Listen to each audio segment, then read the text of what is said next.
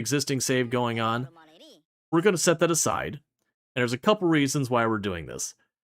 I'm kind of getting ready for the 1.0 release. We're on the 1.0 experimental branch or whatever, so it's effectively 1.0.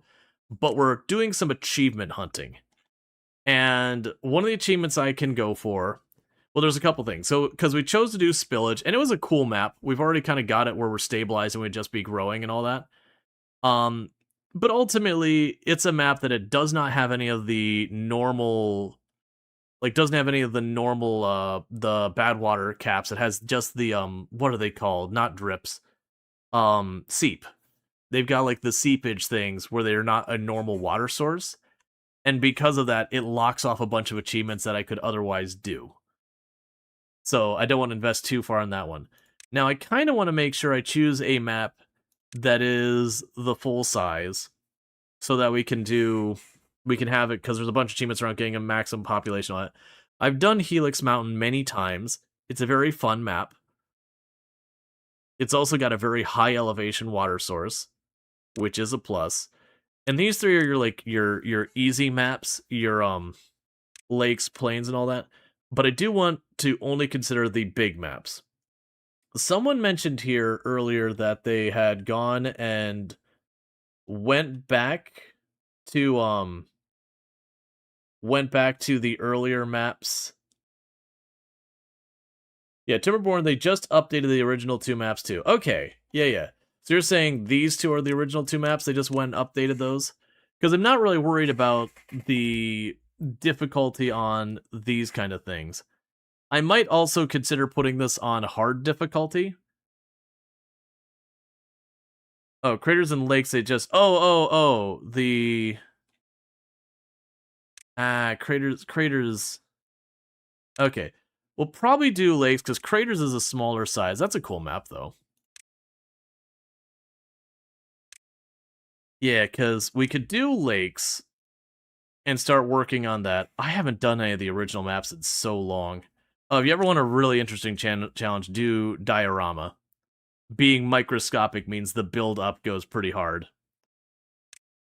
Let's see, how do you decide between being out early on patch versus when it's done?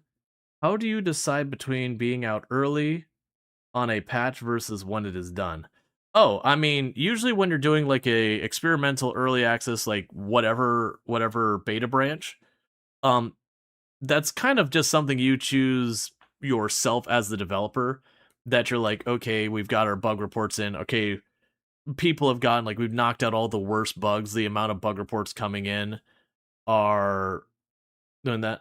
Well, we did the cold drop Zerks. We did Outbound. No, you as a streamer? When do you decide between doing being out early on a patch versus when it is done? Between being out early on a patch versus when it is done. I'm sorry, I'm not really understanding the question.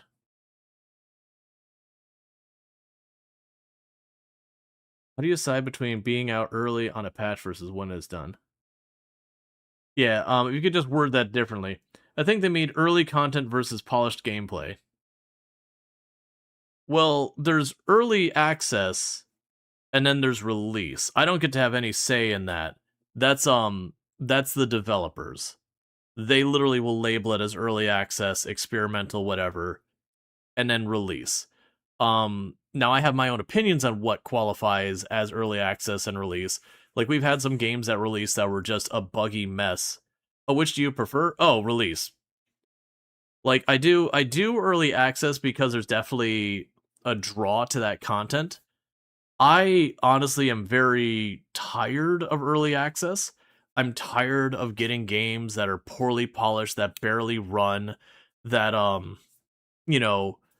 that content is missing, all that kind of stuff. And I also get really frustrated where I get into a game, I'm excited for the game, and I get about a third of the way in the game, and there's no more game because it's not out yet. So I'll pop into early access to check it out with the audience so people can kind of see, like, hey, is this a game that I'm going to be excited about or not really? But there's exceptions. And kind of a big part for me is, if when I play a game, if this is all the game ever was, it never got another update, would I be happy with it? then that's fine. Like, even if it's early access, then that's fine. But by and large, most early access, I would argue, is an excuse to sell an unfinished product, which is harsh, and a big part of that does come down to developers not being able to afford to continue development without the early access influx of money, which I get and I understand, and I don't like have an ethical or moral problem with it. It is what it is business wise. But me on the consumer front is like, you know what? If you're going to give me 10% a game, I expect you to charge me 10% of the price because I'm only getting 10% of the product. Does that mean I will get the other 90% for free because you expand and do that? Yes. That's the cost of you doing it that way. Because for me, when I weigh a game, it's how much did I pay versus what I received at the time that I paid. I don't care about the promise in the future because that may not come true. All right, anyways, we're going to go ahead and do lakes. Oh, yeah. Well, that's exactly what is Rivali is basically saying. A lot of games just die. I have been bitten a lot of times just over the years by just kind of having a game that they'll either do the thing where they kind of rush things through like really really fast and half-ass it because the money's running out, or they just decide they're done with it, or they'll go the other direction with it. I'm just checking the actual settings difference between these. Or they'll do the other thing, which is like, they'll just not finish and just drop it. So, like, part of me wants to do the hard for the difficulty. As you can see here, the drought here gives, like, they can get up to 15 to 30 days on that setting versus this one. They can only go 5 to 9. And one of the downsides, I think if I change the customize, it'll mess with achievements. But, the issue we run into here from a practicality standpoint is for the achievement pursuit. While these droughts are going on, quite often we won't have mechanical power to turn on, which means just really everything stalling out.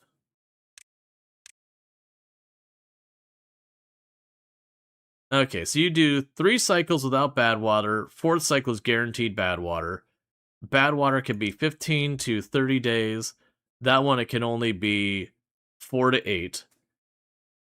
And I don't know what the duration handicap is. Oh, duration handicap says for 5 cycles, it will be reduced.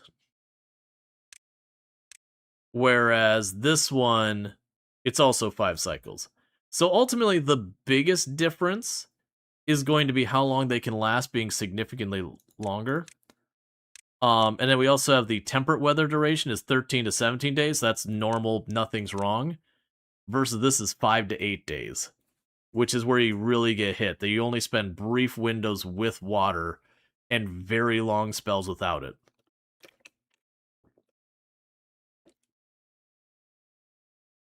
Yeah. Like I said, and there's no achievements related to difficulty. So this is fun with the challenge, but it's literally going to be I'm going to lose mechanical power quite often, which is going to slow progress.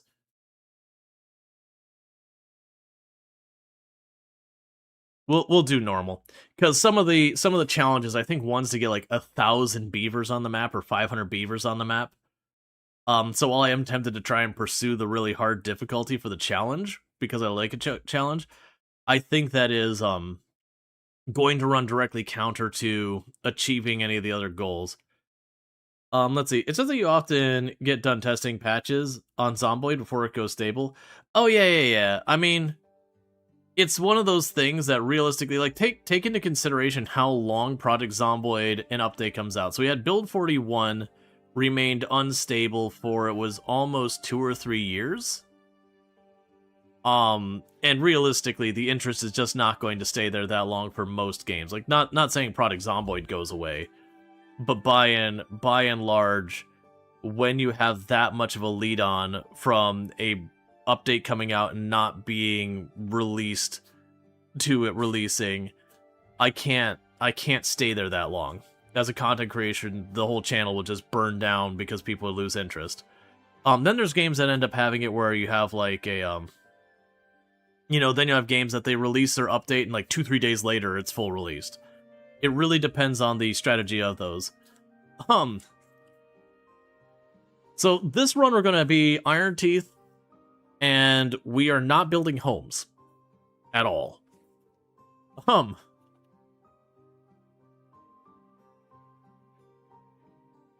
Riot City.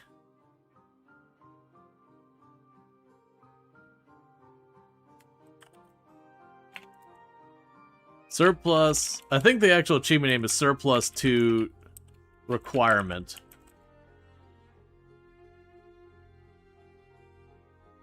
Surplus to Requirement. That's the name of the achievement. We're going to go with that. So we're not building homes at all. I have not played on the, like, not switch thing. Like, you know, let's see. Yo, would you like to know what game I played? Sure. Wait, how can you not build any homes? So with the Ironteeth, homes are not required. Oh, did I misspell it? Perfect. That should stay exactly how it is then. With the Ironteeth, homes are not technically required. You won't get a lot of the benefits that homes provide, so far as like mood bonuses and all that. But by and large, homes are optional for the Ironteeth. Whereas for the Folktale, which is the other faction you start off with, the Folktale require homes to repopulate. Okay, so that'll give us those. We'll go ahead and pop a road over here. And we'll put the 2 berry spots here. So that'll give me that. And then the next thing we're going to need to do is deal with water as fast as possible. I think the water's flowing down this way. Yeah, the water's flowing down this way. This is actually kind of a tough one on figuring out where I want to dam up the water. Because obviously I want to dam it up here. But if I make it 2 tiles high, it'll flood where we're at. Which is certainly not good. We'll definitely want to yank that out. That'll give me a little extra pool of water. We pull that. This is also worth yanking out, because it'll just fill this area, so it'll just give me another area of water. Huh. So it seems like the answer here would be I could get the water to backlog up here a bit. So we'd want to put a little area there, and then a row of dams here, which would make this 1 tile deeper. Which we can accommodate without having any other problems. Alright. I'm going to start by getting those set up. The other thing I need to get set up right away is where we're going to pull our water from.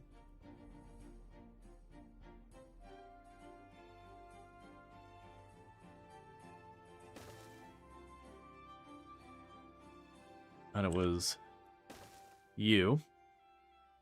So that'll be our water.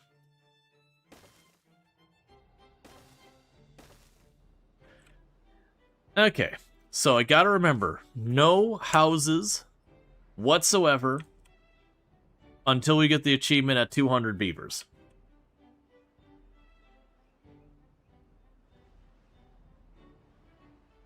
How much does it take to make dynamite, to make a reservoir? Dynamite is pretty late game. I'm also not sure why no one's Okay, there you're going. Get 2 more people on that. Oh, right, I need to go here, and you will be not doing that. That would be the worst. You'll be chopping down every tree you can get your hands on. I'll mark these trees over here, because I'm definitely going to have you go over there. So that's a lot more wood than the last time we played. Then when we get a chance, we'll also chop down those trees.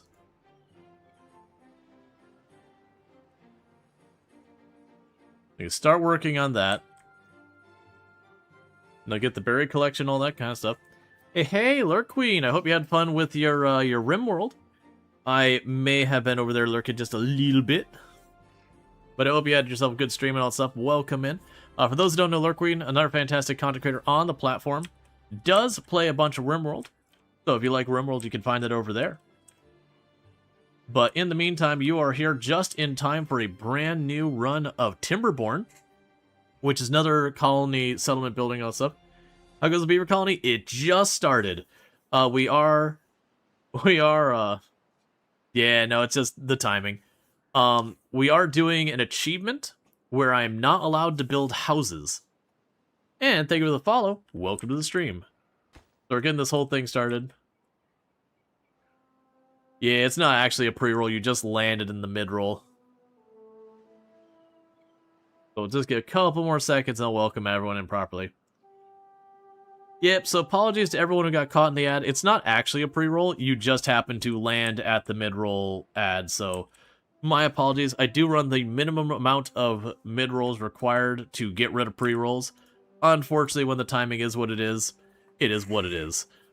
There's not much you could do when it comes to the rating side to prevent that, in all honesty. Alright, so we want to make sure our water is highest priority for handling. But yeah. So with that said, go check out Lurk Queen. Again, thank you for that raid. Plays a lot of Rimworld, good times over there. Highly recommend and all that stuff. But with all that going on, we are playing Timberborn today, which is another colony builder type game. The big difference between this one is instead of having, you know, Randy or Cassandra over there trying to punch you in the mouth or whatever, instead you have the past decisions of humanity punching you in the mouth. Something like that? I don't know. You're gonna rest? Got a migraine? Ah, well, you take care of yourself. I'm sorry to hear that. I do hope it settles up as quickly as possible and all that kind of good stuff. We also have Bassett doing some Digimon story. So if you're looking for some Digimon story, you can find that over there with Bassett. Let's get these placed here. I need to not build a house. This is going to be a thing that I'm going to repeat to myself a lot because I will forget. And the moment I build a house, the whole thing's off. There's no going back to the before times of before I built a house.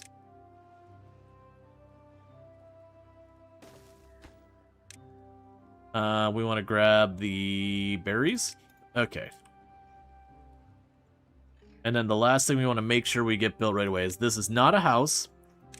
Breeding pods. Because we are playing as the Ironteeth.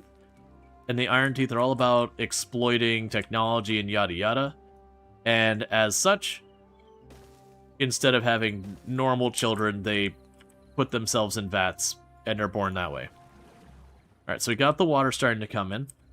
She puts through it for a while for us, but gotta take care of her because without her, there is no Lurky community. No, absolutely. Gotta do that self-care. 100%. But yeah, so we're very, very early game. For those who have not seen Timberborn before, this is a survival settlement builder game. So if you think of games like Banished and Farthest Frontier, it's like that, but with some very, very significant differences. When you look at a lot of those types of simulation, or those types of survival city builders, it pretty much goes spring, summer, fall. You're collecting firewood and food and clothing and all that kind of stuff. And then winter happens and you're just trying to survive through the winter to get to the other side to repeat the process. And then, you know, each iteration you hope you're in a little bit better situation than the last. This one, you have temperate climate like good weather, you have drought, and you have bad water. Those are your 3 seasons. And broadly speaking, when it comes to that, it's all about the water. That we are in a post-apocalyptic world with sentient beavers. And everything is based very, very heavily around water. That water is going to decide whether you live or die because you need it for practically everything. So we've got the water set up. We're working on all that. Another thing we're going to need to get set up pretty early on is let's get some research going here. Alright, we have no unemployed beavers, but all of our beavers are homeless. This is by design. We are working on achievements today. And the first achievement we are working on is an achievement around having having your entire colony be homeless up until you hit a population of 200 beavers as Ironteeth. Because technically the Ironteeth don't actually need homes to function. Now that said, they take a really nasty well-being penalty, which will hurt us pretty bad of -3 for being homeless. But we're just gonna live with that till there's 200 of them.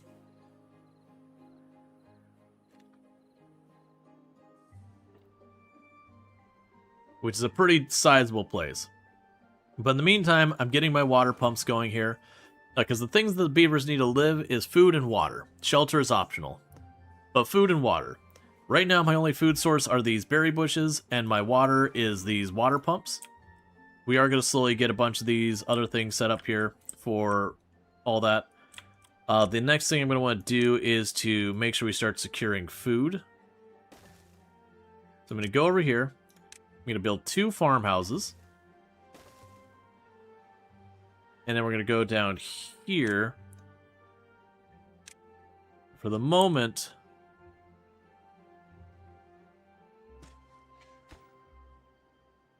Yeah, for the moment, all of that's going to be farmland. This is probably overkill for what we need. But it is kind of one of those things. If we get that set up, that'll be good. Alright, so you need to store water. You need to store water. Oh, that's not water, that's canola oil. You need to store water. And you need to store water. That way, when you have our drought, I've got some water set aside and we'll be in good shape. Now, one of the big early projects we have is to get science online and to get our lumber, or sorry, what do they call it? Not the lumber mill. The forestry. To get the forestry built. And that's because these trees, when I cut them all down, they're all gone. Alright, so our beavers are starting to get thirsty. Luckily, we've already got our pumps going, so that should take care of that. But one of the first things we're going to want to do is down here, I'm going to want to build a dam. That way I can dam off this water down here, so that we can retain the water during a drought.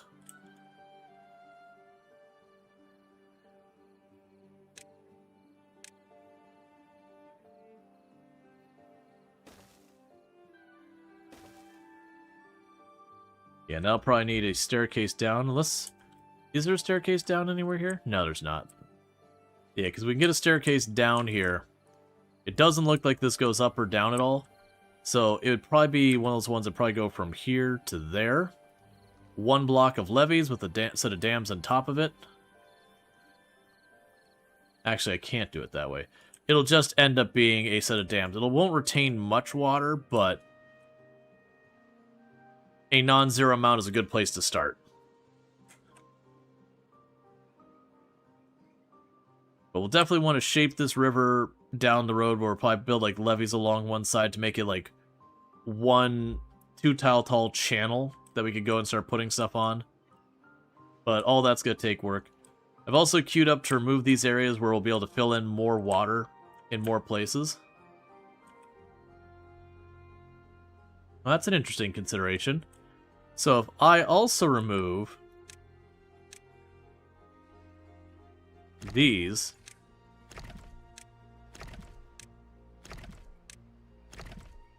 we can shape the water a little bit more, because then we can punch through here, punch through there, it'll fill in this area, which will overflow down here. This will be a deeper area, and it'll go through and it'll loop down and drop into this area as well. So it can be 2 different directions the water comes in that I could go and put dams and all that around here to, again, retain water. I'll make most of this area green.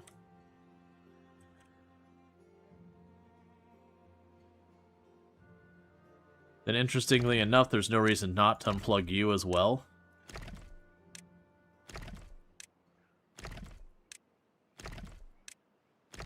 Because we're all at the same height, so it'll just all contribute. We don't want to open that one, because that'll start flooding it out here. We don't want to open this one, because it'll start flooding out there and potentially reroute the water not towards home. Like, eventually we'll probably want to tear those up, but not in the short term.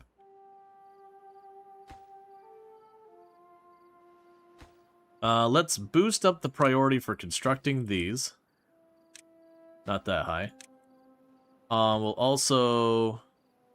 I mean, I need all of these. Basically, the storage buildings can wait a minute. Those are the workplace requirements. I want construction requirements. Alright, because we need to get this going relatively soon. Actually, these probably are much higher, because that's our people reproducing.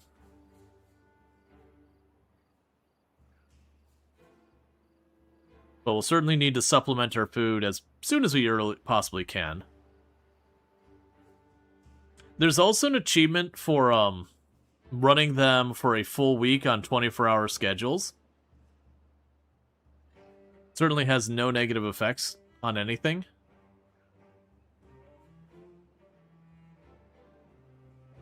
I'm assuming the punishment to your sleep stat and well-being would probably be horrendously bad.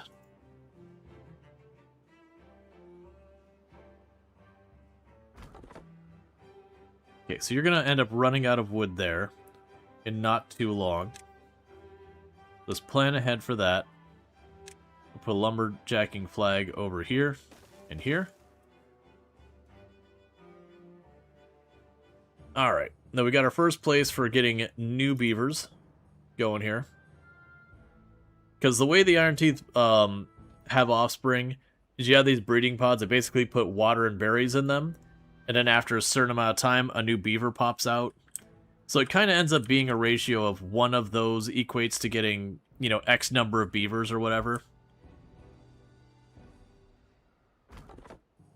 And these will have to move up farther here to get those oak trees. We'll probably eventually want to cut across here and grab those.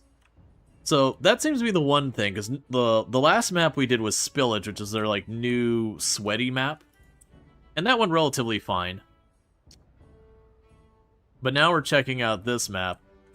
And this is one of the original maps from the very beginning of the game, so this is not considered a challenge map. And that's because, again, we're going to be doing some achievement hunting and all that. So it's weird looking around and being like, well, I got that forest, I got this forest, I got this forest, I got this forest. Where most of these maps will have like one spot like that, you'll just exploit and be like, please, I really need to make this work.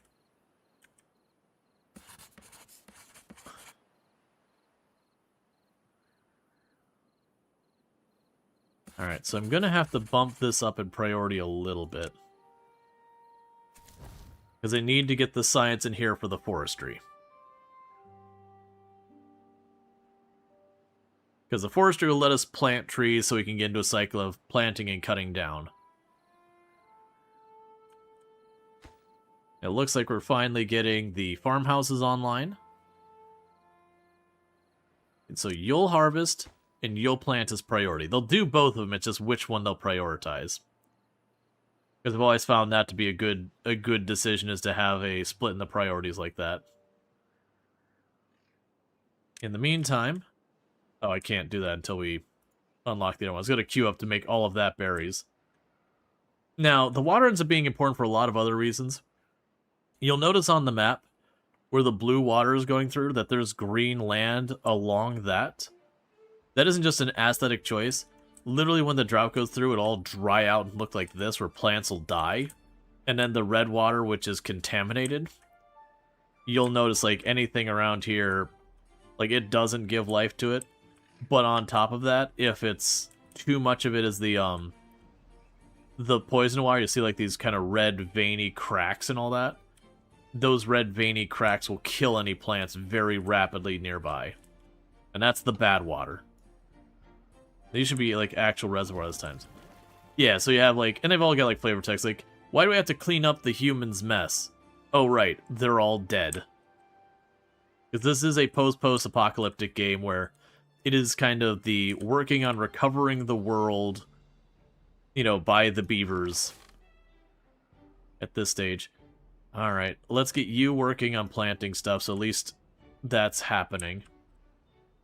We're going to need to be waiting on a surge of population. So I'll build a third one of those. It's probably going to be more people than we want. Thank goodness for the beavers. Exactly. The beavers we were playing, who their whole gimmick is that they're very exploitive of the environment, versus the other beavers who want to work with the environment. You know, because when one group of people eradicates themselves from unspecified exploitation of the world, you should definitely just follow their lead. And not use it as a cautionary tale. Also, the trailer they have for the 1.0 version of this game that's coming up soon, is really good.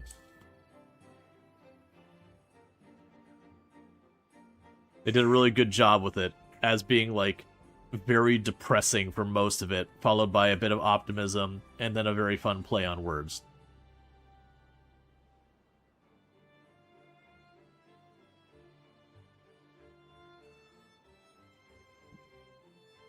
But yeah, so looking at this, I could see this area up here being a really good place to set up a very large reservoir.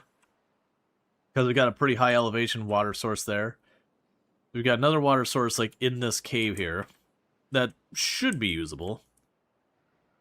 But we'll want to get a properly sized reservoir eventually going on here. Okay, sorry about that. Meanwhile, we're planting plenty of kohlrabi. That's what we're going to use for our food. This does mean I will need to build another storage building here.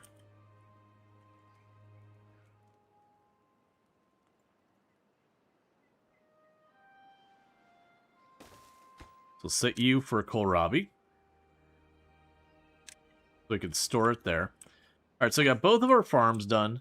So basically what I need to do is kind of just sit on my hands while this science gets done. Because the next thing I need to do... Actually, I'm lying, because I don't need to sit on my hands. Alright, so what we can do here is I do need to be bringing in some planks. So supposedly if I put it there, I'm going to get about 180 horsepower while the water is running. Which is what we want to see. And then what we'll do from here is we'll get this connected.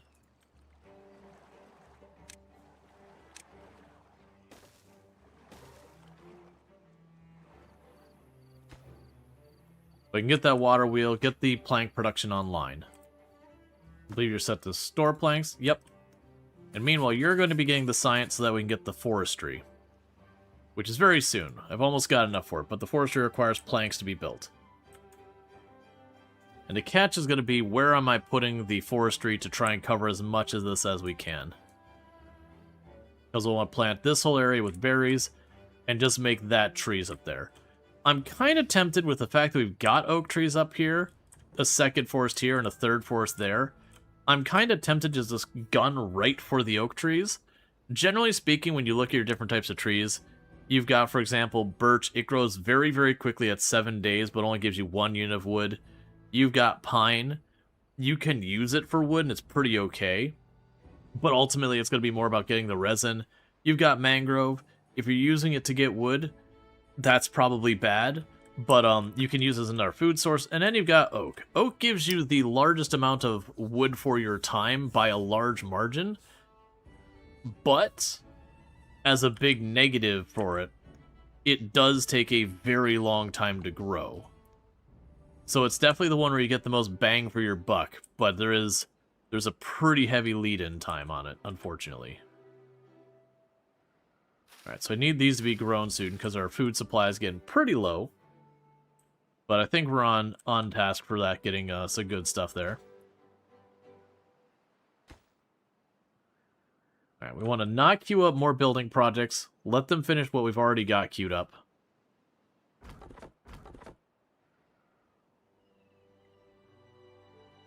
And you're about to run out of trees up here.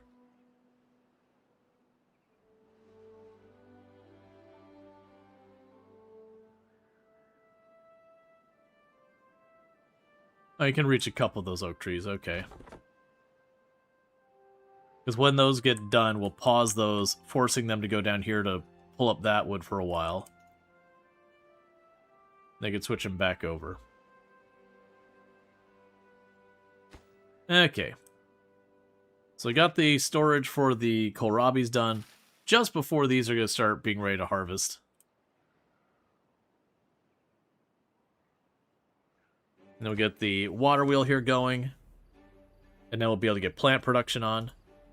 Yeah, so not only is water important for, like, actually staying alive, there's the idea of mechanical power in this game. And water is one of your primary sources of that. That the flowing water will turn the wheel and do that. You can also, if you're folktales, you can get the wind turbine as the Ironteeth, which is what I'm playing as. That's my faction.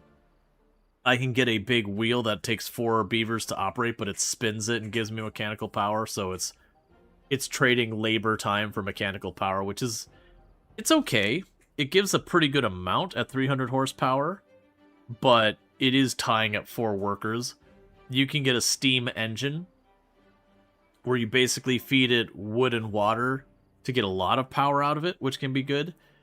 And it's also fun that the idea of the way they store power in this game, their batteries, is to lift a big weight really high up when they have excess power, and then when they don't have enough, they start using the lowering weight to turn a wheel to turn it back into mechanical power. So it's a gravity battery. Another really cool thing about this game is, as time goes on and I need more stuff, you can build vertically, so I can put a building on top of my other buildings. So you can just keep building up. And quite often, my main storage area ends up being that way, where it's like this big tower of all the different storage things. I'm pretty bad about actually distributing things out to be efficient in this particular game. And instead, I keep it like, this is my storage area. You know, barring with the exception, like, if I have a place making planks over here, and then gears right there, I might put storage right there to keep that working nicely. Alright, so 1 more wood should do it. And then with that, you could start making the plank production. Yep, so as you see, the water flowing by will turn the wheel. It's giving us about 180 horsepower.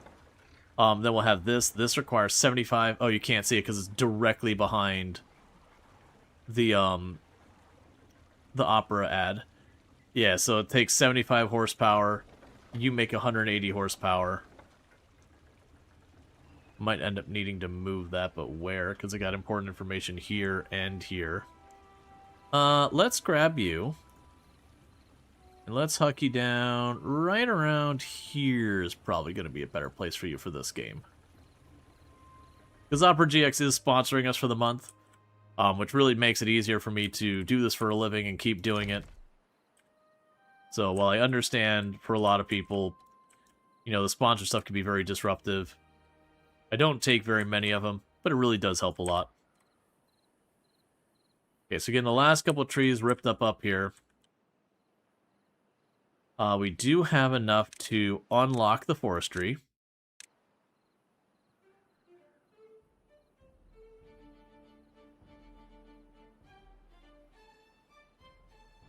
Alright, so I'm probably going to want 2 forestries before we're done.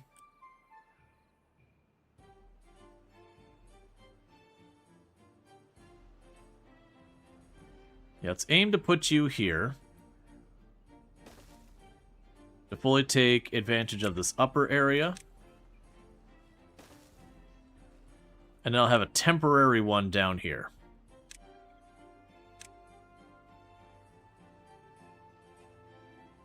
Yeah, this one will be down here just temporarily. When it finishes its job, we're going to either just turn it off or tear it down. We'll have it plant all the berry bushes down here. And this one will need to stay up here and keep working. So we can have it plant all of this up here to be oak trees.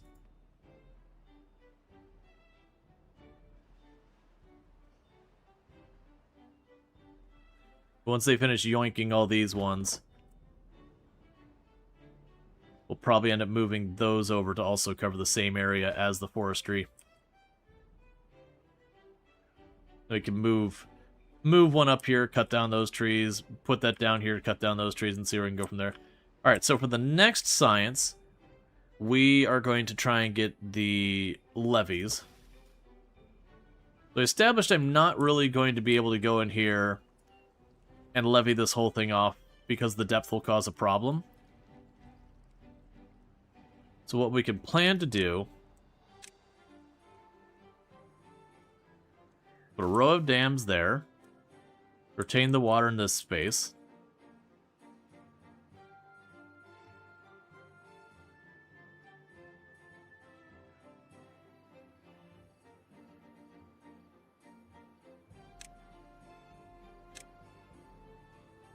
And even though it's not going to be very efficient, I'll put a row here. Because then I get that built right away.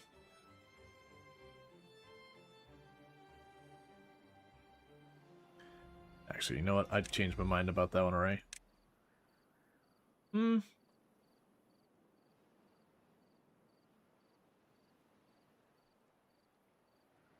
That'll be fine for right now.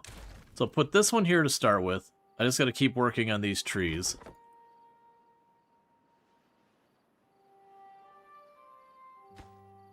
Yeah, and you're getting built already. We're just waiting on the planks. I need you to start working on that, because that can't get built without the planks. We do need 6 more workers. Okay, and you're almost grown. Because this won't function until we get the road there, but we can still keep building in the meantime. Yeah, so we're waiting on planks. Those are already coming. We got plenty of wood in the meantime. But that doesn't mean we're out of the woods yet, because once we get it built, I'm basically doing without the wood until the trees grow. Which is going to take a hot minute. But I'm pretty optimistic in being able to move some of these things around to better take advantage of things. Alright, so let's go ahead and we can go back to the woodcutters. You'll want to put those there. That way they can cover the same area that this can. And then these woodcutters are going to go away.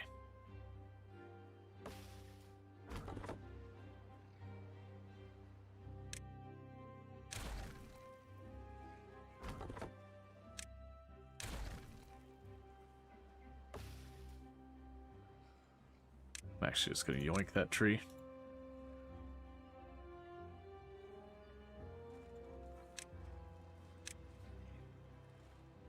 And get that online. Because then they'll bounce down here and they can start pulling all that up. That'll let me better complete the farm and get the dam going.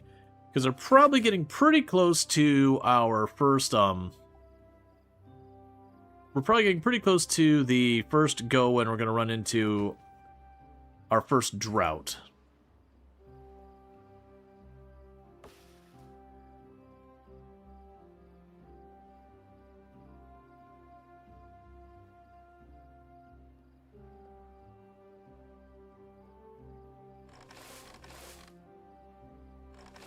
Alright.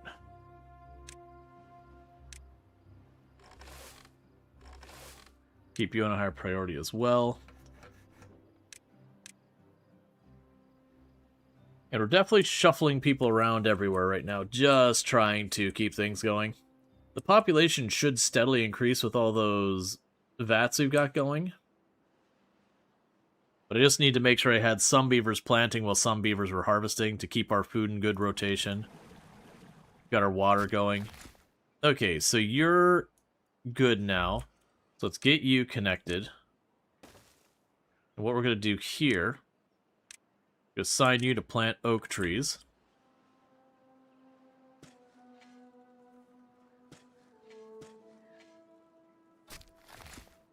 Okay, it goes all the way to up here.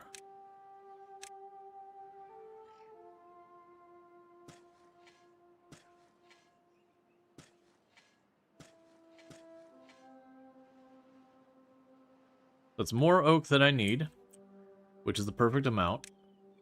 Then I'm going to go down here and tell you to plant all that to be berries.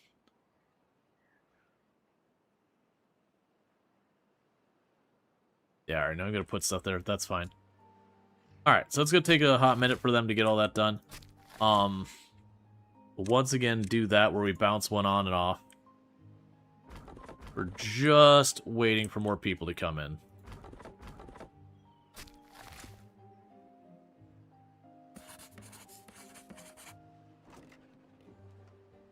Okay, so we got 13 people and 8 jobs without workers. That's okay. Our food is starting to stockpile up, which is good.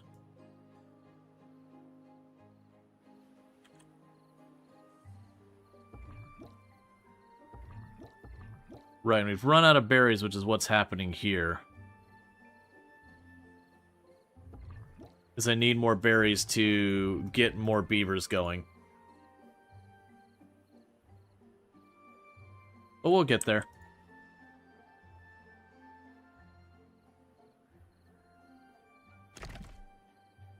We can also go here. Okay, so you'll be able to demolish that to make more of this green. And we can yoink it up and plant more oak trees.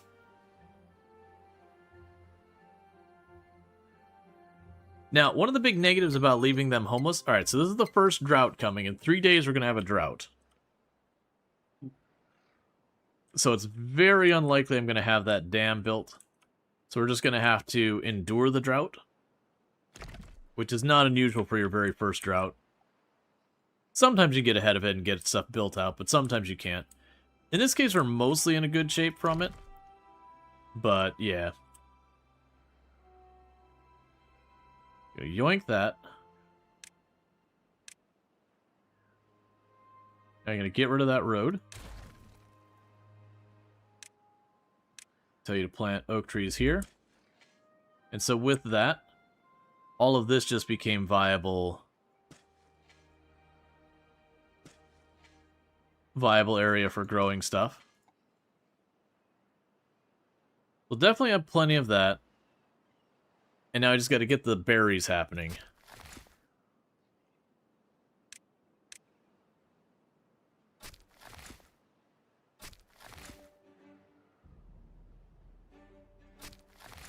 I need more workers. That's what I need. I need more workers is what I need. I just have too many workers and not enough people to do the tasks. Alright, so you are still producing away. I'm going to drop your priority and let these beavers get onto something else. Well, I could use the planks for stuff. Right now, I don't have a big need for it.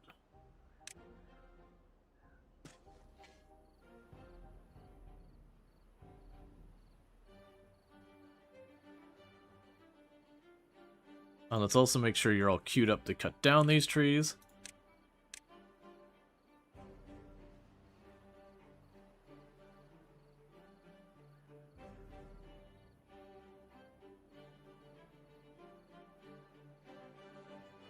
Okay.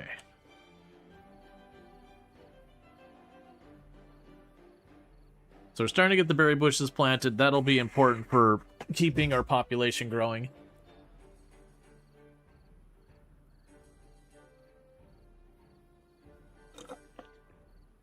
Now, one of the truly cursed things you can do over time is you can actually go in and the advanced breeding pods mean they're born as adults, which has some very significant implications.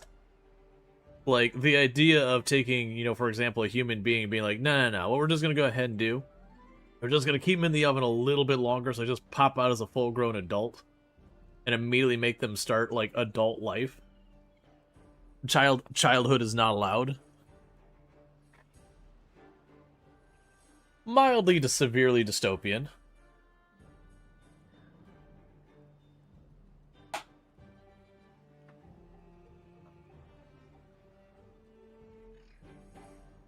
Okay. Now, the wellness thing ends up being a big part of this. So you'll notice all these things, like all the different food groups, any food group they eat will give them a +1. If their fur, if they can get to the point of wetting their fur, it'll give them +1. Campfires and rooftop terraces will give them, like, plus a couple. Decorations will give them plus. There's these monuments they could do that give them a big plus. There's recreation. All of those contribute. We're going to have to lean on those a little harder on this one versus our last playthrough because we are doing the thing where I'm just not going to have access to all the stuff we want. Yeah, we're definitely just going to be taking this drought in the chin.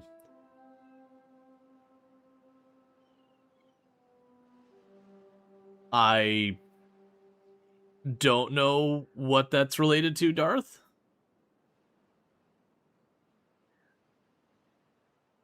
I mean, I understand Deathclaws are Fallout, But you're just like, but how heck do I get that? It's like, I don't know. What's that have to do with anything?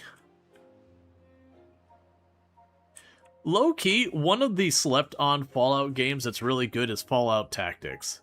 I know it's definitely not the most popular entry in the series, because it's very like compared to the other Fallout games, its story is a little bit weaker.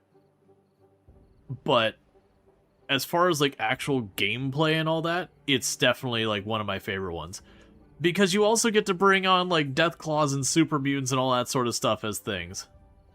Yeah, no, it's its own thing. It's definitely like thematically Fallout, but like very much it's over here in its corner doing its thing. But it's definitely one of those games that never comes up. You know, people get excited about Fallout and they'll talk about like Fallout, you know, Fallout 3 or no, the new ones aren't good as Fallout 2, which are also good and all that stuff. Or you know, is Fallout 4, you know, 4 good or bad? Like Fallout 76, is it good now? Like you'll hear all that kind of stuff. But like you never hear about that. Or you'll hear about like the Fallout New Vegas, which is, you know, genuinely a good game. I do personally feel like people hold Fallout New Vegas a little too high compared to the rest of them. Like, it's definitely one of my favorite entries in the series, but it's one of those games I feel like it is a solid game, but is it a game that deserves like a religious fervor? I don't think it's that strong. It's good, like solidly good. But there's some people that are like, no, you don't understand. You're like, it's okay. I played through it. It's a solid game. And I would definitely say of the Fallout series, I'm actually wondering which one I would consider my favorite. Let's see, a lot of the fervors because of the different publisher. Yeah, no, that's the thing, is it's Obsidian as opposed to Bethesda. And so it's kind of held as like, this is what the game could be. And to be fair, there's a lot of the things that are more of the criticism of, you know, of newer entries into Fallout universe, that it does a good job of not having a lot of those problems. So it is one of those ones that people hold up as like, this is what it could have been. But I feel like New Vegas, a lot of people's entry into open world RPGs with choice making, yeah. Obsidian did a lot of good games in the past with the old Icewind Dale series. Yeah, that's kind of one of the things, is it felt like, when we're only considering the modern Fallout games, so let's say Fallout 3 onwards, I would say one of the things that New Vegas does pretty well is a lot of your decisions do impact things. Where, you know, the joke with Fallout 4 is all of your decisions are kind of non-decisions except for like one or two, where the vast majority of your decisions are, hey, we have this problem. Yes, sarcastic yes, dismissive yes, or no, but actually yes. Like, so they're all non-choice choices. Where by and large, I would say that with New Vegas, you did make decisions that affected the world. Now, on that same token, Fallout 3 definitely has a couple decisions that got some pretty big impacts. We'll simply say there is I mean, at this point people are gonna play it and probably played it, so I won't say the spoiler, but you can decide whether or not a city continues to exist on the map in Fallout 3. Let's see, Obsidian was staffed by RPG fans. They knew that because you do something in one place doesn't mean people connected with someone half across the map wouldn't be affected by it. Yeah. Well, that's kind of one of the things I was making, there was a post the other day that's basically saying, what is something a game can include, like a narrative-driven game that can include, that, you know, makes you, like, catches your attention, makes you go, oh, this is something I will look into more. And one of those is like, hey, when you make a decision in the game, and it is a very real impact in the game, like you have a long-term impact in the game. You know, not the thing where it's like, oh, instead of when you go to the one town, the people in the blue armor are there as opposed to the people in the red armor. You know, or this one who they have bigger beards versus more armored guards or whatever. Like, they're vaguely Roman versus vaguely Norse. Like, those things that's like, but does it change the town? It's like, not really. Versus, you know, games when you have the decisions like, yeah, that town straight up doesn't exist anymore. You go there and it's just gone. Like, oh, okay. Alright, so we're gonna get the levee. So that'll be one of our other projects. We're gonna put a levee there. We're gonna put a dam on top of it here. And this will let this start backfilling more, so that it'll retain the water.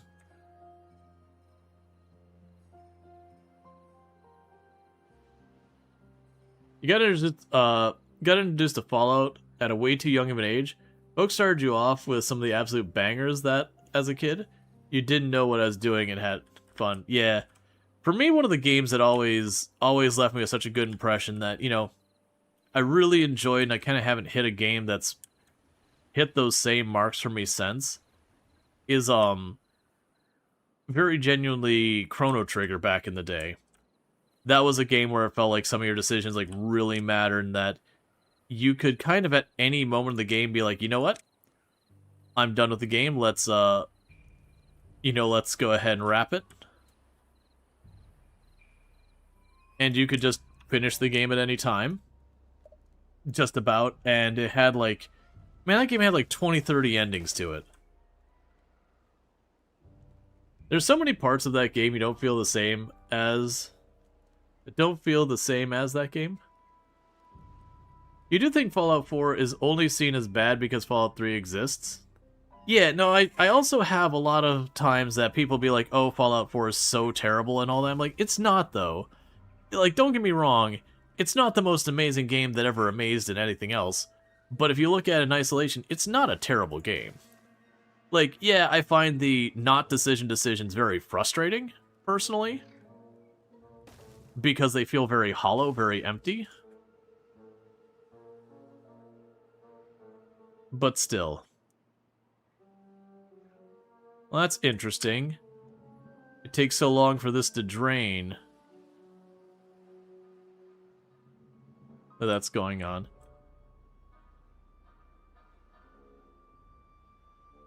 In other games, you mean, yeah. A lot of gripes that you have just don't feel like an RPG at all. Dumbed down dialogue, limited choices, passive perks and specials, the main story flow. Yeah, and that's the thing. Like, and that was honestly my criticism with Fallout 3 as well. Coming from Fallout 2, I was like, what is this first-person shooter in my Fallout game? Like, why would they do this? Which, you know, I got over it and I enjoy Fallout 3. But there was definitely when I first started playing Fallout 3, coming from like Fallout 2 and all that, it was like, this is not the same game. What is this? What is this garbage? Okay, so you got 9 days until you die.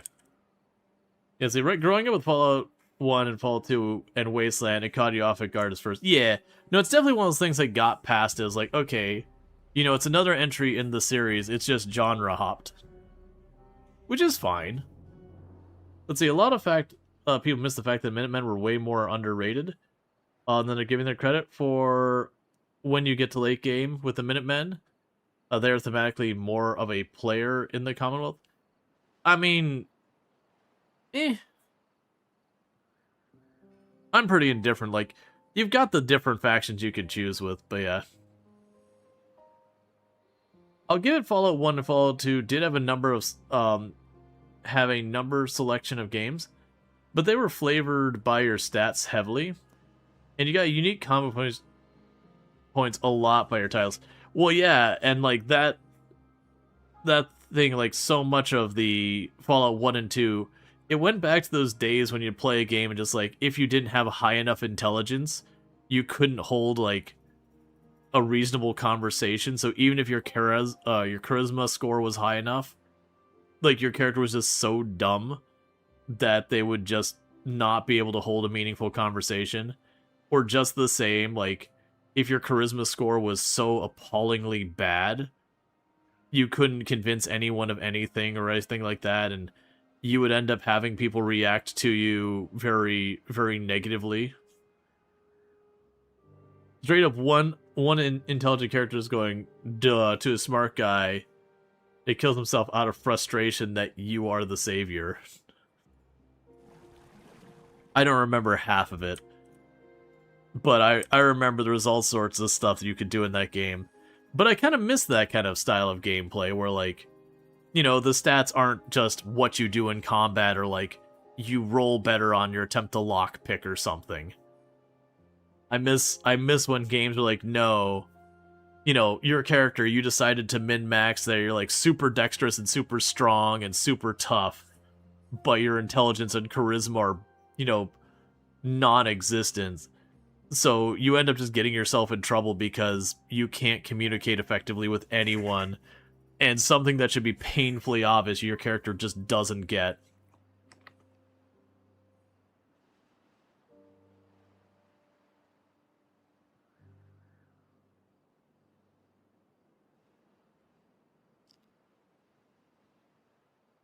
You're pretty sure there's a dude who either dies or becomes completely lost in his cause because he meets you at one intelligence and decide, well, that's it. This is the guy as our only hope. The master is going to win. Let's see. Would the current gamers accept not being able to get everything in the game if they got Super Munchkin min-max stats? That may be why they don't make those anything. No, I think a big part of why they don't do a lot of those games nowadays isn't even the draw. Because I know there have been some games that have done relatively well that have allowed for some of that. I think it's genuinely harder to develop a game that way. Branching stories take a lot of effort. Like, a lot of effort. Because just running one narration start to finish, that's hard. Every branching story is another entire set of dialogue and locations and changes. Thank you, Mahan Rai, for subscribing for 22 months. And thank you, Mohan Rai, for the tier 1 sub. That's 22 months you've been subbed to the channel. I really do appreciate that. And I do hope you've been enjoying your advertising free viewing as well as access theme modes. True, and you have to have great writers too. Yeah, and that's kind of one of the things that you run into more and more these days, unfortunately, is a lot of your artists and writers are just underappreciated, underpaid, undertreated. There's a reason why, like, both in movies and games that you end up having, like, writer strikes and all that kind of stuff. Is just because, you know, people want to save money and that's where they choose to do it. It's also the places that are being most affected by, like, generative AI and all that. Those are the people being targeted half the time. So understandably, it makes it harder on both ends to make that kind of content, because one, finding the people talented enough to do a good job of it, and then two, the industry in a lot of ways can be very hostile to those people, regardless of capability and all that. Instead, at least here in the US, it's often, well, we just need the graphics. We're just gonna hide the crap writing by just, you know, we'll make better graphics. Which to me, as someone who doesn't really care much about the graphics, is really frustrating. Let's see, but when you put the time and care into both the player and the manufacturer, it becomes easier to handle carrier situations. No, I get what you're saying, Darth. For me, it's just kind of shrugs. They demonstrate even the Minutemen, for all the good they do, they also have their own flaws. That's kind of one of the things that generally the Fallout games do, is most of the time, like, when you end up with those decisions between, like, because almost every game has it, where you have to just make some kind of decision between A or B or A, B, or C, that you're kind of looking at and going, well, none of them are good all around. Like, some of them will have some pretty good values, pretty good virtues and all that, but almost all of them will have things that they're not good about. So it is very much choosing between those and going, what are going, like, because, you know, like, where you can choose, like, the Brotherhood of Steel. The Brotherhood of Steel, generally in the Fallout universe, is not usually very positively portrayed. Like, there's different chapters that are generally positive, but that's just one leader away from being what the rest of the Brotherhood of Steel is. Let's see, one of the best parts of Fallout is supposedly you make it clear there is no black and white, just varying shades of gray depending on your perspective. Exactly. Like, so even the good factions, most of the time, you're like, okay, they might have a good goal, but maybe the means of which they acquire that goal leave you going, are they the good people, though? Because I'm not feeling real good about what they're doing right now.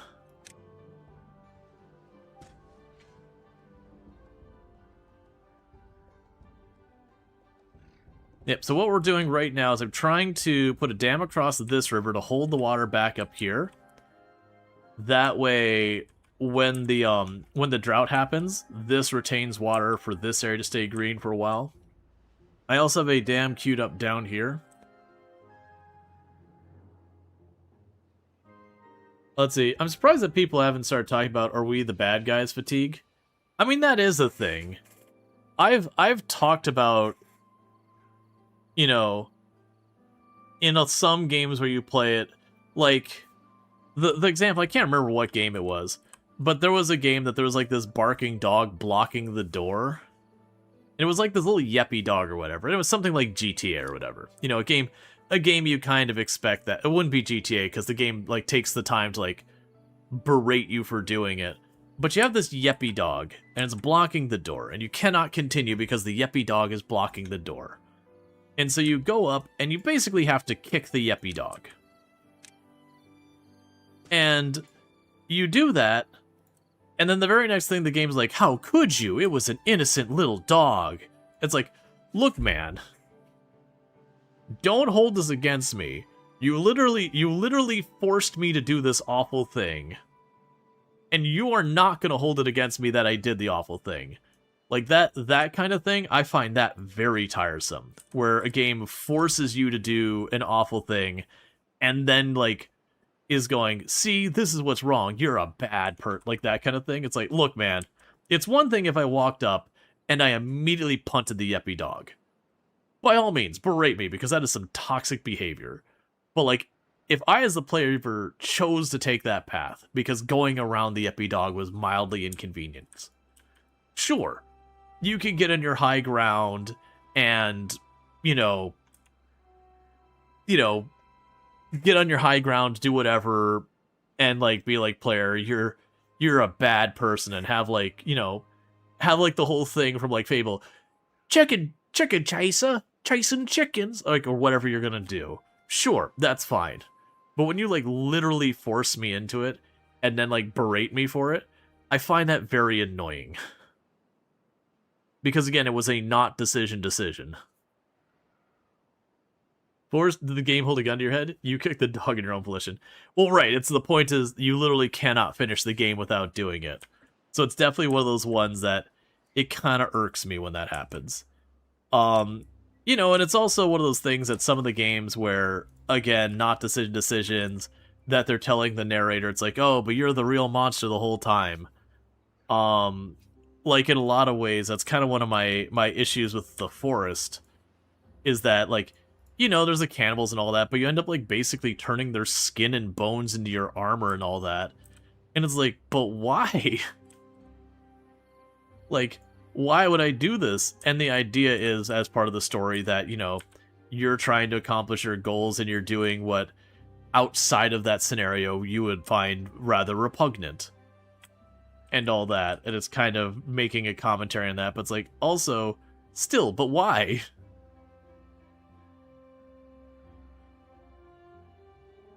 You'd rather hurt the dog? Well, no, because I didn't know I was going to have to kick the dog. I paid money, and now they're going to turn and retroactively make me kick a dog. You get the idea. I understand what you're saying, but it's just kind of one of those things that I find that a trope that is very obnoxious after a while. Again, where you're forced into immoral decisions, and then the game picks on you for your immoral decisions. Totally different environment, though, like I said. If you have, like, there's the direct route into the next room and there's the yeppy dog in the way, or I can go around, like, and take a long route to get the other way around, and I choose to just go through the dog, sure. By all means, the game should make a commentary at me, even though it doesn't matter. Because then as the player, I chose a mild convenience, you know, but doing something that's arguably awful. You going for the plat? Yeah, we're going for the different achievements. I probably won't do all the achievements on stream because some of them will just be tedious. But we are working on the homeless achievement and picking up a couple achievements along the way. But there are going to be some achievements I'll end up having to go for off stream, which is just getting like an obnoxiously large population, or there's some that require a little bit of RNG. And thank you for the follow. Welcome to the stream. There are some that are just RNG. They'll just kind of keep me like setting up a large population, then just fast forwarding till it happens. Like there's one for what's your hardest platinums? So the hardest games I have fully gotten all the achievements for. Ooh, let's see here. So I got a bunch of games that I've got perfect scores on. It's just a matter of which. So Path of Exile's hardcore is pretty rough. What's one that stood out? I've got all of the Souls games, Dark Souls 1, 2, and 3. I've got all those, but those I wouldn't say were actually that hard. Satisfactory was just kind of grindy. Banished wasn't too bad. Heart Space, Shipbreaker, and Pacific Drive were pretty reasonable. Planet Coaster was pretty reasonable. Subnautica, I don't remember being that hard to get those. Done any LEGO games? No, not really. Keep Driving was another one that I wouldn't say was hard. Dredge's achievements were honestly very reasonable. Oh man, I don't even remember. Oh no, Party Hard must have been easy because I only got like 15 hours and I got all that. Walking Dead wasn't too hard. Papers, Please wasn't too hard. Unpacking was very easy.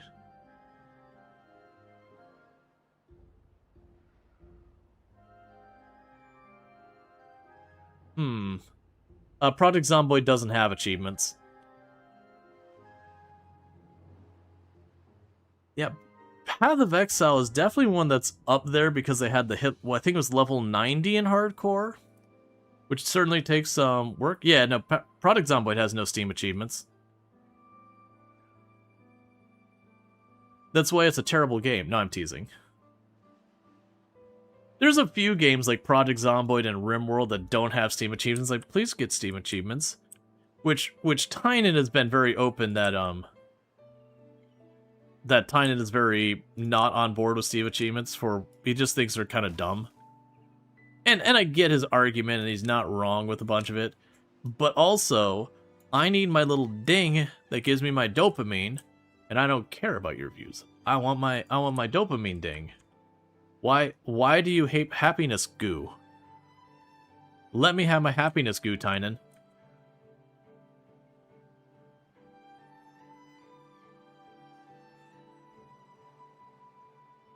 Alright, so we're just trying to get this first area walled off with just a basic dam and all that. Obviously, that's not going to be very good for water retention, but it's something. We are going to have to improve that a great deal.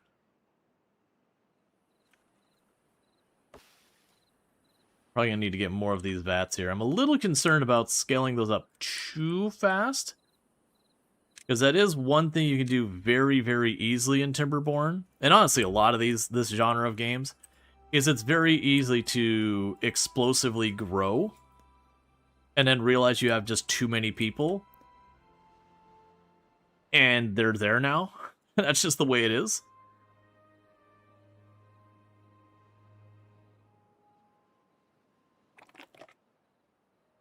Let's say, I think with RimWorld, he's scared people will be embarrassed and put off by how rare win the game achievement is. Oh, I mean, that's his problem. That's people's problems. Like, that's the thing. For a lot of people, it's not even that winning is difficult, per se. There's a lot of people who just want to do the forever colony. That, like, what they want to do isn't, you know, the official winning the game. It's they want to make a big colony bigger.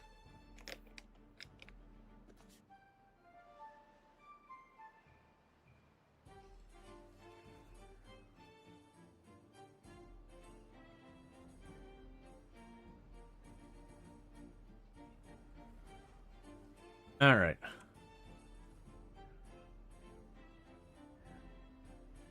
Yeah, so it's not anything bad or anything, it's just like you know, what is the player motivation? Does it align with that?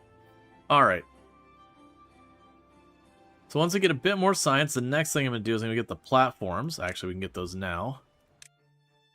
The reason I'm going to get those is with the platforms here, we get another place I can cross here. And you notice I made platforms instead of another dam, because I do want the water to flow through here.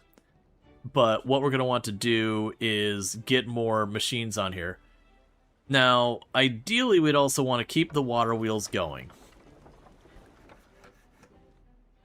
But what I like to do usually with these is I do like to try and build a lot of my machinery on top of the water. That way all the wheels are going, we have our mechanics going and whatnot. But worry about that. And you're still planting. Not really, because there's no workers to work on you.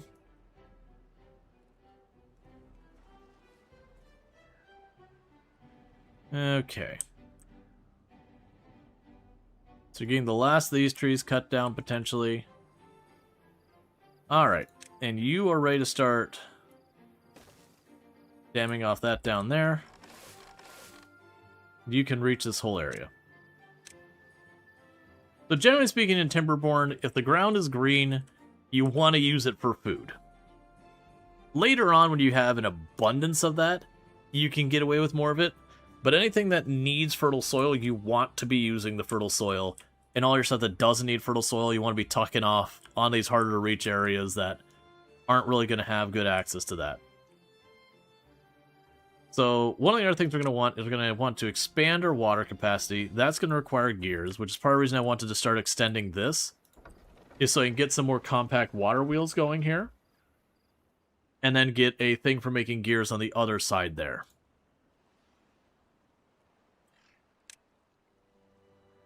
And you'll be another 100 research. Because then we can start going after getting the larger water containers. Because to give you an idea with the storage here, so the tiny one contains 30 water. The bigger one is 300 water. So that takes 1 tile, that takes 4 tiles. That's a massive upset. And then this one carries 1,200. And this, I believe, is 3x3. So you get the idea. Each of these only goes a little bit larger so far as the physical presence, but the containment is dramatically higher. One thing we work on in the interim while that's all getting done is we'll probably want to get some level of under... Oh, that'd be a thing to forget. The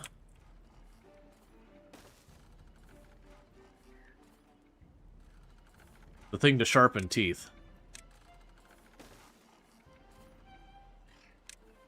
Yeah, because we're going to check the well-being. So we got rooftop terraces. So the rooftop terrace here, that allows me to have recreation for our people, as does the campfire. So for right now, I'm going to tuck the campfire back there. The reason I want to do these, I want to boost up their well-being, because the well-being makes them work, like lets them work faster if you get that up higher.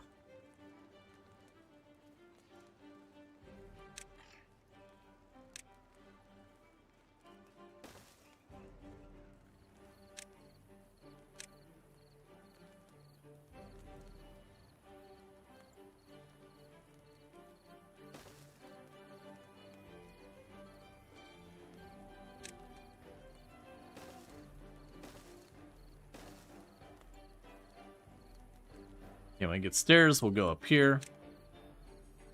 You know, connect this, and that'll also give me access to add a second floor there. I'll give me a couple things of recreation. In the meantime, this is the thing I was talking about before that I'm probably going to regret. Is we're going to explode our population a bit.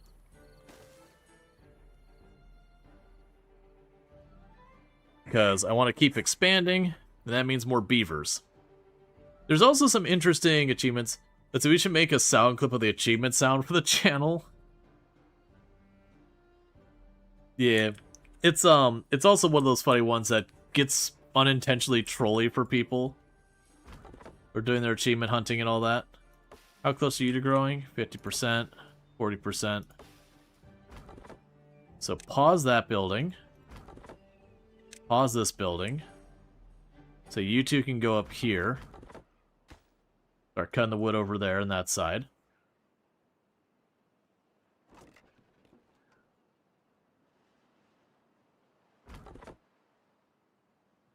Honestly, with these, get rid of those.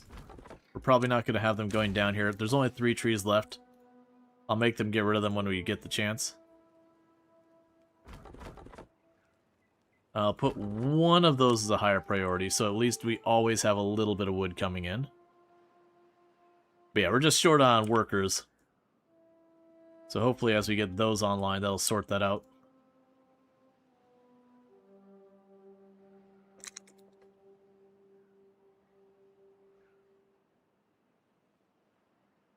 And one thing we'll do over time is we won't just grow one crop, we'll start getting a whole variety.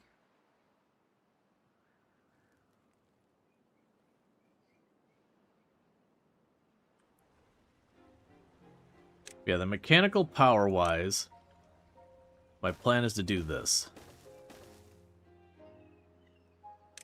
And it would have over here, we'd put the building to make gears.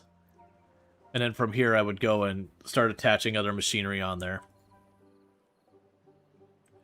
Ultimately, we're not going to want to keep it that way long term, but at least to short to mid-term, that'll take care of a bunch of that.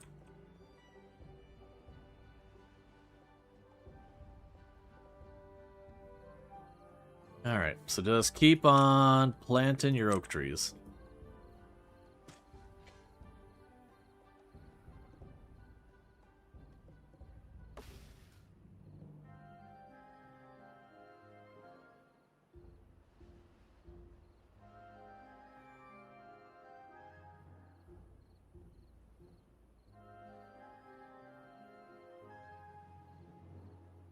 Alright, so one thing we can do in the interim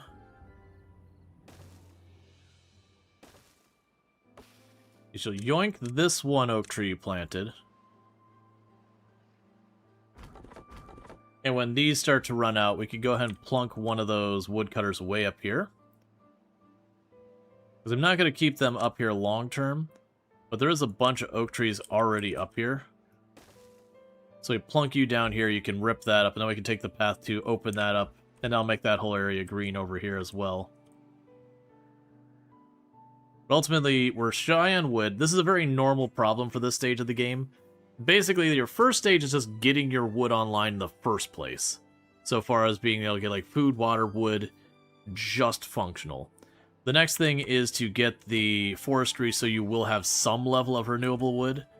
And then once you get past that, there's kind of a phase where you're waiting for your first batch of good trees to come in, where wood is very scarce.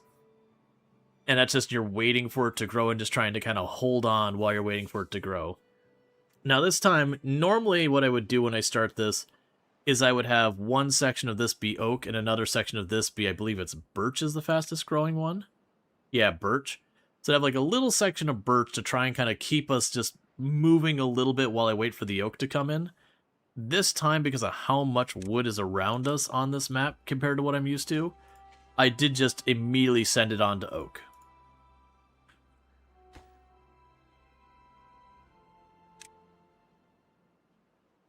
Get that turned online.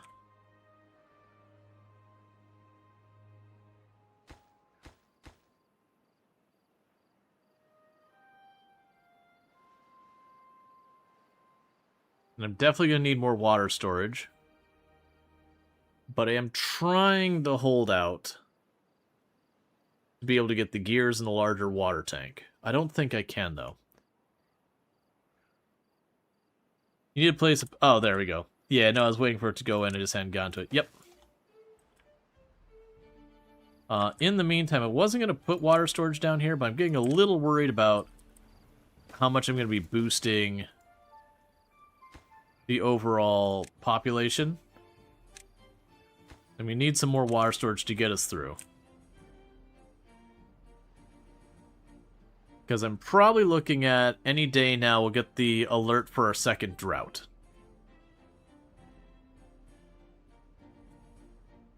And unfortunately with that, I don't have either of my dams set up to retain water yet.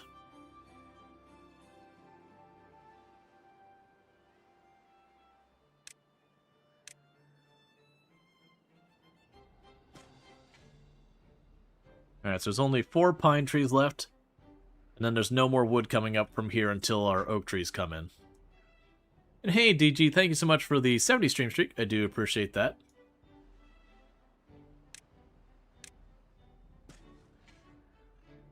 And there's one.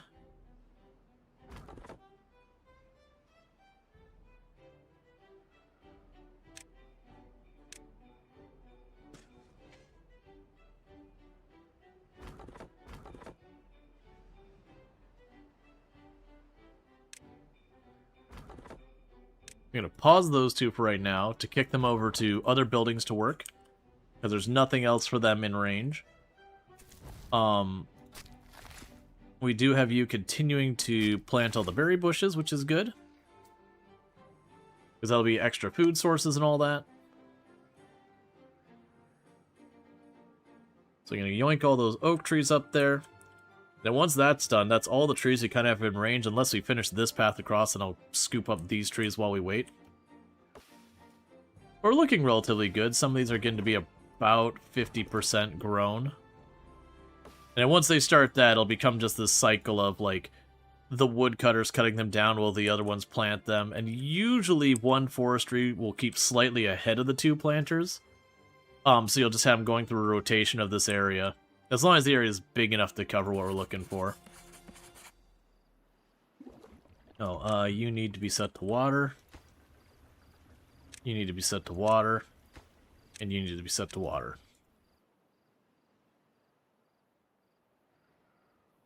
Alright, so we got about 3 tiles left for this to all be set up.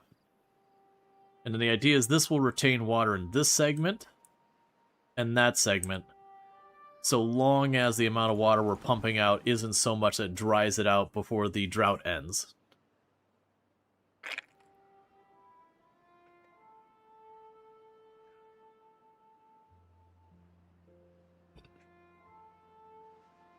Now, one thing we'll ultimately want to do is we've got our water source up here.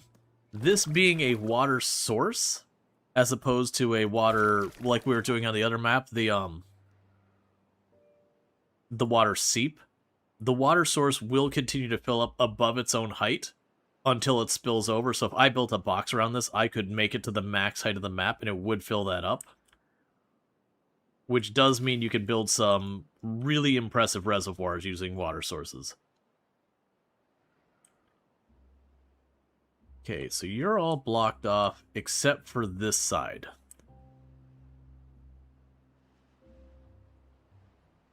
Yeah, so if I open that out, there's a chance it could route out this way and ultimately get clogged up. But that's fine. They're getting some relatively okay wood out of those oak trees.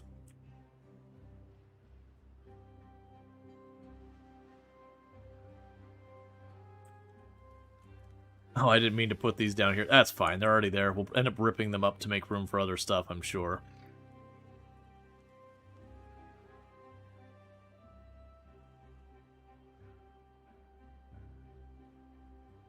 We've got our people building as fast as we can. So good news here. Make sure you're actually set to keep building. Okay, cool. Yeah, so good news here is we only got 2 jobs that are currently vacant. So we are slowly getting that resolved. That is going to be something that's going to get way out of hand very quickly, though. The number of beavers we're going to be bringing in here. So I'll probably end up getting the other side of the river and making more farmland here. We'll want to start expanding into other crop types.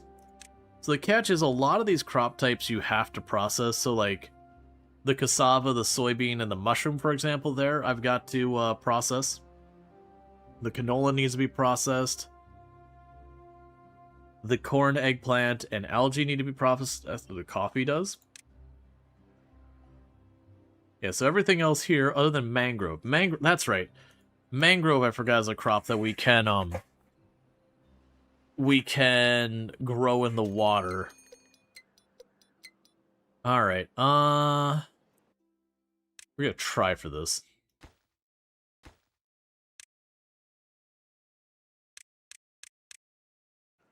Try to block that up. You always forget about mangroves when planting it. Yeah. Making sure you have someone who can collect from it and everything.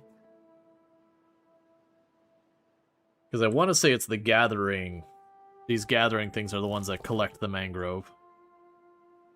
So I could see making this area down here for mangroves. It's not happening right now, but we put a priority on this. Because my chance of getting that done in time, they're okay, but it's kind of one or the other. So I'm going to focus on getting that one built quickly. And if we're lucky, we can get this thing entirely built out. They're another food like blueberries. Just need a forester to gather it. Yeah, you just need the gatherer flag. But yeah, so we just go over here, plant the mangroves down here, put down the forester flag, probably dam that off, have another area with mangroves. So keep working at it. So you are almost fully planted. Once that happens, this forestry goes away. It's no longer needed. Because you don't... Unless you have, like, a really bad drought that kills everything or bad weather that kills everything.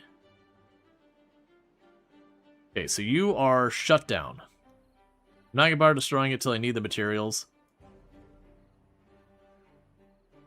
That leaves only one job not filled.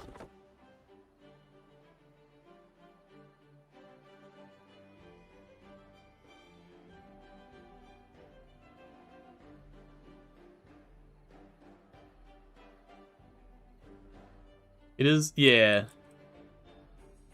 Yep. Nah, mangroves are, like, it's a good thing to get as many food varieties as possible because the wellness buff. For those who don't know what this wellness buff gets into, if I go and I check on my beavers here, right now I don't have any buffs, but, like, when I hit wellness 5, they work 20% faster. When I hit wellness 2, they move 5% faster. When I hit wellness 7, they live 20% longer. So that wellness does a lot of benefits for you. And wellness ultimately boils down to how many different food groups are you getting so far, like how many different individual foods, I should say, not food groups. How many different individual foods are you getting? Do you have shelter? What entertainment are you providing?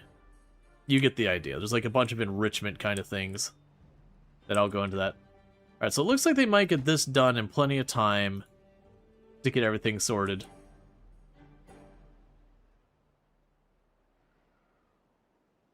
But yeah, so we'll want to probably get the mangroves online. Like I said, I think what we'll do for the mangroves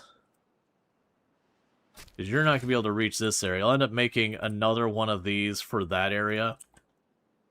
And then probably tear it down when they're done. But we'll want to go down here. And for the time being...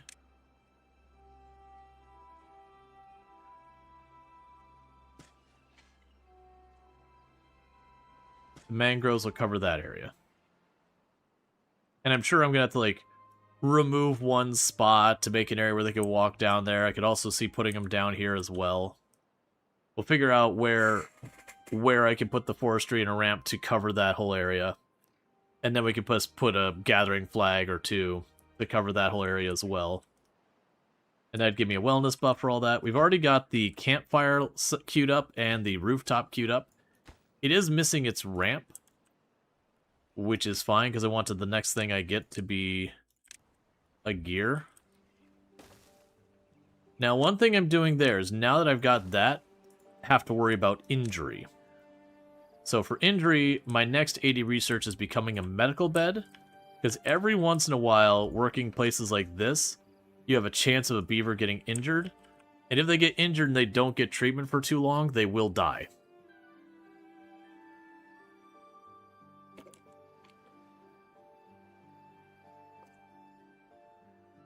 That's interesting that that flooded for a second. That's going to happen a little bit as we get this set up and the flow of water changes.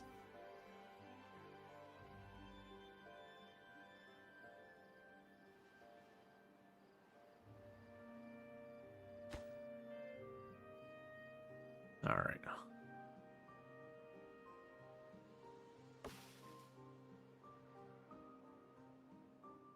So normally I probably would have built a bunch of houses back here, but one of the achievements we are going for literally means I'm not allowed to give them houses.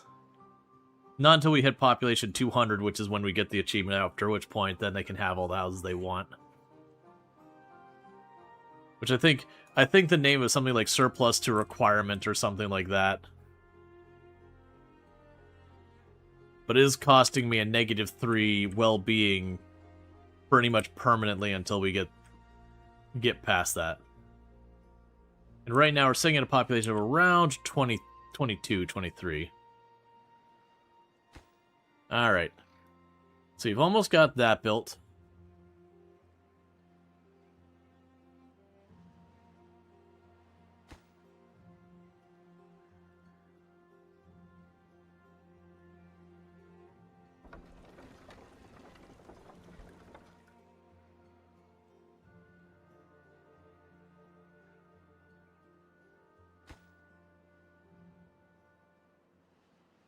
And they carry 2 overlap.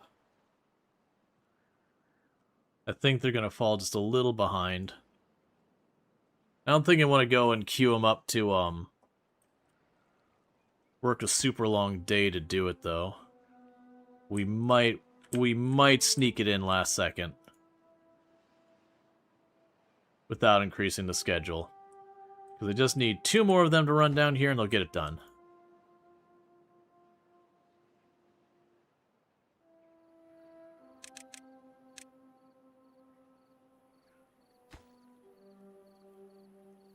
Okay. Cool. So we now have the dam to retain water here. So, like, mostly you'll notice the flow is just being normal now.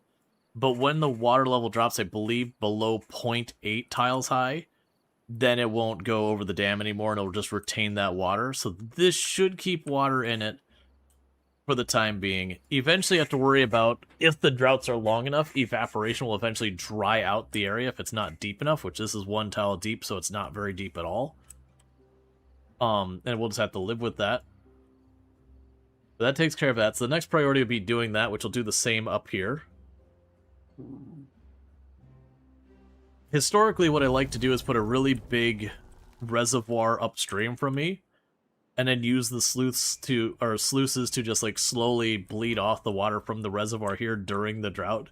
So downstream, everything continues to operate as if nothing's happening during a drought. And you're pulling down the last of those trees. And then meanwhile, we'll go down here. And get you placed down here. And queue you up to chop down this whole forest. That's as more wood we can grab now. And that we can clear that area and put it to use. And also in the meantime, we're making our path to the other side to where we're going to start making the gears. And then the next thing, well, next I need the medical tent. But after the medical tent, the next thing I would do after that is I would turn around and get the larger water container, since they carry 10 times the capacity of water. And then we start retiring out our small ones, building our bigger ones. Likely expand into more wellness stuff, because that's going to be a problem. Alright. And so your streak over, here you go. Well, you're at the 3-stream streak. All the biggest streaks start at the smallest. That is how it be.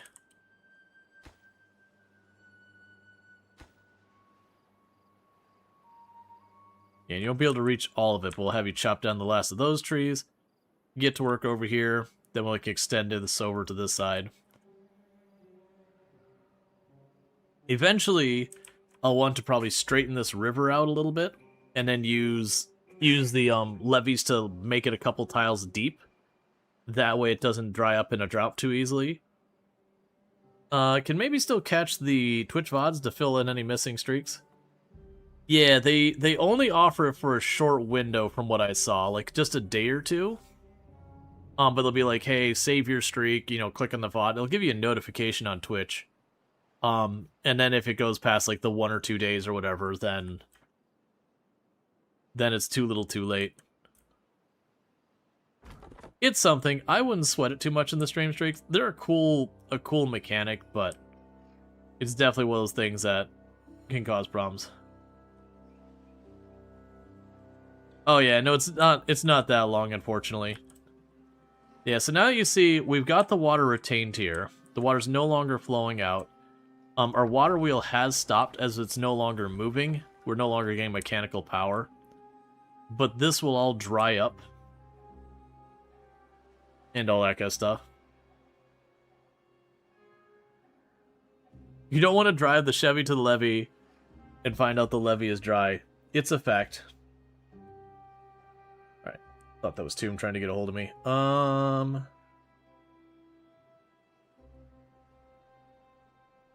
are we doing time-wise? Because Tomb should be potentially home at a time now.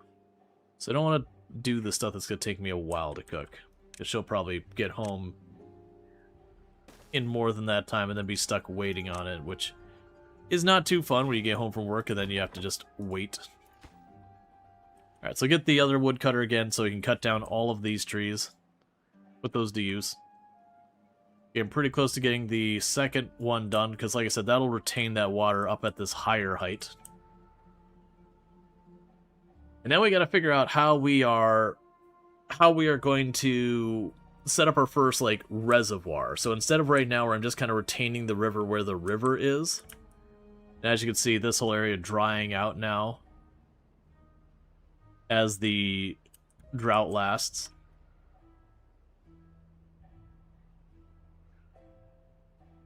That's actually one of the things I've always wondered. I was curious if, like, you could change your game settings mid-game to be like, yeah, let's knock it up a notch. Because I mentioned at the beginning of the game, we're on normal difficulty. I was really tempted to put on hard for the difficulty stuff, but because we are achievement hunting and there are no achievements based on difficulty level, I refrained for the primary reason of a lot of the achievements are just going to be scale up. And as you can see with situations like this, you lose mechanical power during droughts and all that. That it will just slow down the achievement stuff. That's like, okay, but really, am I going to want to deal with all that? Probably not. Okay, so you've got this area. We dam that off. You'd eventually start overfilling here. So that's going to be a pretty tough one to set up a proper reservoir for.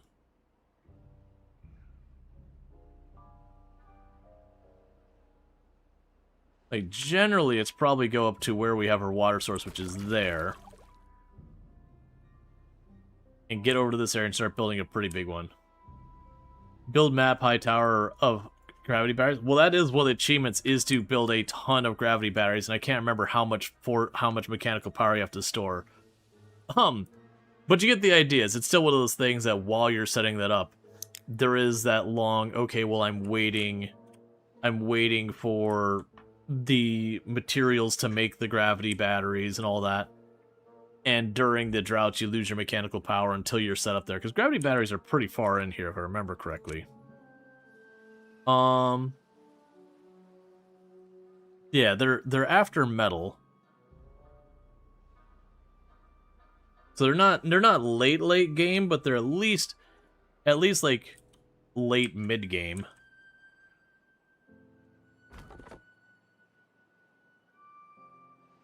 Alright, so drought's almost over. But we will want to do that. It also takes a lot to build up enough of a tower to make it worthwhile for a large base. Yeah. From what you've seen and heard, a lot of restarting, hoping to get lucky with the first drought. Oh, hard is a lot of restarting until you get lucky with the first drought? Well, if you actually look at the settings, it does have, it does give you, like, here's the range and all that. But yeah, no, hard is definitely rough at the beginning, because it is, even on the harder difficulty, once you get your big reservoir, unless you explode your population, you're usually good. And then it's just a matter of not growing too fast.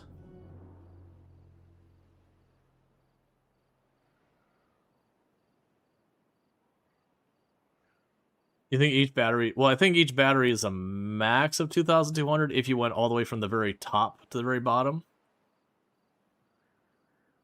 Yeah, no, it'll be a lot. Okay, so drought's ending. We're almost at the 80 we need for the medical thing. And luckily, the oak trees are pretty tolerant for that.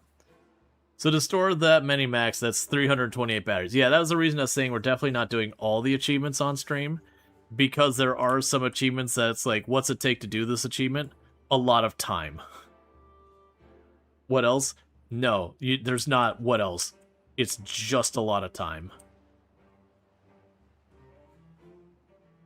So I think what we end up doing is, so my water resources are here and here. Okay, and that's just an area that goes through. So I think we ultimately do is I start with this water source up here, and we're going to start making that into a massive reservoir. And you thought you had a lot in the game, where you did the 10k windmill power, and I was at like 20 max height batteries. Yeah. Per the wiki, each battery maxes out at 62,000 horsepower if it goes from the top to the bottom. Yeah, so okay, so you'd be talking, if we went all the way from the highest point you're allowed to build to bedrock, then you would ultimately have to build 10 of them, or so. Sorry, like slightly over 10 of them. But that's if you go all the way from the top to bedrock. Okay, so now we've got the medical tent. Because we're going to need that, because we now have stuff that can cause people injuries. Let's get that as a priority before we have those injuries happen. We've been fortunate so far.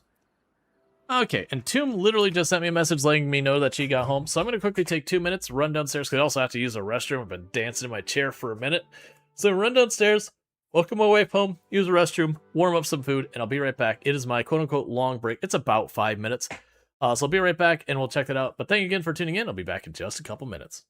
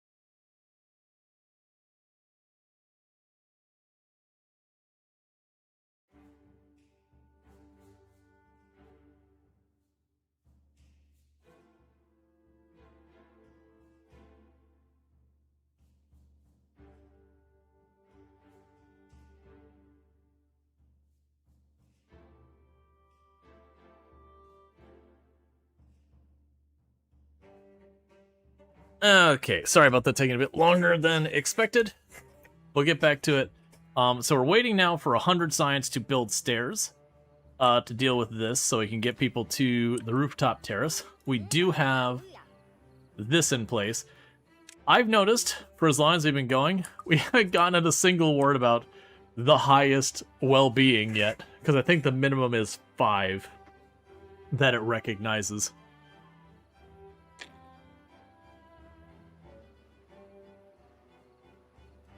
Alright, so we got the drought's over. We're just waiting for the water to, build back up. It's just starting to get over this, which means the wheel starts turning. And then this in a couple seconds. Ooh, okay. That's a problem. Alright, so definitely need to make a block farther up. Because pretty much what was happening is the bad water was starting to intrude.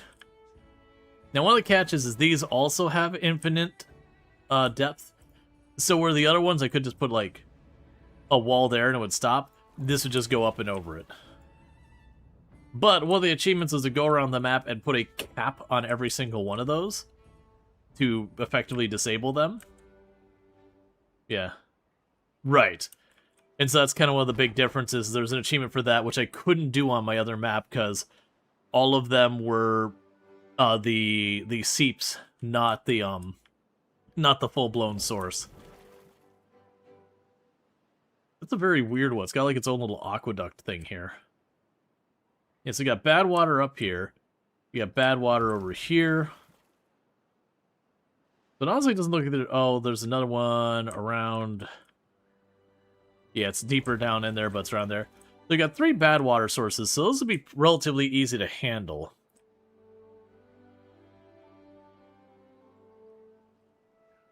And you're filling up enough to bleed. Oh, because I walled this up, it's made this high enough it is overflowing here, which is ironically bringing it around here. So giving me more water storage to deal with. If we pop that, then we're going to lose water off the side of them. Well, actually, yeah, lose the water way down here. Okay.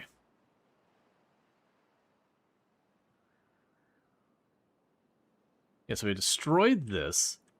It'll fill in this area. It shouldn't go farther than that. If we destroy this, it'll leak off the side of the map. Alright, I do think we're going to be starting to work on my next major move while we wait for the science. And that is to start securing long-term water.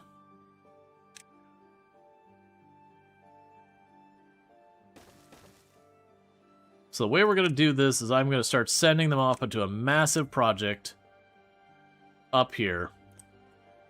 We also need to secure metal. Most likely this will be the metal we go for. There's a spot up here, there's a spot down here, and then there's nothing else that's convenient at all.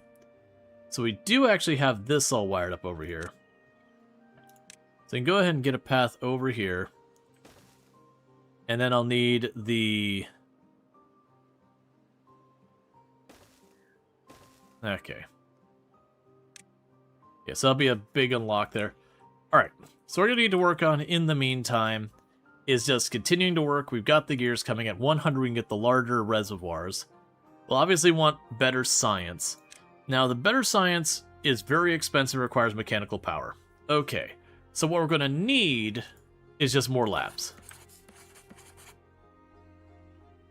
Which is fine. We can just chuck those down here. They don't require mechanical power to do anything.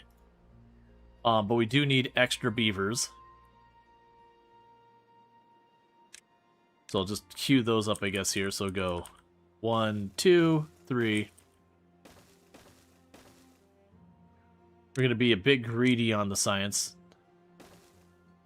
And plunk down 6 of those. You know, they're getting that all taken care of. Hey! And, check out Alanorama. Okay, we can get a shout out for that. Thank you so much for the 5 stream streak and all that stuff. You know, and thank you for the lurks and all that good stuff. Alanorama has also been playing some... Timberborn was also playing, Oh, I always forget the name of it. It's the RPG with Wojess and Justus TV earlier. Is it Wildermyth? Yeah, Wildermyth. There we go. Yeah. Was playing that earlier. Absolutely fantastic. But definitely go check it out around. Plays a lot of similar stuff to what we play here. Has done historically lots of RimWorld, has done Timberborn, has done a whole bunch of these kind of games, Feastopia, all that stuff. So if you like any of those games, which I'm assuming if you're here, you probably do, since I've been doing a lot of that kind of stuff here. But also been doing that over there. But yeah, so the projects I've got in mind is 1, get up here, start using this water source, and just make a massive reservoir. 2, go over here, start getting our metal set up. 3, we're getting our gears online. And 4, the science. It kind of doesn't matter which order we get these done in, because they're all going to take time. So, the plan here... How do I want to set this up?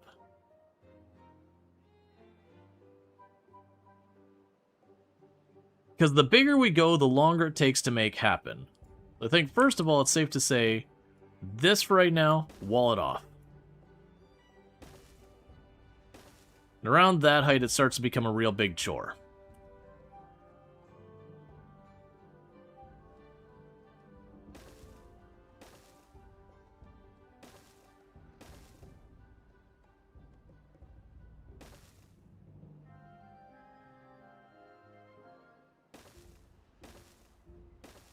Okay.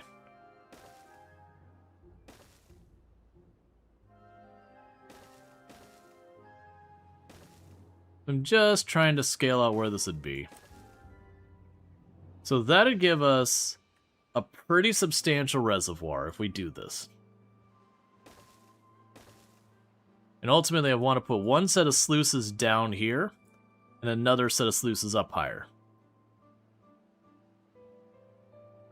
We could start with that. Because then we can always hollow that out later, make it into a bigger reservoir, all that kind of stuff. And then the other thing we would need to do is get a path to get up here.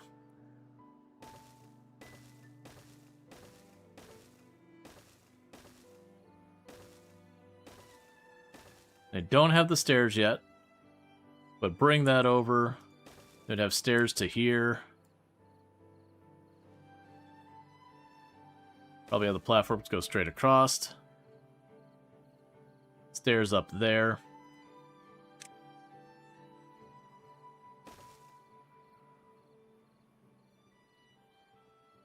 And go here. Alright, and that's big scale project. That's going to take a while to get there. Alright, we are starting to get the gear workshop online. But before we do that, I need to get the water containers and all that. But we should be in relatively good shape, retaining more water up here. Ultimately, it would be worth it to also block this off. Now, one thing that's going to get us into a lot of trouble is we don't have a means of handling the bad water yet. That's probably just going to be the way it is. But yeah, because what we'd want to do there is to get floodgates. Yeah, so that's a flow of water over here.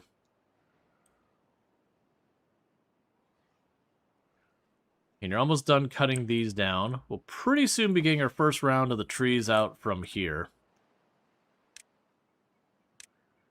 And with this, as soon as they get some of these trees cut down, we can go ahead and sneak this road on through.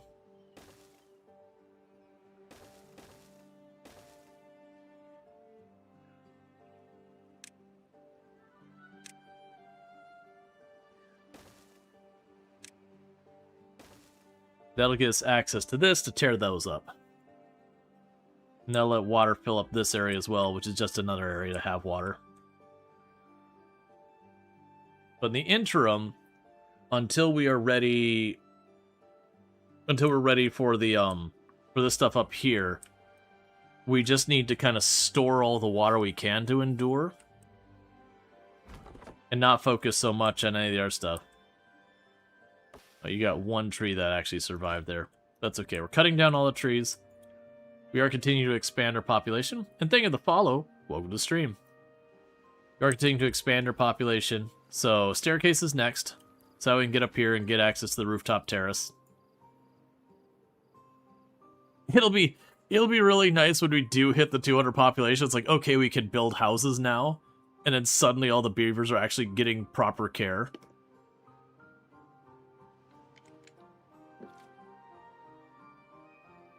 Alright.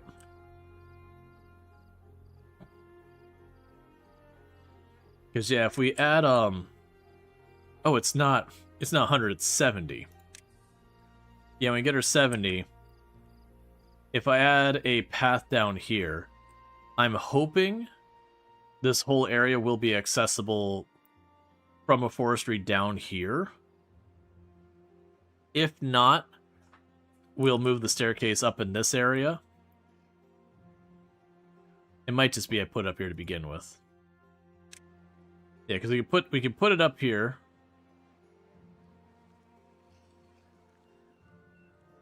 Yeah, put it up here about halfway in here.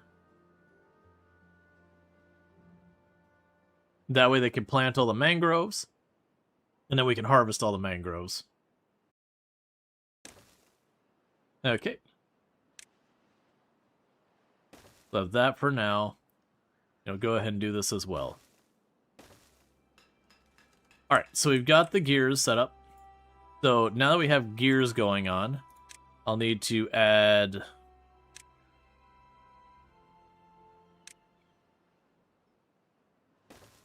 another warehouse up here to... Oh, that's not the right kind of warehouse. We can leave that warehouse being produced. You'll end up being the scrap warehouse. But I'm going to need to go down here and get ourselves another warehouse for the gears. That'll just take time. Which is going to be needing more planks and all that. Oh, you're deprioritized because, yeah, we'll want to make sure that's fixed. So bump you down, put you back to neutral. Okay, so let's start putting the staircase in the place we'll need for all that stuff to even work. Okay, so you would need stairs here and here.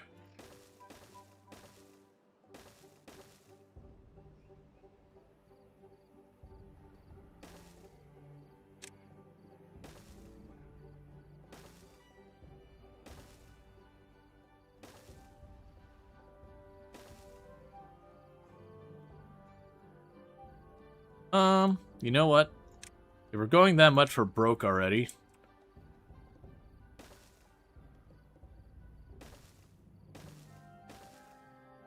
It's fine. This is a project scale of all the way.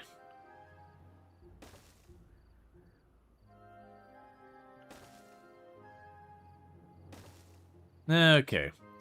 So that's not going to be happening anytime soon, though, so that's not an immediate concern. So you did get the stuff going there. We're waiting to see when that gets done, because I will want to go and have a forestry set up right here. And it looks like it will exactly cover that area, as well as most of this area over here if I wanted to do other things. Then get you placed here. And then when that's done, we can put you here. Now, we're not going to worry about building that right now. First, the rest of this needs to get done.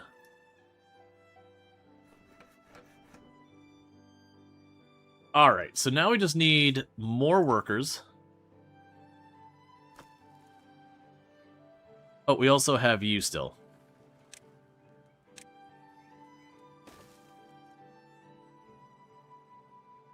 Okay, so the next science we're probably going to be starting to use on well-being. We're going to try and get past the well-being limitations we've got from this. So we'll get the wet fur stuff.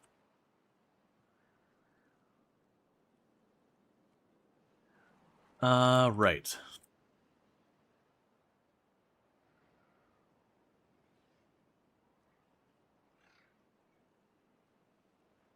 That's better than nowhere. Because that should retain water for a while. And then decontamination I won't be able to do much with. The scratcher's not a bad one. I could probably put that right here. Okay, so let's queue that spot up. So we'll remove that bush there. Now you can put the scratcher right there. Because we want to boost their well-being as much as possible. We're working on getting the mangroves online. Once we get that, we'll probably go over here, and then this area, we're probably going to want to grow other food options that will require mechanical power to function. And keep those going, so we can start doing, like, the fermented soybeans and that kind of stuff. Because each one of those food options will boost their well-being a little bit, which makes them live longer, move faster, and work harder.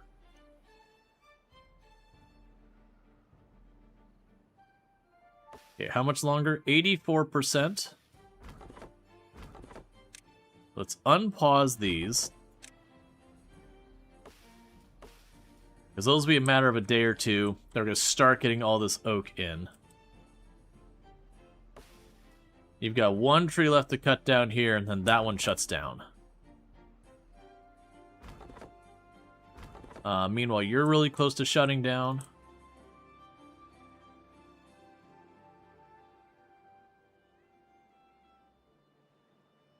We'll also want to get the haulers. The haulers end up helping a lot because they can just move around everything themselves. Now you don't have to sweat it nearly as much. Oh, you can put our water storage probably right.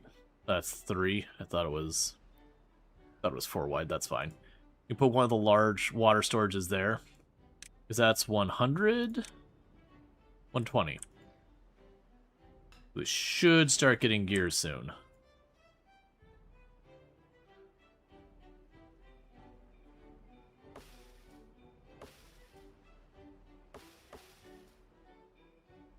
Okay.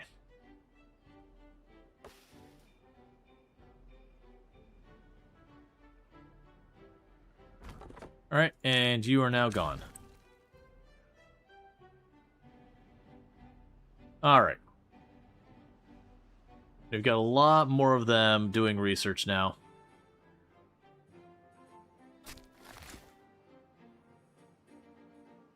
Okay.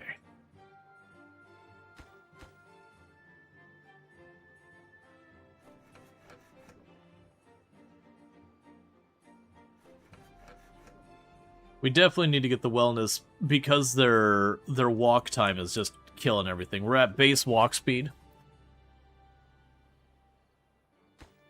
We're getting there.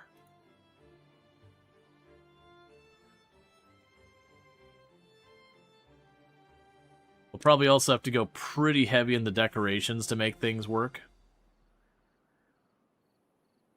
Actually, for that matter, instead of going the way I was going to, let's go ahead, and this path is gone. And this is gone. Because we already recognize it's going to get rid of that. We'll build the wonders in this area, because that's a central place that everyone's having to cross by is here. That's a good place for the wonders. We can put the water storage just anywhere back here, that's fine. It doesn't really need a special spot for it. But by having the wonders right here where everyone who wants to go to all the farms and all that has to go past it there, or for the mechanical power has to go past it there, that'll be big that almost everyone's going to be going by that.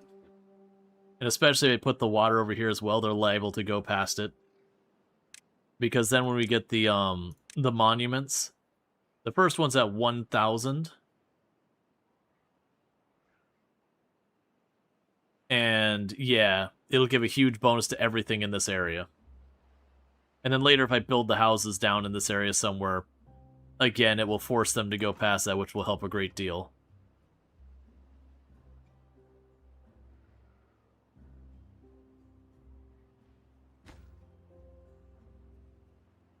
Okay, we're actually making planks again, so that's good news.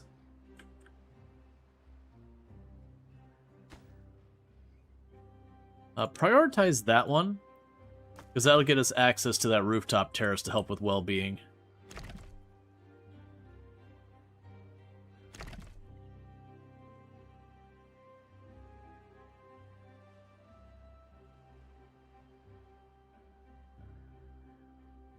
Alright.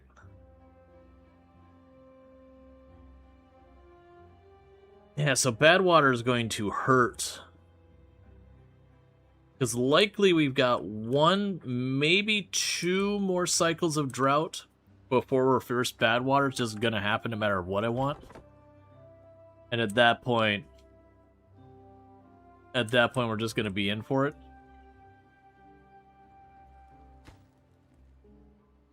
Okay, so 1 more plank, and then the rooftop terrace will be available. Then after that, we'll make it a point to go after the mangroves. Just start working that wellness up.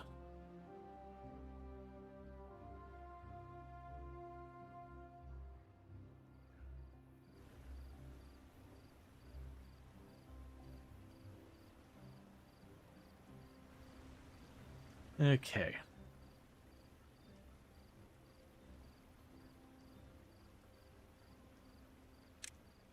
So for mechanical power, this is producing about 550 horsepower. You need...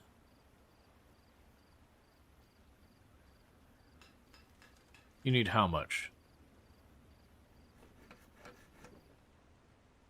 You need 75. But I don't have any workers in that one, so it's not telling me. So what is the horsepower for the gears? 75, so we're at about 195, so we'll just call it 200. So we still got 600 horsepower to play with. We'll be able to use the fermenters, which each take 50 horsepower.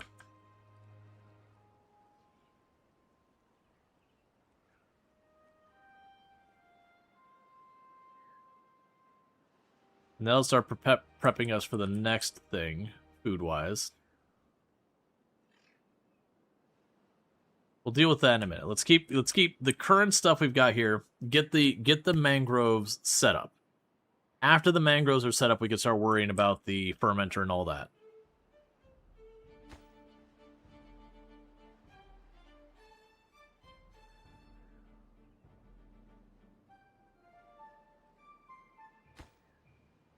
I'm honestly wondering, far ranges that has, I might actually be able to put that down here and put the staircases on either side. I'm gonna do that. That might screw things up a little bit. I say is like it was basically just about done. We'll put the 2 ramps there. Move the forestry down here.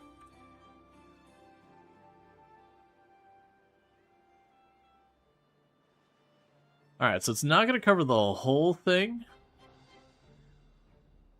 which is unfortunate, but it will cover both areas. So I'm just going to go ahead with it anyways. No, we can go down here, mangrove. And I know we can't reach it all. We'll just queue all of that up to be mangrove. That'll be what it is.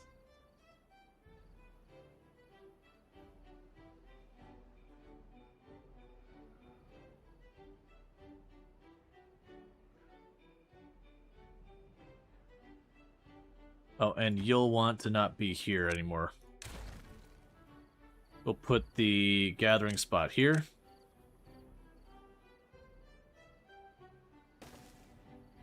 They should have roughly the same coverage. Alright. So, probably bad that we moved that, like, last minute, but, you know.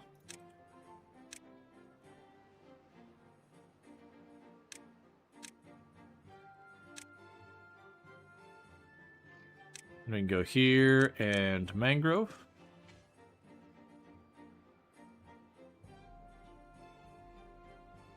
Alright, so they're working on that. We will want to make all of this a higher priority so it actually gets done someday. So we're now here where we're able to get the larger water container. And my intention for right now, get plunk 3 of those down on this side. And you're going to all be set for water. And then once we get the first one of those built, we'll start shutting down all these other ones. I'm also noticing a lot of these are empty, which is deeply concerning. So we are going to want to bring in more water. I'm going to avoid pulling more water from this segment, because that's where we're based from for a lot of our stuff. And if I keep pulling from that segment, I'm going to run myself into problems. And instead, I'm going to pull from up here.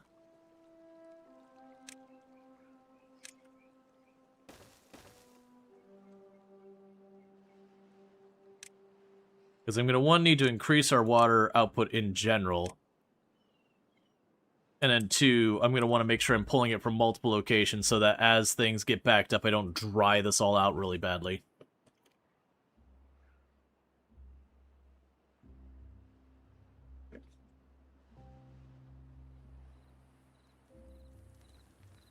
Alright, so they're starting to get rest. That's good news.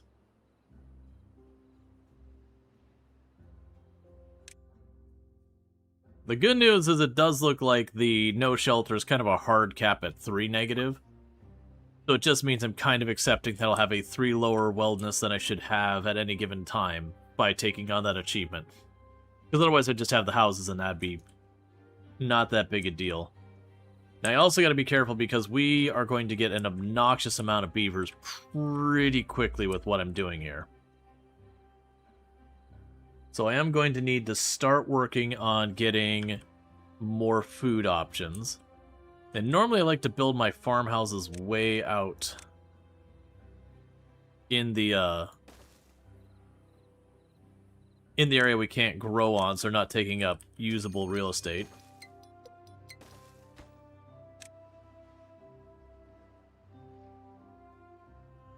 Alright, so we will plan to get more food options in here. So we'll start with another fermenter. So this could be the cassava. Yes, the cassava we could do this with, but the soybean is going to take more work. Otherwise it'd be the mushrooms. So mushrooms don't require more stuff there. So go ahead and put you here. And then for the mushrooms, I would need the hydroponic unlocked. So we'll wait on that. So pause this building. We're not wasting time and resources.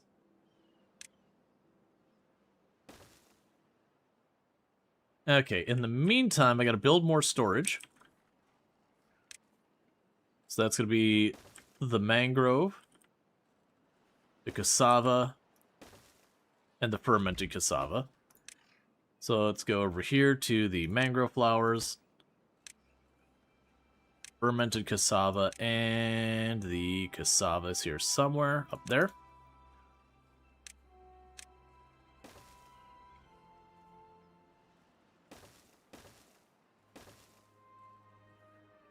Okay.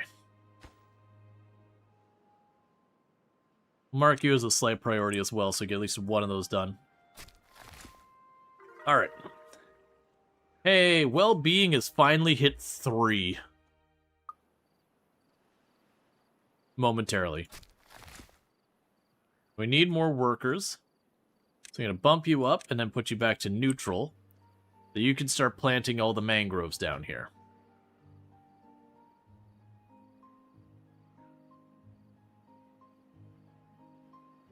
Because that'll give us another food group, which will put us up to, 4. Then we need to get these. So with those, we can go ahead and start. We'll choose the plant. We have got the cassava.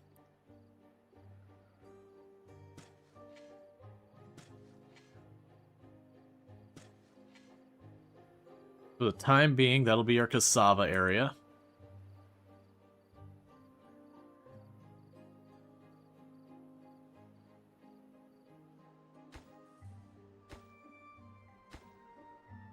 Yeah, it looks like we can actually go farther.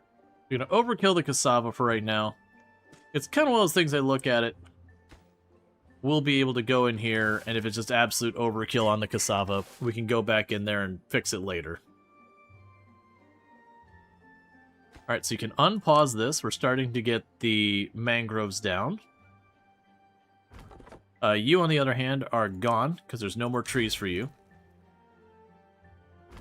You're getting there. Gonna pull up those last oak trees off to the right. And we're gonna yoink that up.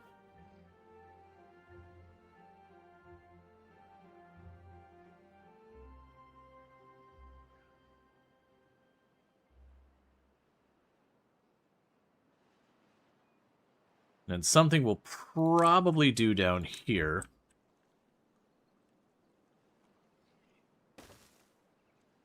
Just set that up down there. Cancel that spot here. Hey, Starvchuck, how's it going?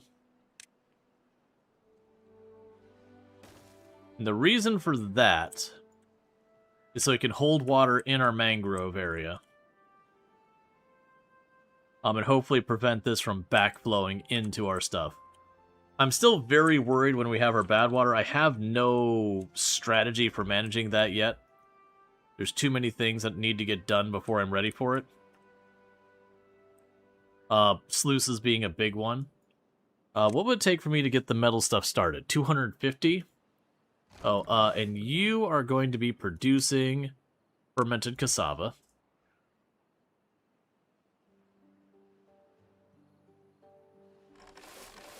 I just need more workers, which is just going to take time.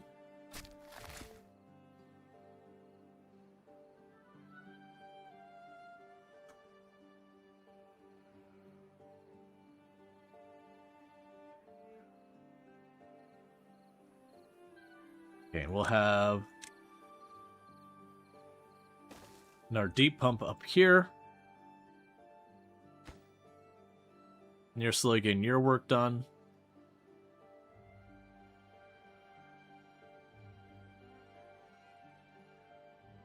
We're in big trouble going into this one. I have way too many beavers.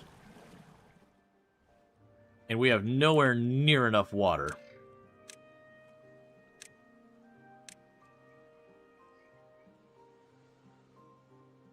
So I really need them to pick up the pace on that.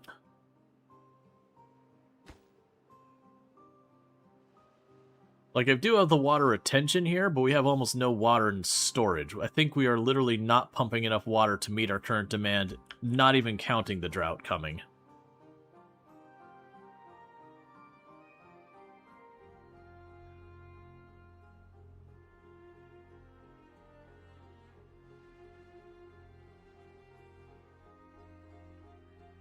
Okay.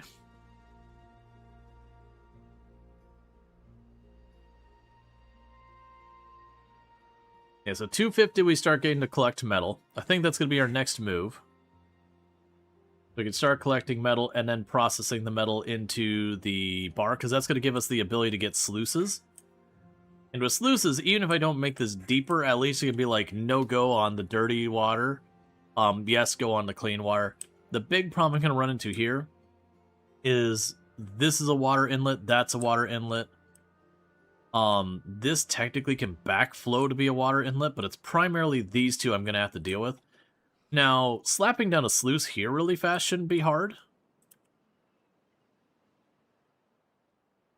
It'd honestly probably be better up here, though. So putting a sluice here to prevent that, and then a sluice there to prevent that, would both probably give me at least some mitigating strategy. So let's start with that. So what we're going to go ahead and do here is say, hey, all you little bushes here, get out of my way.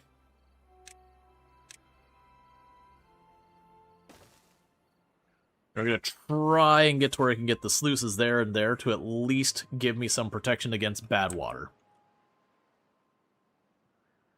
It still won't solve any of our problems, but it'll give me a little bit of a delay before everything gets bad.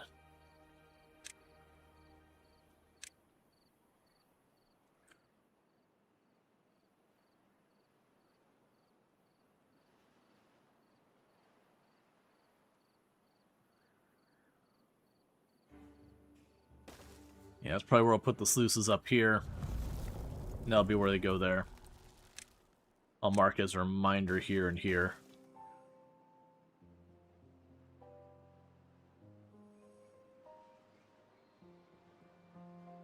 Alright.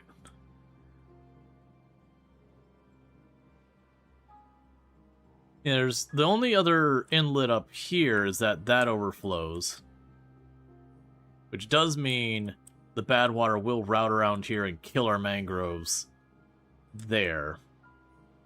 Unless I block this off, which might honestly be worth considering, is just flat out blocking this part of the water off entirely.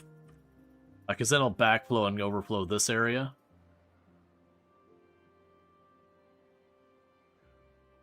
Or no, it won't. I'd have to remove that obstruction.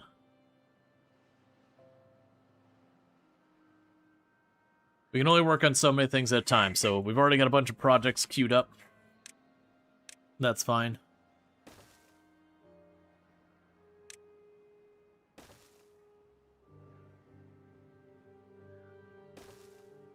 Okay, now the next move is keep pulling up the trees all in this direction.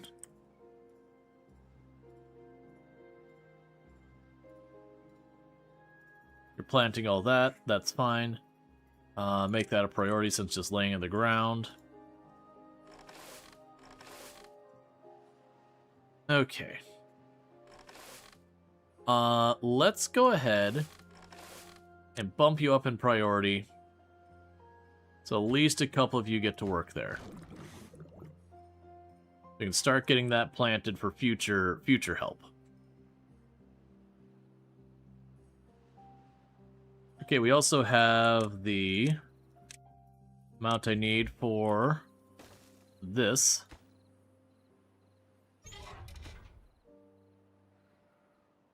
So we can hopefully get that going. Basically, I'm getting too many jobs before we're getting the beavers for it, and we're not getting our infrastructure built out as fast as my population is increasing, which is a really bad combination to have. I'm going to have to be careful about that. You start setting the speed up properly here, too.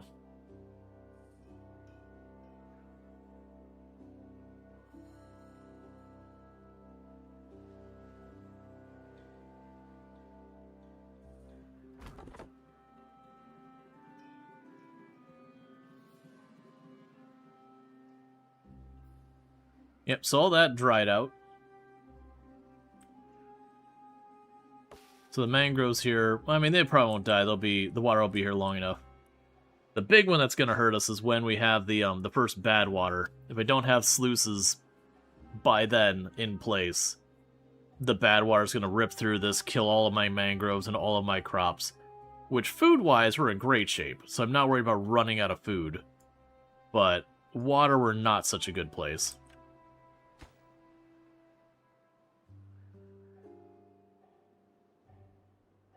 Okay.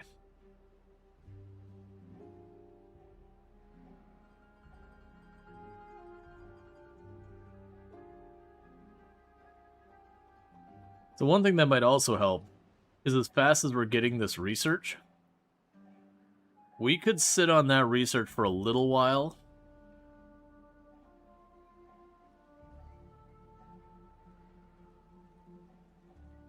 So what we could do is the metal production, that's 300. Okay, build that right here, make a path around for it. Save up for the sluices.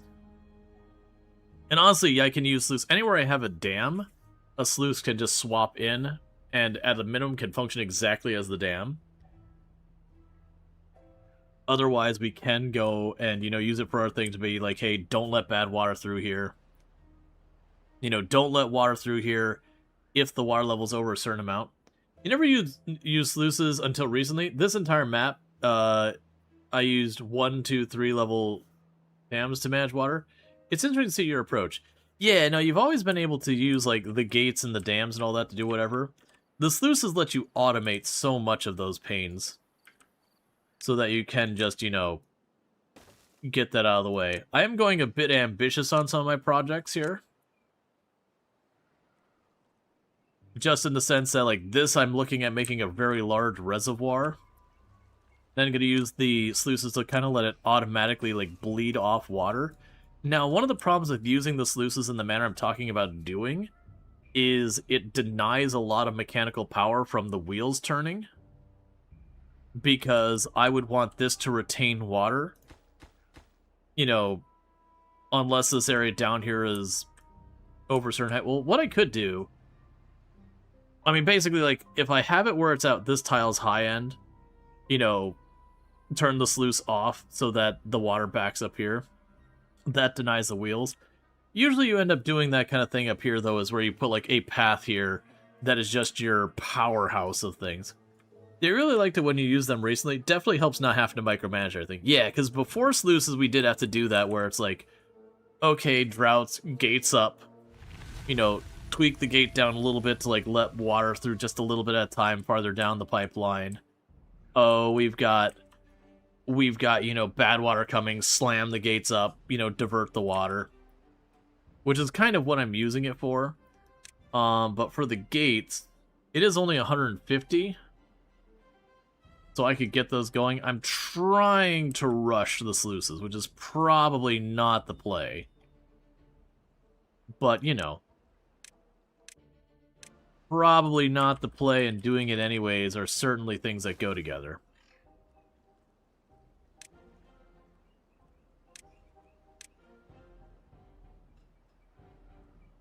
Because I probably have just...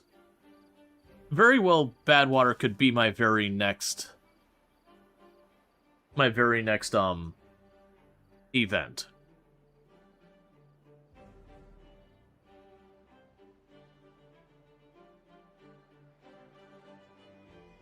When you're playing this map, water wheels were on that south passage. You just said bad water to go through it. Yeah, no, I could see, like, especially something like this, just letting the bad water run it. Or you could go to, like, one of these paths over here and just let the bad water flow through, that kind of thing. Like, that's the thing. Bad water is bad for your people to go into. It's still good for mechanical power. It's still very usable.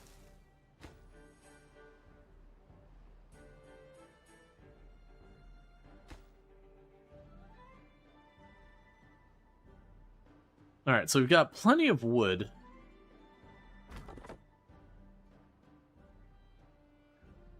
We're going to deprioritize you.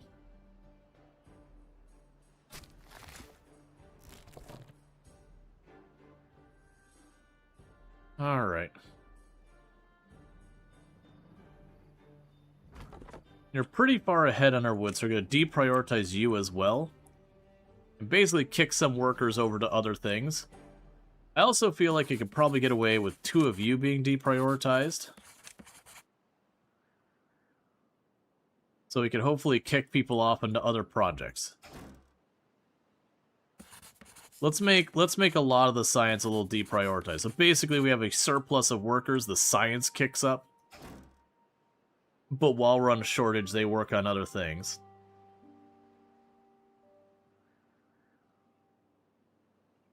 Got the grinding wheel. You can fix your problems, man. Oh, you're injured? Ah, we have 2 injured people at the same time. I'm gonna need you to take turns getting injured. We don't have the availability for multiple injuries at a time. Thank you. Oh, the amount of gears I need here? Okay. I might have to readjust my plans. Because I don't think we're going to have things ready in time there. So I'm going to go ahead and accept this. I didn't really want to. I'm going to bring that across.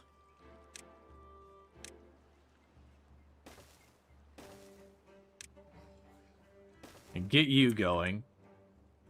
We're not going to fuss with this too much. Hey, well-being score has gone up. And we're going to put a levy here. It doesn't matter. Not there. That's the only wrong answer. Put a levy here. Because I really wanted to go the other way around with this. But it is a matter of, I'm going to need something like 30 gears to get that online. 20 gears. We're not going to have the gears in time for the bad water, I don't think. So we're also going to go over here and... Those are a mildly higher priority. Because we can block both those off. We can potentially get it so that I should be able to mitigate the bad water by just slamming those things up when the bad water starts. It's not the solution I want, but it is a solution that will technically function. Okay, so you've got that. I'm going to need another one of these for the metal beams itself.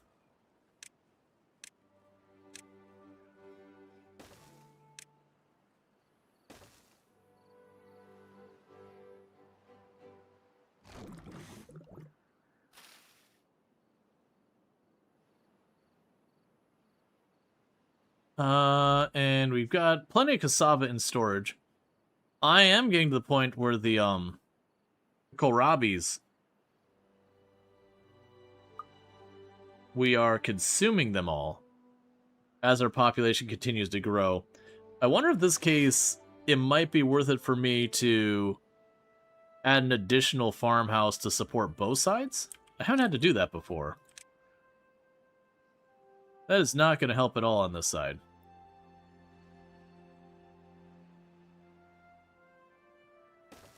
I'll add an additional one here, so I can plant a bunch of stuff here. It can also help support. I need the haulers. That's what things we need. Is we need the haulers. We also need more beavers, which means more workers, which means more food needs. We will have you here somewhere.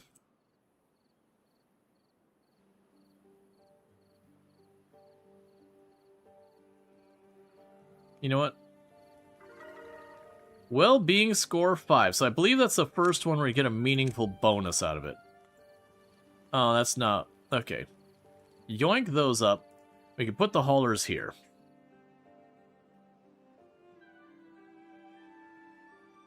Meanwhile, I can look up here. You're continuing to do your thing. That's fine. That's a very long-term project. And the good news is we're already getting this in place.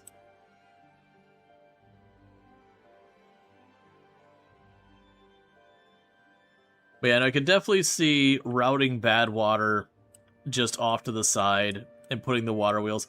It's kind of thing like when we get to the long-term thing, what it'll likely do is we'll have our main water source up here with our main reservoir, and where it exits that reservoir, more than likely I'll just have a path that it goes down with a ton of water wheels turning.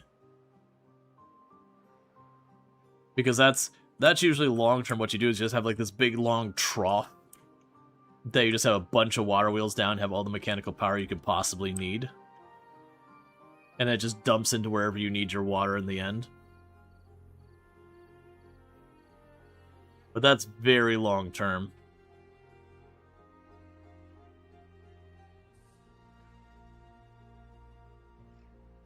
Okay, so it looks like the first of these is getting done.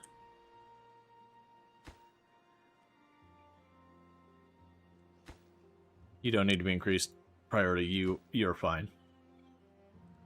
Okay, so the first gate to protect us against bad water is good. I need the second gate, or the first gate becomes irrelevant. Once I have both those gates done, that'll protect everything but this down here area. Protect down here.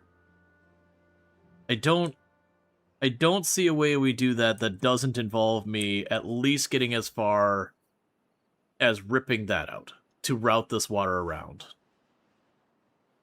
Which we could try for, but I also am not particularly expecting to get the results I'm looking for.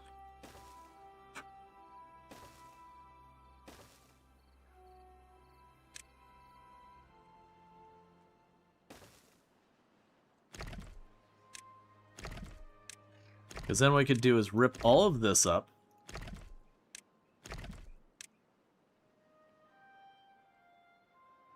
And then I'd put another gate right here. Because then we'd also be able to yoink this. And this would give it another route around here. And I do feel like this area we'd want to probably just plug it up even, not even worry about keeping the flow. Force more of the water into our existing route.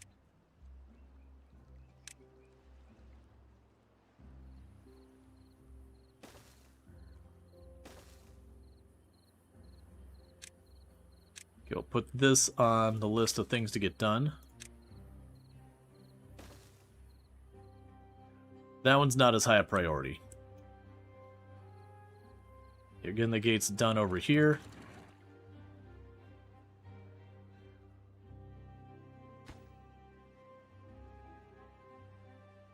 And this will be a priority after that.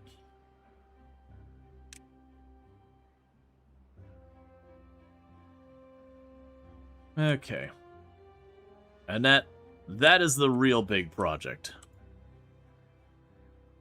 This is the experimental branch. If anyone mentions achievements in their titles and all that kind of stuff, they're only available in the experimental branch.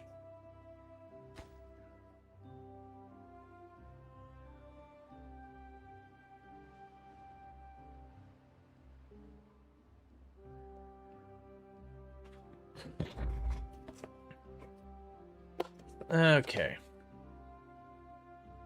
Mostly waiting for the full release to lose more of your time in this game. Yeah, at this point, the experimental branch, as far as I could tell, it's pretty much what I'm imagining 1.0 is just going to be. That foamed up pretty hard. Like, genuinely, I think this is, like, other than maybe some bug fixes or whatever. Okay, so we did get one more drought. I was actually expecting to get bad water next. I'm not going to complain about that. Because I want to say is once you get past the initial grace period or whatever, it's something like a 40% chance of bad water or something like that. Or whatever the percent chance is. It's less than drought.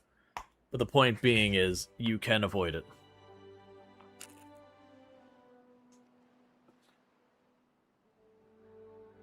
So this kind of changes up some of our priorities. So you can keep doing your thing over there. But we were working on getting another dam built down here. That's not going to happen in time. But we'll queue it up to get done.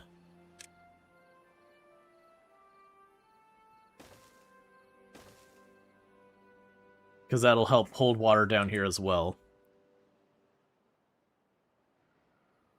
But yeah, if it had been a bad water, we would be set up where I've got my 2 locks I can kind of shut down to route the water around. Like I said, it still would go back here and kill all this.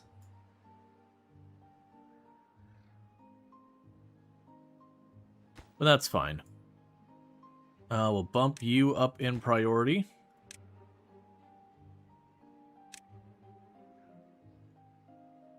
Just so you can reach that spot so you can actually work on it. Way too many things going on.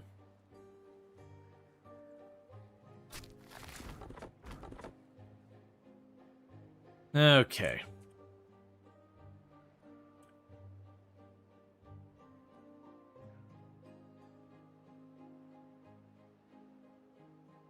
And our population's absolutely exploding now.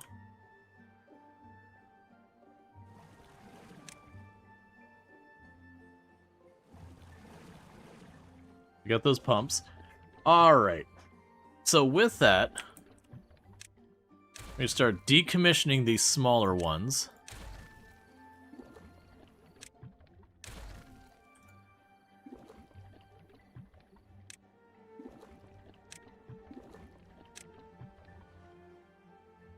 So they start putting them in the larger containers.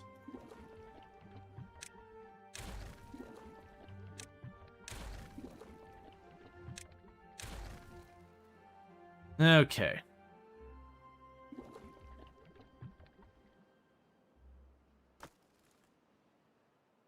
And you got a path to be built to you still. Alright. So we are getting our food in. This is not producing the food nearly fast enough. I'm going to actually unpause you. Let you also do cassava for now. Ultimately, I'm planning for it to do something else later, but in the interim, that'll give me more food to eat faster.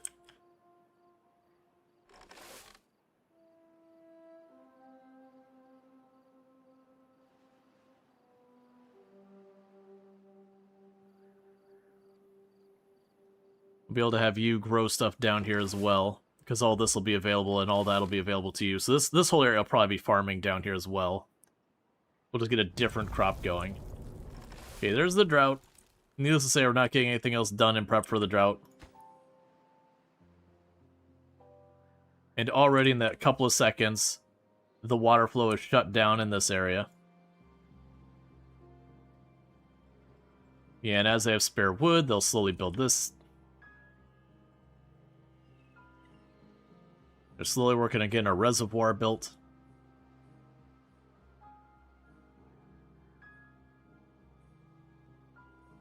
Yeah, we'll have you here. We've already got you. And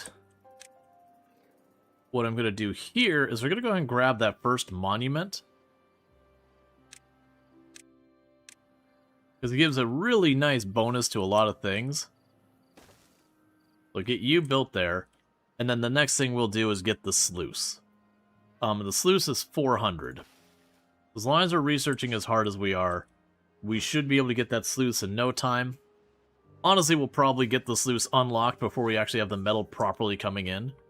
And then once we get that, like I said, it'll be one of those things where I'm going to put a sluice up here that's going to check to see how much the water is down below. And if this isn't full, keep dumping it off. Otherwise, let it fill up. And a second sluice on the top that's just like, hey, just dump it. Just dump it. Just get it out of here. And actually, for that matter, we're going to have a little modification here. If it's polluted, you're going to dump it out the side there. Obviously, right now, that's going to dump it right back into the rest of the water system here, which is definitely not what we want. But that'll be another project to get going next. And this is the other water spot up here. You can block that off, have it contribute to the whole system here, and just basically make a way to route bad water off the map.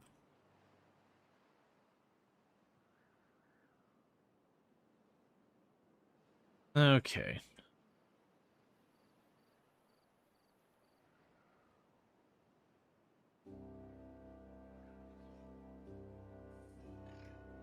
Okay, we can go here.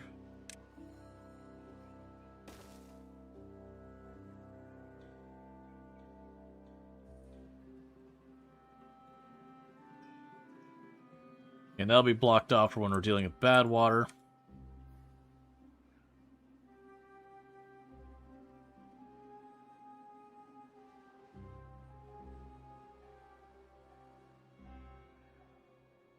Okay. So yeah, there's lots of places to work with. Like, capping off the bad water here would be nice. That's one of our achievements, is to cap off all the bad water. Yeah, so you can handle the amount of time you're going to be without that. Are you getting the mangrove yet? We're getting our first mangrove. It should be harvestable. It's been a long time coming. Let's try and get it, because we got extra beavers now. Let's get that knocked out and get our haulers, because that should smooth out a lot of the things where the people can actually work on what their job is and not so much time as doing that. So that's a top priority there. And you'll be a low priority here. And then these will be bottom priority.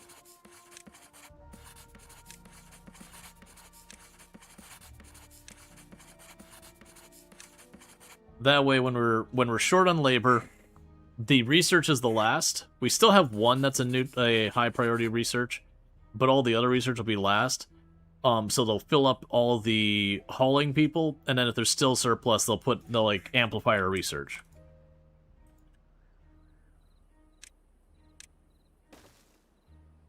Okay, so we're just waiting for them to yoink up those.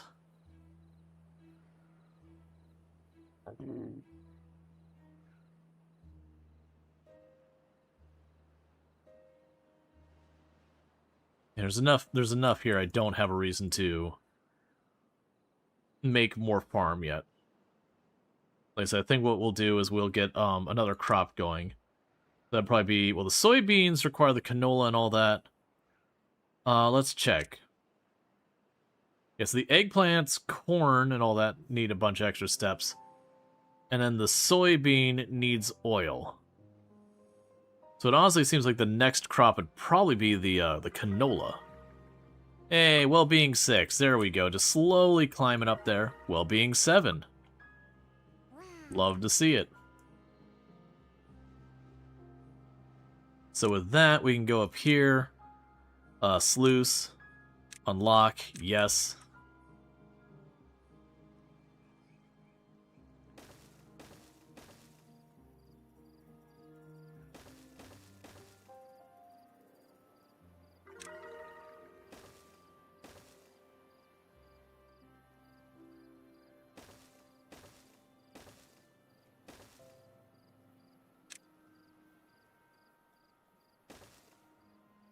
Okay, well-being 8.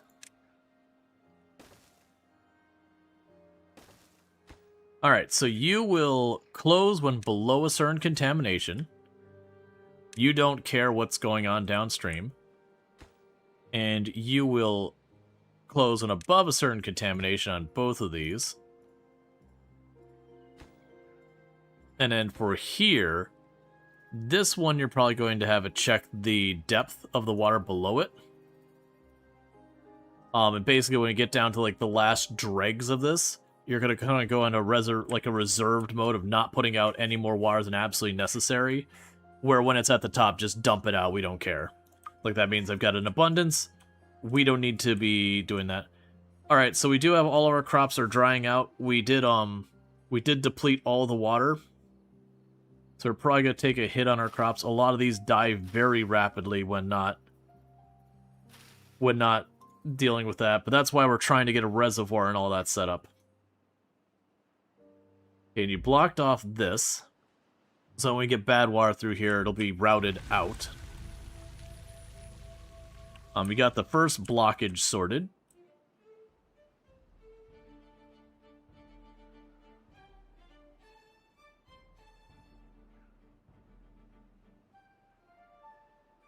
And it can't block all three of those, because they do need a route for the bad water to get out.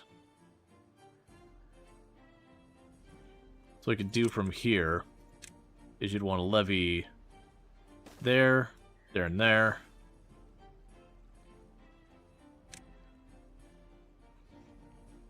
And for right there, you can have a pair of gates. You'll start those gates down.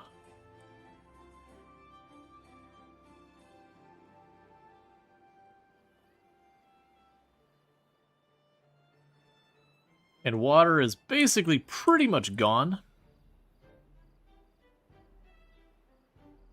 So we're in big trouble on the waterfront that only the one pump is still going.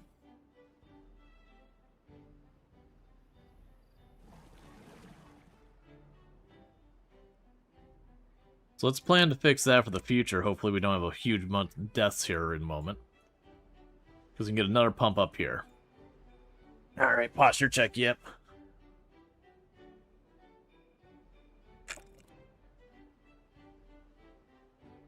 Alright, now we get a shout out for Sherry Kind, by the way, and our fantastic content creator on the platform.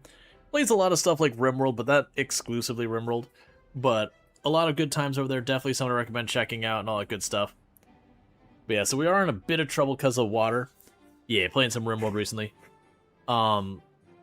So we're in trouble there. They're trying to pump the water to catch up. We might take some dehydration deaths, unfortunately. Just because with that drying out. Ooh, there's something you don't like to see. So we did lose all of these mangroves down here from the bad water backfilling. So where I set this up to be just dams, that's going away. What we're going to do instead is you're now sluices.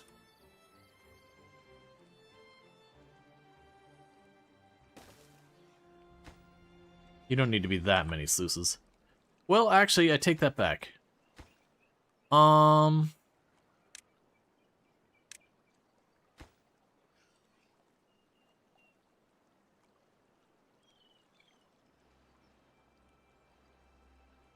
So weirdly, I'm just going to leave those open because sluices are one way.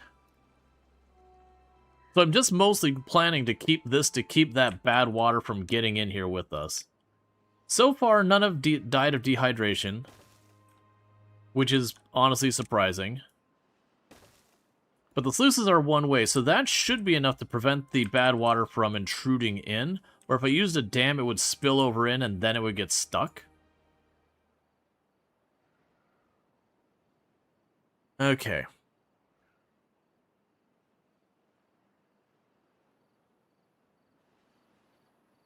There's going to be deaths very soon if we don't get this sorted. I also don't really see how we get this sorted in time that it's either the water's going to catch up or it's not in that time. We'll get another water pump up here. Yep, no, the beavers are having a rough day. That last drought got pretty bad. And it's mostly I didn't have enough water in storage. Okay, so max priority on both of those.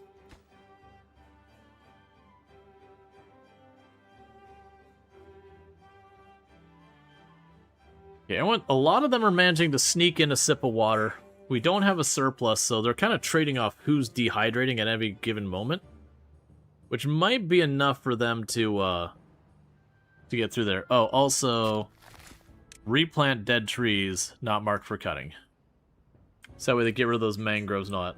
Now, one thing this will cause is the breeding pods will turn off, which will cause a reduction in population, not through deaths, but for just not making more beavers.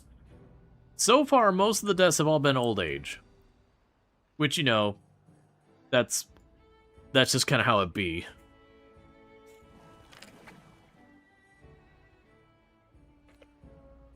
So we got another water pump online. No one's died of dehydration yet. There are a lot of thirsty beavers running around. And like I said, I think what's happening is they're just all getting a little bit of water here and there. Nothing to do in range. Oh, okay. You're free to work on something else now. Thank you for your contributions in deforesting the entire area. Also, yoink up all these berry bushes. Because this will be a farm. So food we're locked in. Unconnected building is you. Just because you're just waiting on your paths to be built.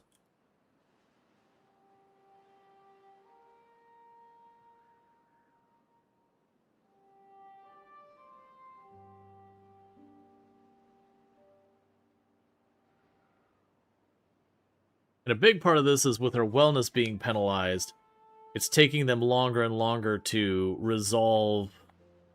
They don't work as fast, so the water pumps aren't getting the water out as fast as I need it.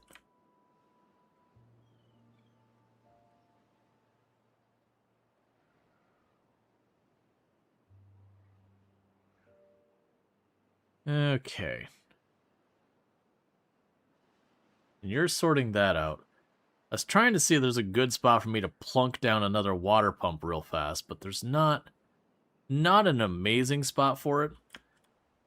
I don't want to put another one down here, because then we'll run the same problem we did last time where I pumped all the water out of that area, and then suddenly it was big trouble. So let's go ahead. That's too tall, so let's go ahead and unlock the taller platforms. I'll put another water pump up here. Now at least help us in the short term. Now how are you doing up here? You're still building all like the staircases and all this garbage up here. That's fine.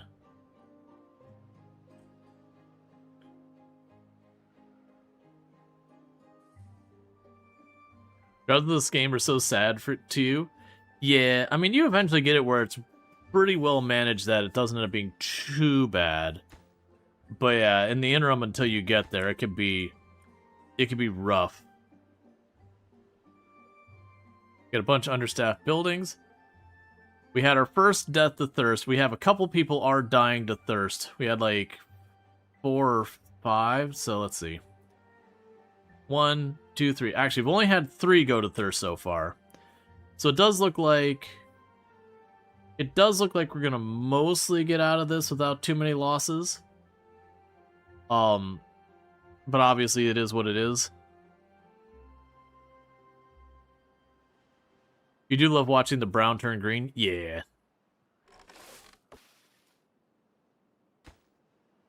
Okay, so you're still waiting for materials to get online so you can get the sluices going. The sluices are more of the long-term solution to our problems. Short-term, we're just dealing with it. One thing I'm observing is the water's not particularly deep here.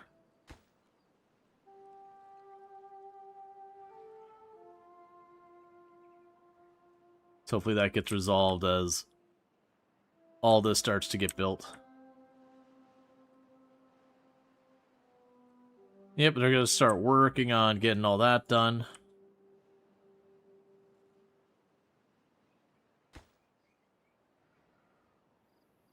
Here's a second water tank going. It's too far from... Well, I mean, yeah, you're still building it actively.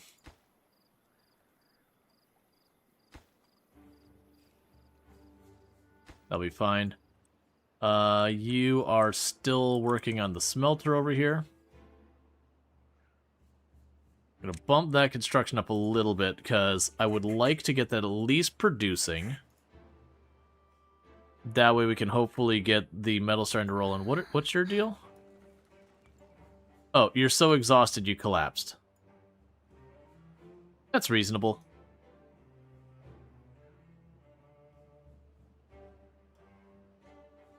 I feel you there. Alright, so as far as the canola goes, so the oil press isn't that expensive. We would need that for a lot of later things. The other thing we can do is if we get the food, so we have the hydroponics here, which for metal we can get mushrooms making. And then we can start fermenting the mushrooms. So let's get the hydroponic garden unlocked.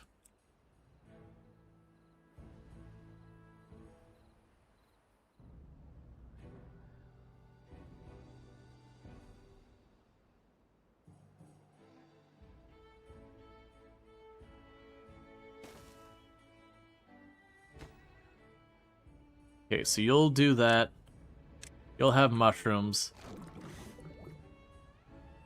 And we'll eventually want to switch you to doing the mushrooms. That also does mean I will need to expand my storage again. So we'll have the regular mushrooms here, and then the fermented mushrooms there. It is another massive expenditure of resources that I could certainly do at a lesser cost. We will make a second floor path to go there. That's because what's the point of being able to build up if we don't do it? That's just more projects that all kind of be stuck there. No one's thirsty anymore. We've got a surplus of water, so that's all good news. We are continuing to expand our overall storage of everything. We're making planks as fast as we can. Our wellness is actually getting pretty okay. That labor monument definitely helped a great deal. We can expand our food. We do have the scratcher queued up. Wait, did I get rid of the scratcher? I didn't mean to get rid of the scratcher.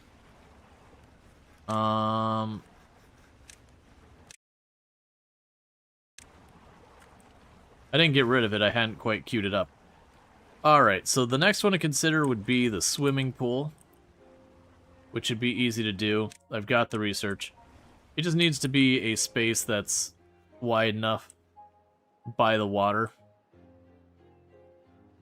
Ideally, near where the rest of our beavers are living.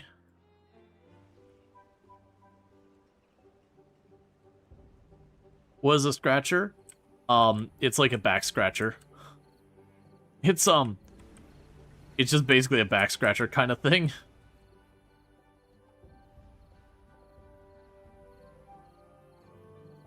So beavers could just go up and get the scritches.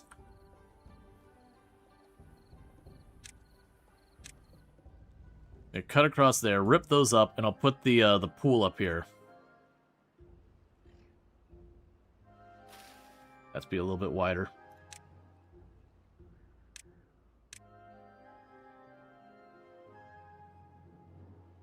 And keep all these projects going. And the haulers are well staffed. I probably also want to get a builder's hut to help out with our projects.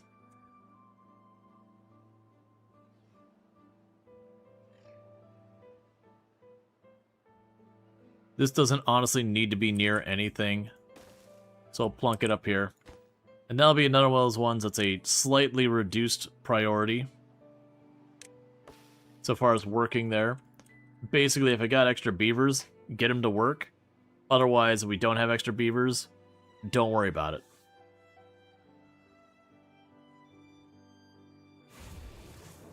Oh hey, metal production's online. Nice. So that does mean we will slowly... Alright, here comes the first bad tide. So you just became critical priority, and you just became critical priority.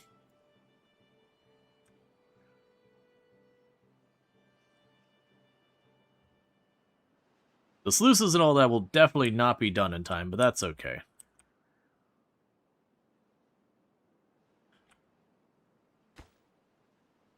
And those are just planks and metal.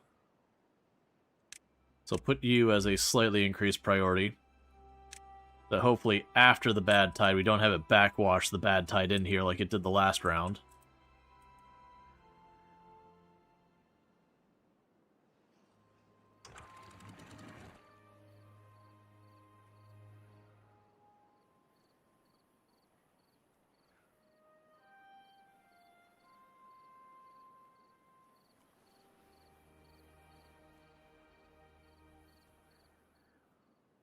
Okay, and you're blocked down here. As soon as you get this done, I think we slammed that one the whole way closed. Okay, so that's slammed closed. So this water should stop flowing any direction. And I also think we'll slam these all closed already. So that way this is the only water flow we have. This is the only in. That is the only out.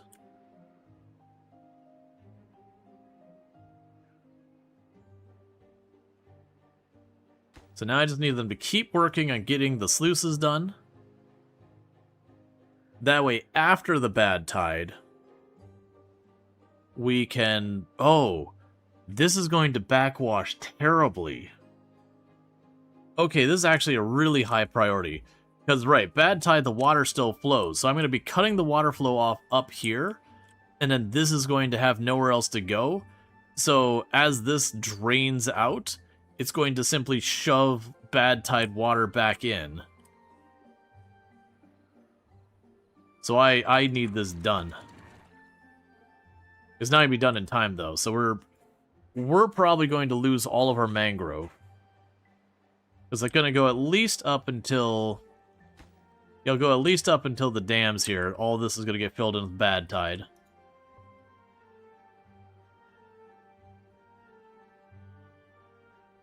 Now, if I manage to somehow get this done in time, we can prevent it, but we'll see. I'm not optimistic.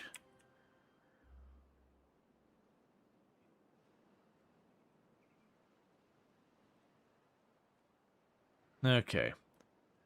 And little by little, we're getting a reservoir set up here.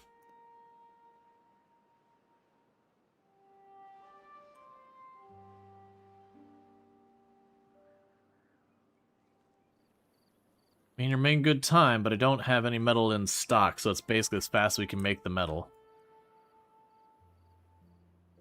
We also definitely don't have the ability to treat anyone who gets exposed to bad tide, so we don't want people to get treated, you know, exposed to it if at all possible. I probably also need another medical place. Let's go down here and... There's some medical beds. Alright, so we'll wait at the gate. We'll wait to slam these up until the bad tide starts properly getting in here.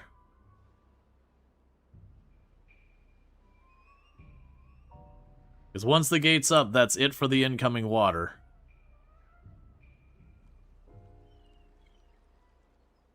Alright, slam the gate up. A little teeny tiny bit got in there, but not enough to cause any real threat. What that's going to do is, as this water drains out of this area, you can see it slowly permeating in. It is going to permeate in here and threaten my mangroves.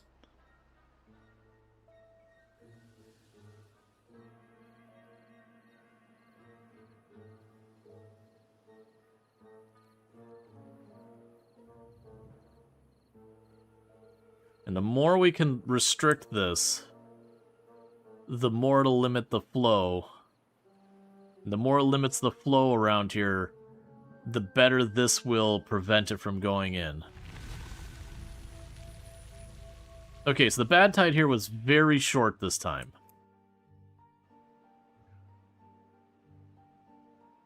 That's kind of the warning shot the game gave us, where it's like, hey, this is a mechanic.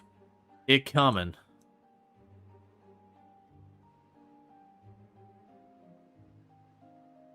So for the moment, I'm going to need to let that water run for a little while and flush out all the bad tide water.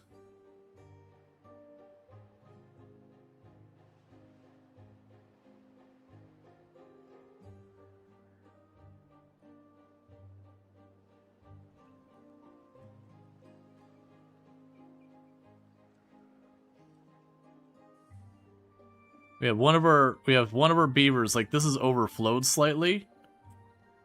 So some of our beavers have gotten sick from it. It's also overflowed to the point it has gotten into my water back here. Okay, so right now, forestry, you're offline. I don't want you going down there trying to replant that with bad tide there.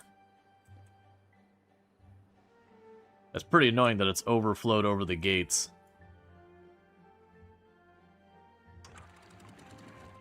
Okay, so allow this to go down. This should create a weird situation where I'm actually backflowing the water. Alright, wellness 9. This should allow the water to fill in from this side. To at least keep that going. Because we got a pocket of bad tide water there. And this whole thing is kind of just going over the top of our floodgates, which is definitely bad. So unfortunately, this one unwell beaver, I can't help them. They are going to just die. I don't have the ability to get the research they need to survive, let alone set up what I need in time.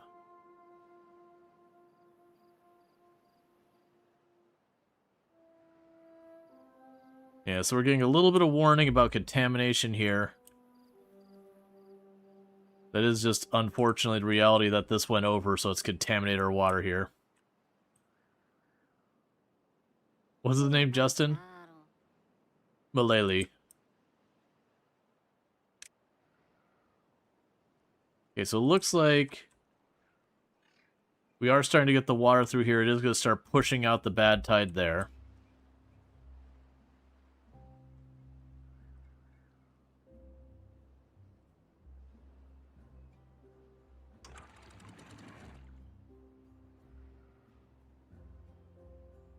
Alright. So I don't think this is going to get better.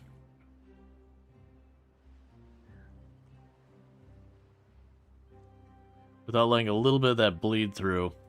So I'm going to try and kind of dilute this a little bit. Just let a little bit through at a time. To try and mitigate what percentage of that. You think you'd change their name to Justin, though? Just to make sure. Okay, so you can be unpaused. This is mostly fine for the time being.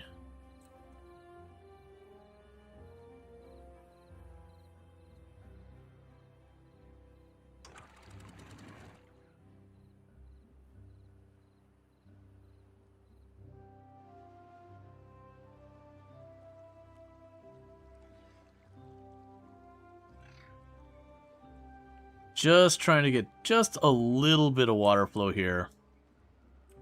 So we can clear out that bad tide. And dilute it. Okay, that's fine. So we've got that opened up. I think we're on the point. We just let the last set through. So we got a little bit of bad tide gotten here. We did get 2 beavers did ultimately get exposed to bad tide, unfortunately. Considering we weren't really ready for it. Which is, you know, entirely on me that it wasn't ready in time. That is what it is. But that should flush the rest through pretty quickly. But what happens is those beavers that got exposed to it will ultimately die. And there is a treatment to help them. But you've got to have the stuff sorted out before their contamination, realistically, to do so successfully. We're trying to get that all sorted out so we can get that blocked off. And once we start up that path, then we can start working on getting the rest. But the first thing is to get that as a reservoir we can keep water flowing through a drought.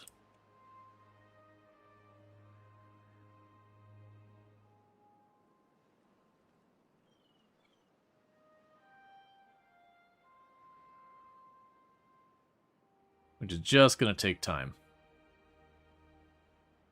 Alright, so we got more food groups coming in. We're starting to get the mangrove in here as well.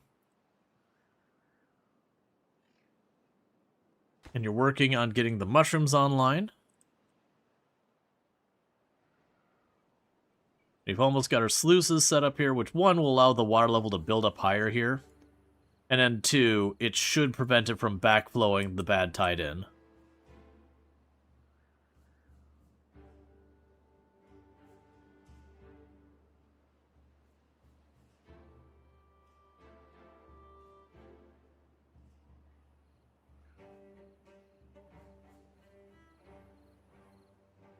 And once you're done with that,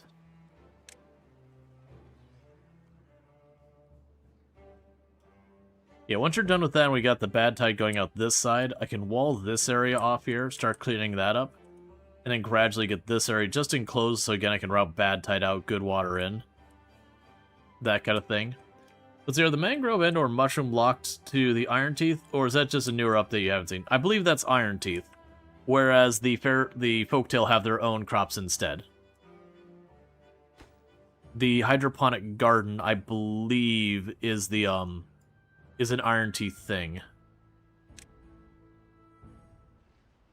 Usually it'll tell you straight up if something's one group or the other.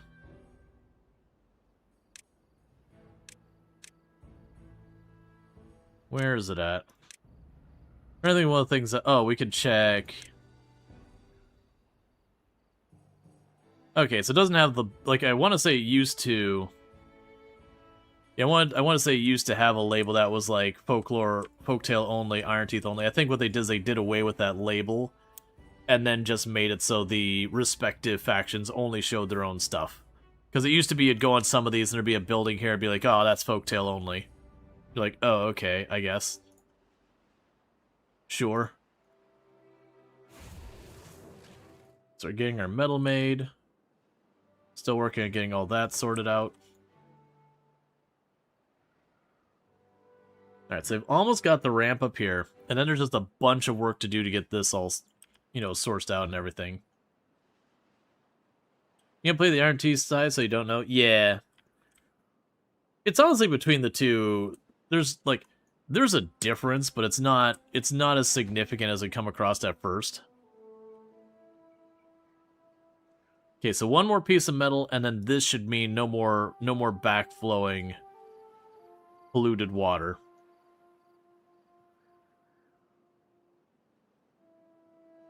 Now we got that walled off, so all of this is square. We've got this, which is just dams up here. Ultimately, what we want to do is I'm going to have this kind of thing. I'd want the sluices up here somewhere where the water goes by. So we don't get into a situation like here where it was, this got filled up with bad tide, but because there's no water flow there, it just pocketed here while all the other water just kind of collected.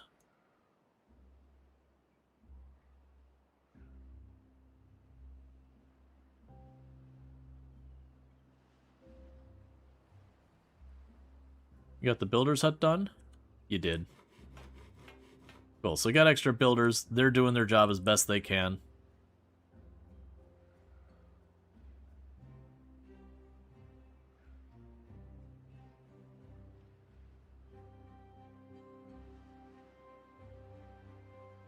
Alright.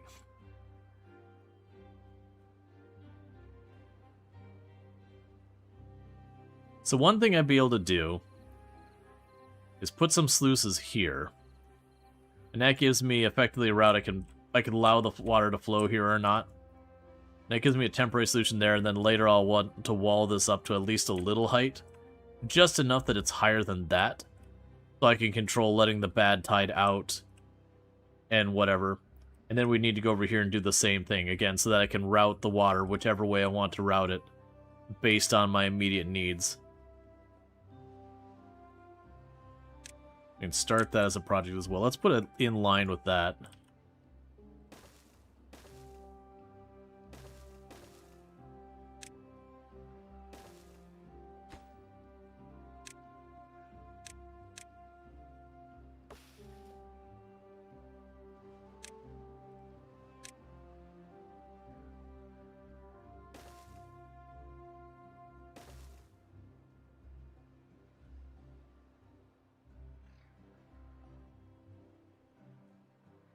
Honestly, I don't need it to be this high.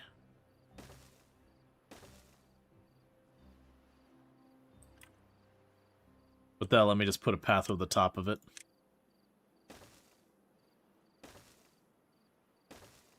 And then later on I can do more as I need to. Okay. They've got that all getting built. That's good. You've almost got your ramp the whole way up here to be able to build this from the top. The water supply stuff is going really well. Let's get you as a higher priority, so we got more water storage sorted. We got 1.2k research. The next monument isn't until 3k research, which wouldn't be a bad one to gun for. A lot of these require a lot of mechanical power and are not super easy to set up. We'll definitely want to get the antidote going here. But that, I'm trying to remember, is under... Where were you at? Was it water? Yeah, it's under centrifuge, which is 600. But you do only require metal. And that'll let me start making antidote.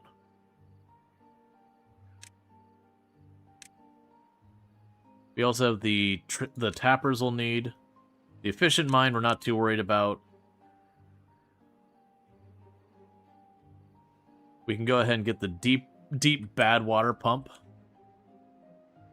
Deal with that at some point.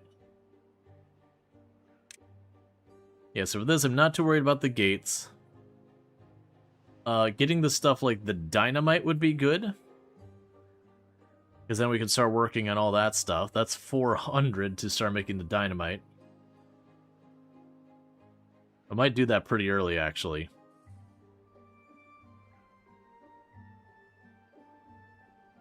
You have a small problem that when you watch someone play a game, you also want to play that game. Yep. There is a reason why games sponsor channels. We're not being sponsored today by Timberborn. They have sponsored me in the past, though. But, there is a reason why games do tend to do lots of sponsorships. It works. Surprise, surprise. With as much money as goes into marketing, it's because it works.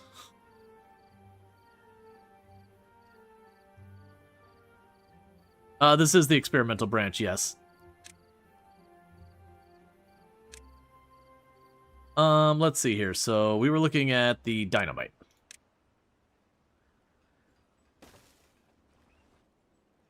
And how are we working on this so far?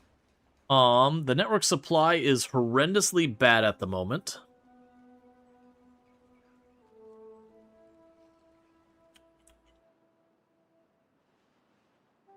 What I'm going to want to do... Oh, hey, we can fix that. So knock that thing up. That'll prevent the water flow from going anywhere else. This should cause the water to start flowing that way.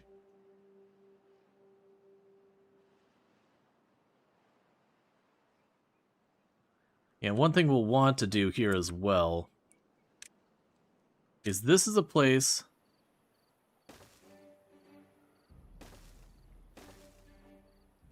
where ultimately I just want to clog it up.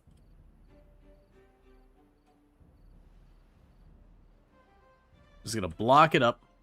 If the water is good, it goes this way. Water's bad, goes that way.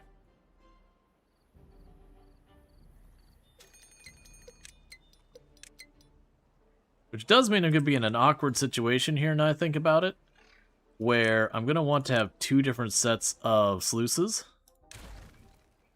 One for each direction for the time being.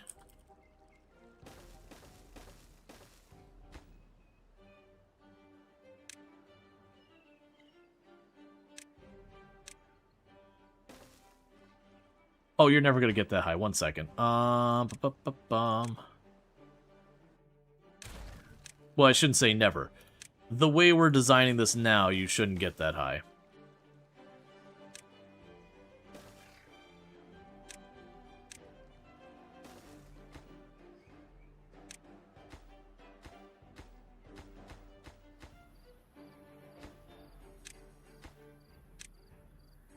Alright, so basically we have it where it'll dump out one way if it's one... Well, I mean, it's still not going to happen. What am I doing? It's just not going to happen is what's going to happen here. I'll need to have a lot of changes to the area for that to happen. So right now, we're just going to lose a lot of mechanical force on that for like right now, which I can live with due to volume of water flowing through an area. We did bump it up a bit, though, so that should help a bit with our supply. But we're going to need more mechanical power and all that. A big part of that's going to be making this deeper, getting the bigger water wheels, getting a narrower path that we force more water into a narrower passage and all that. Meanwhile, we're starting to collect a lot of people with injuries, which isn't something you want to collect, especially with how cheap those are to make. But little by little, we are building up the reservoir.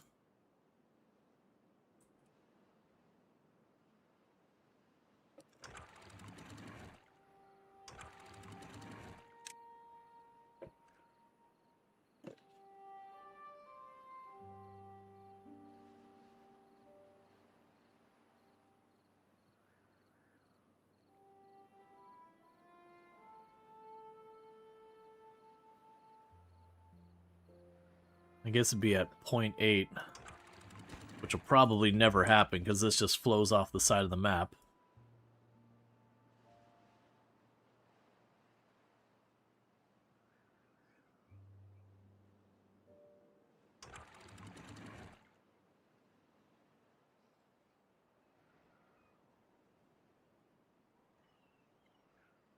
We can switch you to... I kind of want to reverse the logic on some of this stuff, but it's fine. Okay. So you're still working on getting our mushroom friends here sorted out. That's okay. The cassava, we're doing great. We'll bump you up on construction priority. And then my plan had been to go and build more on here. Oh, we got you as well need to be bumped up in priority. You definitely need to get the output much higher on these water wheels.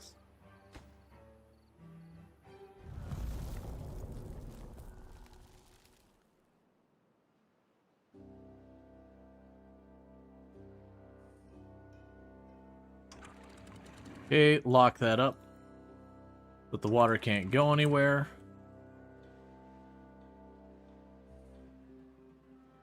I'll leave that the way it is for right now.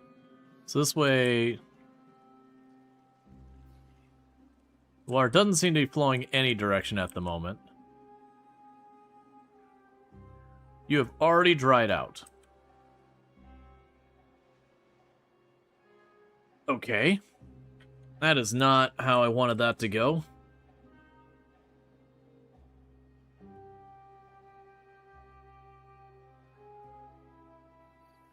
Okay, it's very clearly backfilling now, so let's close that. Trapping what water we can in this part. Alright. So you're working on that project, and we're also getting this walled off. Hopefully be ready for the bad water. It's very unlikely I'll have all this built in time for the bad water. But we'll try what we can.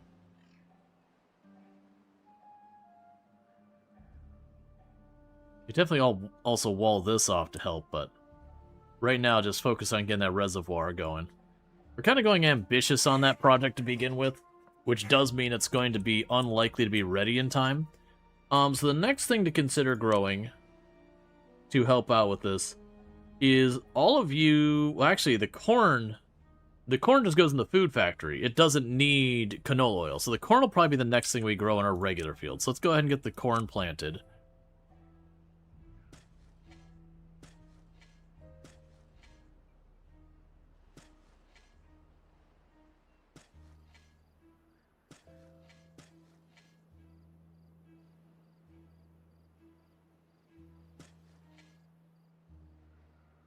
Okay, so I've got all that. And I'm going to need more mechanical power. That's ultimately what's going to have to happen. Alright. How are we doing in berries? So berries we're doing really well right now. I'm going to have to take a chunk out of the berries area, I think.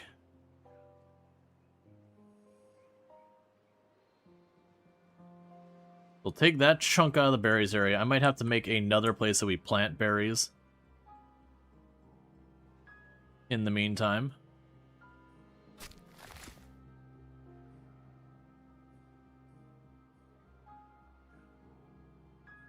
But then we'll need a food processor.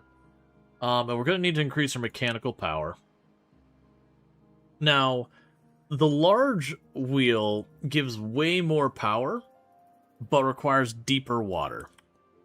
So if we wanted to take advantage of that, I'm probably going to have to go down here and like take the dynamite once we have it and dig this deeper.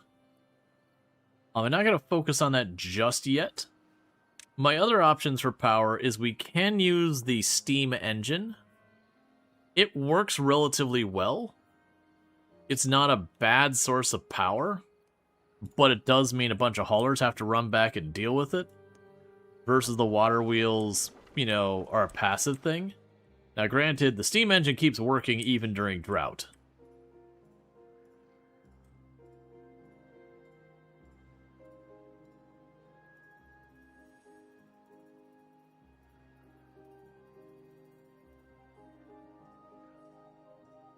And little by little, they're getting the reservoir built.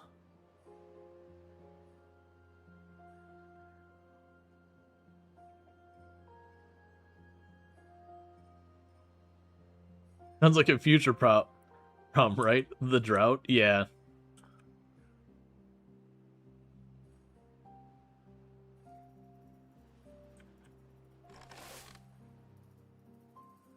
Okay.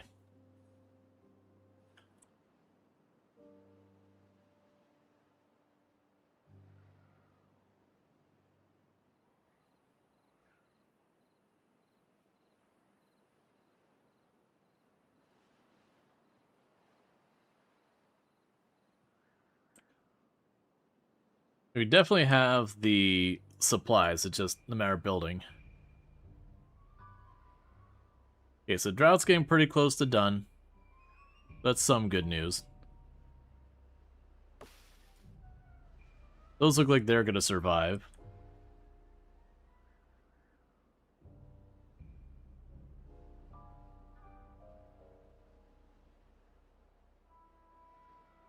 Okay. Alright, that's that going dry. About a half a day left for that. So we got about 2 days till all my crops die. Which we can absorb a bunch of crops dying. I've got plenty of food set aside already. But still, not ideal. That's what this whole thing's to take care of, because what I could do, like I said, is have that set up to just slowly bleed water through into the farther system. as this dries out. Why not release the water for your plants? There's no water to release. I mean, I could tear down the dams. Which I probably should just make these into sluices. We can do that now. Because we didn't have the sluices before, but we do have access to those now. This is an exact example of where I was saying I can go ahead and set them up. Or what we can do is we can say, hey, if the water depth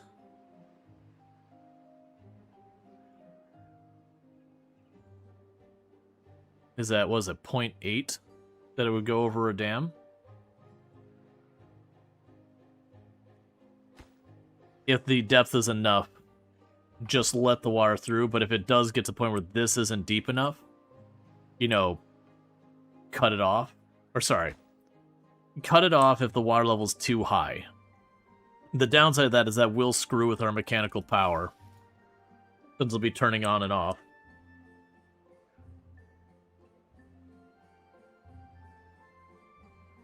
Because if it just flows right on through the dams, then it's useless. Yeah, these are just going to have to stay open for now. The more I think about it. We can have that later so I can at least mechanically control it by just configuring it.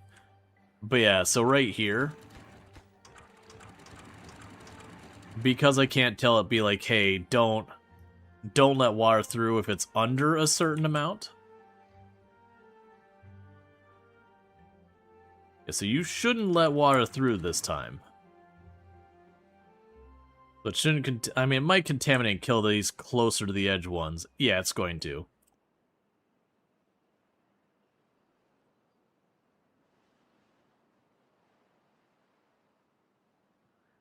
Oh, crap. Open those. Open those. Open that.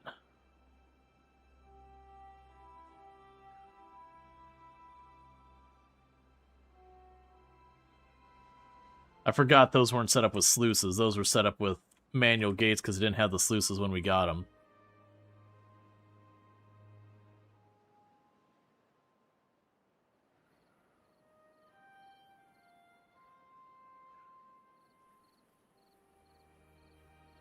Okay, so close that one again. Because that way both the water flows go this way. Okay, so we did lose a bunch of crops. Honestly, it's not that big a deal. We got a bunch of food and reserves. Most of the crops did survive. So it's whatever. We are waiting for this to get cleaned up so you can hopefully get some more mechanical power over here. Alright, it's flooding everything. That just happens sometimes as it like whiplashes back and forth and it equalizes itself out.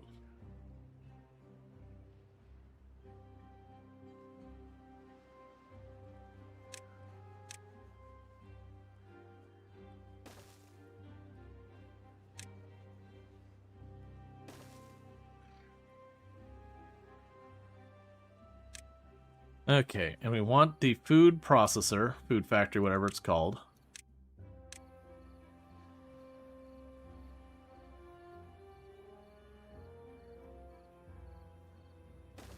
Put it back there.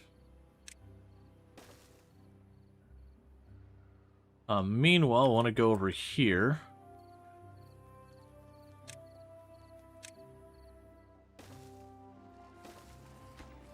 I want to set you to be the corn. There. And you to be the cooked corn.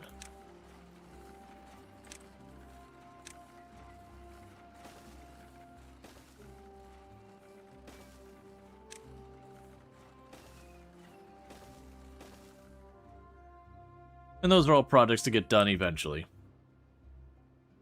Yep, so all the water's kind of sorting itself out.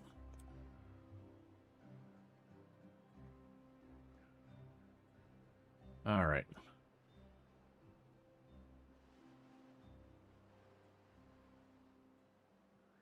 The big upset is as we're getting all this stuff sorted out, it's just going to take a little bit.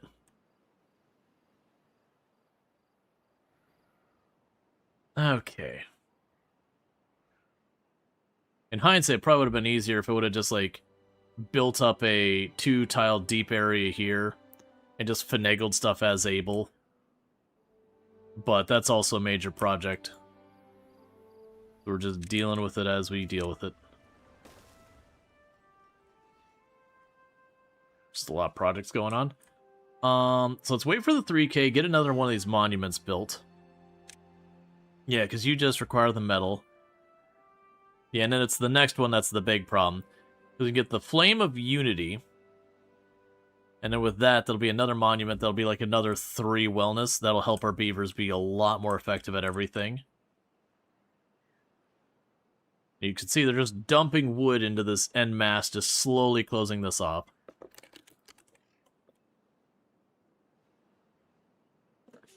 Which then one of the things to potentially do would be, as we get the dynamite, just go in here and just keep lowering this all down. Until we get to about the point where this sluice is. Once we get down there, I don't see much of a reason to put more effort into dealing with that. Then we can start deciding how I want to shape the water. Be more useful. Because where we have like all these zigzaggy paths, they're not really good for setting up water wheels and all that. Yeah, there we go. You got a nice 600 horsepower going on that.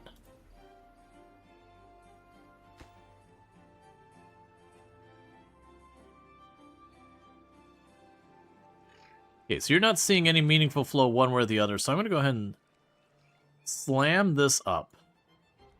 Let's sit there. This will fill this whole area, and it'll keep most of the water flowing that way. Now, the big thing is I am losing out on the opportunity for all this water flow.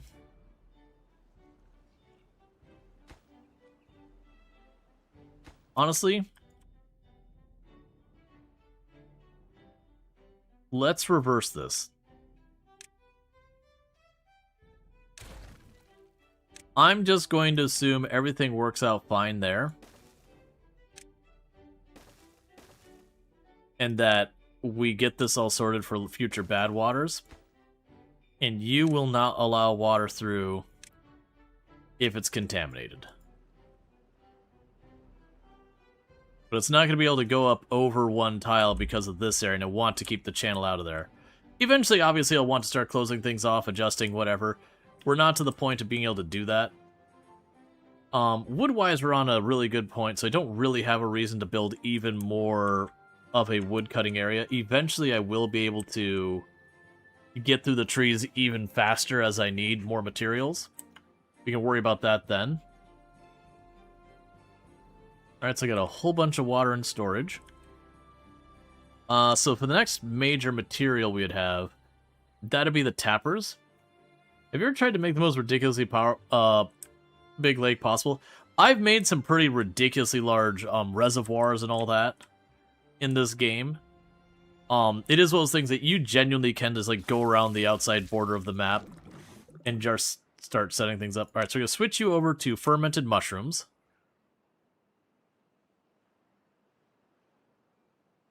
That'll give us another food source. I might end up needing to have the another fermenter for the cassava as well, because as our population goes up. Time of the water world map. Well, that's kind of the thing, is you can literally build a border around the outside map, give yourself like an island paradise or whatever in the middle, and just fill the rest in with water. You can do that kind of stuff. That's part of the fun of the game, is that what the map starts out as, it will influence how you end up building a great deal, but ultimately it's not something you have to follow by any stretch of the imagination. You can completely 100% deviate and go whatever direction you want with it. Can we do custom map sizes?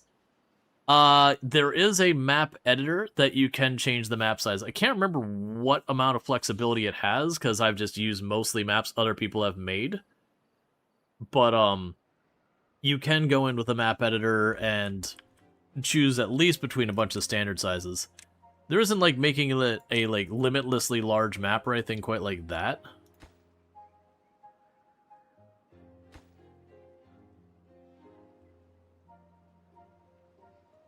Yeah, trying to see with the sluice, like, how much that's gonna help. We can sit there and not allow contaminated water through. Yeah, so We keep flooding these as it's just the water flow is enough. But yeah, there's a wide range of map sizes. They have like long, narrow maps. They have like one that's a very micro map. They've got some big maps. They've got a bunch of maps in between. They've got some rectangular maps, a bunch of square maps. You get the idea. A wide range of sizes.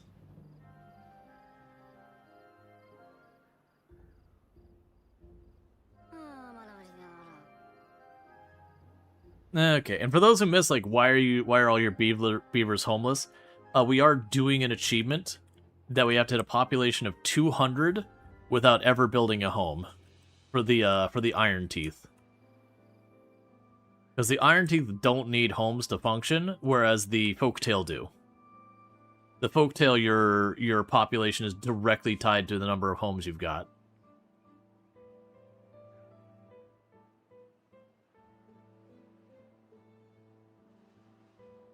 Okay, so we've got our sluices here, which will not allow water through if the water is not contaminated. And then we'll have the sluice over here that will not allow water through if it is contaminated. So the idea is bad water goes out this side, good water goes out that side. Sounds like it'd be fun to build a custom map. Oh yeah, they do some things. There's a 7 craters map where the ultimate objective is to drain 7 massive craters. Yeah, one of the actual really hard maps I found is there's one map where the whole thing is like an archipelago. You got a bunch of little islands, you'd be like, oh, there's water literally everywhere. What's so hard about this? Except for when it comes to building reservoirs and all that, it's really hard to do that because all the water is kind of below you for the most part.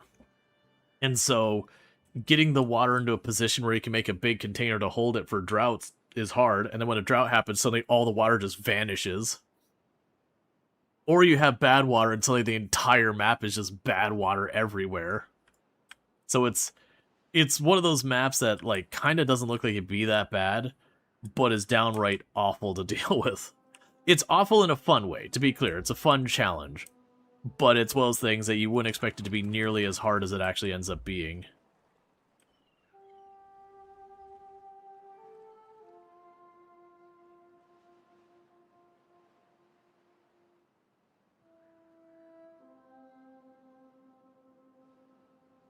Okay, so we're getting our first sluices done. We'll need that to be plugged up. We got a bunch of beavers running around doing the construction. I've got work I could have more beavers doing. Honestly, with all this, it almost feels like it just used a second builder's place. So make it a high priority construction, low priority to work at. Because if we got the spare beavers, they could be ripping up all these trees and all that down here to start building out this area. Because this, you can only have so many beavers working on a tile at the same time. So a lot of it's just them running back and forth. Getting a couple extra spares to work on our projects would be good. Because that's kind of the big thing in a lot of when you're playing Timberborn. Is you'll set up these really grand scale projects, being like, I'm going to make this giant reservoir. And then there's a time component that just takes a while. Especially the more grand your projects end up getting.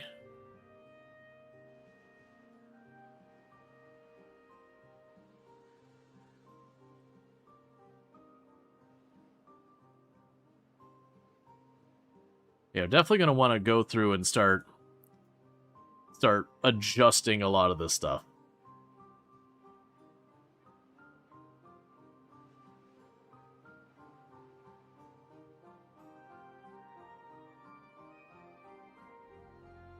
Because one thing I could see doing...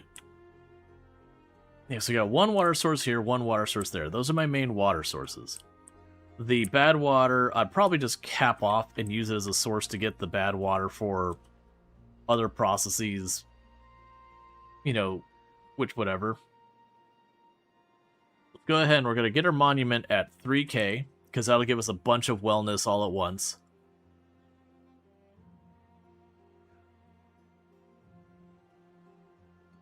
We can also potentially go over here and get ourselves more water there. I do think one of the next things I want to go for is the tapper. So we can get the tapper and the what's the other thing? The tapper and the other trees set up so we can get, like, the resin wood. Because that's basically, that'll give us all the advanced materials. And honestly, with as much as we're doing with our trees over here, I could see taking these trees and making them into the woods for the tapper. Because then this can handle planting them. And then we can put, like, the tapper down here, and that would give all of that for resin, which is plenty for our purposes. The big thing I'd be hurting on in the midterm is, one, until this reservoir is done, water's just going to be a continuing problem. And then, two, the other problem we're going to run into... Cool. The other problem we're going to potentially run into is just with, like... So, like, we got the water, we got the bad water, we got to handle that, that's one. And mechanical power, that's right. The other one is going to be mechanical power. Right now, it's working really well, but it does kind of have an ebb and a flow as this water fluctuates. So, want to try and stabilize that as best we can. I do think one thing that'd help is once I get this all closed off with the reservoir, it can be a thing that I literally just build a trough here, that all the water flows along the trough at speed, and then you just go in and you put all your mechanical stuff right along that area. That's usually how I solve mechanical power when I'm not using, like, the steam geysers and all that they have on the other maps.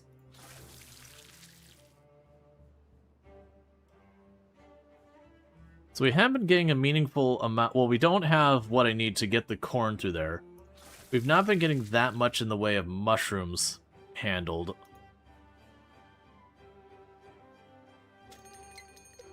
I got drought coming.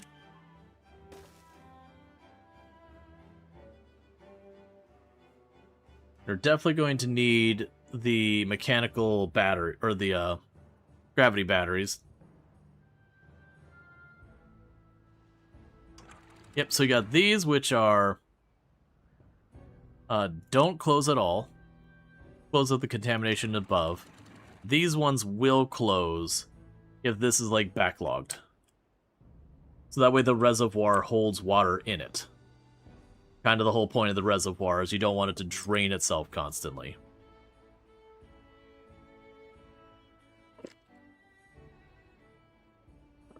There's also times where I've used my reservoir where I'll have, like, pretend the water source is here. I'll zigzag stuff going into the reservoir. And, you know, reservoir will still bleed water out to the rest of the crops and all that.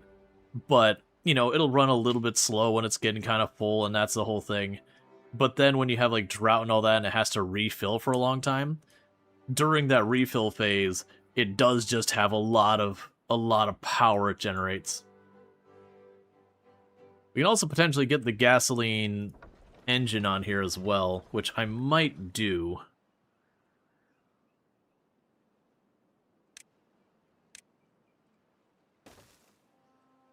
Yeah, so having the extra workers, we're getting some of these extra projects done, which is good.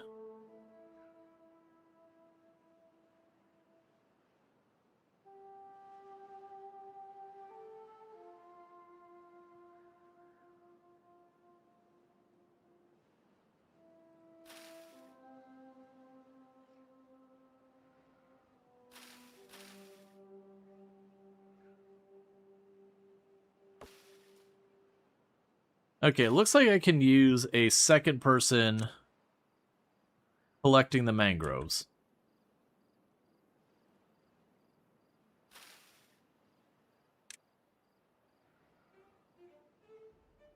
That'll help.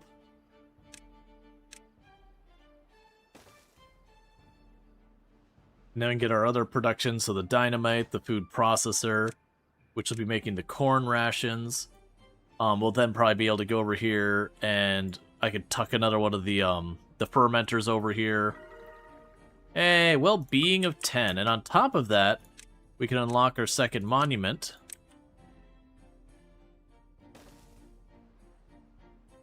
And use that to continue to boost overall morale. Let's go ahead and put that one as a minor priority. That's going to absolutely decimate our entire plank supply. Let's not make that a priority. We'll leave that as it is. That's going to decimate our planks. usually in the long term on these runs, I often find myself needing more than one place producing planks. It just becomes necessary as things come along. But in this particular case, that's just how it's going to be for right now. Alright, so what else do we have here? So we could unlock the engine, potentially, to give me more mechanical power that's reliable. And it's mechanical power that would run while everything else is off. I think I've talked myself into that. We'll go ahead and get the engine to go over here somewhere. And use that as a supplement power for during drought, so there's at least something happening here. And then also just a supplement for what's already there. Okay, and just like before, all of this is handled. We'll probably go here, and for right now, I can just close that for right now.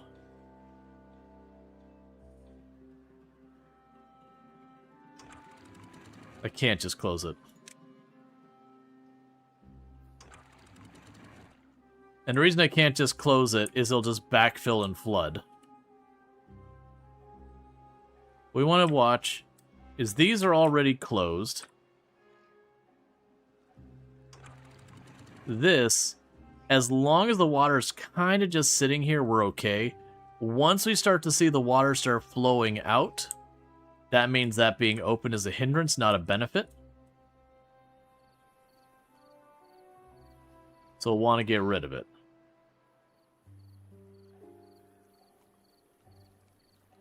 Or it'll just dry out, and that is bad. Alright, well I won't worry about that, I guess. That dried out alarmingly fast. So with this, just close this entirely. That's gonna intrude before we have our thing.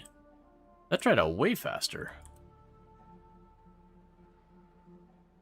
Well, luckily I have almost 1,000 water in storage, so we don't have to worry about that being an immediate problem. We do have this area open. Like I said, I think I will go ahead and unlock the engine.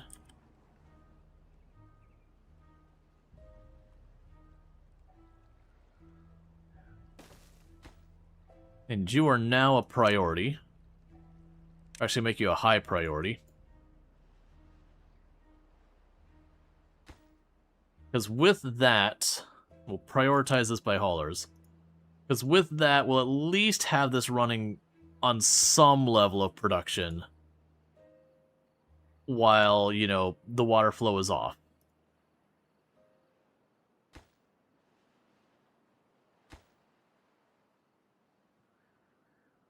Oh, and we're out of metal, so it's not going to get done until after the drought. Because we need mechanical power for that. Alright, so you're going to go back to automatic because that's already dried out.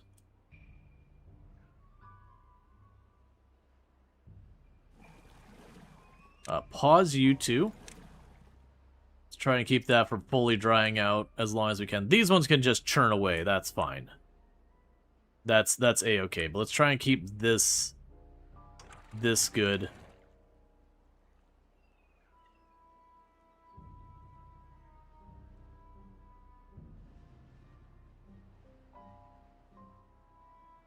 Alright, they've already got this side almost done.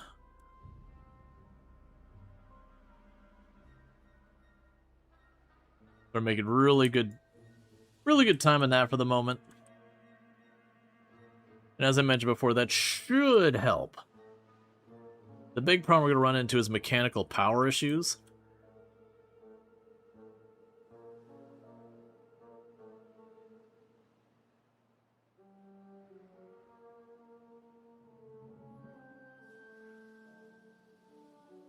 Now, my plan for that was, as long as the water level's up here, just let it out. When it's below that point, we start nursing in, just letting it out a little at a time.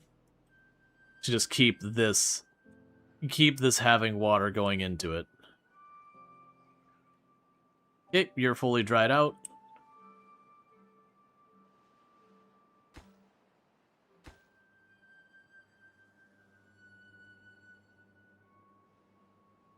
But the area that matters, where all my crops are, that's still got the water trapped in there, so we're good for the time being. It might dry out before this is all done, but I did remember to turn off the water pumps. That should help.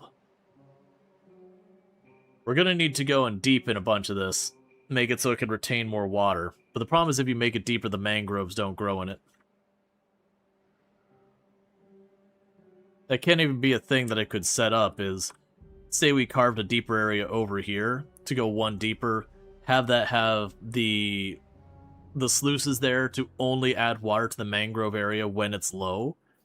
And just have those offshoots from like the main flow, and then put the farms around the mangroves. But that's when you start getting to lots of terraforming of just tearing into everything with dynamite and moving dirt and all that stuff, which is where the game kind of really opens up its stuff, is like, this little hill here is useless, so take the dynamite and flatten it out. Decide at what height you're starting to make everything. You can have like all sorts of aqueducts that go underneath your area and all that.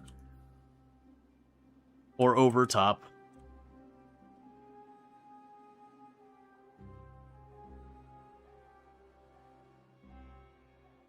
Okay.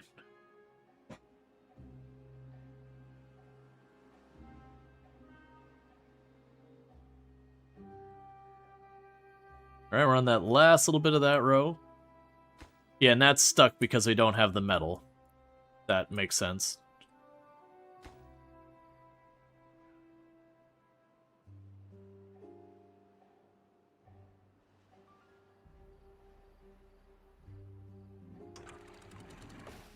Okay, and the water's flowing, so turn those back on.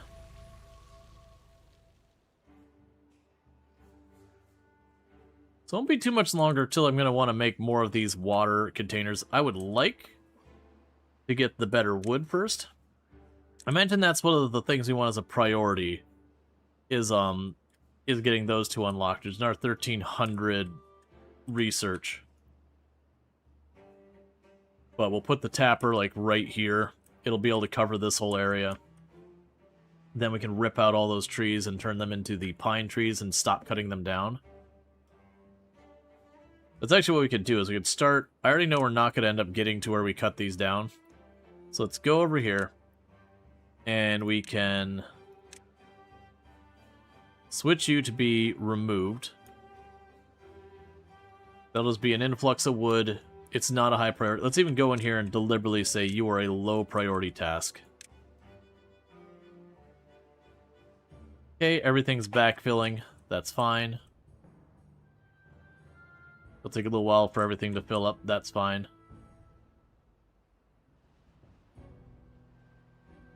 Put that last little stint there.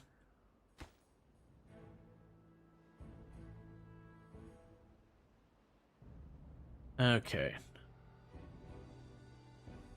Well, the big challenge is...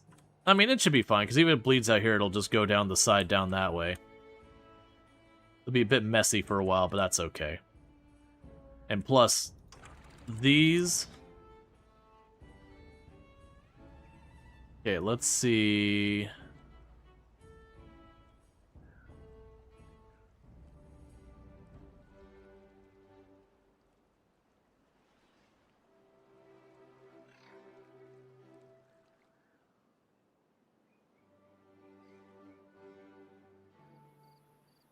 Okay, so 0.4 is when that's high enough that with a steady flow, it'd be satisfied. So we've got those turning off at 0.4.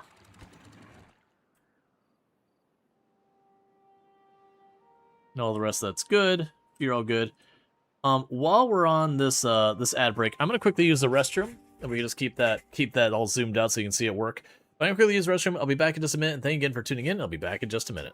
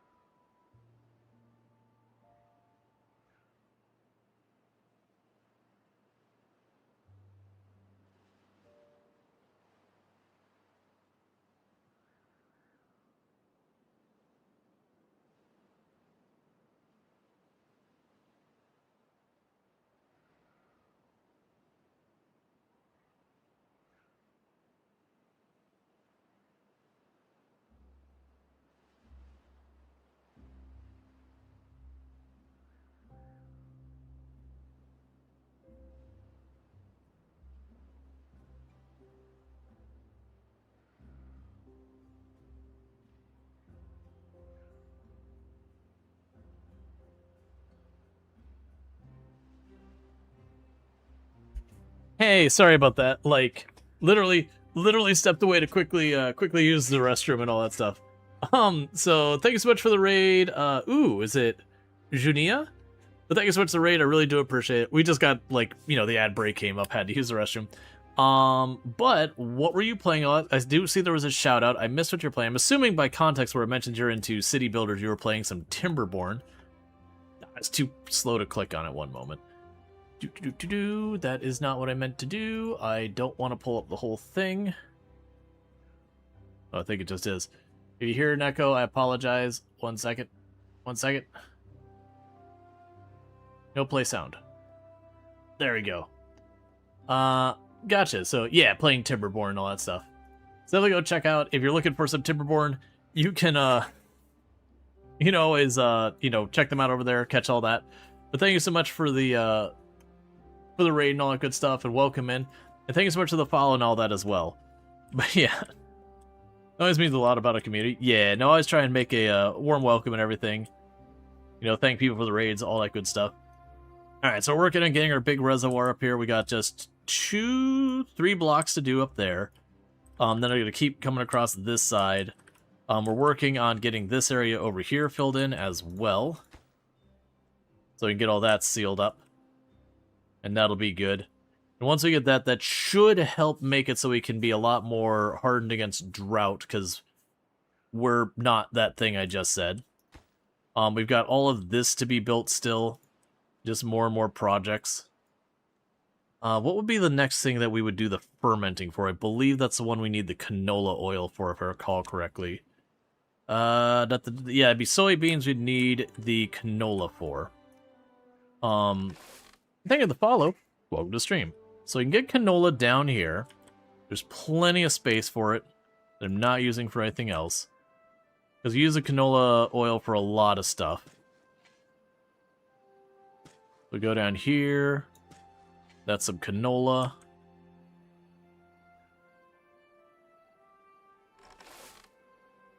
Why did I have that stop there?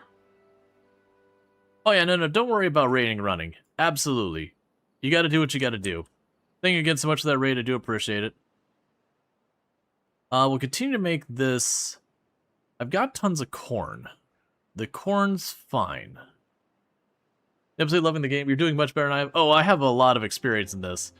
But yeah, so thank you again so much for the raid. You have a good one. Thank you again for that raid. You take care and all that. So I got the canola all planted over there. Let's see. The soybean is not going to get much over here, but I'll plant it there. So I got all that going. Which, of course, does mean it is time to once again increase the height of all of this stuff. So here will be the canola in solid form.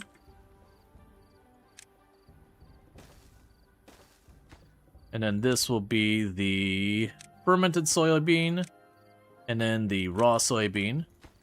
So now with that, I need to make it so we can get higher up on these. I'm just deciding how I want to go about that. I don't think we can go over top of this. No, I was pretty sure you couldn't.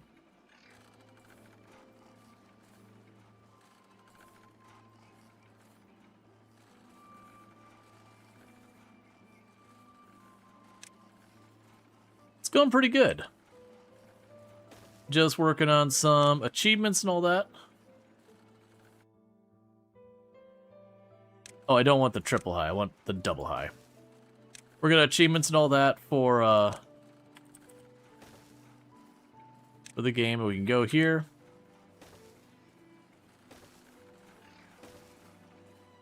And we can go boom, boom, boom, boom, boom. Is that a reasonable way of approaching it? Not really. Am I doing it anyways? Yep. Yes, I am. Alright, so we're already up to 1.5k science again. We've got... So the engine's built now. So we do have that chugging away. You don't think you've ever gotten to 100% of the game, even in achievements only? Yeah, I mean, it's usually a pretty big time investment for a lot of games, so that's totally understandable. So I got the explosives factory in progress of being made.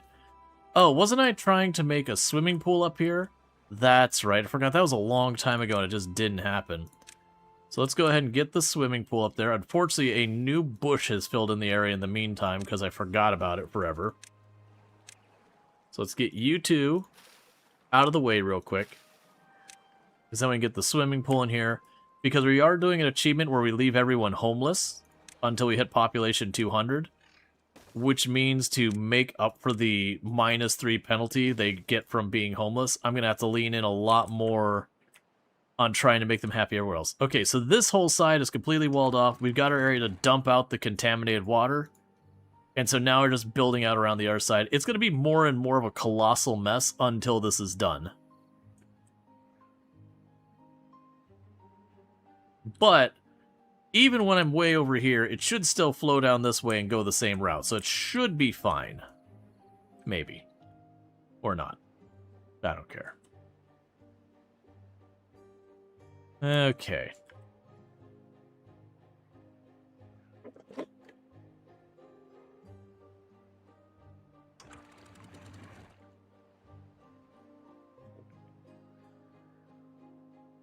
I honestly think, genuinely, the dams might be the better choice here. I hate to do it, but I think the dams would be the better choice here.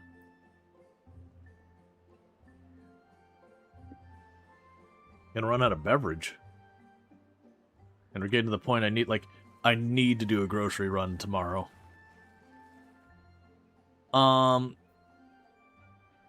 Nothing to do in range. Oh, that's not what you want to see. That's actually pretty bad. Okay, alright. So, your metal is all gone. That metal is not convenient. Do I want to be a troll? I know. That's super inconvenient. That's super inconvenient. That one is mildly inconvenient, but at least doable. So that's probably our next source of metal. Which does mean I'm going to have to go through here and say, hey,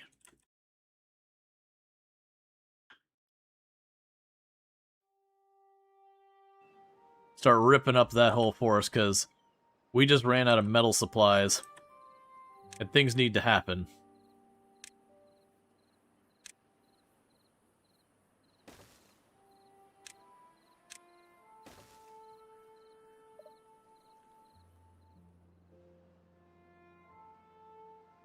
Alright.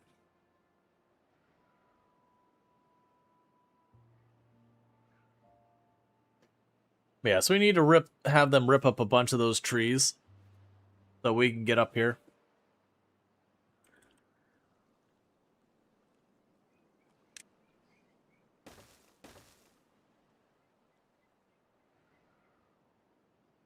And I've been slowly carving away at this area. Which is good, because I'm going to want to switch those over. Oh, also, I need to do more than that. I need to go to the chopping trees. Do not chop any trees over here. Because that's where we're going to put the tappers.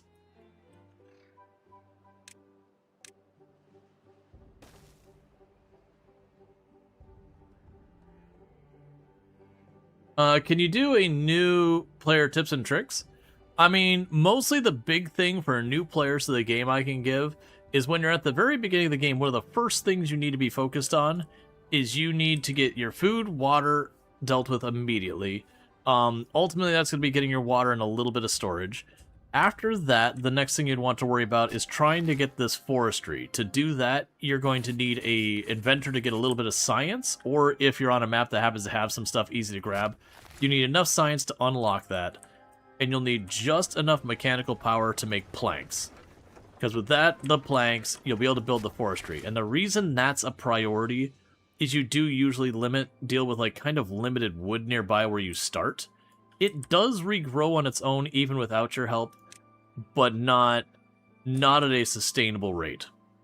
So it's kind of one of those priorities to try and beeline to getting your trees set up as early as you can. Otherwise, it's just the classic city survival of don't grow too fast. Like, make sure you're growing as your resources can sustain it.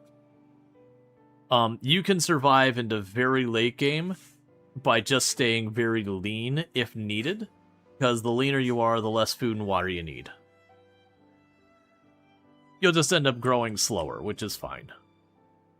And thank you for the follow. Welcome to stream. Does he do a great job of commentating your gameplay without talk drowning out the game? I hope you played this a bunch. Yeah, no, I've definitely played a lot of Timberborn. I've played almost every major update since it went early access. Like, Timberborn is a game that has a very special place on the channel and everything. It was one of the first games to ever sponsor the channel, and also is the single game that has sponsored this channel more than any other game I've played. They've sponsored us at least like 6-7 times over the years. It's been a lot. They weren't the first one. The very first one was the Tenants, who took a gamble on me when I only had like 20 average viewers or something like that. Like 20-30 average viewers, they sponsored us. Which is not something you see very often. But Timberborn's been there like pretty far along. And that's not why I play it, by the way. But it was like, you know, there was this sponsorship thing. They're like, hey, we would love to sponsor you. Like, you know, it's kind of this not heard of much game Timberborn. I was like, okay, sure, this is cool.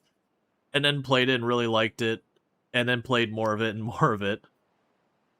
And that's kind of one of the things that also impresses me about it, is a lot of games, if they know that you're like a that game channel, they feel no reason to sponsor you because they know you're going to play their game anyway, which feels kind of crap considering you're supporting their community and it's more that they can get away with it. And I'm glad that Timberborn isn't one of those groups that they genuinely are like, no, we don't care. Like, you know, you've been supporting this community for so long.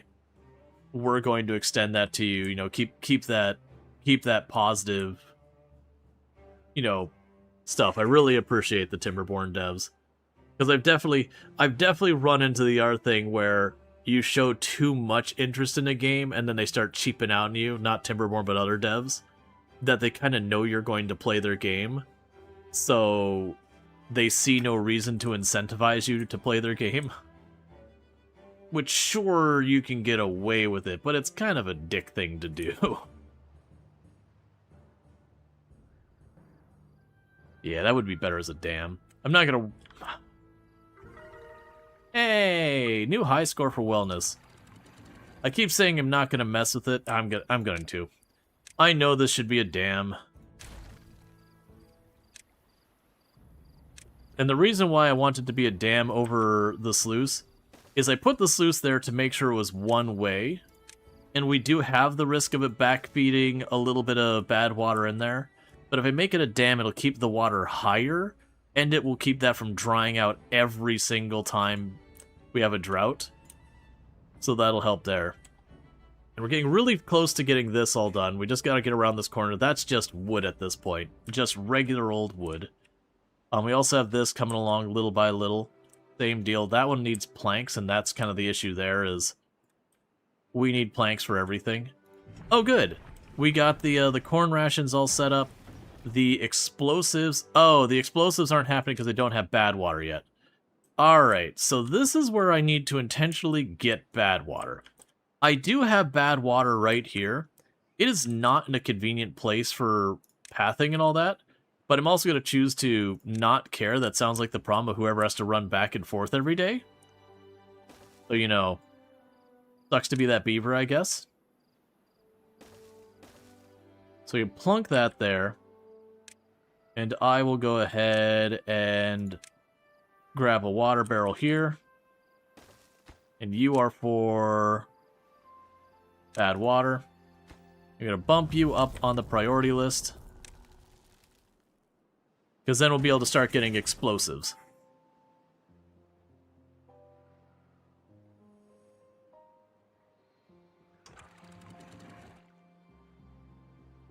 Now, the real bad part is we're caught in between not having the sluice or the dams done. Which is a big old goof on my part. So these are probably going to lose their water very rapidly.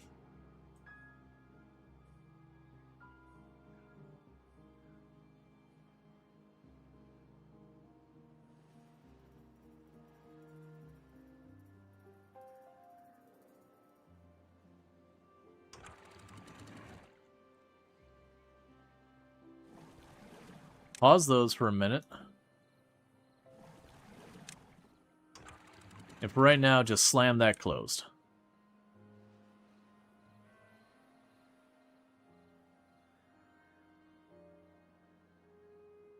As we leave them open, it's just going to run the water through to here. It's going to let that dry out. So we're going to leave that alone to just do what it's doing. But we got the bad water pump here. So now we've got that, we can turn this back on.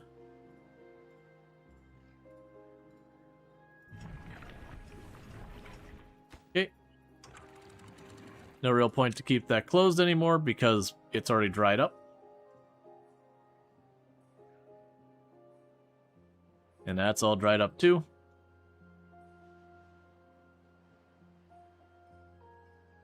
Alright, that's fine. We still have 1,000 water in storage. We're doing pretty good there. We got a whole range of materials for making food. We got a whole range of food available. So our wellness should continue to rise.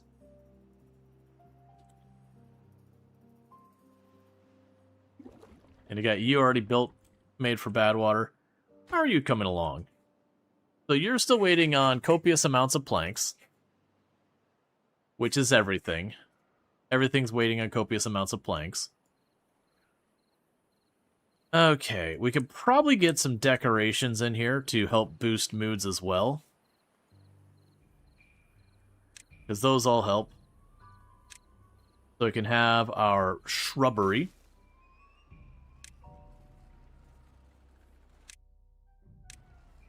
We could build a lantern.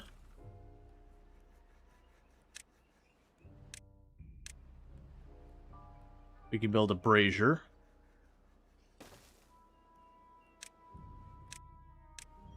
We can build a beaver bust. We can build a beaver shrine.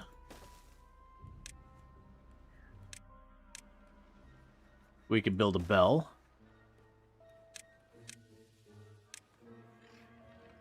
We can build a clock.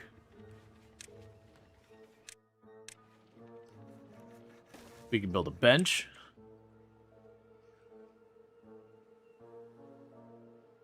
Okay. And then we'd want to do roofs as well, but those will have to wait. Because that's going to be even more. Alright, so there's 12, because they're all going past the shrubbery. And that's all they've ever wanted with their lives. Because you notice almost all of them have to pass through this little area here. So these ones aren't going to get as much mileage. But it's just kind of one of those things. We got them there, let's do it. Okay, so you're getting that done. This is still coming along with the logs.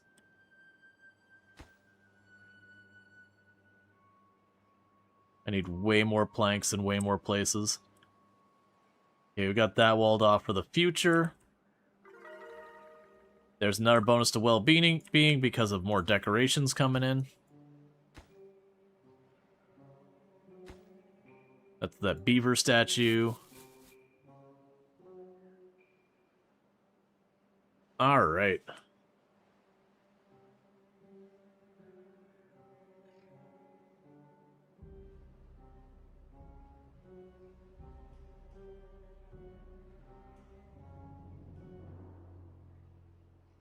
Yeah, so getting a relatively good wellness considering they're all homeless.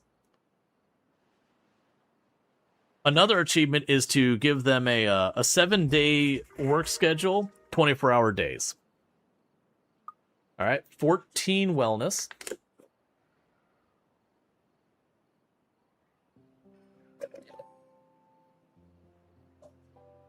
Okay. I'm gonna go see if I have any more drink in the fridge, and I'll be right back, because I'm out of beverage, and I want to solve that, so I'll be right back.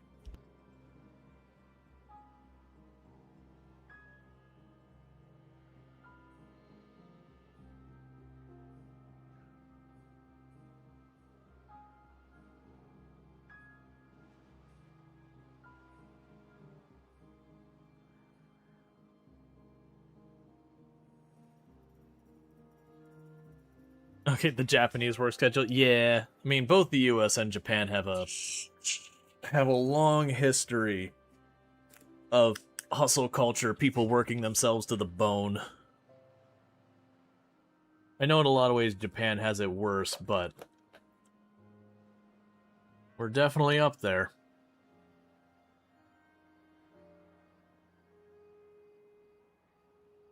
I say as someone who is on camera 9 hours a day, most days of the week, and that doesn't account like all the like invoicing and contracts and research and prep and management around stuff and community stuff and all the other things that go in there, where I'm sure the hours would be deeply upsetting if I quantified them, which I choose not to because I don't want to be deeply upset about it. I very much enjoy what I do, but it's definitely one of those things, like, if you want to go in to be like, oh yeah, I want something that, you know, work that respects my time. Ha ha ha. Oh, that's not the nature of this beast. All your time is forfeit. Let's see here. So I need to get the canola oil press thing going as well. We can grab that. That's relatively cheap research-wise. And you are a 2x2. So I probably want to go and get the power across here. So what that's going to require is we're going to go here. We're going to unlock the vertical gears because those are nice and cheap. So vertical gear. We will then need a platform. And then we would need to go over here, rip up these bushes. Alright, the water's coming through. Is there anything else I need to adjust? We worked like 250 hours in January. Yeah, no, it's surprising how rough, like how time-consuming things a bit. It's definitely of the work I've done over the years. Content creation is pretty close, if not the highest one for just raw hours worked.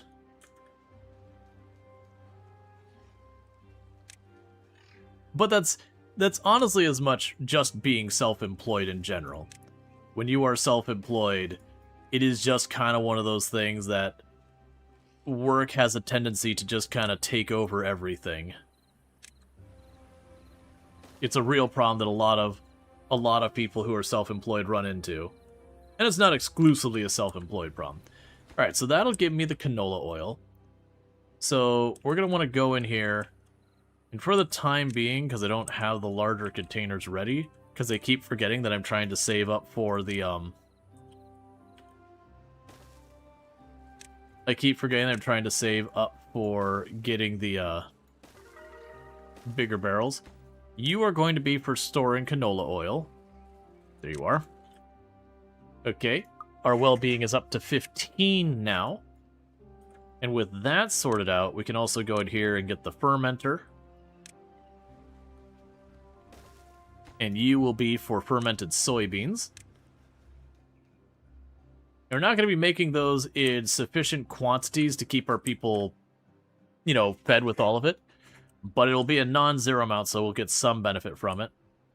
And how are we doing over here? We're making really good progress. That's almost all done. This is almost all done. Which again, that'll handle the routing. Bad water goes out this way and just spills all over the map. If we kind of ignore it from there, it's going to be a disaster. Which is kind of fine because we've got these two plugged up now, so the bad water will just route around everything and I won't care. Good water goes in this way. This, if the water level's high enough here, these will stay closed. And then that is until it gets up to that height. They're just going to kind of keep filling this in more and more. It'll be good.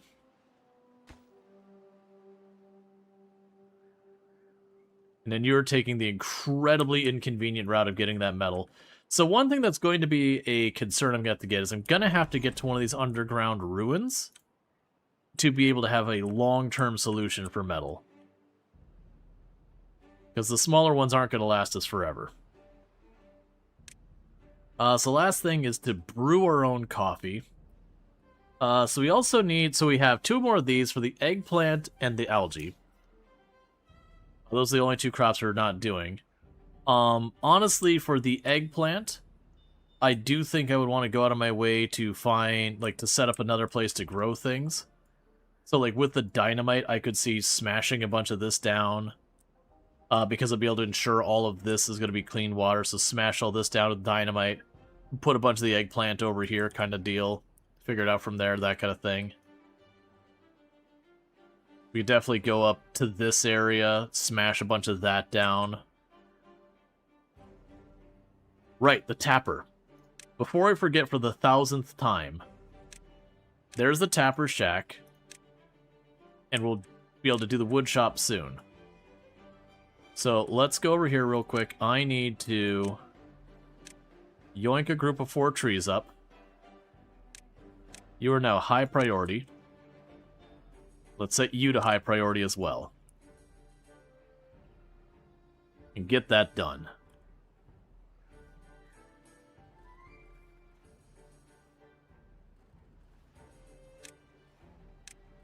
Then grab the tapper. And the tapper gets me pine resin, which I need to make the fancy wood. Okay, so there's the tapper. And then now that we're over 800 there, that'll be for the resin. Oh, don't build it there, that's a bad place. That's the resin. Okay, so from here, we need pine trees. Let's go ahead and do this. So this is pine.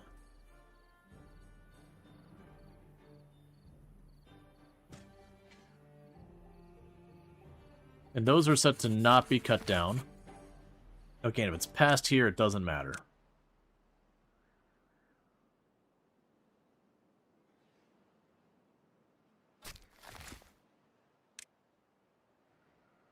That's fine. Let's grab extra wood out of that. Okay. So we're finally reaching the point that our 2 tree cutters are able to, like, basically pace that. And I am going to need more wood for my purposes, which is a bit of a pain, but we'll worry about that when we get there. Alright, so with that, I'm going to need the pine resin and all that. So we can go here, medium warehouse, medium warehouse. So the pine resin, I believe, goes in here. There it is. We also need a place for the dynamite, so there you go. So I'll take care of that. I will need to add another one of these.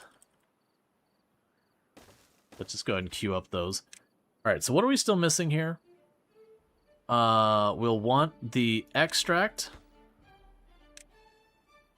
And the grease, which we haven't done yet. I'll set you to coffee for right now. So I have all those built. The other things I'm going to need is I will need... Do you already have the fancy wood? You do not. Then go over here as well.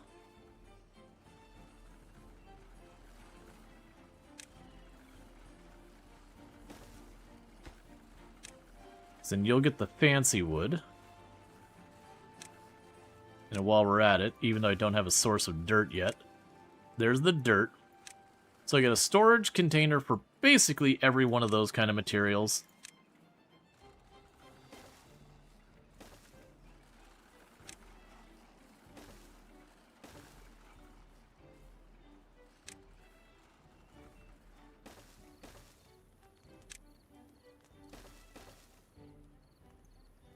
And we'll also go here while we're up in the neighborhood.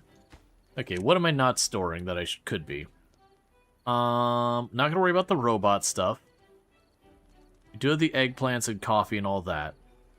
We could chuck you in there, so let's go ahead and we'll put the eggplant on there, even though I'm not making it yet. Alright, so we got all that. We definitely need more water coming in. Our population's continuing to climb. We're at 71 beavers.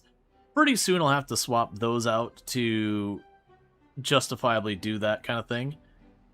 Which that would be 1,000 research to get the bigger ones.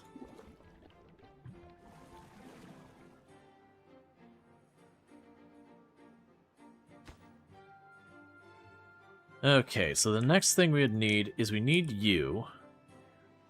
Which you can put over here.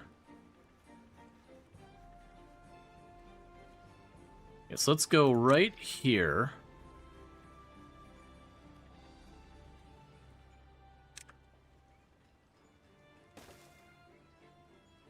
And then from there, we can grab the thing for processing the better wood.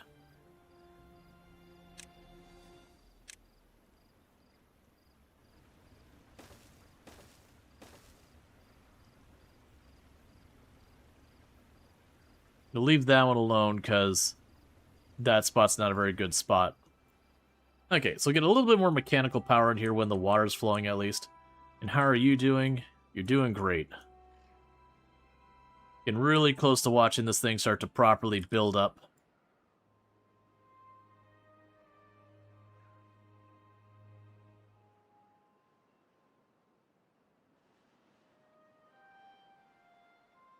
Okay.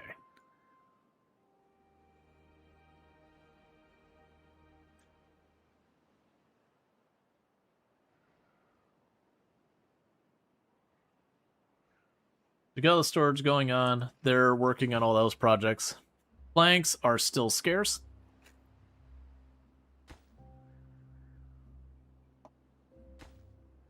Right, because we're getting the Flame of Unity built, and it's almost done. Not really. It's about 2/3 of the plank, but you get the point. And that'll be another one that I believe that'll give me like 3 or 5 more wellness to everyone who passes it, which is right in the middle of everything food and water-wise, so every single beaver will be passing it.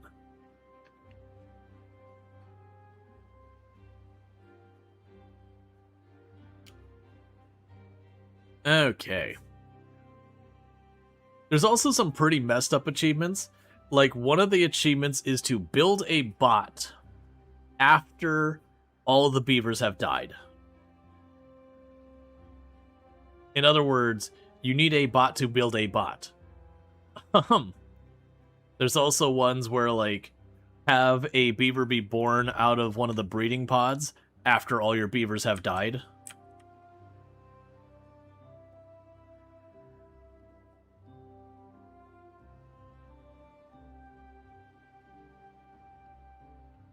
Okay.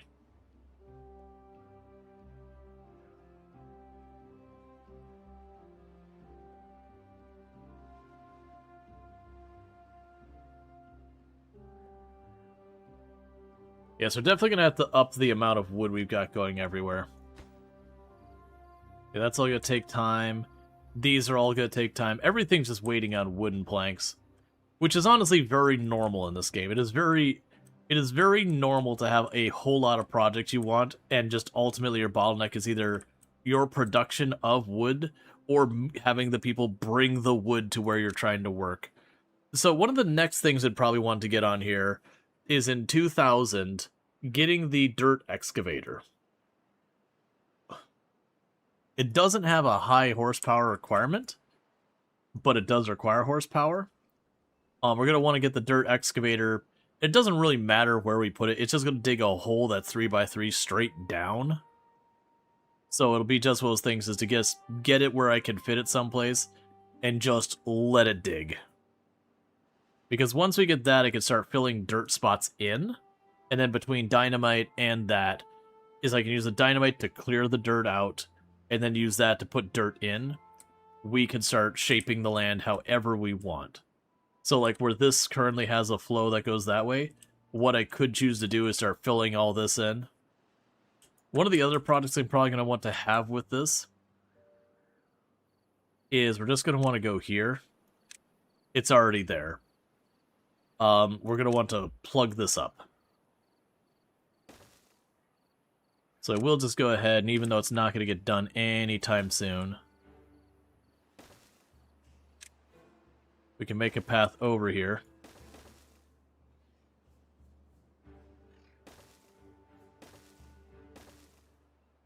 So that they can start plugging that up.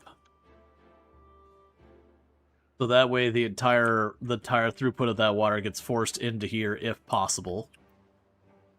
And if not, we can start having it flow off the side of the map.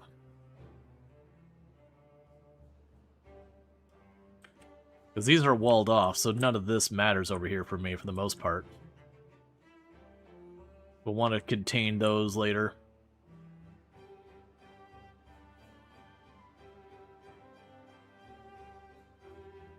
Alright, we're starting to back it up enough that it's no longer just that little trickle there. It's starting to fill this whole area up. That should continue to go up and up and up as we finish this off.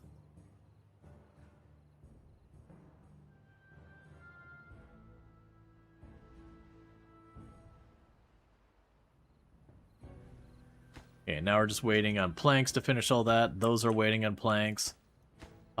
You're almost done, and you're the one absorbing all the planks.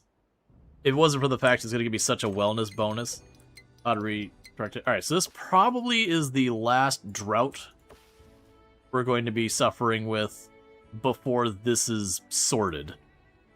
Which this project has taken entirely longer than I should have allocated for it.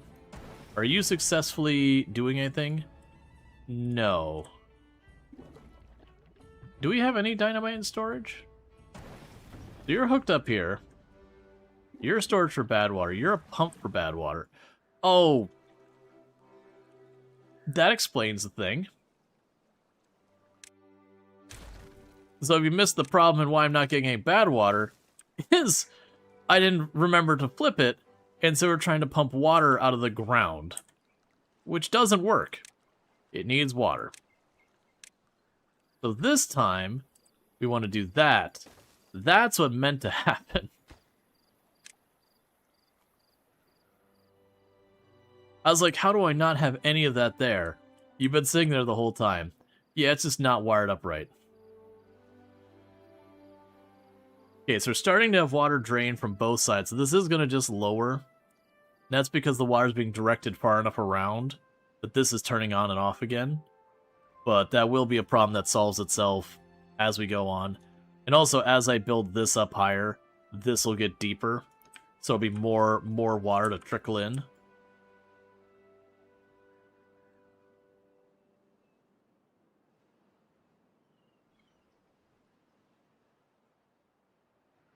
Okay. That's also a thing I tend to do later on, is my main place for getting water is usually the reservoir itself. So I'm not pulling water from like any of the rivers and all that, so I don't dry them out like we've been running into down here.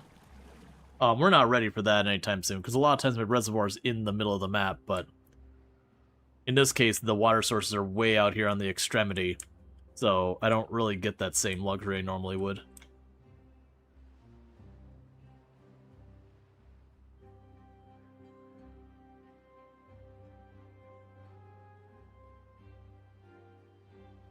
Okay.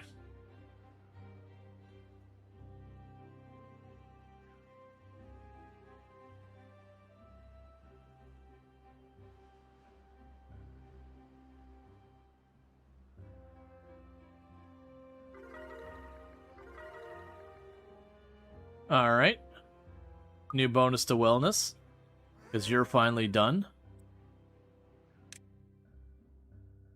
Yep, Unity of Flame. So Unity of Flame looks like it's going to actually give me a lot. It's only at 3 now, but it looks like it gets up to 5 or 6.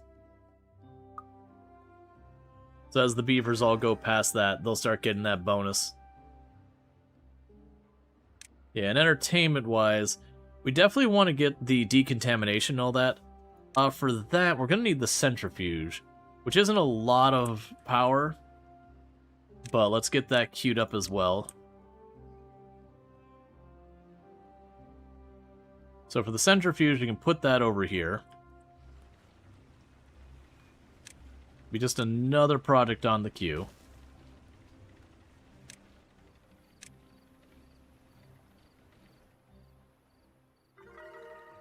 $18 wellness.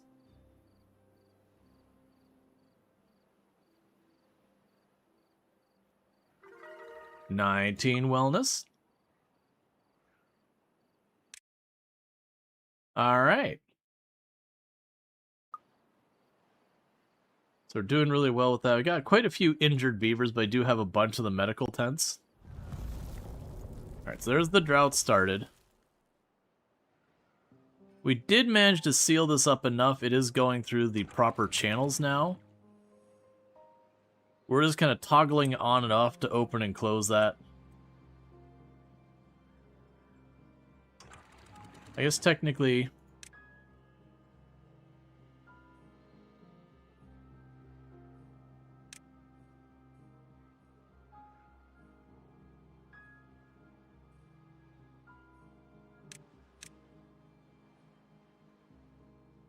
Yeah, I want it to open and close, but I want it to kind of have pauses in between when it's this depth.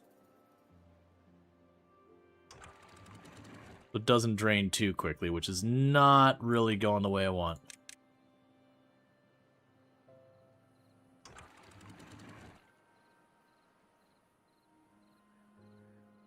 Yeah, so you're bleeding it off slowly.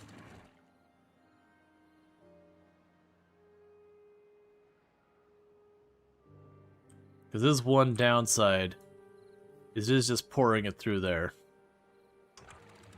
So let's close that for right now, just entirely.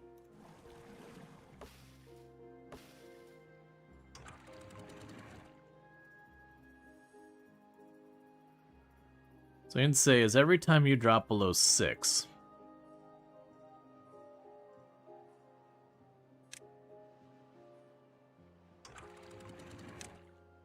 you'll wait for just a minute to just let a tiny bit through.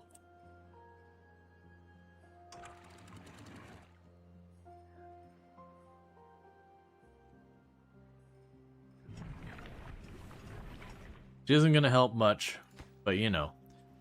Okay, so with that, we'll want to go down here. I've already forgotten what we were doing here. Wasn't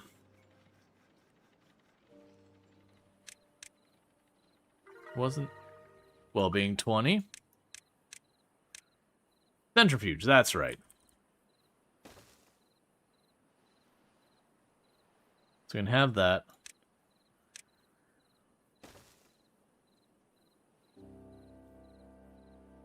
That give me room to shove in our building back here and all that.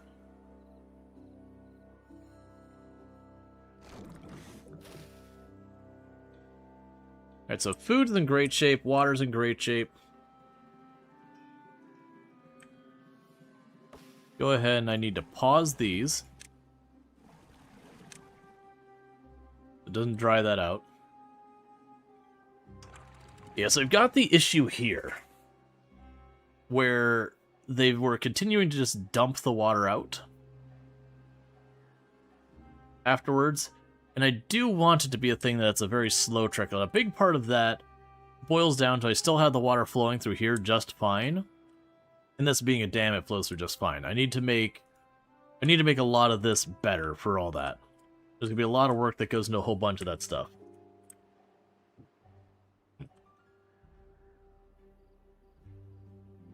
And you still have that being built. That's also waiting on planks. That's fine. Everything's waiting on planks.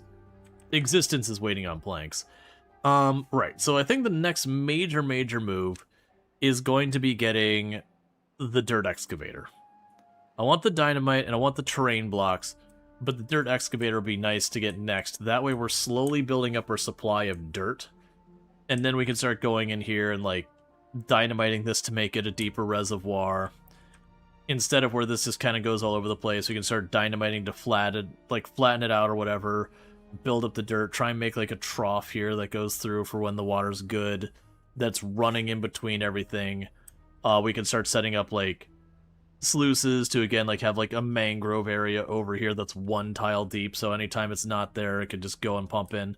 Basically try and start setting up actual stuff that we're not just working with the terrain as it is, but actually trying to make the terrain what I need it to be. Because we are going to want to build up our population a lot.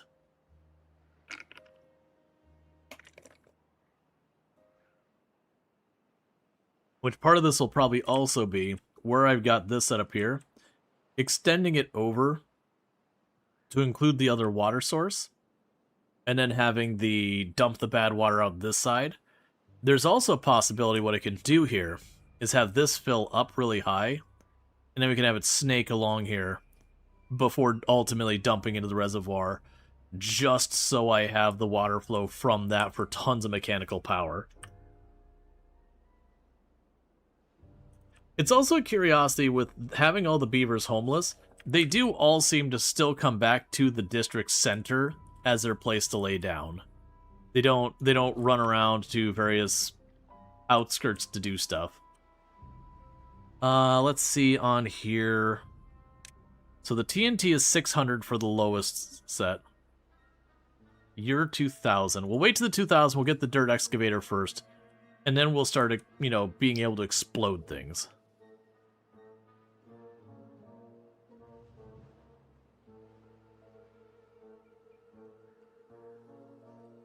Because for right now, I'm just going to keep all the mechanical power here. But later on, we'll definitely want to move it. And the idea of, like, going up here and having tons and tons of mechanical power and then just having a bunch of weights for the achievement seems like a good move. Plus, then we can just have, like, whatever supplies are needed there. It's a challenge with a lot of that is I'm going to probably need to build housing up there to make that worthwhile, which we can't do until we get our achievement.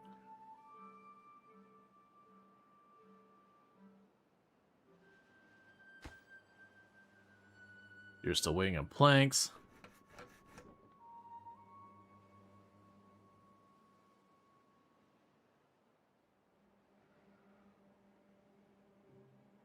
Okay.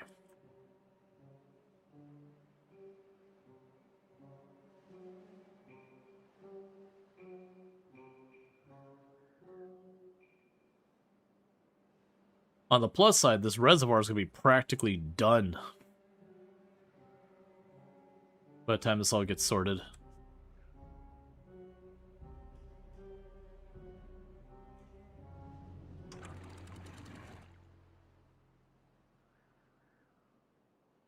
Homeless and working 16 hours a day, 2026. Yep. And their well-being just went higher. See, that is just verification that what I'm doing is correct for my beaver's well-being.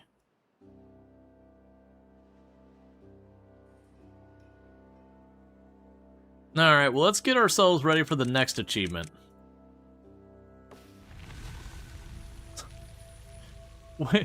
We're honestly in a good enough place. I'm feeling ready to tackle the next achievement, which is to put them on a 24-hour schedule for 7 days. Straight. So when do they get break? Never. When do they get to sleep? Never. How do they manage?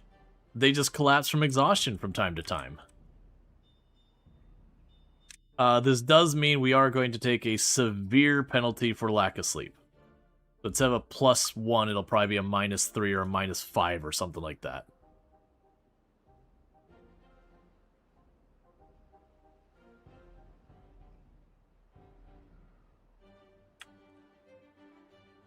And they're working on getting all that plugged up. This is almost done finally. So as you can see, the reservoir is finally starting to build up. Honestly, so we can make the reservoir square, which shouldn't really matter, but you know. Look, man. Let me live my life. Okay.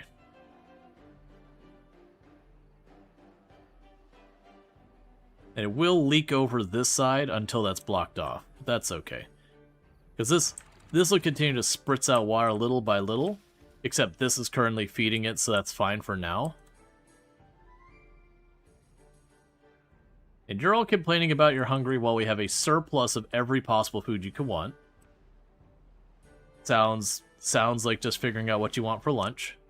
It's just how it'd be. What is available in your area? Yes. What do you want? I don't know, man. Nothing sounds good.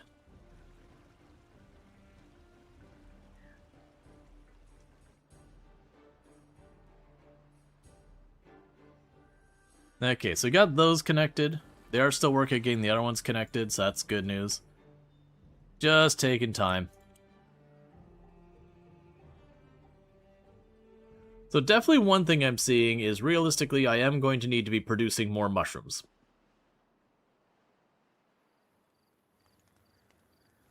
All the beavers who have collapsed from exhaustion.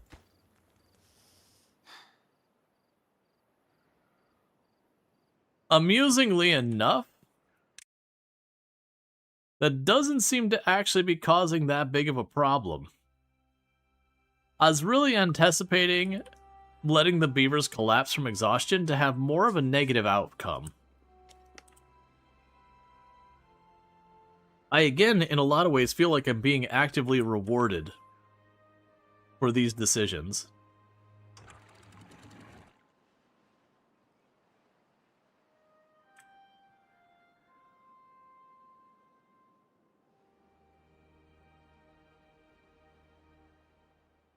Okay. Yeah, so just plug up those last few blocks. Then it's going to be just this one side that the water comes out. A little concerned that you're overflowing a little bit here.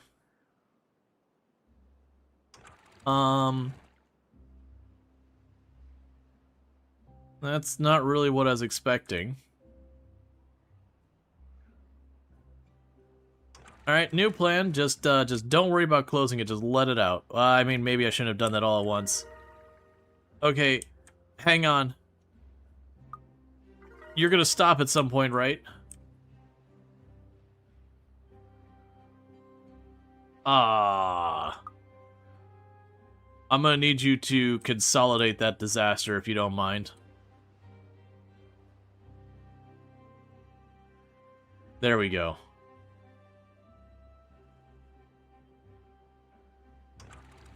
So what I'm learning is I cannot let that pause. If it does, this whole thing backflows, which is understandable. I'm just surprised that these three going full tilt is enough to overwhelm these, like, pulsing. But we'll get there. Wellness score 24.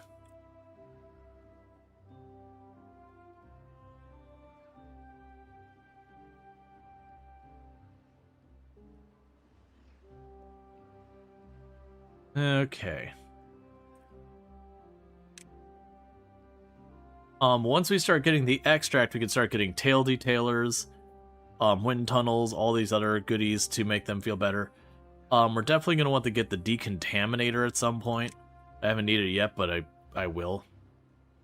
The number cruncher is good if I have a surplus of mechanical power, which I don't really right now. We have just a tiny bit over the amount that we're expected to do stuff. Alright. We officially have a functional reservoir.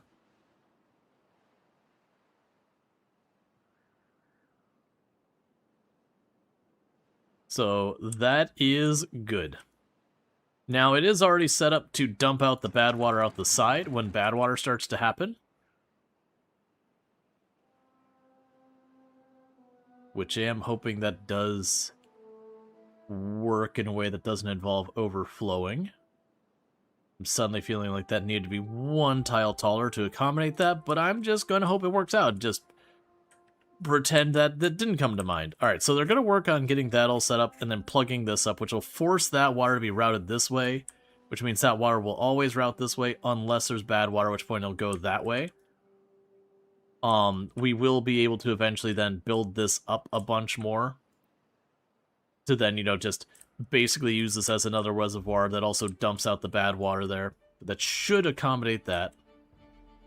In the meantime, we just kind of need them to, like, just keep working on their projects. And the stage I'm going to have to figure out is how I want to actually work on this up here. I am leaning towards we're going to gradually move a bunch of our stuff up into these areas up here more. That I'm going to use where we have, like, the big thing to go get dirt and everything, start filling in the blocks, use the TNT to start clearing stuff out, to start making some, you know, designed areas. So let's go over here real quick, and the next move is going to be getting this thing set up.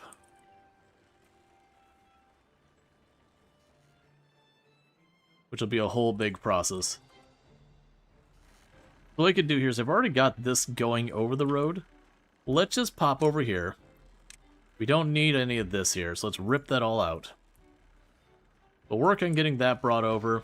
They're going to keep getting all this built.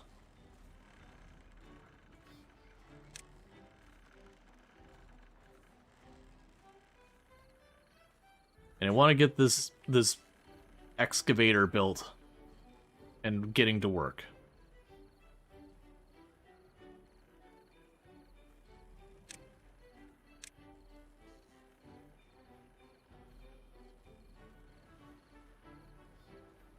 Yeah, so it'll be those three there that are a problem. Let's yoink those out as well. And what we could do here is unlock the TNT that covers just one tile.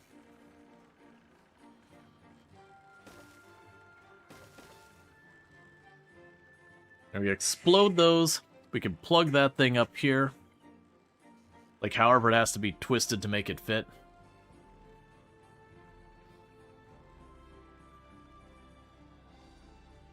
Come on, get that last one in place. Okay.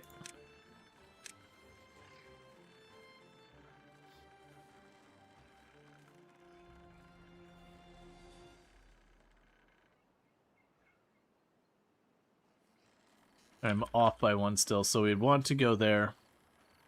You got 3 more that need to be cleared. So we can go up here. Rip you up.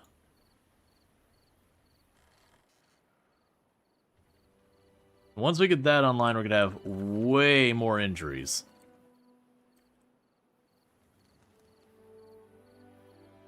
Have 24-hour work time for 7 days in a row. Okay.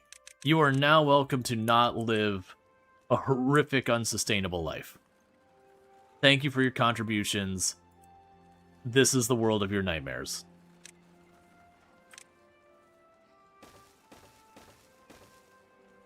So prepping for a sudden spike in injuries. When we hit 1K again, we'll get the terrain blocks. And with that, we've got a lot of shaping of terrain to do.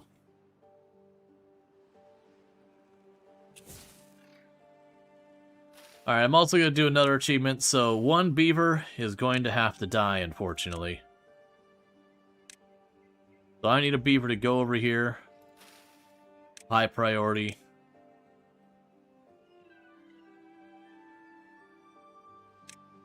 Sorry, beaver.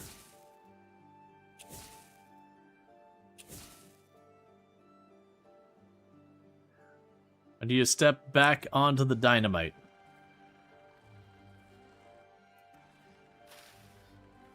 It's not my fault. It's a Steam achievement.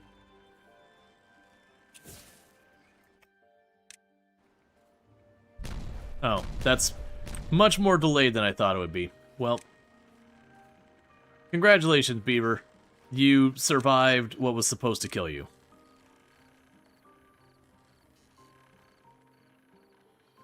I missed a tile.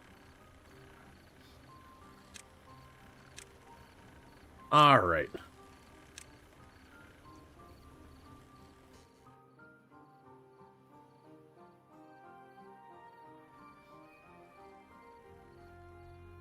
Just trying to get this online.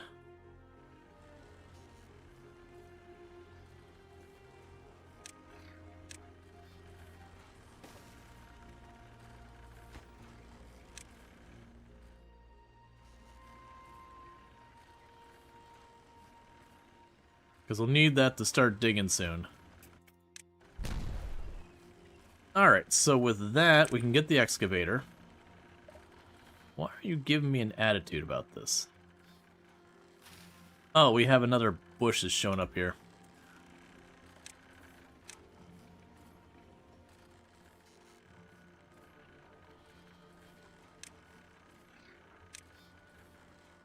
There we go.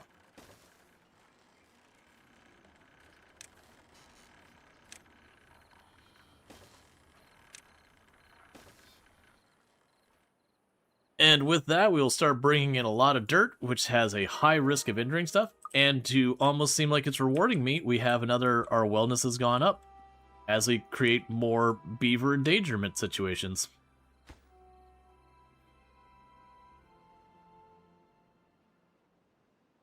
Okay, so you're all squared up over there.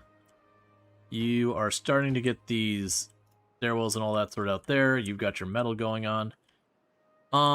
Right. So when that metal's depleted, because that's going to take a little while, I do need my next metal lined up. We can get to places like that. It would be good. I mean, this one's not too bad to get to. It would be good to try and go. I think this is going to be the underground ruin that we'll end up taking advantage of. Because there's only like 2 of them. There's one there, and then there was another one just kind of way off. Yeah, way off here. Neither of them are in particularly good positions for me to take advantage of. But it will take some work to get over there. I think that's another one of those ones that we kind of have to wait till we're at our 200 population to do that, because I will want to build houses way out in the fringes to take advantage. What do I want to unlock next? The next thing we can unlock is where we can put dirt back down. And then we can also get, for another about 2100, we can get dynamite that goes deeper. Yeah, so you need the treated wood. We do have you, and we'll have to wait for the actual treated wood thing to get built. It's also surprising that we're using so many gears that the planks are never catching up, because usually you have eventually where your gears just get filled and then you just don't need to worry about it anymore.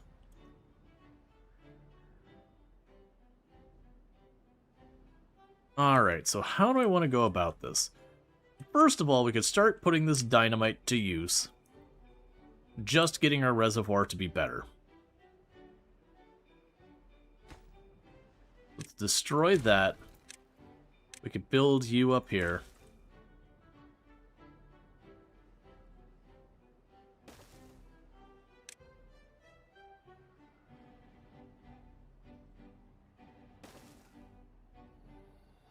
And with that, we'll have our first couple tiles. You'll explode those 2 tiles. Oh, there's no reason to not just explode it all the way from one tile to the edge.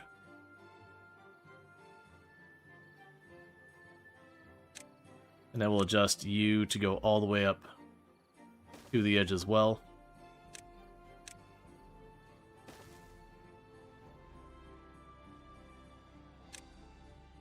Tell them to rip up all the trees. That'll be another project to work on. We'll slowly work on making the reservoir more significant as time goes on. Just keep on queuing up projects, getting them all done.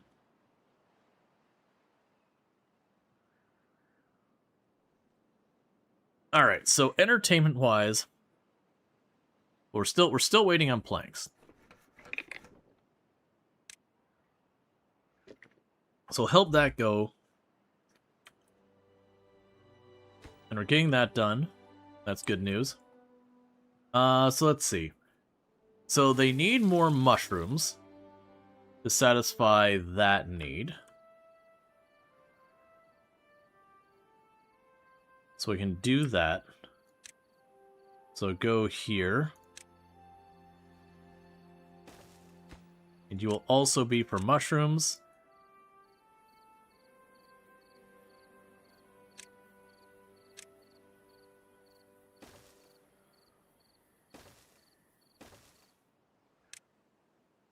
I believe there's an achievement for stacking those 5 tall. So I'm going to work on that as well.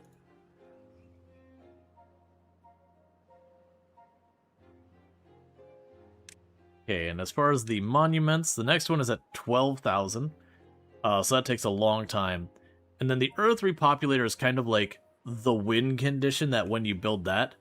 As you can see, it's an obnoxiously expensive thing, costing 1,500 gears, 2,000 of the best wood, and 2,000 of the best metal. But it is one of those things that it's just your end game project, not product.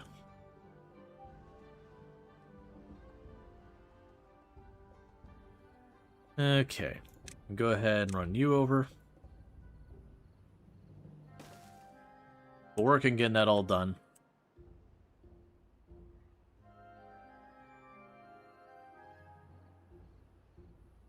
Oh, 1 second.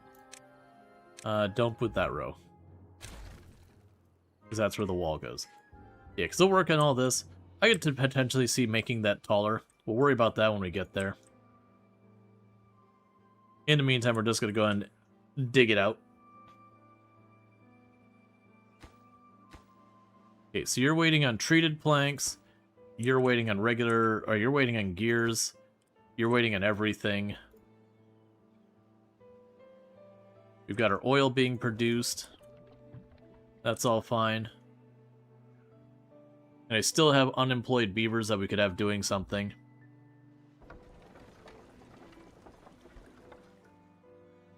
we had a lot more horsepower to spare, I'd potentially go and try and get more built there as well. Is there something I can do with this spot? Yeah, that's mechanical power. Oh, that's just the exercise plaza. We could just do that now. I don't know why in my head I thought the exercise plaza was one of the things that required mechanical power. Okay, so let's get rid of this one spot of canola here at the corner. And then we can go and do the exercise area to get a little bit more happiness into our beavers. But yeah, then of the 4 left, 3 of those require mechanical power. Okay, so hopefully if this is set up correctly, then once the bad tide starts, it'll cause this to open, that to close, and we'll have it just dump out this side. It'll also get down this way. There's no real well, actually, if they were to manage to plug that up, it would only go out this way. I don't anticipate that being done on time. I'm surprised they're actually over here already, which is a good thing, but you get the idea. And they already finished that. That's fine. They finished all of this, so we'll go ahead and yoink all of you. And you two. Cool. They grabbed the little bits of planks and all that and immediately ran off with it.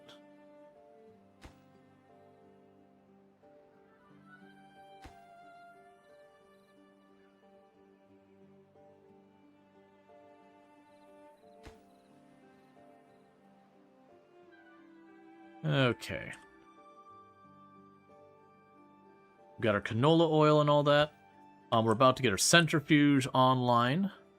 We are getting our fancy wood made, so that's good news. And how's our wellness going? So we've got a little bit of a minus because of some injuries. Shelter's at a permanent -3 because we're doing an achievement. The exercise plaza's coming along. Those are off a little ways. Oh yeah, we can get roofs made. That's something we should queue up on the list. So decoration. Let's do this one. So what I can do for this is I don't want to go and set the whole place to have it. We can go over here. Over there. Over here. We'll keep it to just this square for right now.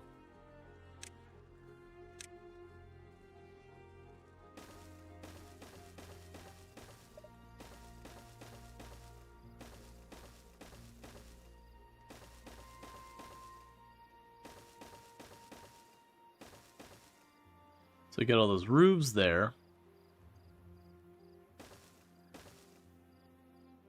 So it should be enough to get that whole area to have the bonuses for having roofs.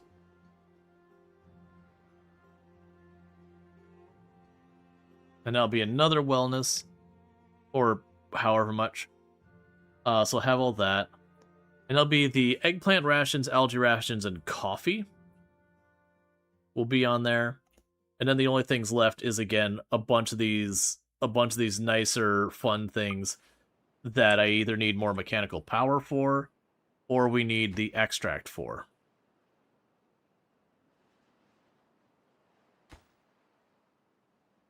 Everything which is waiting on planks.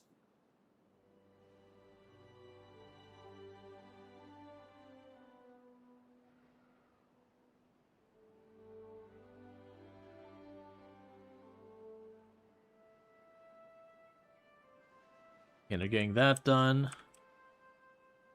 You're getting that done. So this isn't going to be done in time. That's not at all surprising.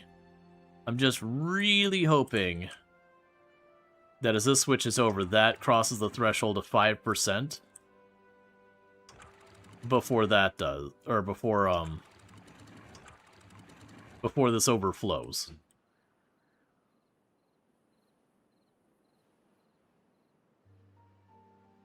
We'll get figured out.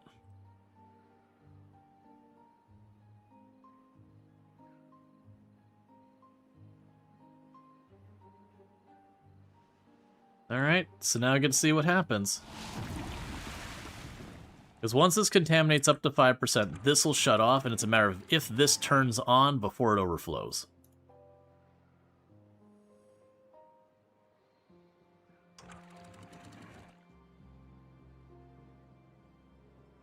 Okay, it's at 1%, still going.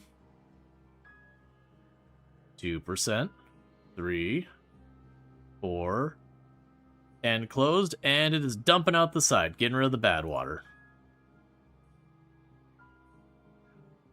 Now, the downside is, with all this, is that means my reservoir itself is a complete loss every time bad water happens. So we're going to have to change that. I didn't think about that part.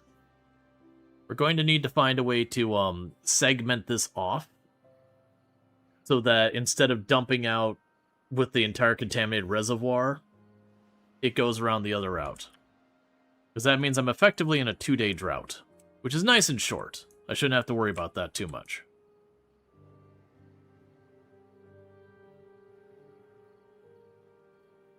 Well, it'll probably be like a 4-day drought by the time how long it'll take to flush all the bad water out.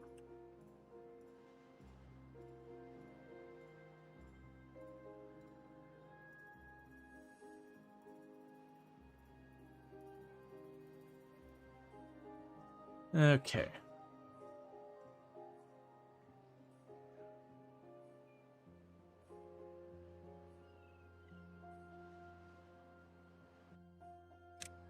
I'm going to slow down time, because I still have an achievement to explode someone.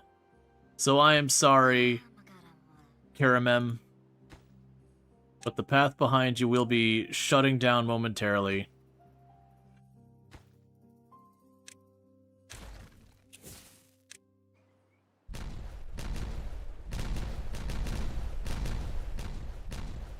I'm sorry. It was an achievement, it had to be done. There was no alternative path for us here.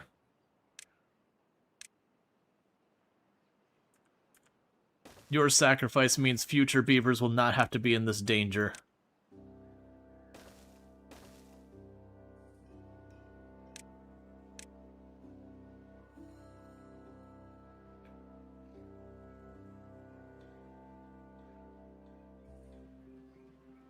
Okay, so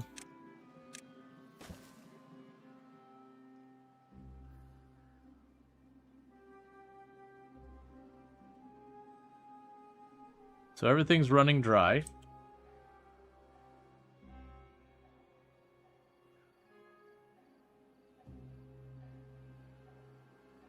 Alright. So the water source blocks are down there. What I think will need to happen is I'll need to make like a little chamber in here. And that little chamber is going to go up and will route the bad water straight off the side or the good water just out into this. So we're going to keep blasting this for the moment. We're just going to make a way to deal with the bad water going forward.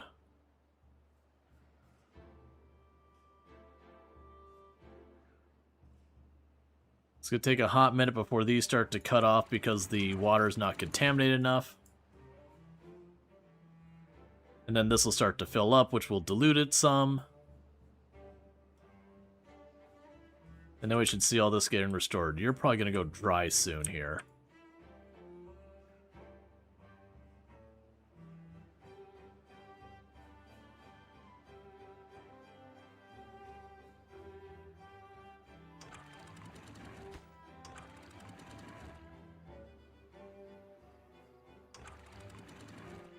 Okay.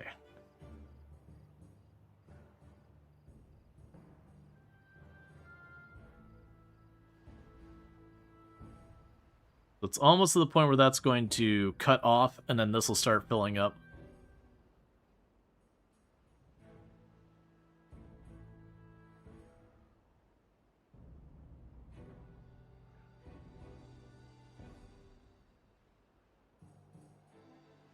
Which the recovery from here is also not going well because the water is just kind of stuck. Okay, so you're right about to turn off. Because that 5%'s the cutoff. The motor drops to 4, that'll slam shut. And then this should just fill up. Yeah, so it's continuously like popping on and off because it's disrupting the water. Which is moving around a whole lot.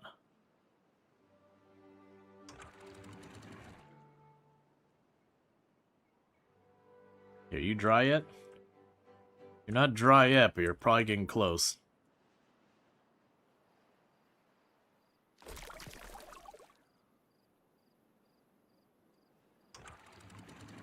Wifey.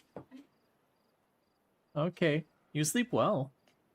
I was sleeping. I saw. Did you see? Mm-hmm.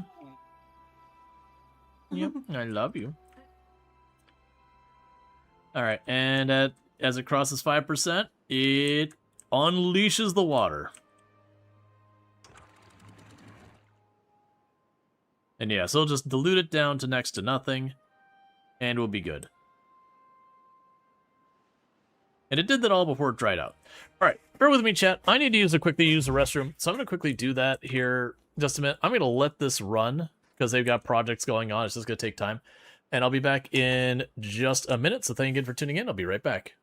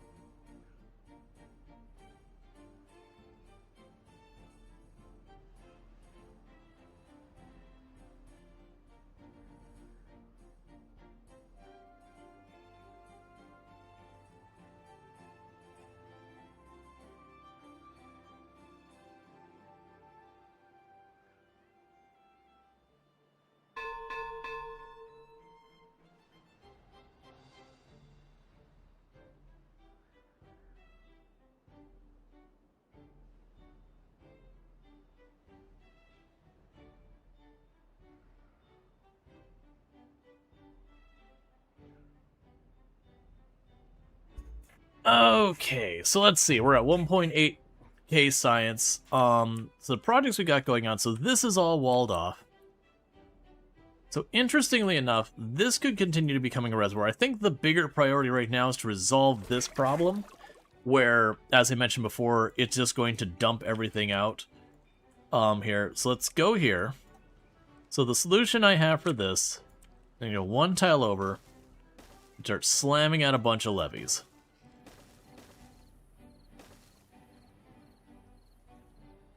And that's the height this is. You know what?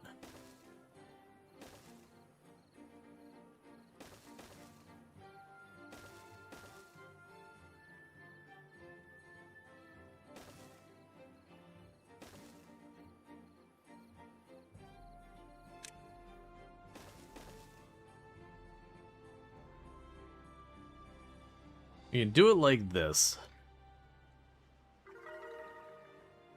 Want to score 27. Then we have sluices.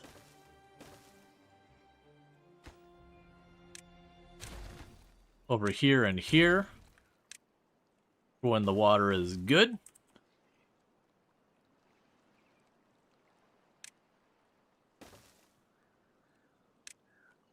And sluices over here. I'm worried about throughput when the water is bad.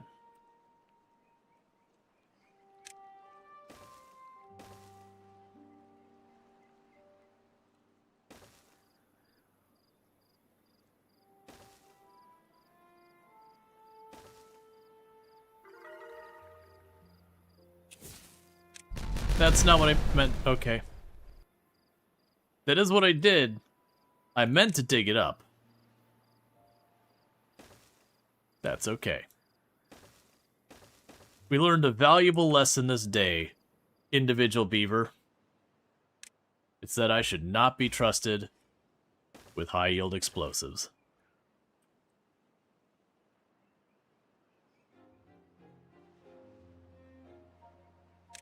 We could go ahead and cancel those. And here, and there.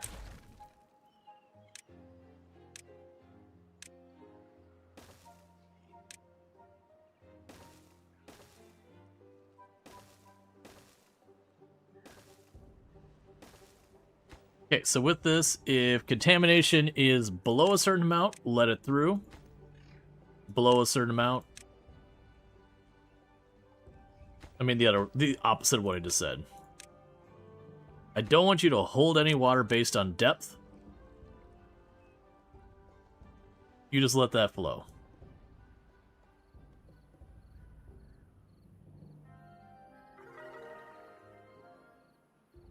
Okay. If you don't, we just keep having the them getting a higher and higher wellness rating, and it's just chiming that sound again and again, which is a good thing to have. If all of this all gets exploded open.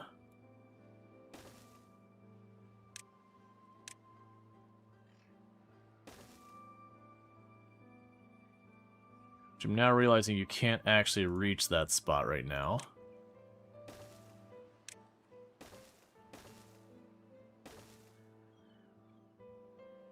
Okay, so you'll work on that more. That's fine.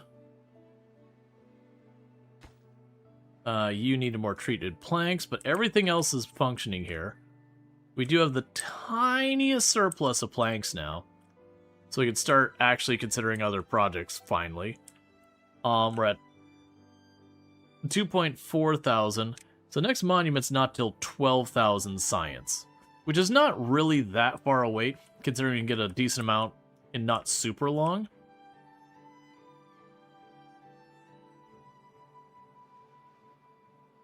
Yeah, like, I'm tempted to start, like, queuing up the next thing. I need to not do that. I need to just let this go. We're just going to keep detonating this thing open, and we're going to keep building this whole setup here. Get that built right away. We're going to keep building this setup here so I can filter that out so that we don't lose our reservoir every single time. Oh, we finally hit a point where we are understaffed. So one thing I could do that I've been taking forever to actually get done is the advanced breeding pod. So advanced breeding pod means we no longer have a childhood. Just as it should have always been. That we just bypass childhood and go straight to adulthood.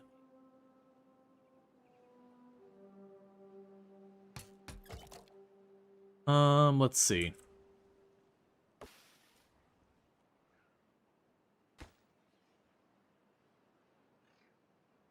Yeah, what we'll do is we'll wait until I'm starting to get some of these resin planks in stock, so when this is done, and one by one we're going to replace our regular breeding pods with the advanced ones. Because that should be another thing that ends up getting me a little bit more population, because I'll have more working beavers longer.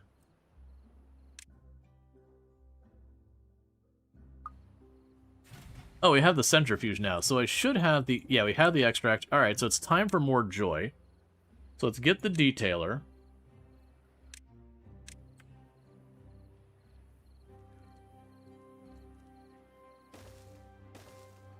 So 2 detailers down there.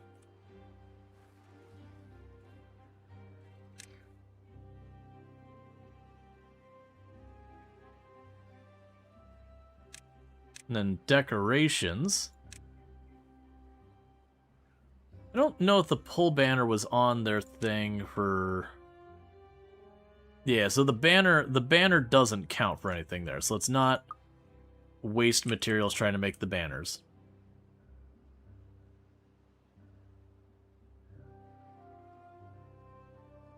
And the other thing we'll want to do is we can get the big barrels.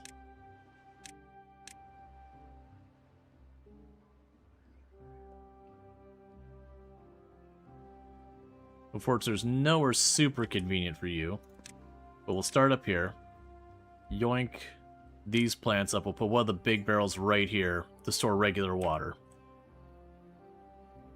Because that'll massively increase the amount of water we can store to help protect us from dehydration.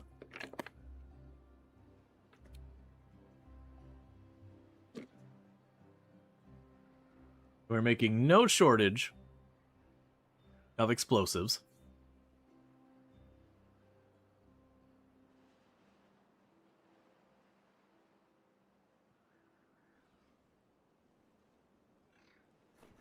Yeah, so it really is a thing. I do just need a second thing making planks. We actually have enough supply. I could get away with adding the research building. So research building here is 1.5k and takes up to 500 horsepower. So that would... Oh, wait, never mind. This is going to kick in. That's going to take up any of that extra horsepower. Never mind.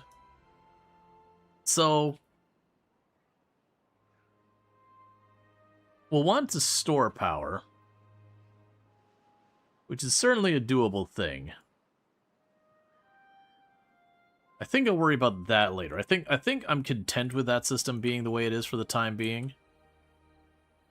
They're just working their best to try and get this whole thing staged and ready for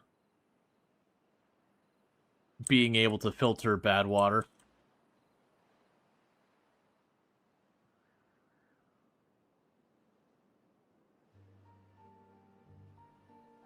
And you're almost ready.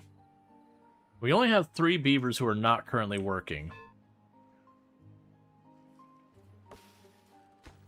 One thing I think we'll do is we'll pull up you two. But it said it's going to wait. I think I'm a liar. I think I'm going to go ahead and put the advanced pods here. And once they're built, we'll yoink one of those and then get the next one. You get the idea. We'll slowly replace our regular ones with these, because it has the same input cost as those. It's just the build cost is higher.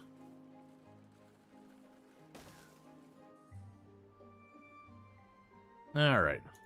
And that'll happen right after this thing goes. And then comes the tricky part, being like, okay, how am I arranging this? Because what we can do here is start leveling out terrain and all that. We're already doing a bunch of that up here, just exploding things and whatever.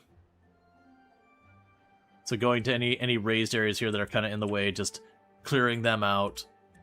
Go up to an area like this and be like, okay, well, where do I actually want... Well, I probably want the water to go down kind of centered here, so we can start building this all up to do that. Make little areas over here for, like, if I want a mangrove area there and a mangrove area there. Just slowly terraform the map into just something suited to, you know, support as many people as possible. Well, as many beavers as possible. Because a lot of the challenges are population-based.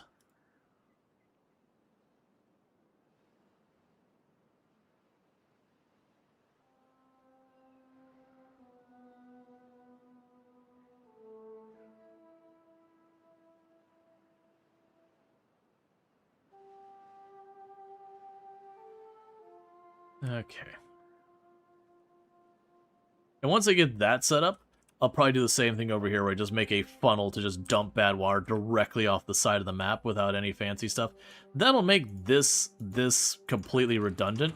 I'll keep it there because it's not hurting anything, and just in case something happens that contaminates this, you know, so like I just goof up on something, it does give me a way of resolving that. Oh, right. You,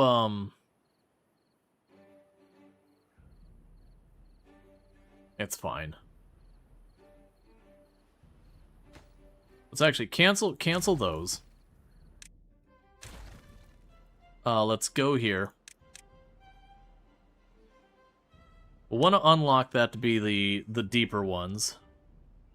It'll just make my life easier. They'll spare me doing it like stages and having to do areas to lower down and everything. Because I will be able to do it, but I'll have to wait for the whole thing to be finished before any of it gets done.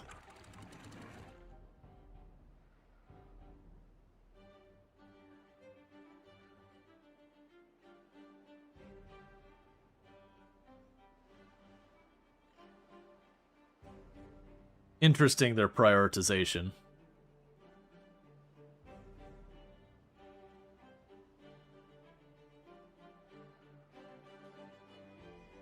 Okay, so it's 900 that we get the next thing?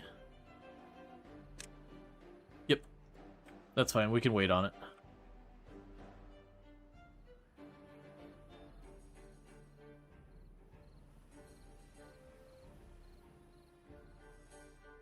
And some of the things that potentially need is we're looking at a bunch of this stuff. Realistically, it means I need more of those. We still have a bunch of injured beavers. I do have no shortage of medical places. I've got, I think, 7 or 8 of them now. We also have the dirt extractor, finally. So I was going to start digging. And then with that, we could start making our decisions of how we're moving stuff around. I think one of those things would be square this off. Start trying to do that. Well, let's square it off around here. Start making the straight lines. So plan for it so you go down here.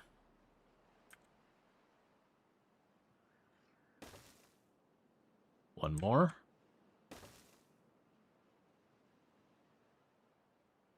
I want it to be 3 wide, so go ahead and do this.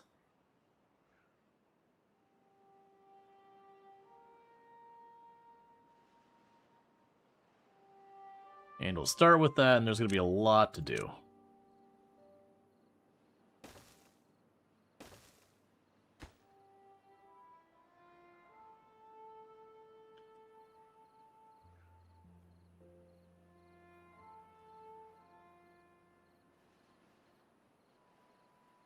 Okay, so got the 900. So bad tide is approaching. So we're going to have another bad tide that's not going to go quite the way we want it to. Prioritize that a little higher, because there's no way we close that off. This will be another bad tide to just endure. It's fine. The last one was fine. It just kind of acted like a little bit of a drought.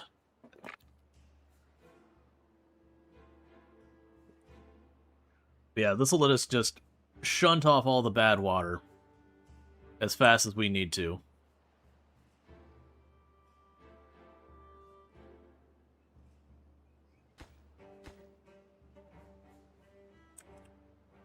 And you're getting through that metal quicker than I'd really like. How much does it cost me for the big thing? 4K. Alright, that's pretty bad.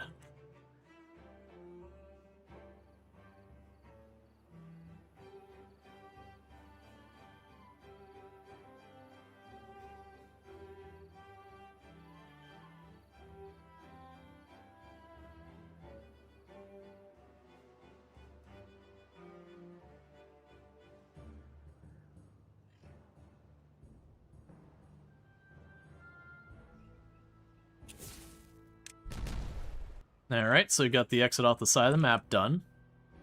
Now it's a matter of just they gotta keep building this out. It's definitely not gonna be done for this bad tide by a long shot.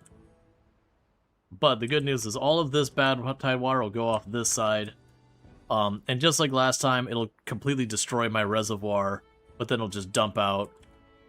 And we can work from there. Once we get this settled, the next time bad tide will stop contaminating the reservoir. It'll just be this one spot, and it'll just get shunted right off the side of the map.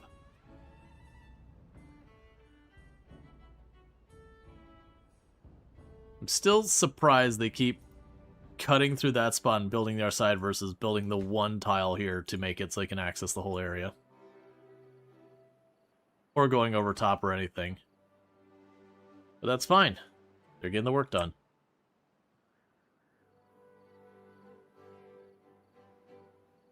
And we still have need for more mushrooms. I'm not seeing them getting listed here. And yet they are growing them. So let's go ahead and while we're waiting...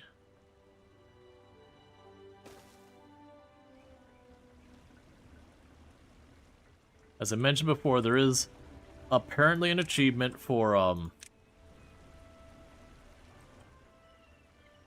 going up like 5 stories with the hydroponics things.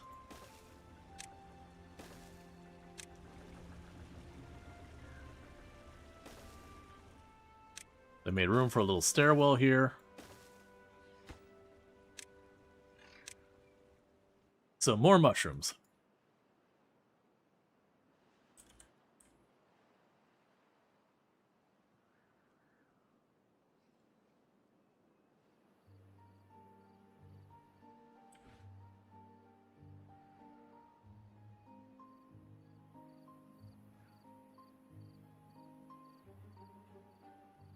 Well, they've almost got the chute done.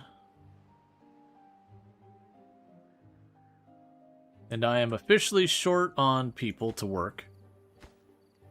We will bump these up to being a higher priority and prioritized by the haulers. Okay, so you keep doing your thing. That should work just like last time, where this will end up sealing itself up. The water level will rise, but it will be enough to push over for these to pop open, and then they're just going to dump the entire reservoir out, except for like the last little area that'll just stay contaminated until the clean water starts showing up. Yep, there it goes. Reservoir gets dumped, which is something we don't want happening, but there's no real avoiding it. This is a longer one, so let's play it safe and turn these off.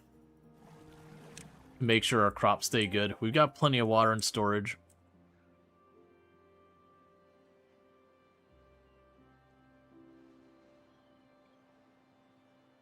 All right.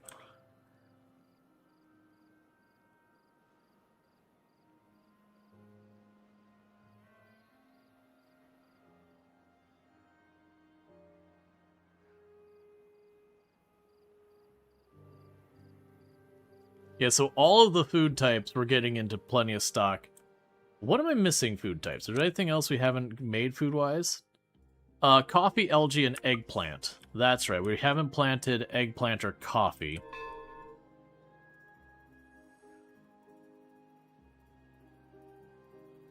Which is probably fair.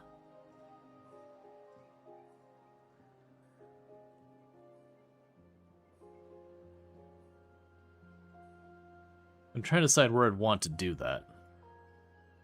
Some place like that is not enough room to be worth mentioning. No coffee, how could you do that to them? It is what it is, man. Sometimes we don't think about our actions. Alright. So this is going to be inconvenient for everything.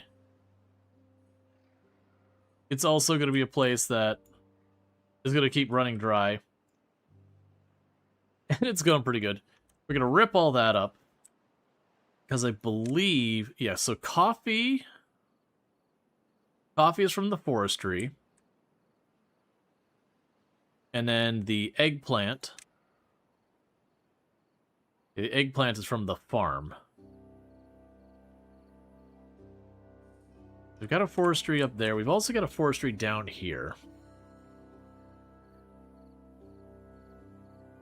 One thing we'd probably do is some of these crops that I have just a copious of extra amount of, which is honestly all of them. Let's go ahead and tell you to stop growing that in quite the quantity you're growing here. And same there, and that's going to be eggplant. Actually, you keep that. Now go down here.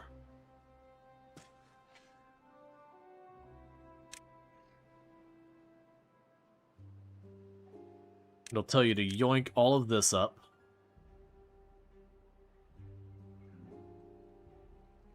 And it'll switch that to be eggplant. And we can put the coffee up here. Alright, so this side's done, and they're slowly closing that off, and they're working on the other side there.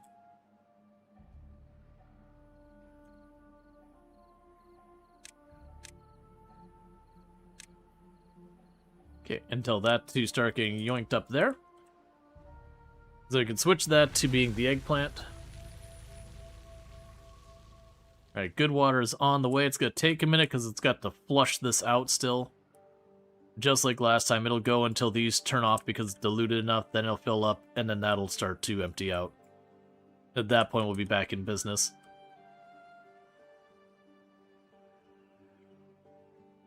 Okay, so we can go here, and eggplant. Eggplant. Eggplant. At least some eggplant. And the eggplant comes from the food processor, which is a 3x3. So I can go over here and plunk you down there.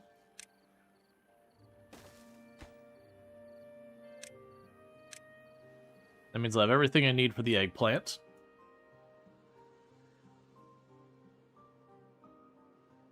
And coffee is its own building that also requires horsepower. I believe you're a 2x2.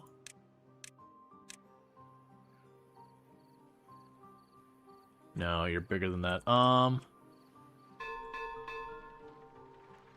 That's fine. What we could do here is yoink you out.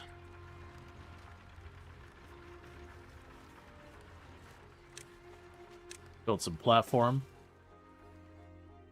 Then you can put it back there.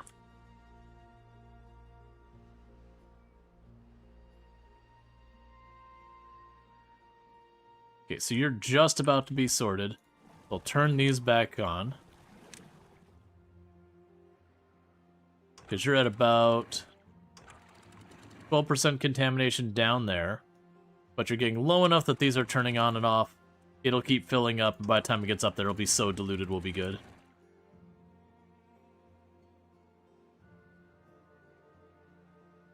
Alright.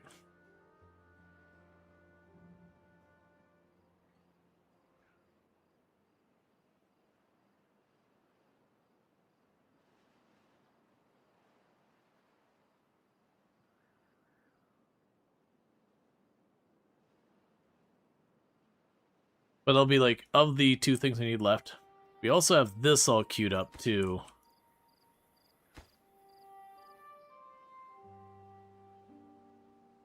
Oh, right. I forgot. So, when we're building this...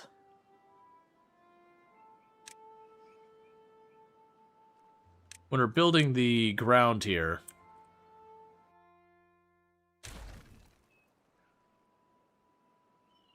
The directions of the arrows tells it where to start and finish. I gotta remember that. So I gotta turn it this way.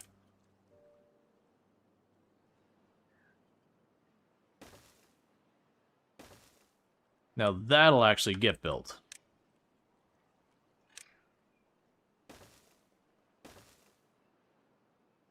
Because then, like I said, we're gonna slowly work on trying to get like all this land filled in and all that. Tear out some of this stuff. To slowly start terraforming the land into something that's gonna be like very expandable and all that. Those are just big scale projects. Just like this up here is a big scale project. Because this is enough support to at least keep things running. And as you can see, that drill is just going to keep on getting deeper.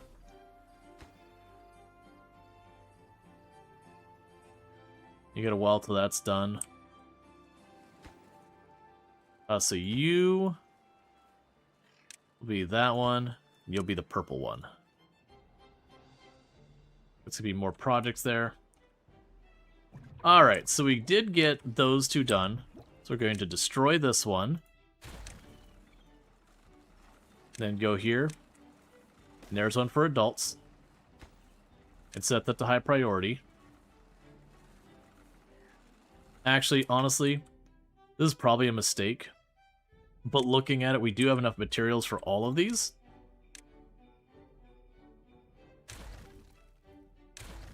Okay, this is going to deal with a little bit of a gap.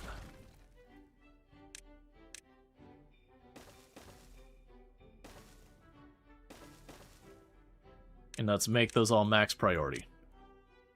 So no more children beavers after the last 4. All beavers will be born as adults.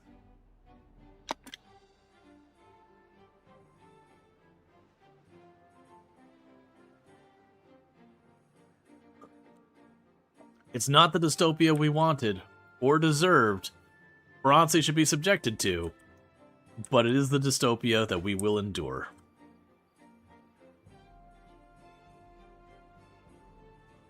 Okay. Yeah, so these last ones here, I believe, don't actually give you anything. So that's at 12k we get this thing. Realistically, I need to get the more expensive science here that requires mechanical power. We're gonna need to get that going.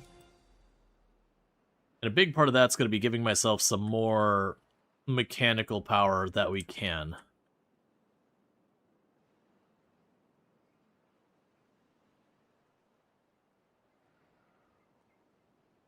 Alright, so we've got these set up to dump out the contaminated water the moment it happens.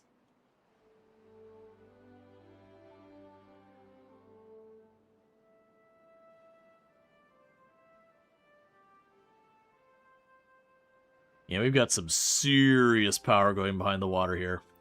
I think this will be another place where what I'm going to plan to do is carve that into a straight line. This will be another place, like as fast as that is flowing, that would be an excellent place to put some water wheels.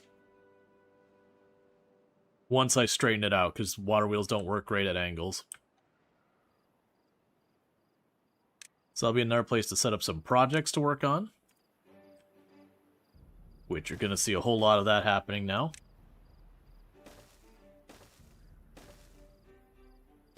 Okay, and we can go up here. That whole thing's going away.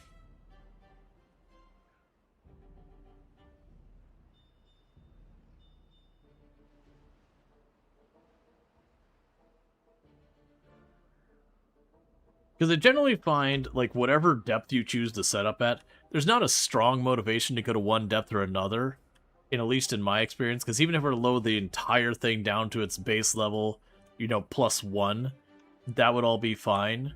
You just have the reservoir above. And sure, that's more storage, it's just not necessary. So it's kind of just like any depth you get to, it's like, okay, this is flat, this is the level spot, and we can kind of go from there.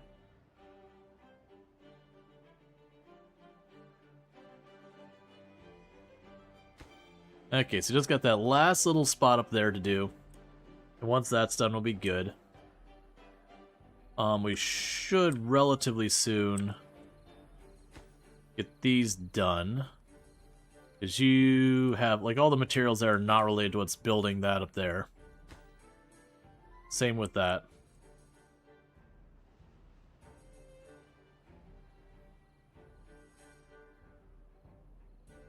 That's fine, we're just waiting on that. Then this whole thing opens up. A lot of beavers dying of old age.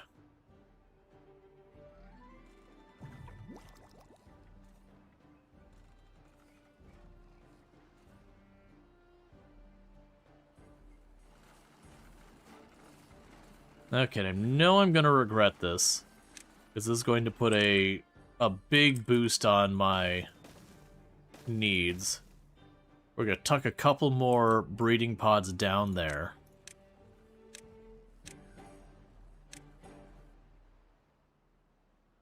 Because we're doing great on food. Water we're doing really good on as well.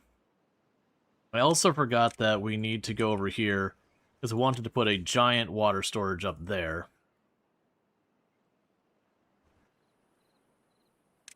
Because that'll let me more than double the amount of water we're currently storing. So I want to get that squared away. So that way, as we have this huge boost in our population, we can actually handle it.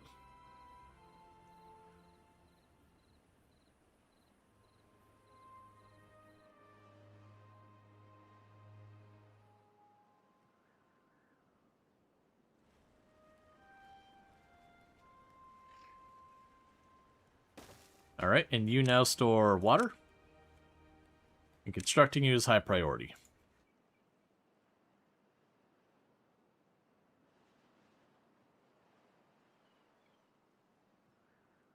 Okay.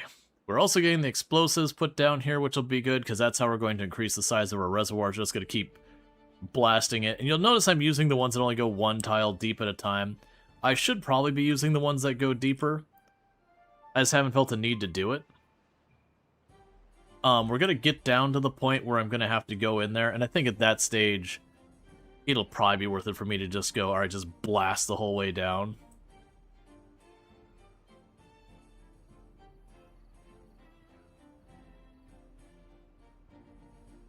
There's also an achievement for getting all the way down to bedrock and still trying to blast farther.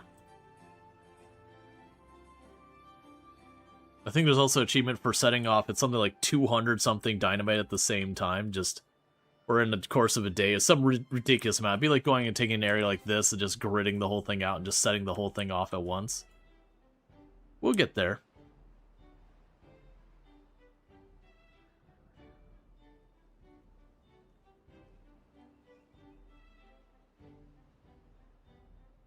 Yeah, I could see adding a lot of mechanical stuff up here. One of the other options for the mechanical power thing is, again, to like raise this up to its nearly like its top height, like -1, and then start setting all that up there and just have everything set up there and then use the gravity weights to go the whole way down. Keep it running consistently. There's lots of options. This is fine for now.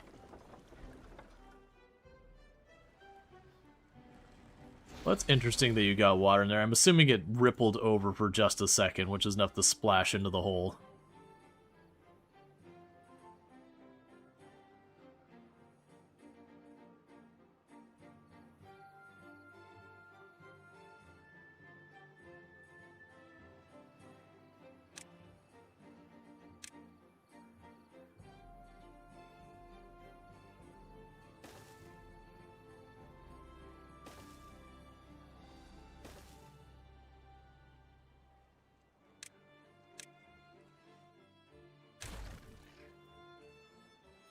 Okay, and that's going to ultimately route that way. So one thing I'll want to do here, I think, is I'll plan for this to be a mangrove. Well, what I'm thinking about doing is probably farther down. We'll make like the mangrove area where it'll be like this. We'll have a set of sluices here that only release water when it's low enough, and deal with it that way. We can also go up here and continue to set all these.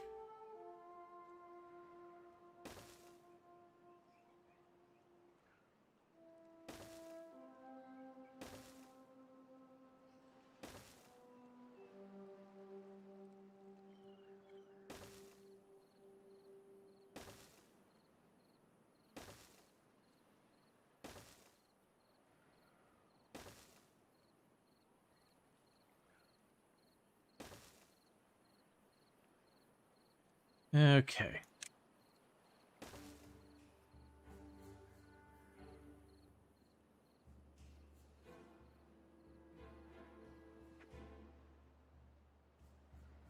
Okay, I'll end up shaping this a lot here.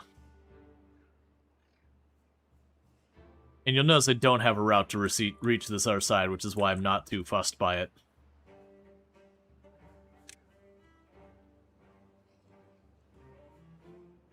But I want to make that at least 2 deep so you can put the really big wheels on it. I want to set aside a place for the mangrove, mangrove thing where, again, we'll have a sluice that only just worries about making sure there's like a little bit of water down there. So we're not wasting a bunch of water on it. Then we can have the beavers dealing with that. These paths will all change over time. This will all get detonated and moved.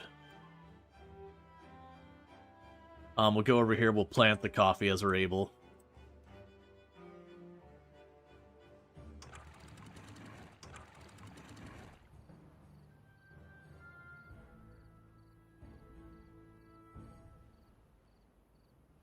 Okay. They're doing their best to get there.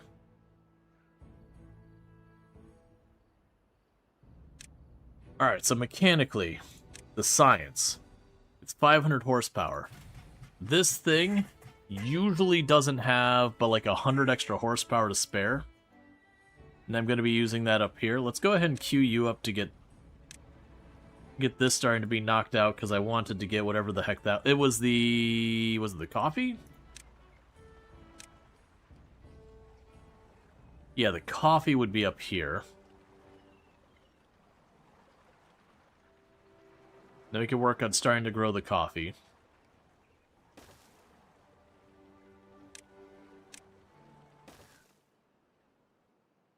But I'll have to probably have like a dedicated research place where we just take what power we can get to make that. And as I mentioned before, I'm leaning towards this area being where the coffee goes.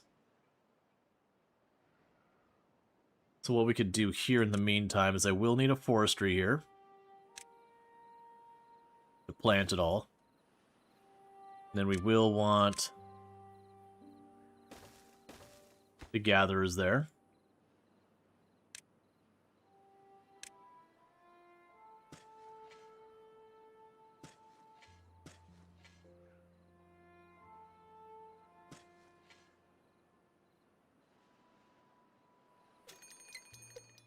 Okay, bad tide is approaching.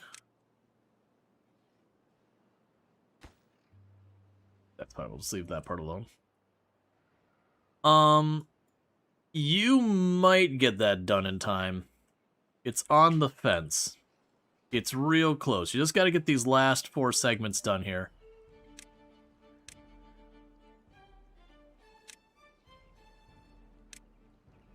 Well, maximum priority, we'll see if they can't knock that out.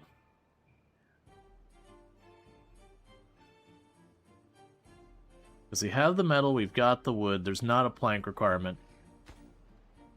It's just a matter of they can get that done. We're going to boost the hours, get to work.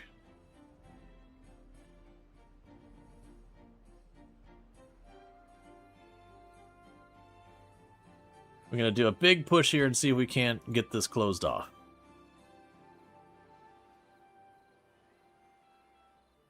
And technically, you are not required, but the others are.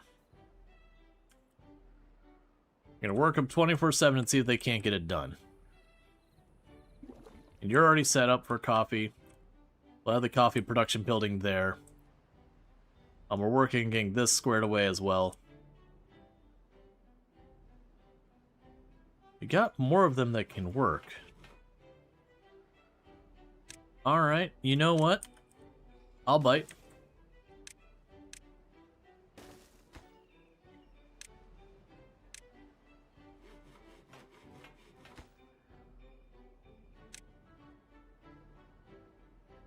It won't help with the other stuff.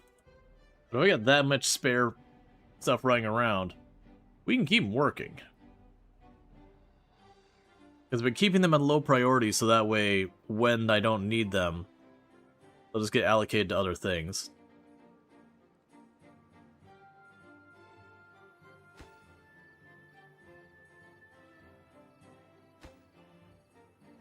I need him to get these ones done.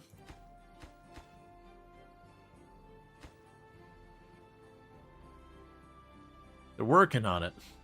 We only got a day left and they're not making the progress they need to be. I don't think it's going to get done in time. It's going to be close, but not close enough, I don't think.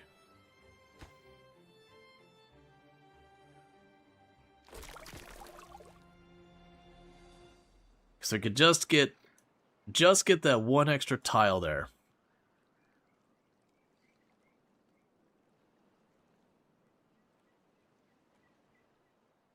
We're pushing, but I don't know, man. They got to get up to at least this height. They don't have to get the whole stack. If they get up to this height, that'll be enough for it to drain out. But they've got half a day. And it is a very long walk for them.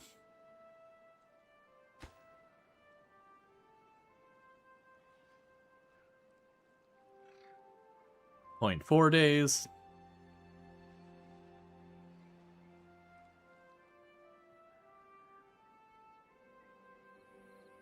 Yeah, they're gonna miss it.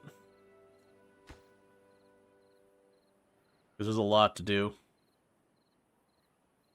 It might mitigate it some. Because it might get high enough that some of it spills out the other side, which will at least reduce the amount. Yeah, now they missed the mark. Time's up. Real close. Actually, stay at it. Because they can get that knocked out a little earlier, it means effectively kind of shortening the bad tide into a certain degree, because they'll be able to funnel the extra off so it shouldn't contaminate the whole system as badly.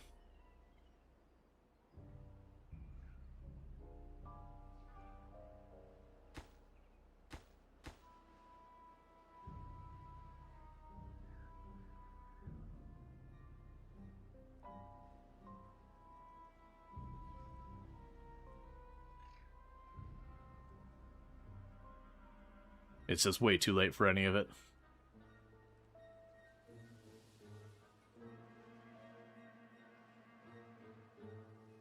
Well, it's a really long bad tide. It's 5 days. So I should have turned these off earlier. Let's turn those off. We got plenty of water in storage. We don't need to be pumping the whole time, draining the water. For that matter, we can even go up here and turn those off right now. I got 2,000 water in storage. We are beyond good.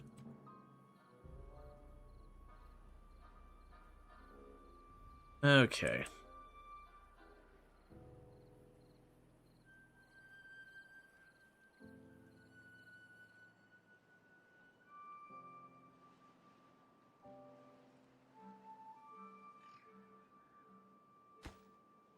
I just need you to get that plugged up. It's just going to be too late for anything to matter.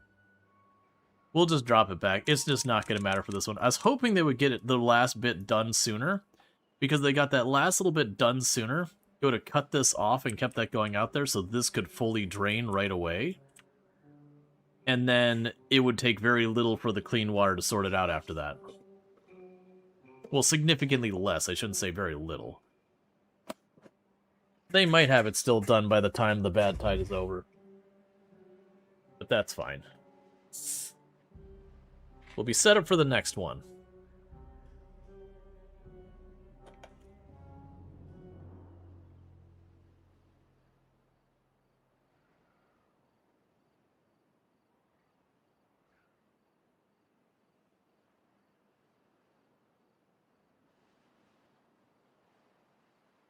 Okay.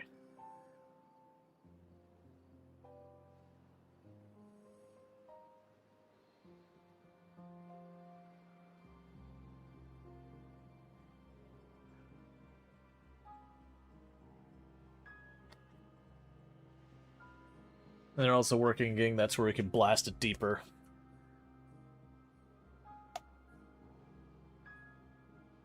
Why were you spilling over?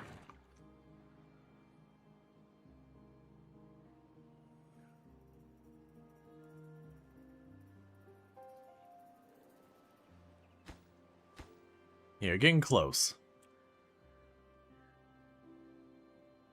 Because then hopefully it can drain, and then they'll be better on the other side.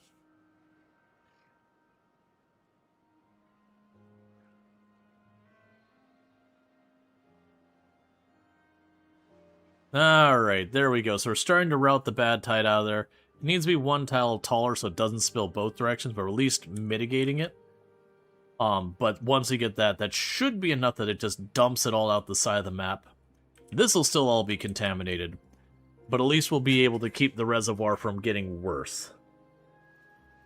So that should be done by the time this bad tide is through. And then from there, it's just kind of letting them continue to work on the projects they're working on. Scaling that. We got plenty of materials and all that laying around. Yeah, and you're working on all these other projects, so you've got all that. The coffee, if I had planted any, would all be dead now. But the buildings aren't done, so that's fine. Alright, so now all the bad water is just straight up being ejected out the side. So in the future, our reservoir should not get contaminated.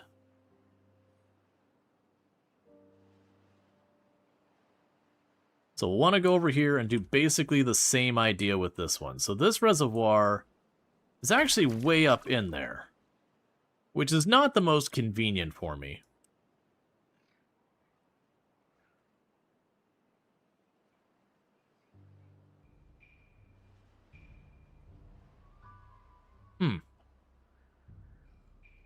Yeah, because you're like way here.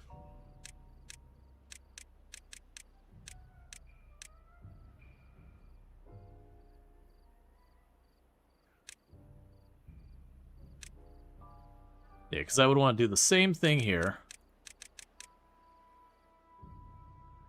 to eject that off the map.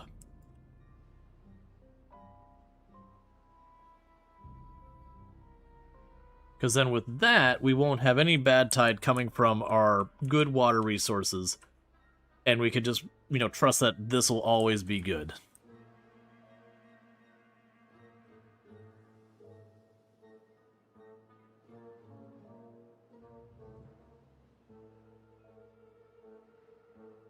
So you're doing all that. We've got all this queued up.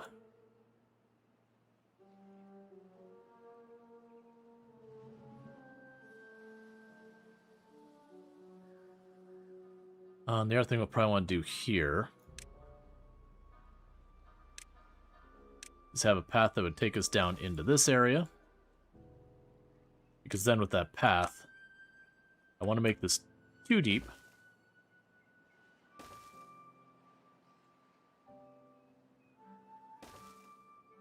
And that'd give us too deep.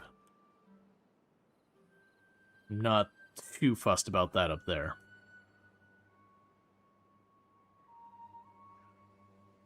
Okay.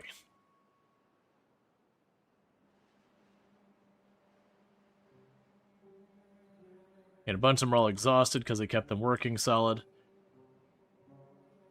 Alright, now what should happen here is the bad tide will go away. And when that happens, it'll flip to good water. It'll kick the last of the bad tide out this side, and then we get fresh water out here. And now it's just going to flush the existing bad tide out of there. And once that's out, we should not have to worry about that again. Just period.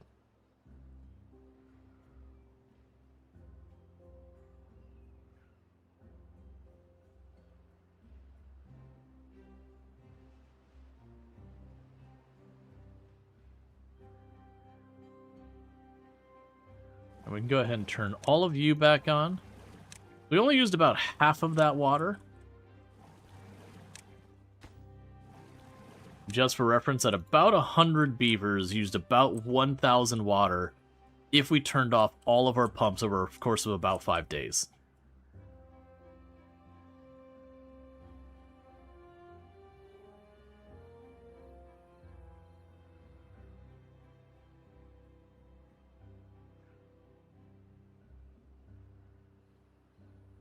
Oh, that's from the excess that was just held there. That's fine.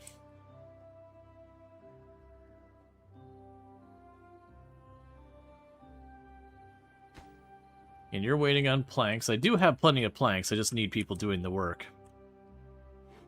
We do have another 4 beavers queued up for building. I still have more spares. So I am leaning towards just going, you know what?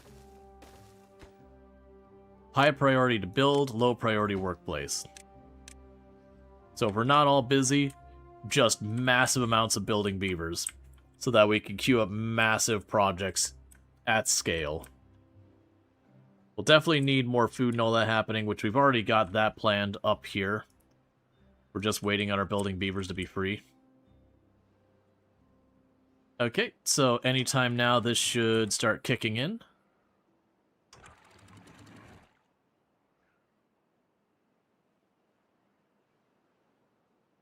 Reservoir is quickly topping off. Then that'll start filling in.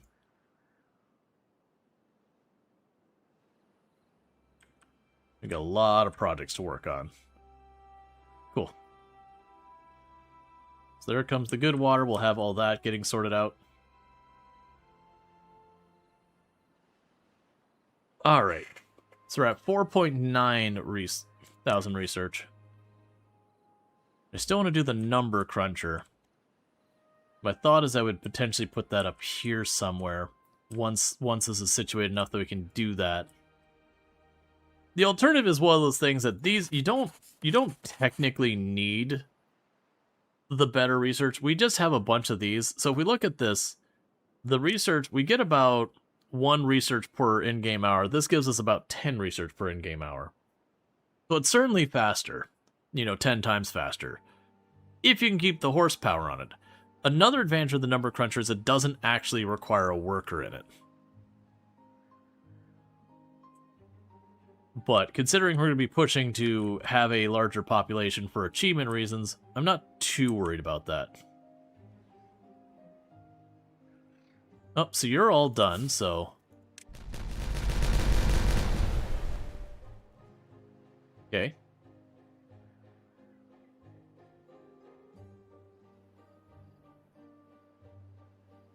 And you're all done. So we've made a reservoir a bit larger.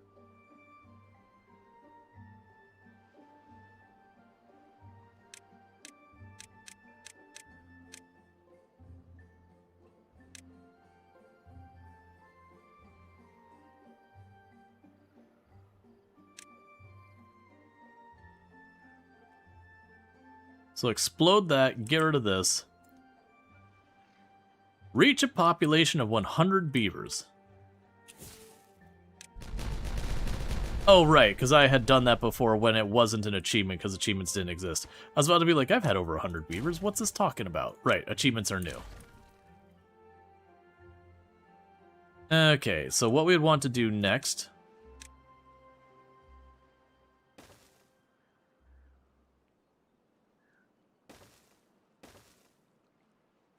is go here.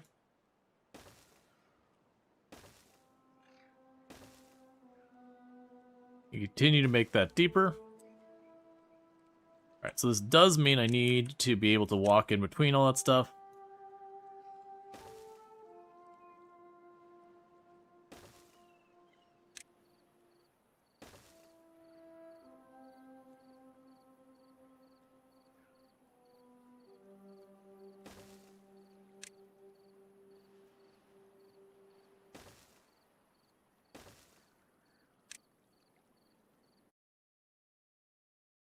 That's fine. I was going to want to unlock it sooner or later anyways. Okay. So I've got that whole segment. And so what we're going to do here is I'm just going to plunk down one ladder right there.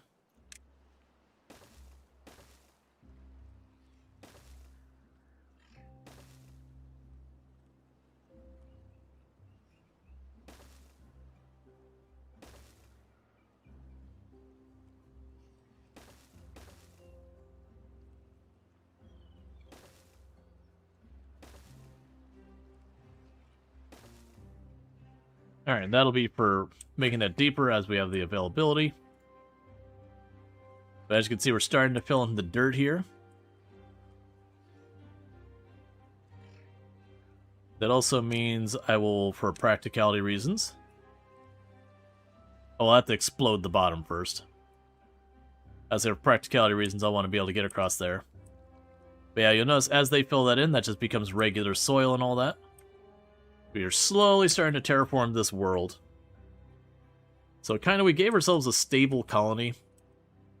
And now we're just massively expanding the operations as best we can. Alright, well-being is up to 30. Love to see it. We got a bunch of the roofs and all that there. So yeah, so the algae rations and the coffee are things we need more of. And a bunch of these we would definitely need to get more beavers on them so they, like, increase the capacity, but we're not quite there yet. Yeah, so exploding that, we'll be filling this in. We'll be exploding that down there. We'll be exploding all these things here. Be more and more projects of that nature. We have all those beavers running around working. And I still have 16 beavers with nothing to do.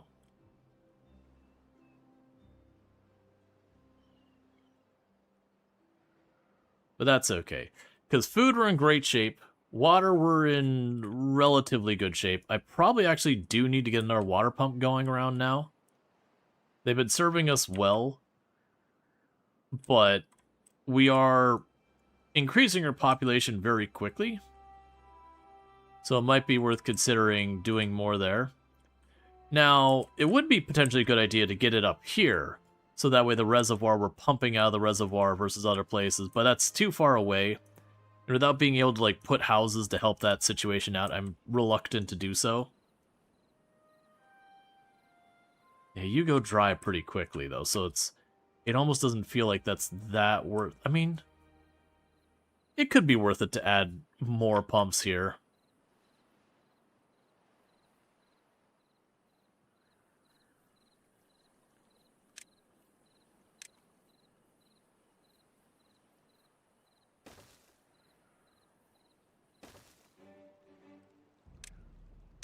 So go here.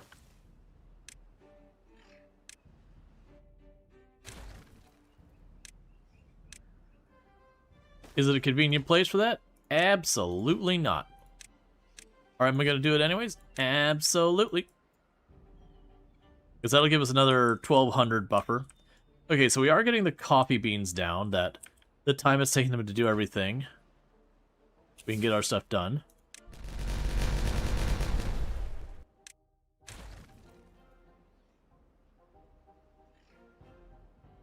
Alright.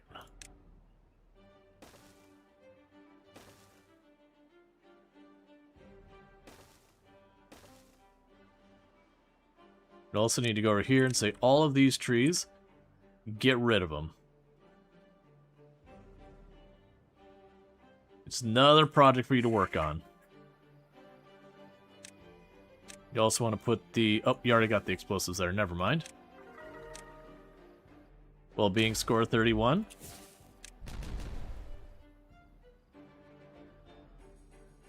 Okay.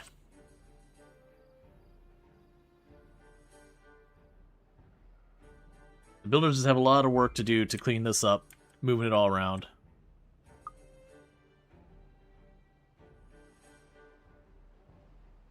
No good selected. You should be water.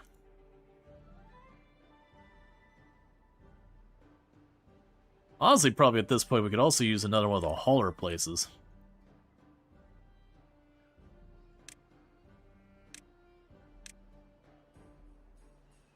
I'm just going to keep getting more and more beavers running around here. It's not really a reason not to do it. I remember why I have those being torn down. So you can go here.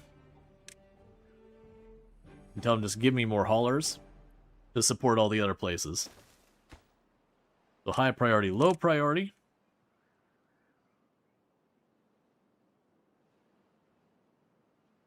They still got 9 spare beavers because their population's exploding.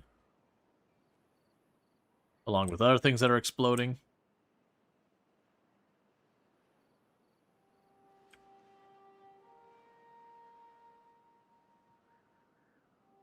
Alright, so some point I need to work on this downstream area.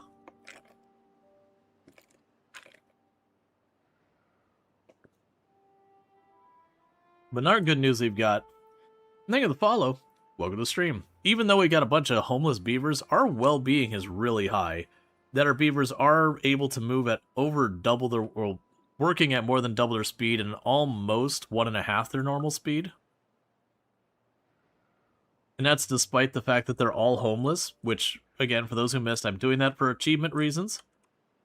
I don't actually recommend it. But, you know, we'll get there.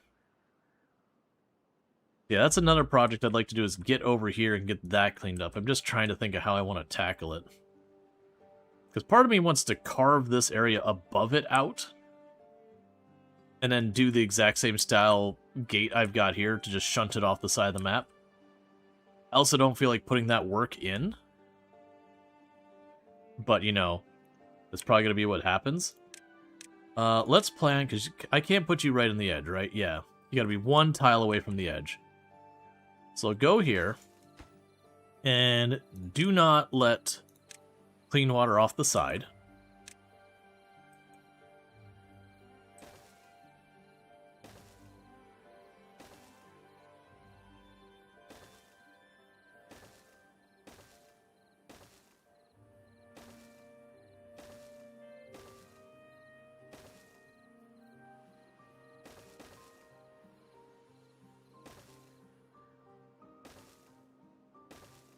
Because this would let me run along here.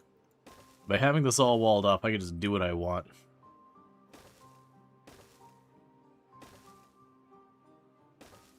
I'm going to use this as my route to get over to it. To start blasting.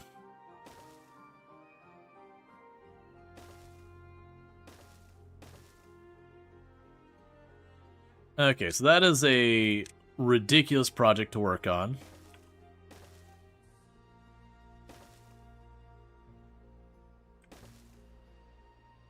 So let's try and isolate exactly where this thing is.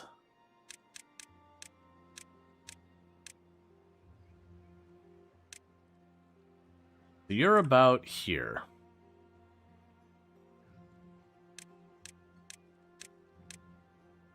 You're around here-ish somewhere. So I'd start over here and figure it out.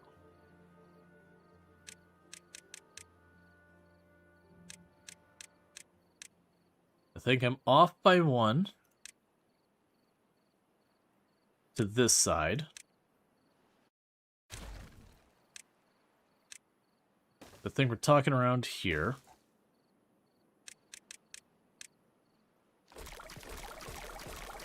And you are 5 long. It might be 1 high. Alright, so what we'll do is to play it safe. I'm going to aim there to begin with and start blasting down. We're not going to use the little blasts. I mean, we are going to use the little blasts. Okay, so we know it's there. I can turn my camera sideways and see it's lined up that way. Doesn't matter of how far this way. So from here, what we want to do is get our path over to there. I, of course, made it higher than it is. We can go ahead and get rid of these two. This is a project that's likely going to be one of those ones that just sits around forever being worked on. That we dream of someday finishing. That when someone has nothing else worth doing, they slowly work on it.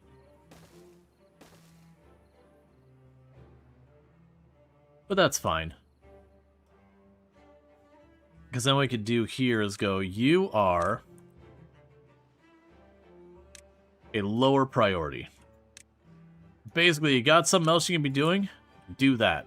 If you don't, welcome to the team. If you get through all that, then you get that exploded. But in the meantime, we'll work on all the other stuff. Just need you ripping up all of these. We got our coffee machine built here. We're just waiting an actual coffee.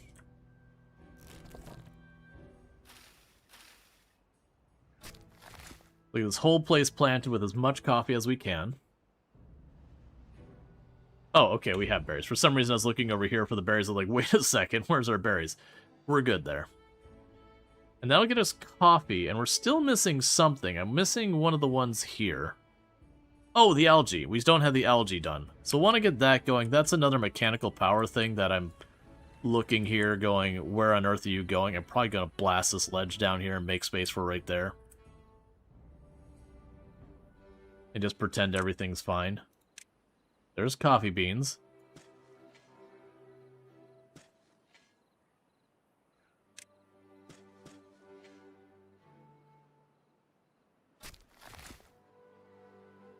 They'll probably do there. Where else are we cleaning? So we're gonna have them clean that off so I could dynamite all, like, a lot of this down. I'm gonna only focus on this part, I think. We won't worry about reaching the other area.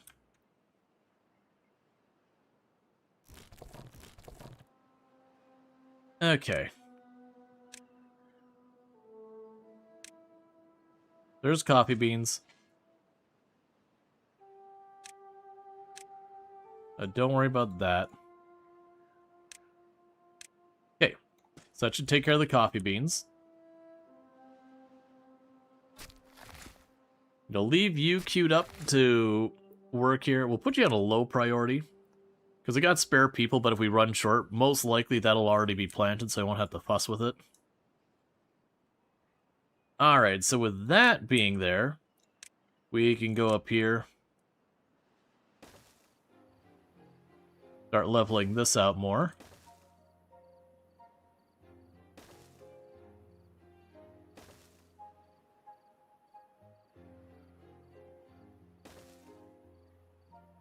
And I want to reroute this a little. So I could do here. Put a ramp up there. Run it along there. And that'll connect it over here so we can just start clearing all this out.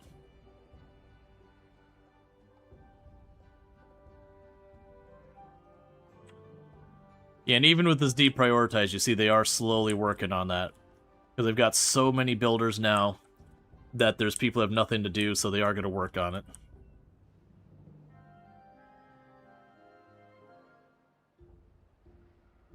Oh, did you get all these planted already? You probably did, right?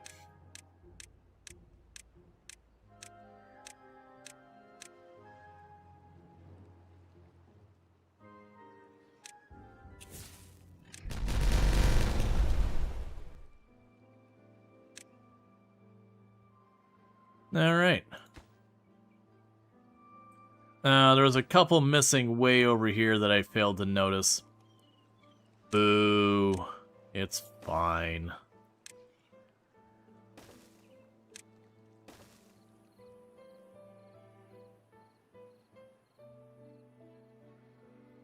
Okay. Because, yeah, by making that deeper, we can go and then unlock the really big wheels here. And these large wheels here give way, way more mechanical power for the same amount of space. So we'll be able to put like 2 or 3 of those along here. And then use that for like setting up a bunch of those labs if we want. Alright, so I got a drought coming. Drought's no big deal. We've already got this whole thing set up to be able to handle droughts just fine and dandy. And meanwhile, you're working on slowly getting this all built out so we can explode the reservoir to make it all a bit deeper. Just to give it a higher volume.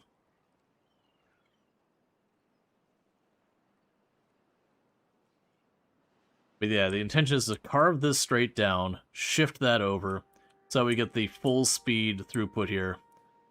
And then, like, obviously where this is all at, it's going to be weirdly finagled. That's fine.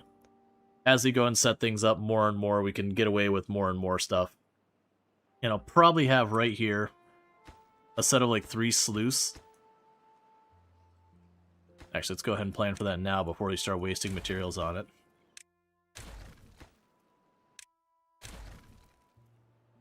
Well, the mangrove stuff's fine. We'll leave it the way it is for now. But ultimately, what I'm probably going to do at some point is off of this area, I'm going to make like a little floodgate. It's going to be a sluice, but I'm going to tell it to only fill it up just a little ways. And the intention there is just that we're going to be able to go, and with the floodgate there, we'll be able to like just kind of barely keep just a little bit of water on the mangroves to keep them growing and healthy. And then when we have drought, we're not wasting a bunch of water on it. I think one spot is missing for dynamite flag at the plateau. On the plateau, yes, there is one spot missing. You are correct.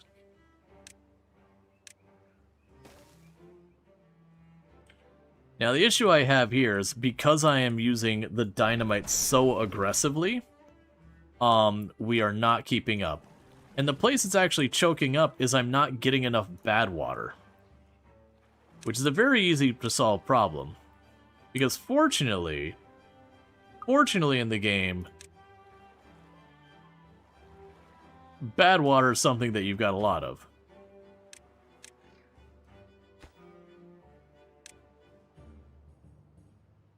So I get that to pumping more bad water. Mushrooms are good right now. So we're going to want to get the last food group in here. So we're going to go ahead and get that process going.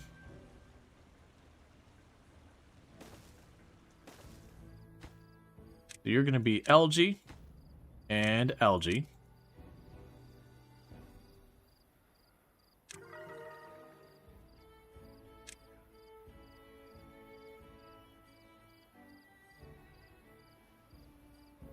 Yeah, so what we can do is you'll be at 2 height,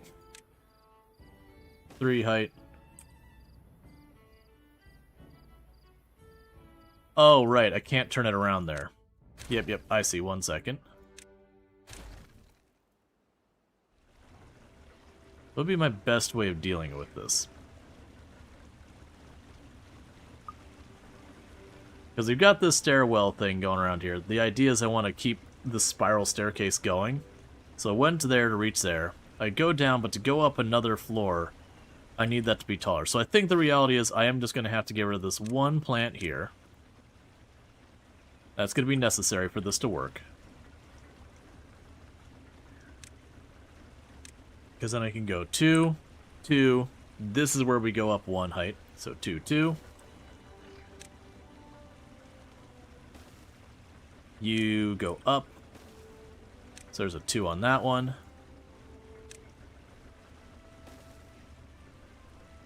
Oh, you don't need to be over here. That's not necessary. So you have ones going across here. Ah. That kind of is necessary.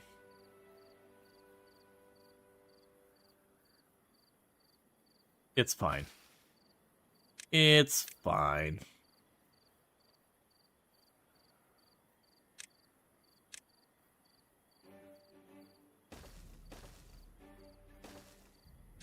You know, the ones go up here. That lines up with this.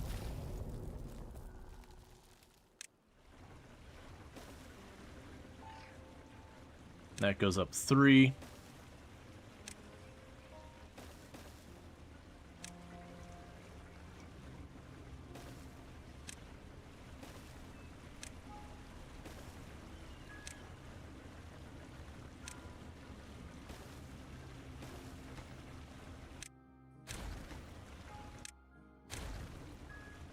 And then go the other way for the next set. Is that a convenient way of doing it? Absolutely not. Is that a way that makes sense to do it? Honestly, absolutely not as well. Is that how we're doing it? Absolutely. Alright, so we're going to rip all that up. I'm going to go up here and start blasting that down. Now, I do have the dynamite that goes 2 deep, so these are going to be 2 deep, so I don't have to do multiple rounds. So go here. Let's see. As Ironteeth, I'll have to catch what that achievement was. I think it was the one where you get injured the same day that, like... Oh, come on. Desert of the Rual. As an Ironteeth, have a beaver be born from an advanced breeding pod and get injured in the same day. Excellent. So literally it was born and immediately hurt themselves. As it was meant to be.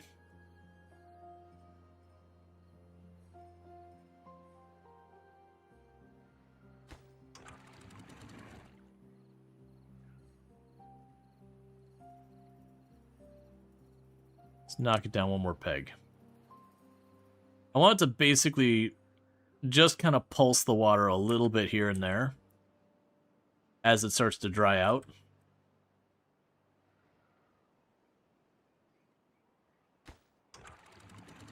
Just enough to keep it going.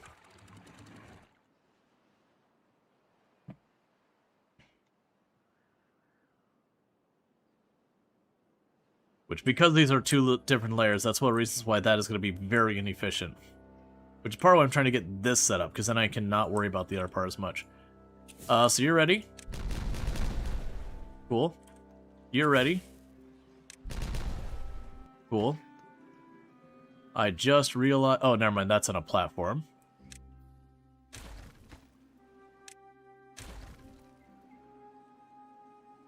Alright, nice. So what I could do here... Oh, you already got that sorted out. I don't need to build that on this side.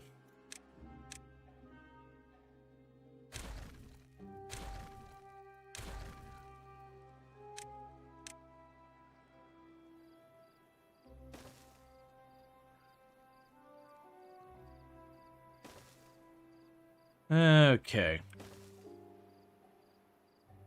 I'm gonna slowly build out this flat area.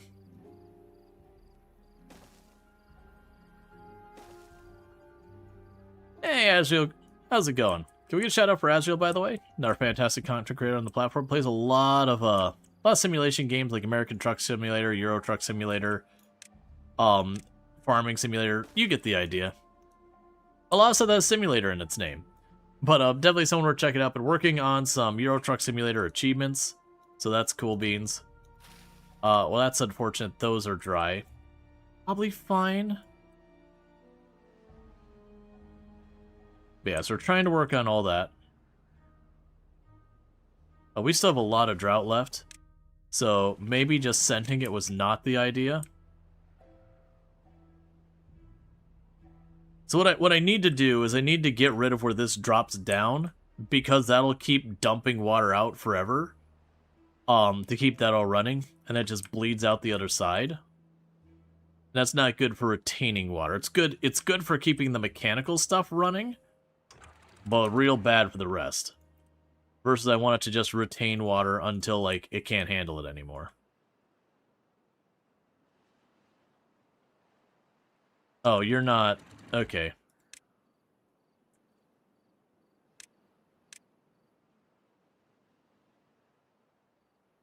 I need to keep you running. The reservoir still has plenty of water in it. I just had a bit too slow to produce water, that literally it wasn't getting all the way down here. So that should be fine.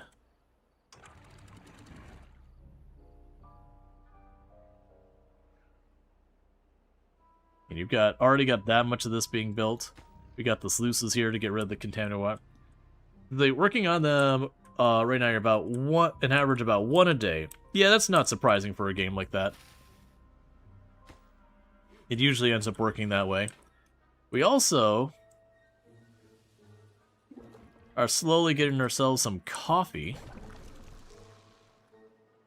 Making the world a better place 1 cup of coffee at a time. Interestingly enough, coffee is weirdly put under just regular stuff and not food. So, you know, that's something we're thinking. The issue isn't the achievement itself, it's getting the right jobs to actually spawn. Oh, yeah, RNG stuff. Yeah, RNG locked achievements are always some of the worst. Where it's like, yep, I know how to do this. Am I going to get to do it? I don't know. How's RNG feeling today? Because I would like to do it. But, you know, it's not something that's in my control right now.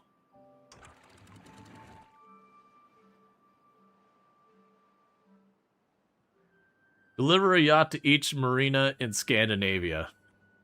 I see.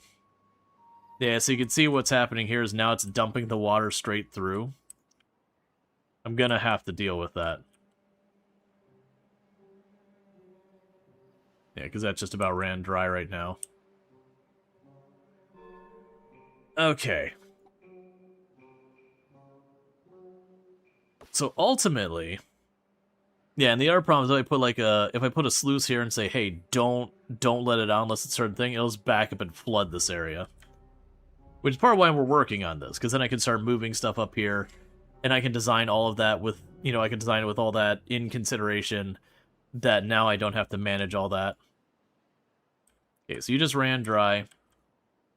That's fine. You still have plenty of water. We're going to pause these.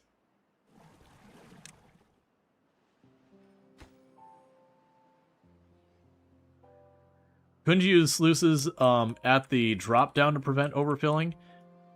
Well, the problem is this dam is right here.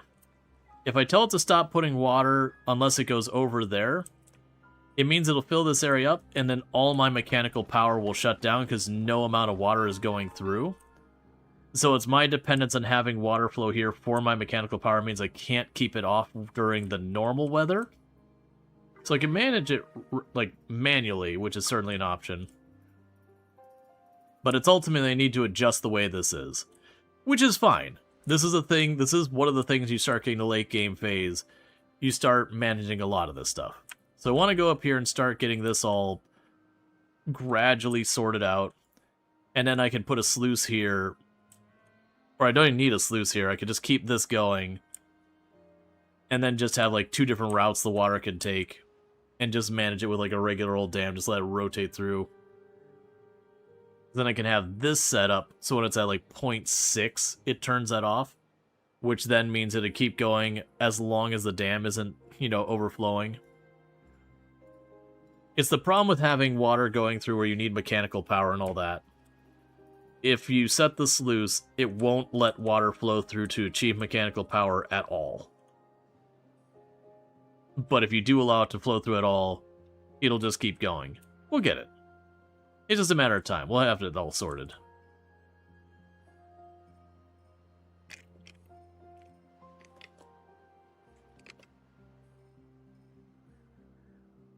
Another thing we can do is get away from needing mechanical power down there. I could do a thing where I get all my mechanical power down here and have another reservoir or whatever. We could also use the mechanical power where I just kind of make a maze where you just zigzag it, let the water flow through, and then rejoin the rest of it.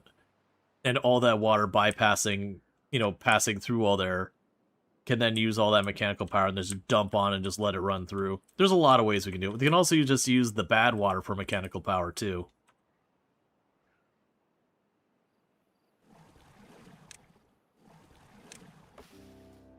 We can also just get to the point where we're not using water wheels for mechanical powers. We're just using lots of steam engines and batteries or whatever.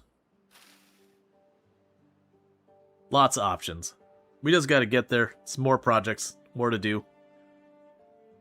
I can actually have this one not even be for water supply. This could be purely for mechanical.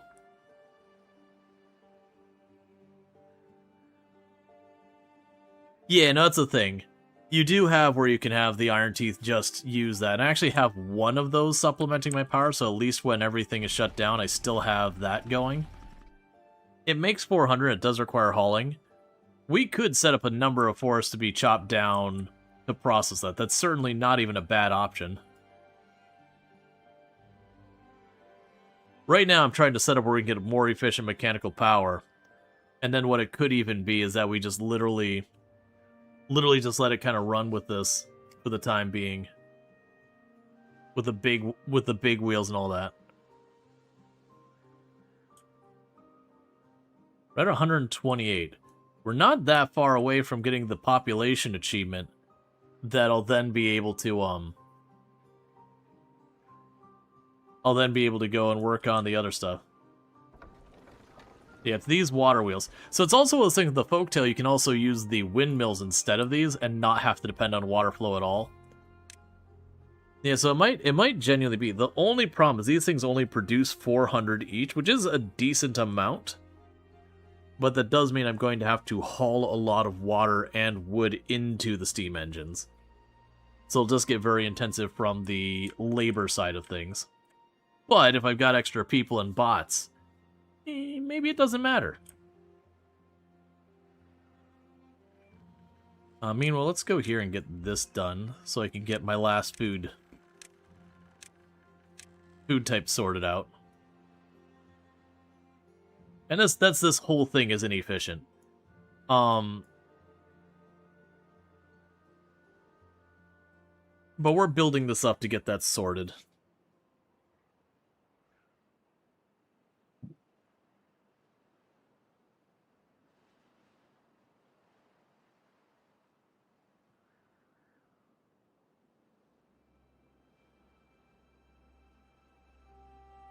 Yeah, so we got a shortage of TNT because we've had a shortage of bad water. Now it's just going to be the TNT itself. Let's see. Does this map have normal bad water source? Ironteeth could get bad water even in drought from those of the Kappa? Yeah. Yeah, and that's one of the reasons why we started a new run today. Okay, that 35 wellness. So people are getting healthier and healthier every day. So we have the algae rations. We've got... Sorry. We got the algae rations, we've got the tribute to ingenuity, and then we got those which require mechanical power.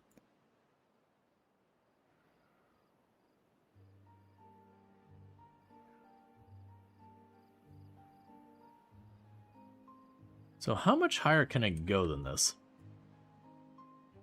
Because I think we'll end up doing is building this up, and I'm kind of liking the idea of deliberately putting a channel over here. That, like, leave this to be, like, another idea of one of those down there where it only goes a limit. But build a channel over here to run all the mechanical on it. Because then I don't have to worry about, like, turning stuff on and off. If it overflows to the very highest level, just keep the mechanics running. It puts it at a very high elevation for gravity batteries. But that's also a tremendous amount of work, so definitely not something I want to work on right now. I've already got some pretty unreasonably scaled projects underway.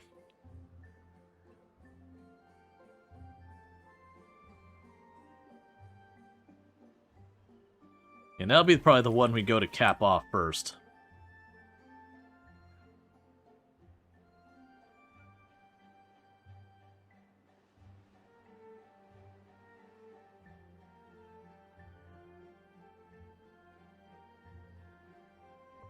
And we got those two large water things going, got the other water containers there.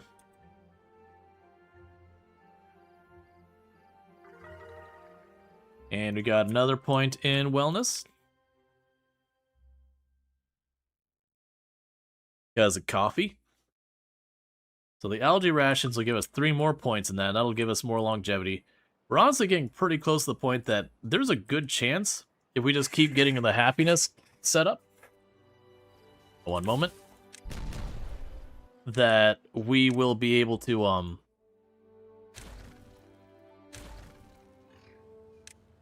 food processor, that we'll be able to actually go and have everything sorted. So you are for the algae rations, and then with that, that'll be every single food group covered.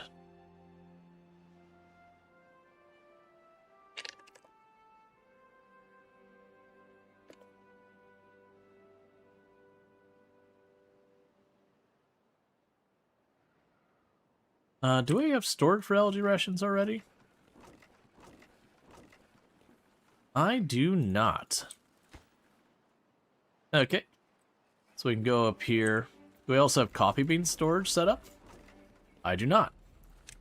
Let's go take corrective action on that.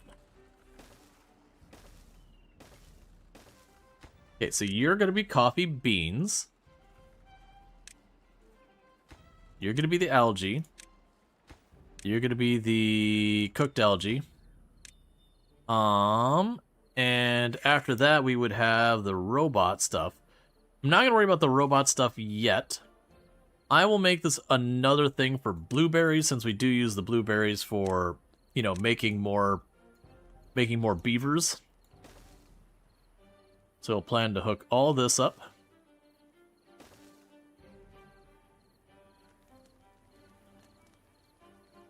Alright. Then go here. Set you up to go 1 tile higher.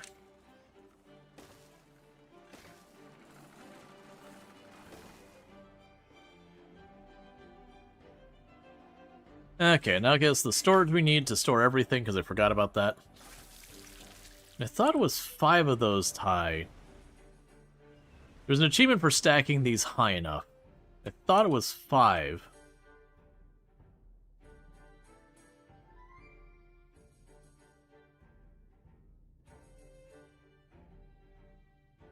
Just checking real fast.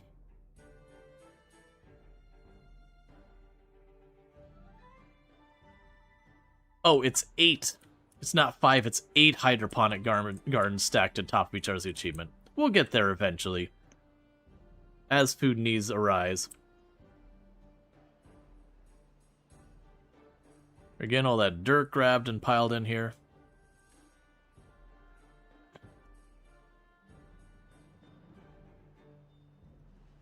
Okay, and we're almost to the point of the Statue of Ingenuity. After which I am going to go for the deep drilling for the metal thing. And we'll try and get down to probably that one. Yeah, it'll be this one. They'll work on getting ourselves a path down here to get the thing where we can just permanently get metal forever. And hopefully around that time we're going to be pushing around 200 beavers so we can get the achievement and finally build homes. At which point, we'll be in the position of actually building homes scattered on the map, which is something I usually don't do, because usually I'm based around one area, so that the beavers can actually sleep out in the extremities and we can put food or water out there in the extremities to make it so like the pathing isn't horrendously bad. Granted, as you start getting them up higher and higher and higher in their contentment, happiness, whatever it is, their well-being, they do move fast enough you can get away with a lot more than you would expect.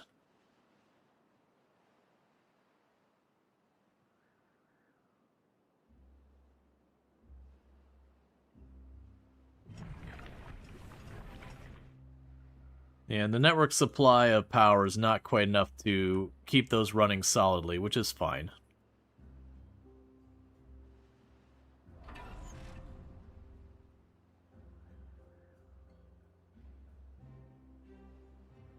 Alright, we'll also need to deal with that. So when it comes to the water cap, because that'll be one of the next things to do, that's 4,000.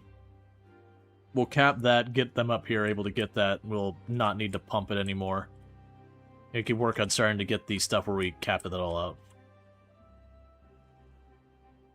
Alright. Lack of construction materials. 415 instances. Well, would you look at that? I am short on a little bit of dynamite. It's fine. We can just keep on making the dynamite.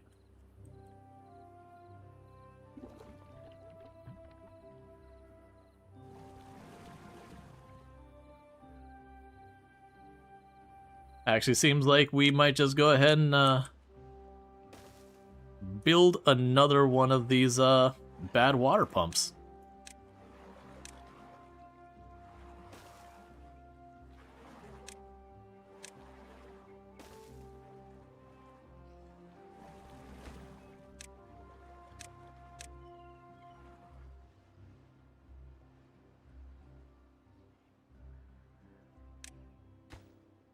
Okay. Yeah, it's fine. Let's use districts to force it without mods. I don't think beavers are very smart about the housing near jobs, are they? I don't think they are.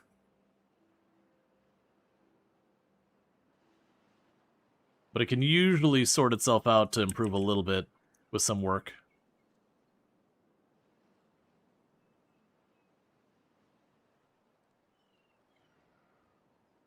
Alright. Yep, so they're just filling in all this area. This is definitely going to overflow over time. That's part of why we're working on getting this sorted out, because then I'm going to carve a path through here. Now we can start filling this in, because I don't care about any of that being green, so when we shift that over, it won't be a problem. Then this will just join down here, and we'll leave that just the way it is for the time being. But this should give us an opportunity for lots of mechanical power, lots of growable space, having a lot more control over our water. Because you notice, even with the choke point there, that's got a pretty good speed to it. Or, you know, it'll be even better once things move along.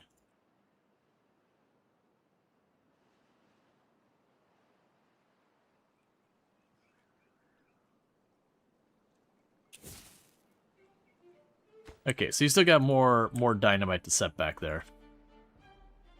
They're just making that deeper and deeper. But yeah, if we end up having to use districts later to make it work, it is what it is. Alright, so we have our dynamite production, explosives production. So they're able to run almost at capacity now, but they are churning through the bad water almost as fast as they're getting it. Because we also have it being consumed very heavily by the extract creation, which that, once it runs out, it runs out. Oh, did we actually ever get these built? Yeah, so we got beavers rolling in here, stamping their tails. Basically getting, you know, beaver equivalent of tattoos. Alright.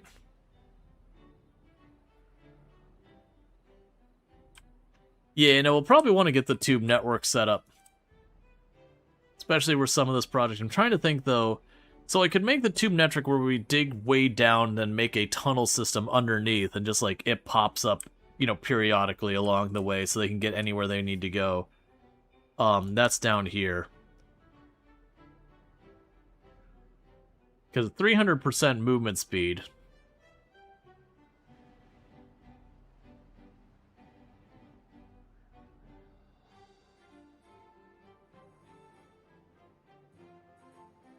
Yeah, because you have to build a station, and then the tubes underneath.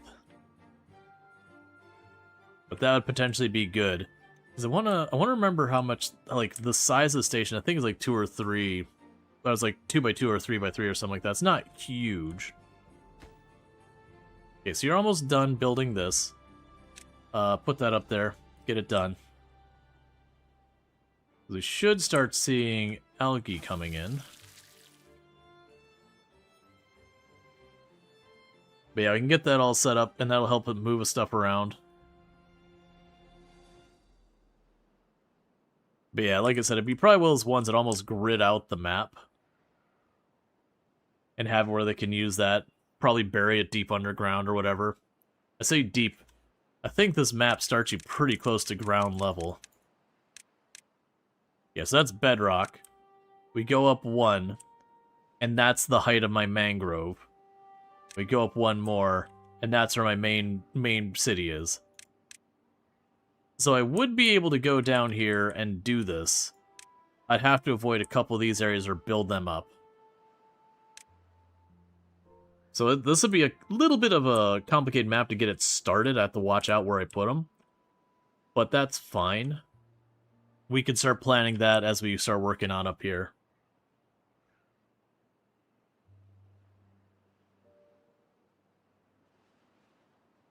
With that, those are all going to get knocked down too.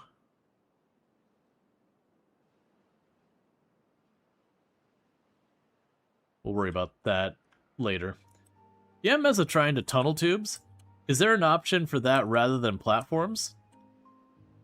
Yeah, so you can go and using the tunnels, you can just blast one block at a time and make a tunnel underneath, and then you can just put a tube through the tunnel, and then use the vertical tunnel to punch it back up to the surface. You can do that kind of thing.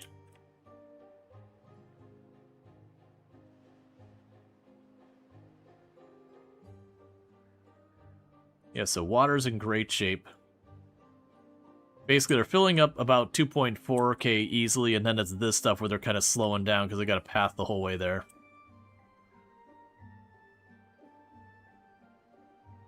Yeah, so that's still getting worked on. You're building out all that area. Because also those things are going to run out of dirt, and then they'll stop working on that.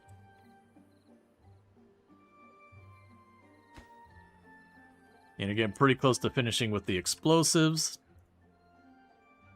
In that first section.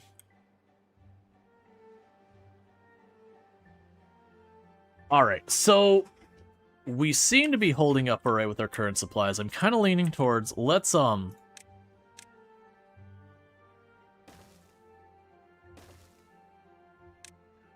get an abundance of caution here with the water. Because what I'm going to try to do, I think, is I'm going to push for the achievement by just plunking down probably like another 3 or 4 of the growing vats, which is going to blow up our population at a dangerous level. But blowing up my population that much should give us the achievement, and once we have the achievement, I can actually build houses for my beavers, which will give everyone a +3 mood and all that. And like I said, I don't know how smart it will be about putting beavers near their work or anything like that, but I can, put some houses up here just in the hope that the beavers working up here happen to show up here, that kind of thing. If they do, great. If not, whatever.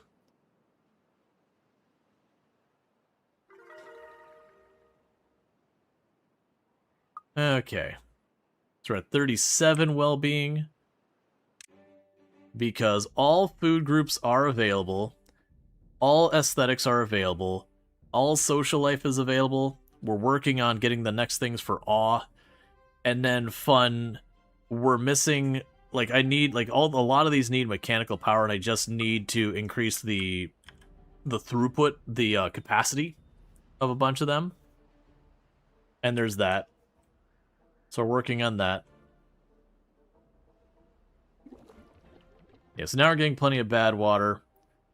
Our explosives are handled.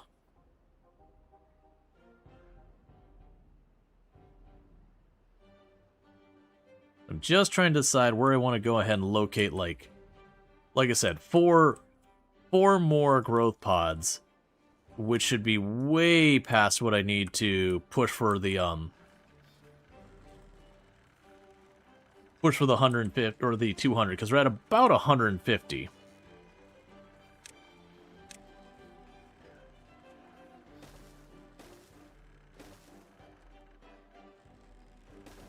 Let's go for broke. There's 5.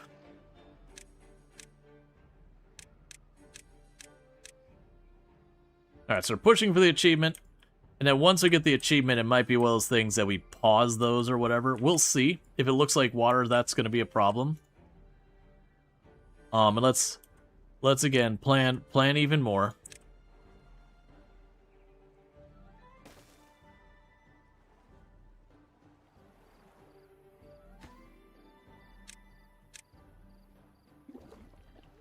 So get another pump going.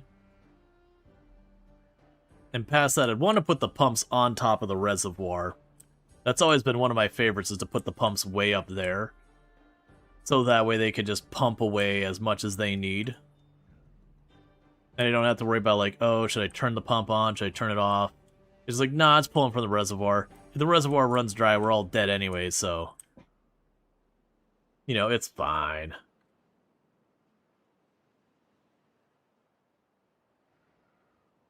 I have no shortage of workers.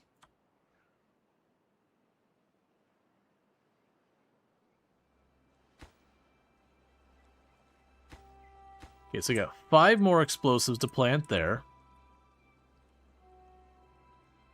Once that's done, we're ready to blast that to another tile deeper.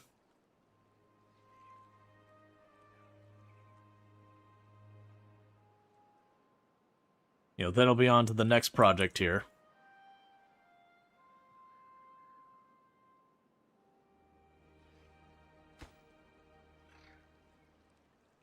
Alright, we got one last one to put there. And then that area goes deeper.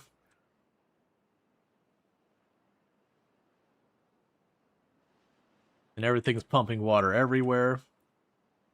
We continue to boost that up.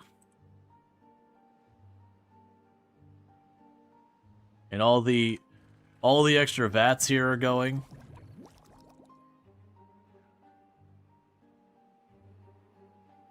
You're awkwardly flooding slightly.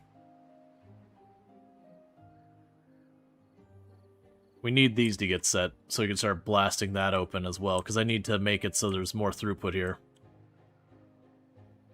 It's fine. Honestly, if it keeps flooding this area, it's fine as long as it doesn't flood down the way.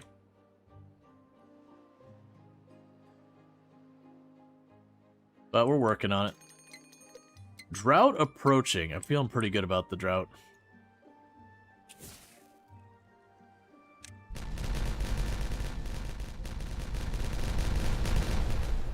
Alright, we just increased the reservoir's capacity.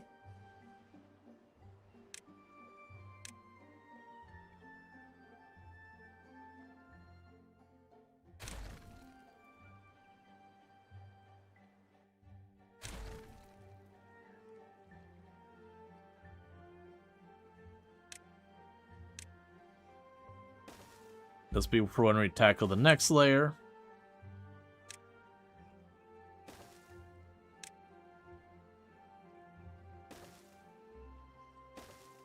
Which I'm not ready for yet. I want to get my other layers done first.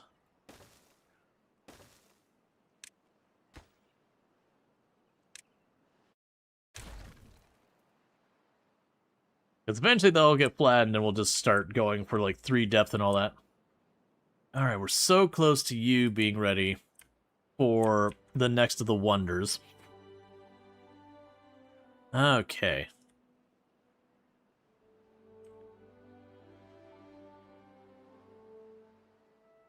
It's honestly one of those things, at some point I should increase the capacity for making the TNT too.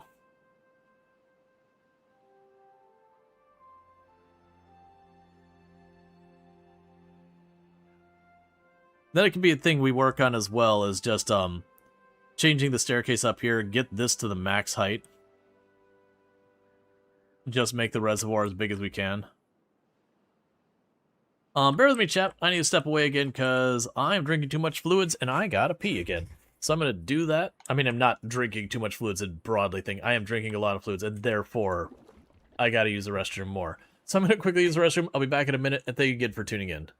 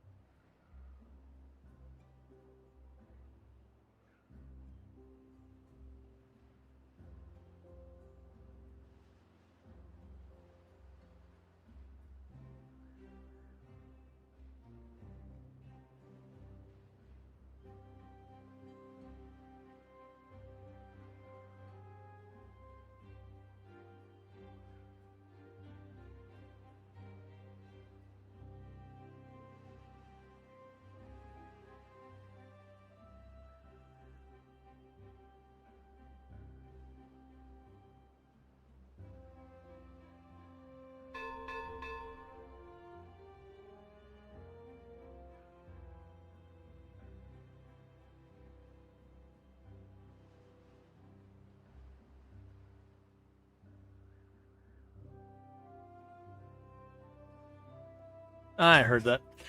Let's see, the newest water tank you hold is building water. Yeah, no, it should be. It's queued up for it. It doesn't have water in it because this was adding an extra 2,400 water. So it's unfortunately just going to take a while to get those full. Yeah, and you're working on getting that one all queued up for blasting.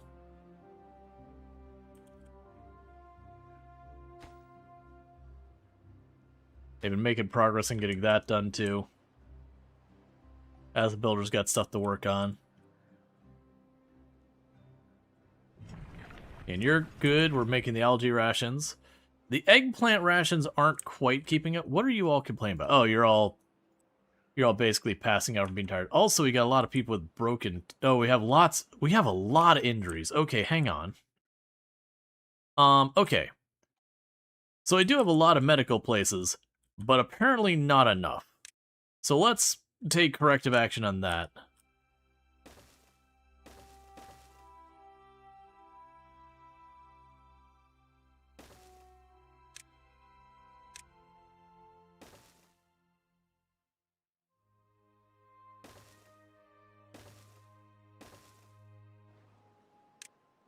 Okay.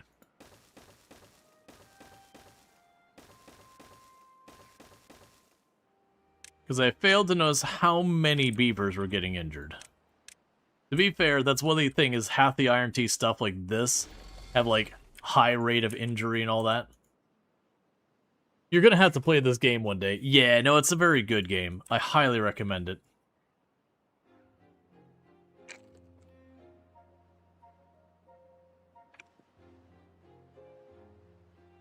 Alright, so get all those medical things done.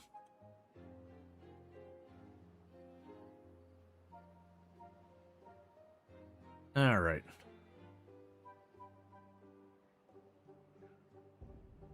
So we're gonna have the drought. And just like before, I'm gonna pause you two. And this is the problem we have here. I'm gonna tell you to close when the downstream is above that. Thank you Juice_Nugget for subscribing for 3 months. I've heard good things about this game. Hey, Juice Nougat. Thank you so much for the Prime Gaming sub. You only get one of those a month to use to hear. Yeah, no, Timberborn's excellent. It's one of the games it's probably pretty high up there and most played on stream.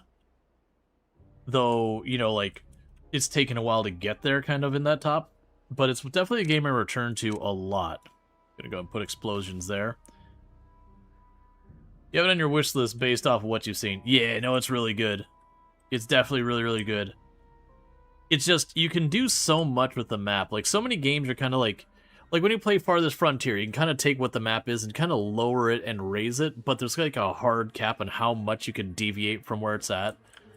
And even that one's like pretty cutting edge in what you can do.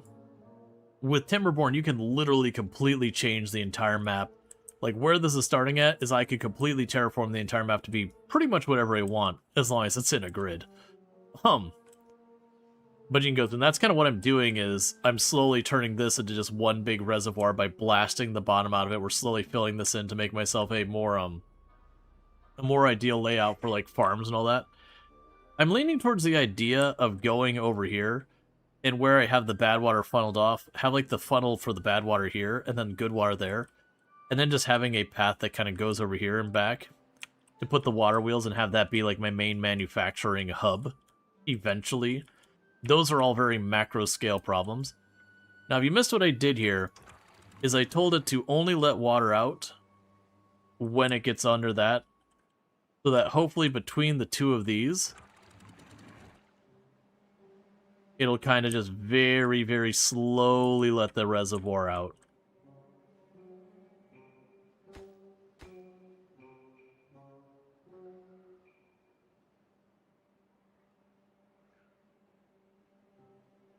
That does mean we're running entirely on that steam engine, which is nowhere near an adequate amount of horsepower to run this whole thing. Trying to see if there's a good place I could plug in another spot here and put more of the steam engines, but I have to tear up a lot of crops I don't want to tear up right now. We've got 16 injured beavers.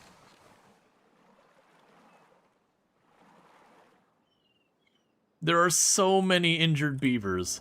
And a big part of that's this drill. This drill is just a nightmare for injury. Oh, it says dirt extractor. This is not a drill. Okay. Fine. Sure. Yeah, we're filling in this dirt. This is all like a lake before. We're planning on blasting this area out, making a canal that goes straight there. We got this project going on up here as well.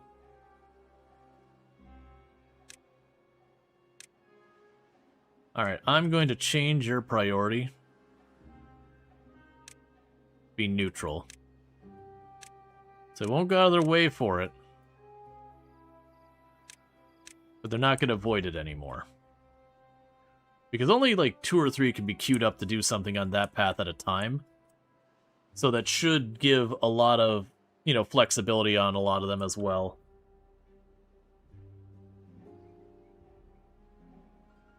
They're kind of using the explosives as fast as we can get them. Yeah, so I think that's fine for now. This'll,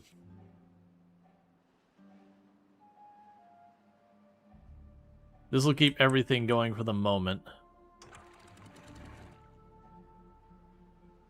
But the issue I'm going to run here is I'm going to have to turn it off of that. We can turn those back on, actually. The issue I'm going to run in here is I will have to turn these back off of the, with the downstream thing. Because they just won't let water through at any meaningful rate. Which means none of those will go. But we're in a drought, so that's fine. We're just enduring the drought.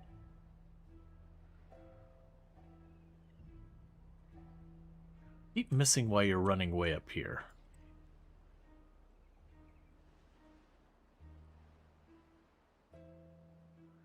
Oh, they're probably picking up materials. And then they're getting this all built out for when we go to explode all the rest of this.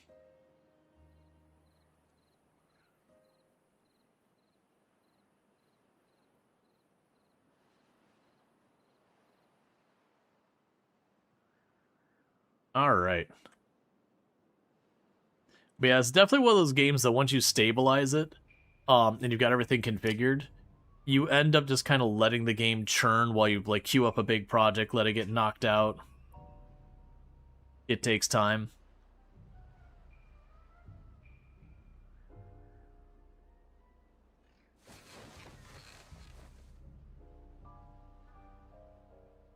Alright, it's got plenty of coffee. The eggplant is the only food that, like, we genuinely could use more of.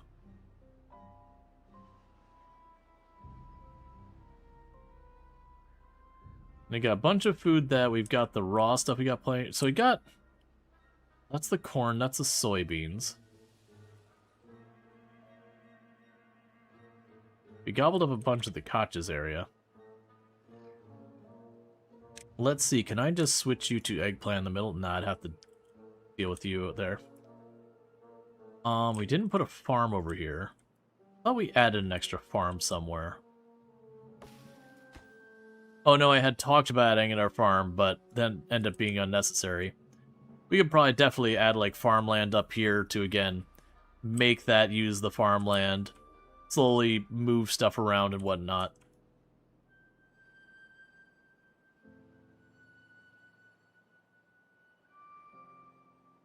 Okay, so we're still having tons and tons and tons of them getting born.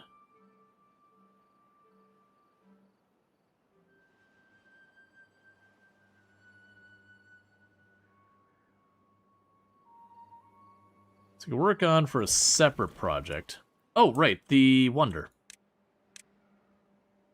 So the Wonder that's for Ingenuity. Oh, you're 3x3. In my head, I thought you were 2x2. Well, that's pretty awesome, but also very inconvenient to place anywhere. So we're gonna go ahead and get rid of these small research places. I'm gonna put the Wonder of Ingenuity right here in the middle of town. And then with that, we've got the beaver statue, the bell, and the Well, Scratcher's not one we want to move.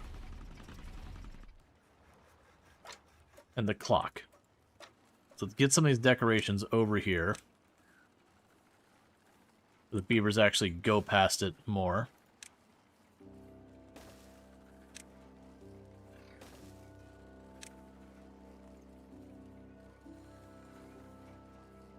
So that'll help with well-being as well. Okay, so you're very expensive to build. But, oh wait, do you... 1 second. You require power. Disregard that. You don't go here. Hang on. That's a key aspect, is you require mechanical power. Well, crap. That was not part of the plan. So get those built. So at least they're there. I do want to build that thing. I'm going to have to figure out how I want to do that. Because I would like it someplace that gets access to all this.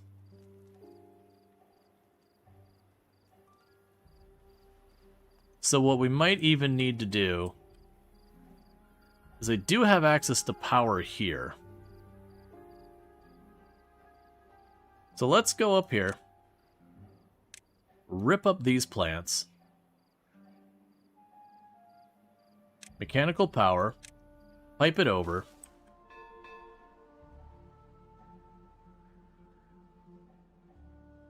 And what's the range on you? It's pretty big. Yeah, if I do it that way, we'll cover both the areas in and out of town.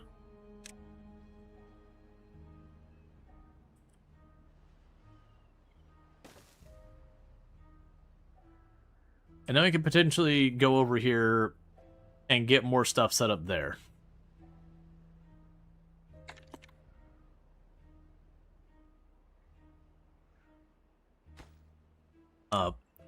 So I'll build you.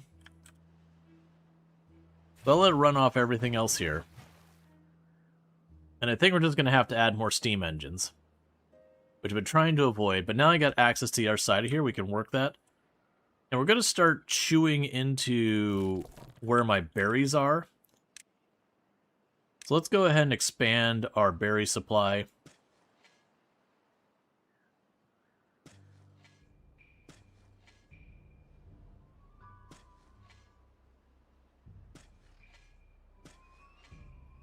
So get more berries being produced. That way as I gobble up this area and use it for mechanical power, at least in the short term, that'll be fine.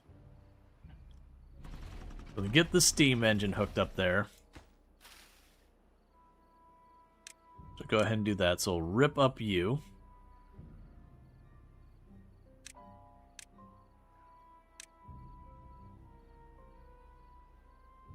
And that'll give us more steam power for the rest of the system when things aren't just trucking along.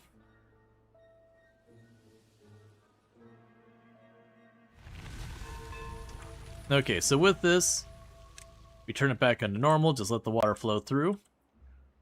And with that, it just kept the reservoir going the whole time. But now that I'm letting it through, it's just going to dump all the rest of the water out there. It's fine. Just all the beavers just rushing to pile in all the materials as fast as they can.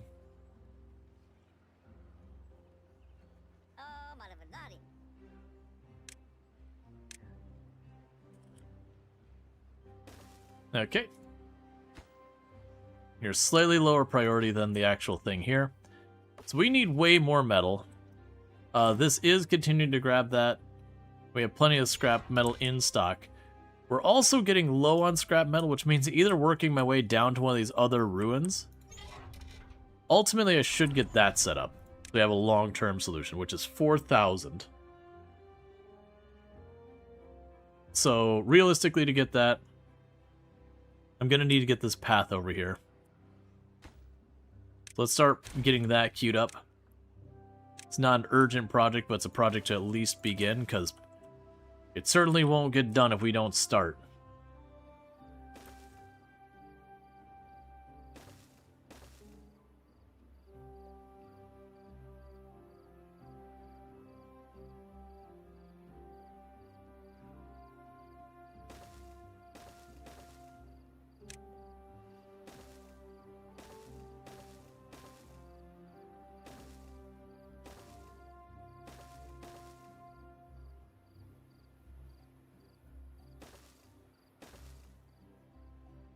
Okay, so we've got that going.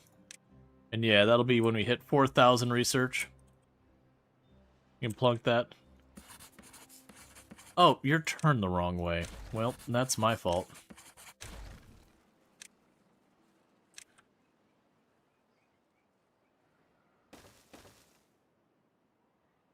Okay, keep that research going. Alright, because right now we are producing about half the horsepower it needs. This thing doesn't make nearly enough. So I'm going to go here and say, alright, we're going to build another gas, or another steam engine. Because I'm looking at this thinking, we are ultimately going to get what I need. It's going to take longer than I think we're going to be ready for.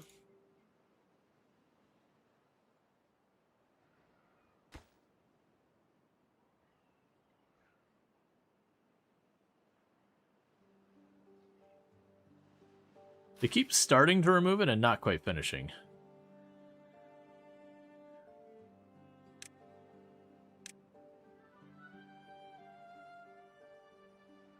Alright.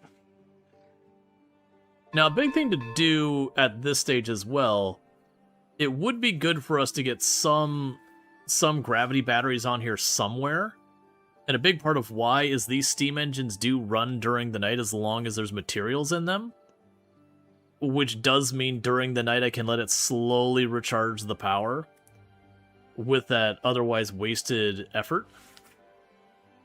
At least I believe they... Oh, no, okay, they don't run at night.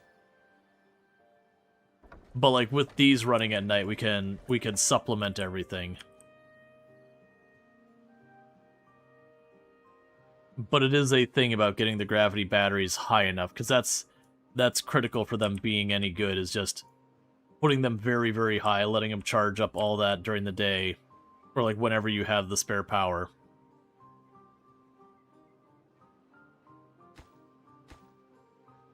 Yeah, so you're waiting on gears and metal.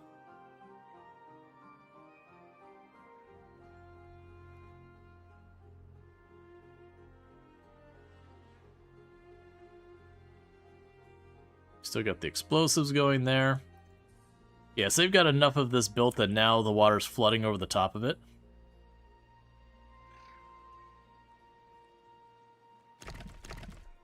Which is a little bit of a problem because now it's dumping water out alternate routes, but we'll figure that out as we get there.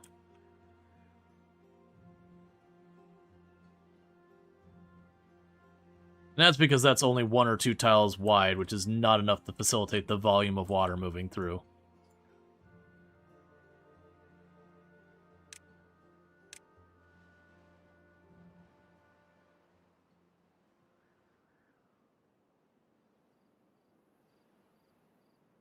Yeah, it's gonna be a problem. Okay, I mean, we'll get it sorted. Little by little. I don't really care about what's going on up here yet.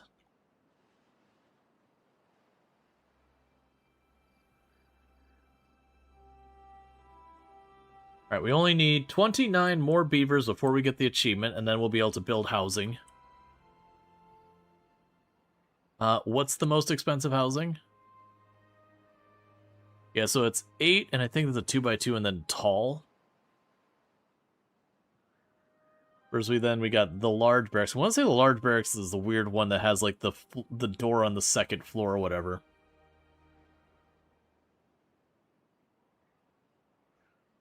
Leave all that alone just so you don't actually click anything that jeopardizes the achievement.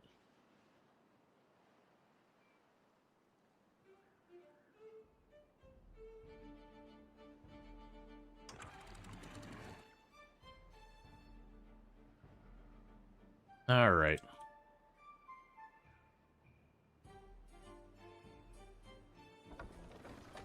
That's got some pretty strong horsepower going. Oh. And we can go down here and tell you another steam engine. And you're also at the medium priority. Yeah, so it's unfortunately just waiting on gears. We're just waiting on planks. There's got a lot of projects going that just need to increase the manufacturing power. It is what it is.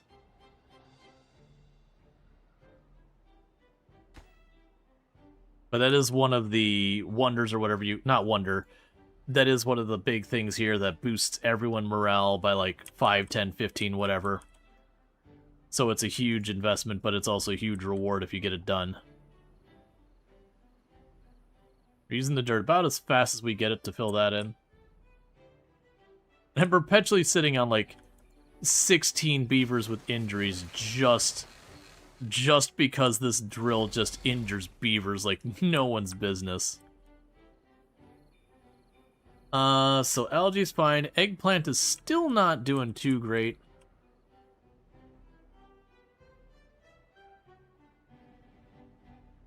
Didn't I take some more? Let's see.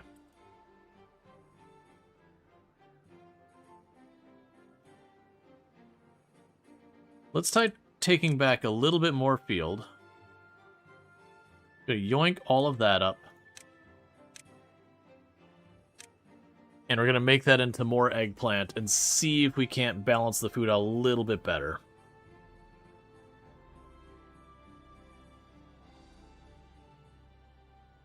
Oh, I just realized I didn't need to do that. The place that's actually getting stuck isn't on the growing, it's on the production, it's on this. Which again is a need of more mechanical power, which we're working on, you know, adding an extra 800 and costing us an extra 600. But it's all dependent on metal. I wonder...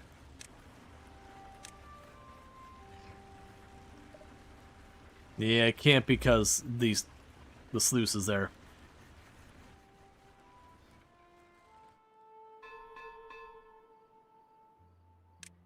Alright. So for the weights...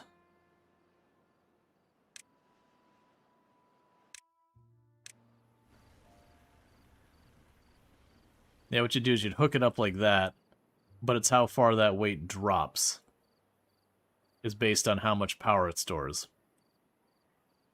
So mechanically, gotta get the power up there first. I'm trying to see the best place to get a bunch of horsepower up as high as we can, as fast as we can. Because we can put it up here and carve this down a couple of tiles, and that'd be a good amount, at least to start off with. Or, alternatively, I just go back here and just chuck it off the back.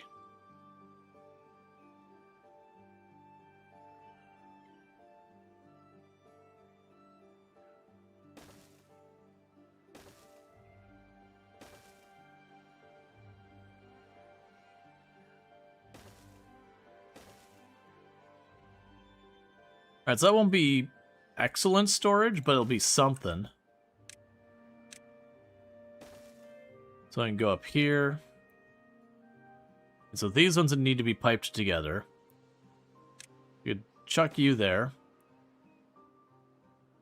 And I'll wait to chuck that one there. None of that's going to get done anytime soon, just because we are short on metal. But it is something I can start queuing up.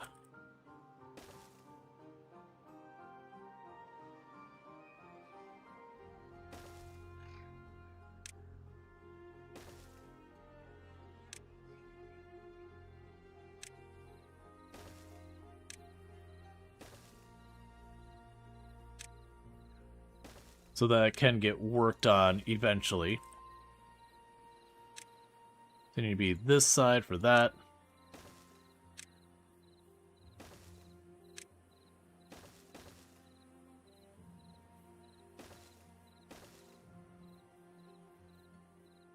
Okay, so that'll get this area done. But what needs to happen now is I gotta get the power up here.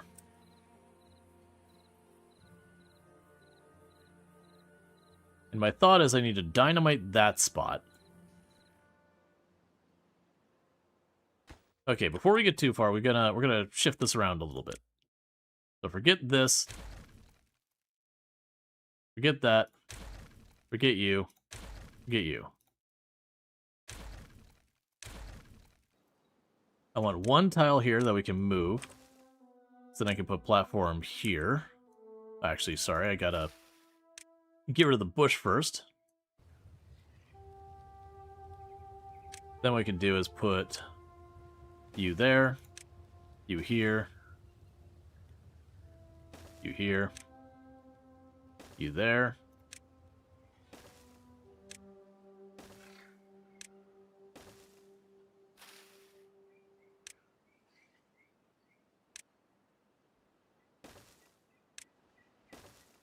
Right, and then we can go here with the dynamite that goes too deep. Make that a high priority. Because then I can blast that the whole way down, and I could use a vertical set of gears the whole way up. Get it over here, just plug it in that, and all the rest of those will be attached together when we're done. Yeah, apparently I don't need to build that. It's fine. Okay, so now we just need to go vertical, vertical, vertical, vertical, vertical, and bring that across.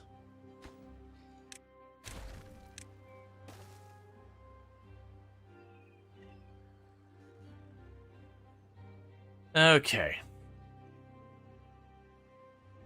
And then the rest of that just has to be built, which again is waiting on metal.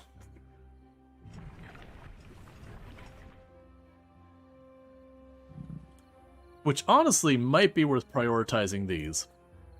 Because if I prioritize these for the metal,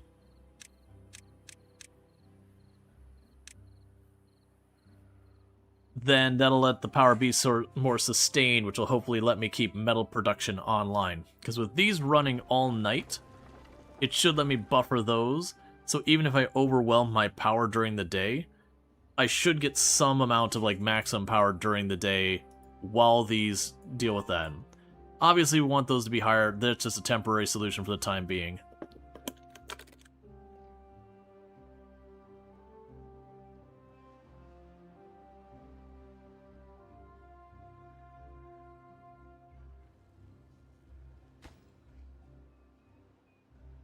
And that's a lot of planks. Is that gears too? It is, unfortunately, gears. So it's a lot of gears as well. That sucks. Just blow out to bedrock. Yeah, no, that's definitely a thing I could do. Bedrock's only like 3 or 4 blocks down, unfortunately. Maybe 5. It's like one... Where these mangroves are at one height. Like the floor, the ground they're on is 1 above bedrock. So unfortunately, I can't go that deep. But it's still one of those things. Even if it only queues up a couple of thousand horsepower a day, that still helps a lot. Okay, you get dropped down to second priority. Let's get the one that we can get at first is the highest priority. Because this one, we're just waiting on the mechanical power here. Because waiting on gears is the problem. And the gears and the metal are both stuck because of that. You have a nice high cliff right there. Yeah. They're here. Oh, you mean over here?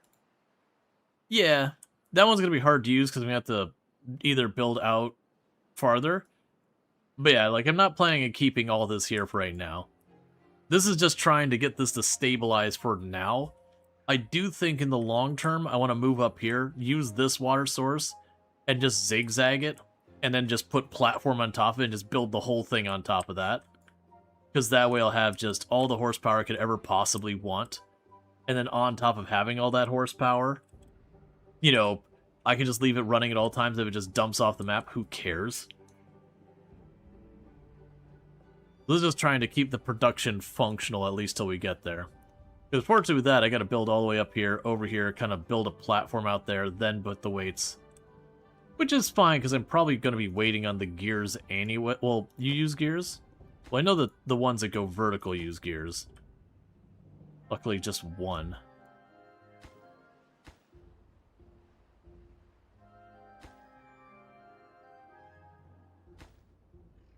Oh yeah, you're still set to top priority. You're now medium priority. I want that wonder, but I need to get the horsepower to be steadier.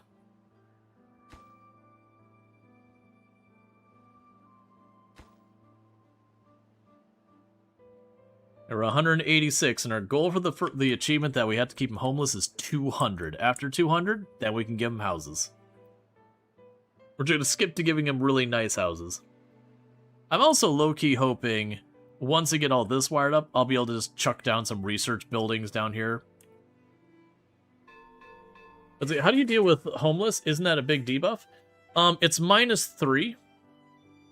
But by the time you get enough food, because like if you look at this, their well-being is -3. We've been just dealing with that the whole time.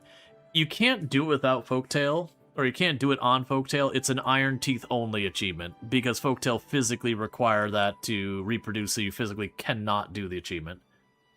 But with this one, it's just absorbing the -3 and just dealing with it. Which is a little annoying early game, but now at this stage it's not that big a deal. Yeah, so you're getting all that dirt placed. TNT is still being used about as fast as we're getting it. Prepping to blast the next area to make the reservoir, you know, higher capacity.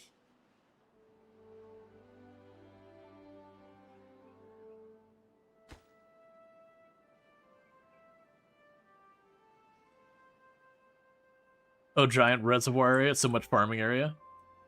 Yep, no, that's what we're doing here, is I'm making a giant area for farming over here. Like, right now, because it's kind of getting stuck here, it's going to be a thing to clear out. Right now, if I open that up, it's just going to flood my fields and all that, which is a problem.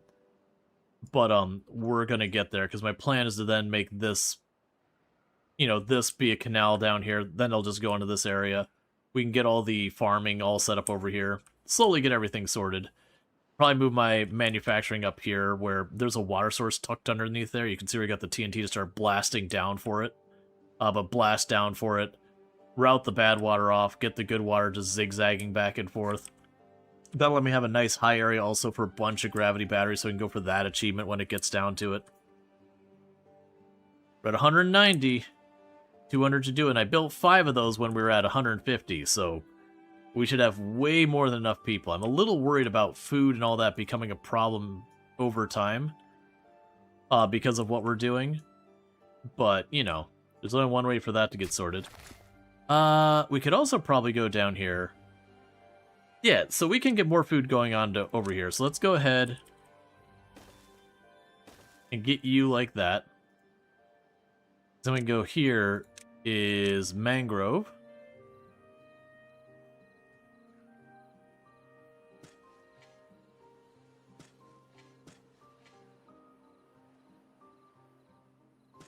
And I obviously don't expect it to reach nearly that far. But we'll let it cover as much space as it can. We've got our 2 gathering places here. We'll only 200 for a bit to get the achievement. Population decline doesn't matter after that. Yeah, as long as you don't crash the population where everything destabilizes. But yeah, that'll be kind of what I end up doing, is I've got a whole bunch of unemployed ones. So I very well might hit the 200 and then just delete these 5. For right now, let the population stabilize over time back down to what I actually need to function. And then we can work on, at that stage, you know, building up the population need. Because ultimately, a lot of the achievements are around having an absurd population, like 500 or 1,000 or whatever. But for achieving those, I want to move that up as I need the beavers. Because right now, I got almost 100 beavers who are standing around with nothing to do. Can't they be paused? Yeah, I can do that. Alright, so we only need 6 more beavers until the homelessness can stop. Alright, so we're starting to get this blocked off enough that it's starting to fill this up. Eventually, that is going to be a problem. Let's go here and do some planning, because I forgot that was the thing we got going on up here.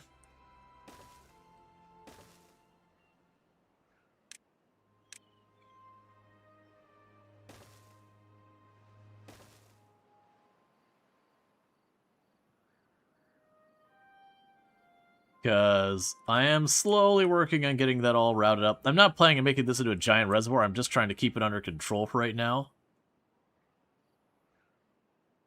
But, we are looking at walling that off to get around here to get over there.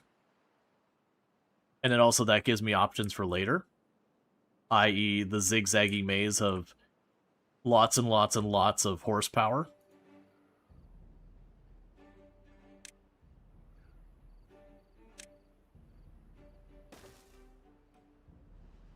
At a minimum, we gotta route it around this way. If I can just wall off this section where this is the lowest, it'll just dump in here, and this area is totally fine for me to dump water in. It'll just put it back into the area where it was previously.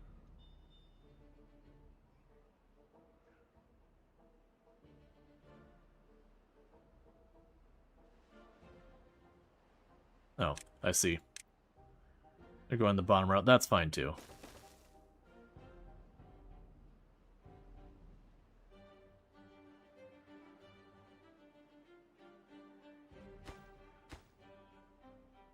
Okay, I think they are building it. I can't really see much on that regard, though. Yeah, it's absorbing most of the gears. Alright, Luxray, you take it easy.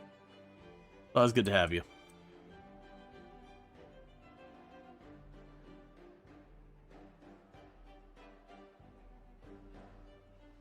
Alright, getting pretty close to the end of getting all that dynamite set up over there to knock that down a layer.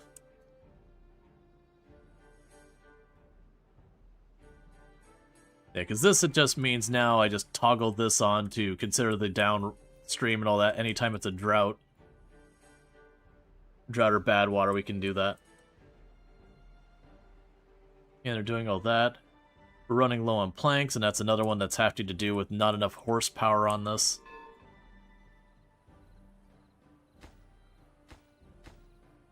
Everything is a matter of more horsepower.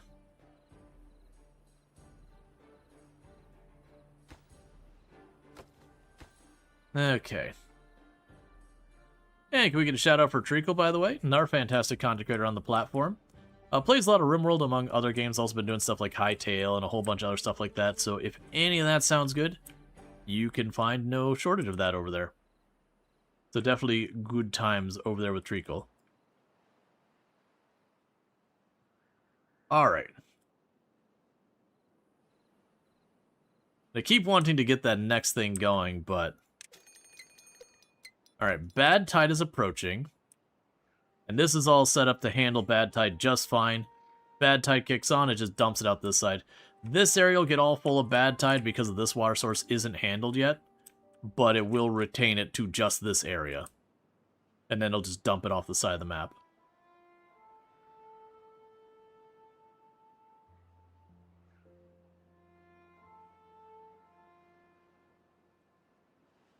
Okay. You're getting there.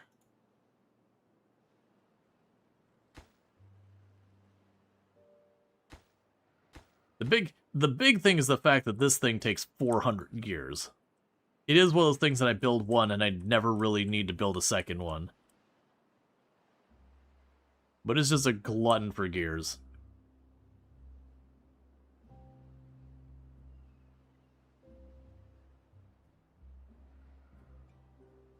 If I had more room, there's also, where are you at? We have the large power wheel.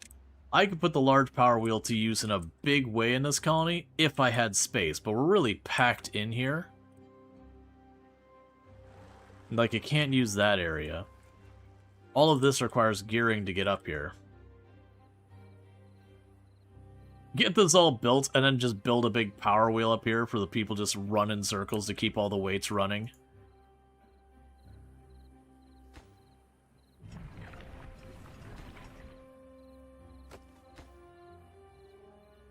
Yeah, so when they get that done, they should work on this transmission column here. Once they have that transmission column there, at least the first of the gravity batteries will be online.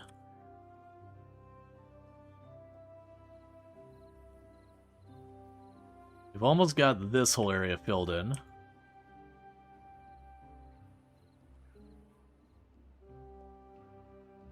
And 3 more beavers, and we'll have the achievement.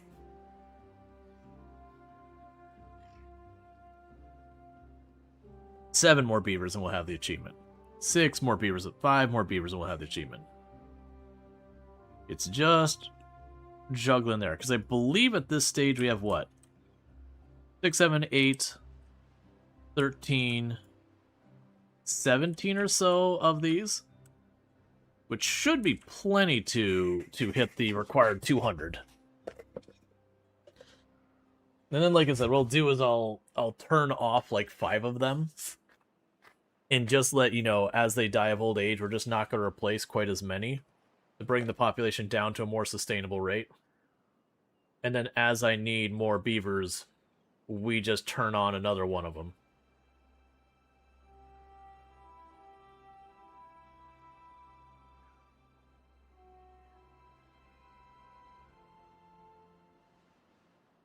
Okay.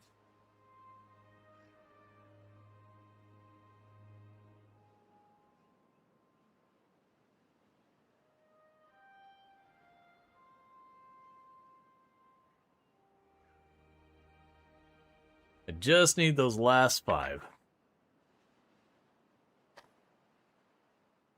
Because remember, the ratio on how many one of those things can handle is pretty high. It's at least in the teens.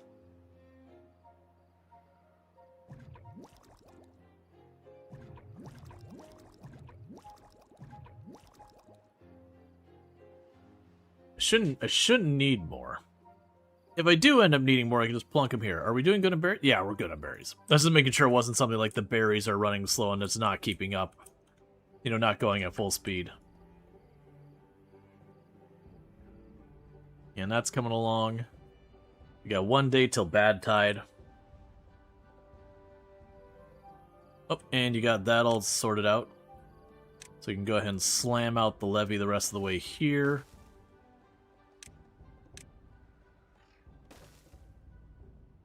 So that as this gets done, if it starts to flood up a little bit more, we're handled.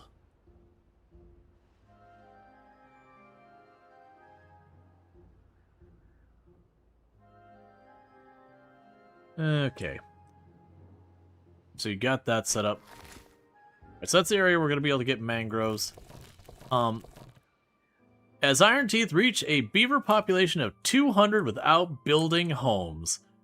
Alright, pause all of these. And we're going to let that population start to kind of burn down to a more sustainable level. And with that, beavers, after all these years of no housing, I don't think I've ever done the row houses as the beaver or as the Ironteeth before. But you know what we're doing?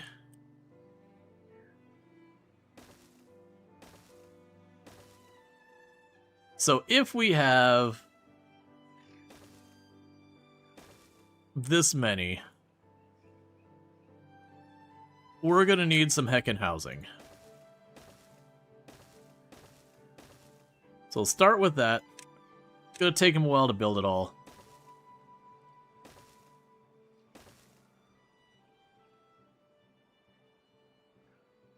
But let's get that housing done. But I'll put a block up there. And I think I'll end up putting a block of houses over here somewhere, just because. Oh yeah, I was waiting for 4,000 for you, wasn't I? Okay. High chance of injury.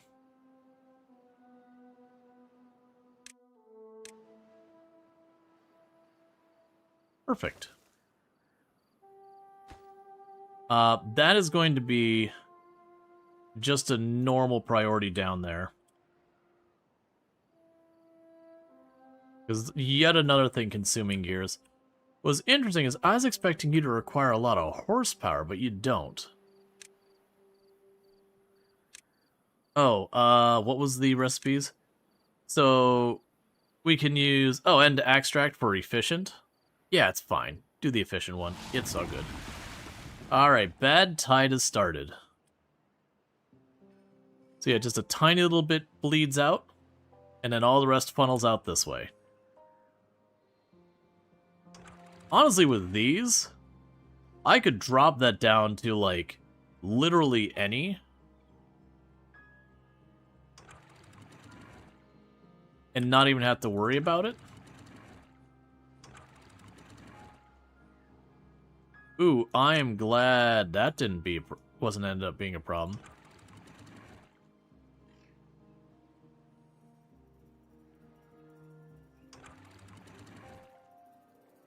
Because honestly, with any, we could just funnel it off and not have to worry about it.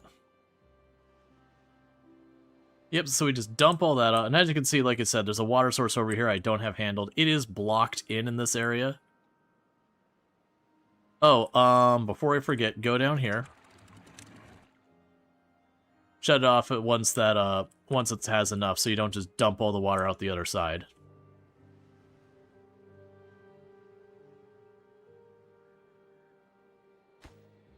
Only 2 more gears, and that gets online. Then they'll work on the column here, which is only like 5 or 6 gears total. And then that'll give us our first gravity weight.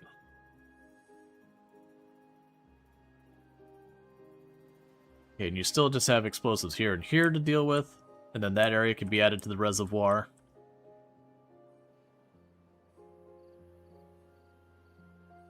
You're all good here. They're continuing to build this out so I can at least prep for this to get to be more of a problem. And it's honestly a problem when it's the freshwater. I just don't want to flood the rest of the map.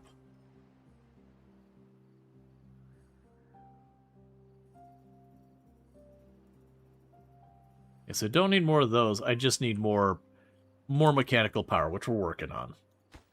Because that'll be a nice little boost. Interestingly, you got the metal first.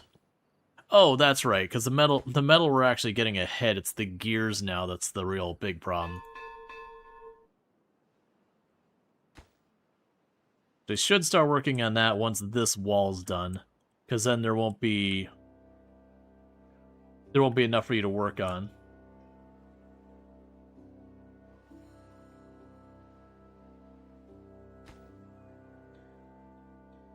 Yeah, so those are all running really slow because I have the one steam engine trying to handle it all. The other good news is this population shouldn't stay too high very long, just because I have such a high population that's steadily showing up that we've got a bunch of them dying of old age fairly constantly now. There's a nice cadence there, so it won't take too long for things to stabilize.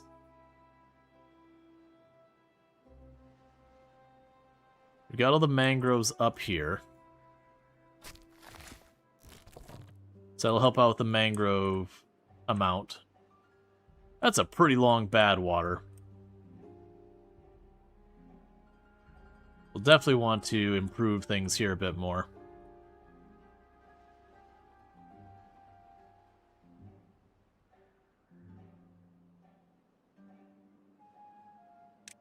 Yeah, so last one is 20, or that's basically the win condition, the wonder. That's 20,000 there. Those don't do anything. These require mechanical power. I'd like to get those set up. The grease factory, that's for the bots. There's lots of bot stuff to do. The bigger wheel, we'll just go ahead and unlock that. We're getting to that point where I don't have much left to unlock that we would care about one or the other. Deep mechanical fluid pump. Right, that's the one for moving water around. This thing we want, 4,000. So I want to save up for that to start capping these off. Because then we can draw bad water directly from the tap. And not have to have like a big pool of it to keep pumping it or whatever.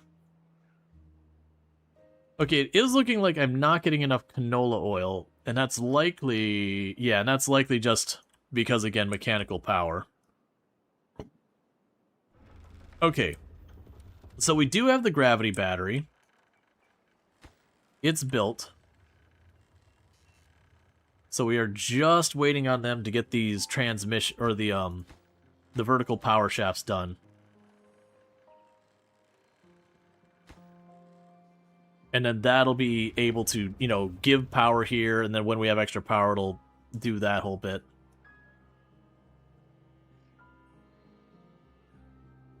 And then we'll just let them get back to whichever.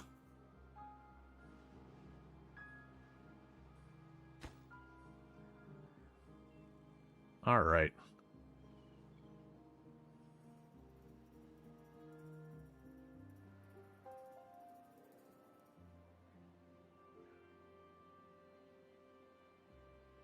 Yeah, but you can see when we're not trying to keep the water wheels working, that we close that off.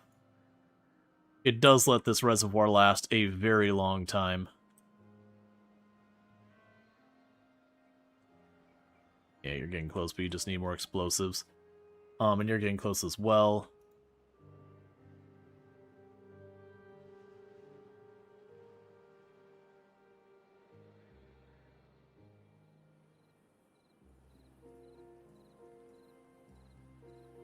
So one thing that'll probably help this out before I forget about it.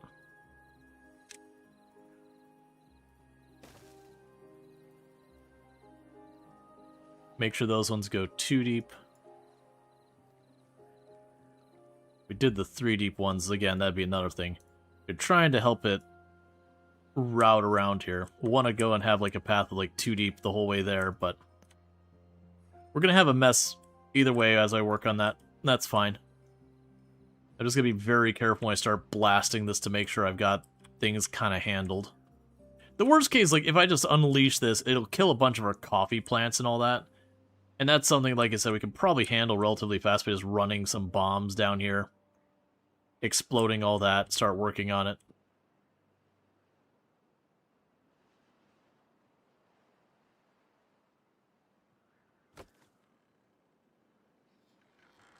Okay, only got 2 more height we have to do here, so 2 more gears, and then this whole column will be done. And then the gravity batteries will at least be, at least be set up to be functional.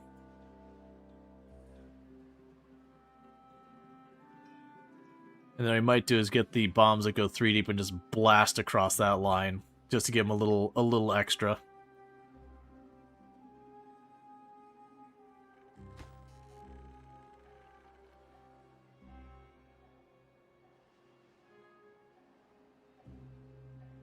Our population still seems to be holding up pretty well. Let's go ahead and turn off 2 more of these.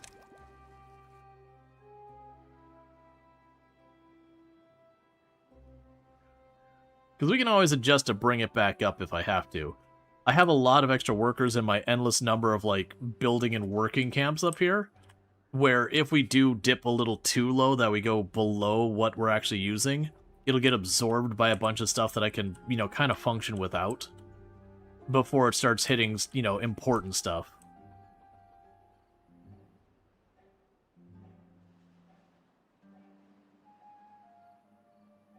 Man, this is why we took the time to build this reservoir. As you can see, it is still, we're 3 days into this bad water, and it's just still just fine.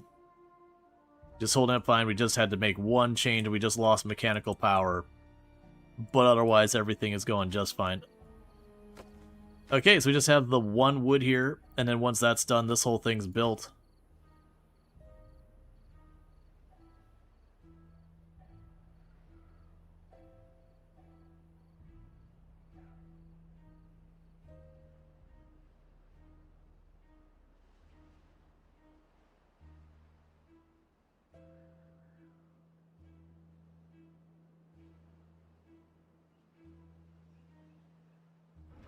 And then very rapidly, the battery drains.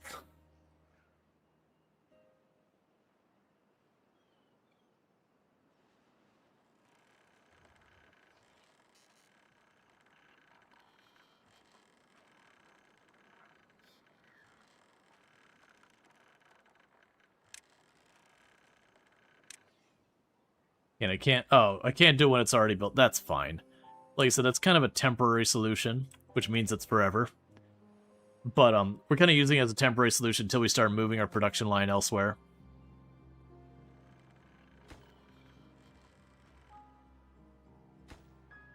Okay. So once the bad water event is done, we get power back in here. The hope is, while a lot of the other stuff isn't running, we'll see that slowly climb back up, like overnight, and give me time to work on during the day.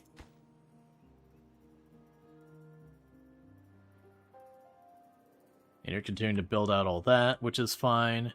You're doing all that, which is fine. Working on that, which is fine. Still got metal up there.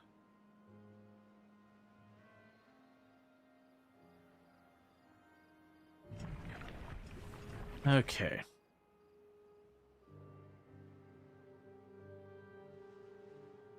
But each one of those we build should help out. And plus, once we get these online, they don't help me at all until this is built, because this is the connecting point. I'm suddenly realizing it's like, okay. Okay, so it does connect there. I was like, don't you dare only have a middle connection point, because that would be a big pain in my butt. But yeah, I need 210 more gears for that to matter.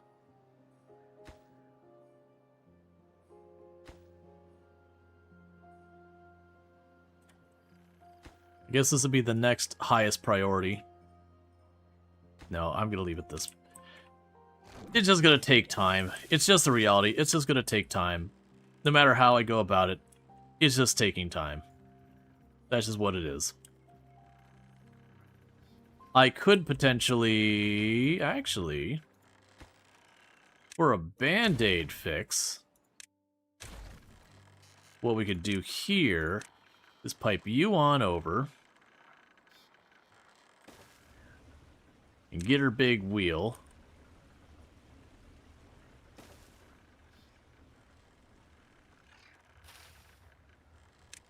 You can rip this up. And bring in a couple more horsepower. Making people manually turn a wheel.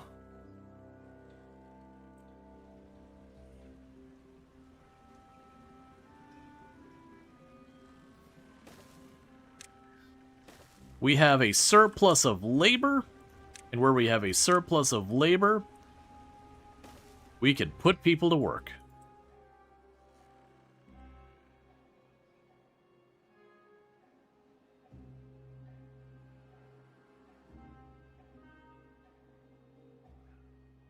They're just making some big wheels that the beavers could just walk in a circle just to try and get this stuff running at full power consistently. Yep, so after hours it does slowly recharge. Obviously it's not going to get the whole way up. But considering that's just this one steam engine that's powering that thing overnight, that's not bad at all. Again, that's going to abruptly slam both the other ways.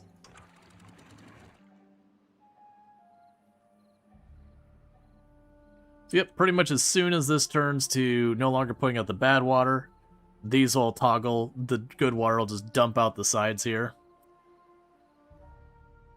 And once that happens, we're good to go. Which is good, because that was just about to tap out. So we got the good water going there. And one by one, it's going to start dumping out all these.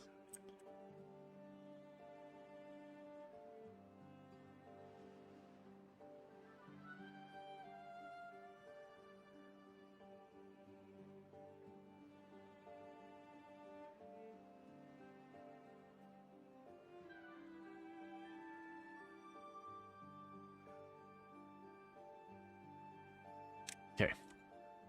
Alright, just open it up, because this is probably putting out its water now.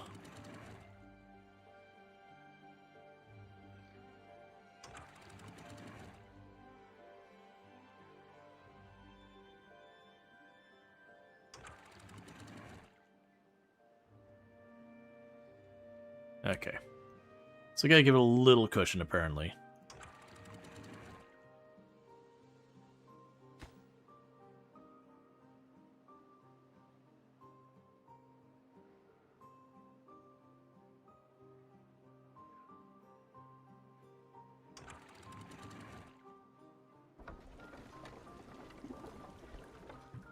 Yes, we're not getting enough water flow yet to turn it. But as this fills up, that'll resolve itself.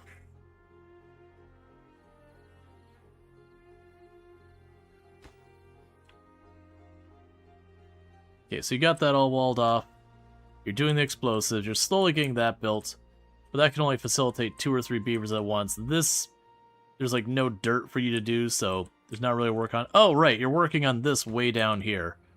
Right, because you have the extra treated logs, or you have the extra logs and treated stuff, but the gears are kind of being eaten up by all this stuff over here. We got our woodcutters, so it's not... It might just be a thing, honestly, as well, that I might need to get another place set up for chopping wood. So I can just run things faster. Because we are going to be adding 2 more steam engines gobbling up that wood, so we probably do need to actually do that. So at this stage, this area usually stays mostly handled. So, well, not the best place for it. We have plenty of, like, regular old canola, so let's go ahead and rip up a line right here. We can go like that.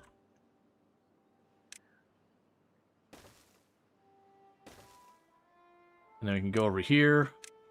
I will plunk down a forestry.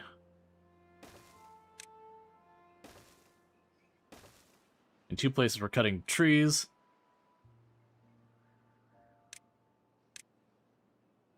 Cut down any trees we put on this area.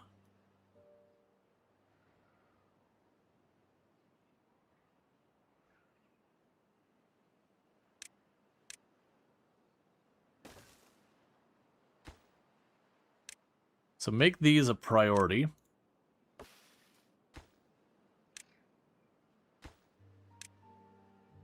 Just so we can get those planted.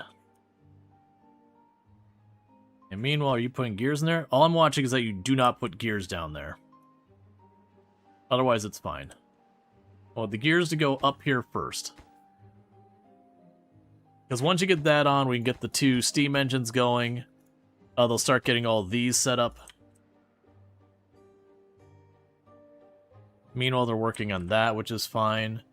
It's just going to take its sweet time because of the bottleneck on the metal. You don't need metal, do you? Good. You need so many gears, though. Alright. Well, progress is progress.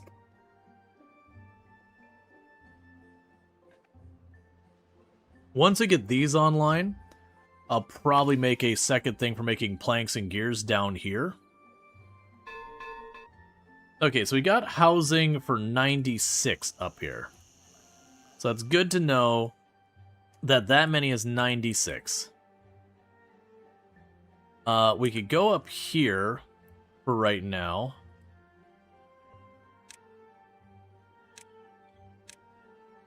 And yoink all this up. And give that a decent priority. I'll put another 96 houses up here. And honestly, I'll probably put a bunch down here. I won't be able to fit quite the same number here.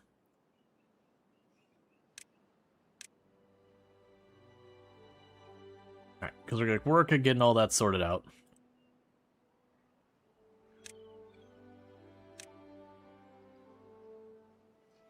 They're just going to toss a bunch of housing here and there.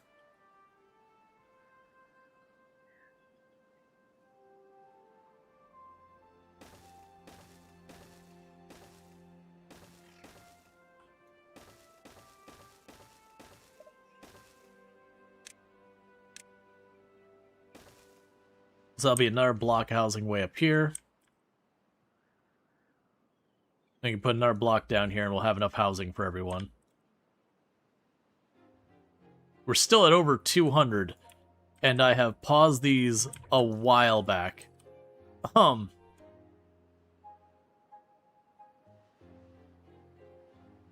It's fine. We're just going to keep letting it run for a while, let it stabilize, because... You know what? I'm going to turn off 2 more. We've got 8 of them running. That should be fine. Also be a good thing that I've turned off a couple at a time here and there. That it should also help make it not as big a deal. Our food, I've just noticed, is basically in free fall. Alright, new plan. Only the 6 there are running. All the other ones have been frozen. Just make sure you're not like sneakily still producing stuff like pause doesn't work. So I need a whole lot of beavers to start dying of old age right now. Because they've got lots of raw material. Oh, this is because all of this is the mechanical stuff needed. And we've been struggling with all the mechanical power. Yeah, so during the day it slowly drains that. And then during the evenings it slowly recharges. We do have all this queued up, and this is just a matter of wood. Let's go over here. Because that's just wood there. Get all that queued up. Because you're all waiting on planks and all this, and this is just logs. Okay, so you've got that queued up. So we're going to go here and say oak trees.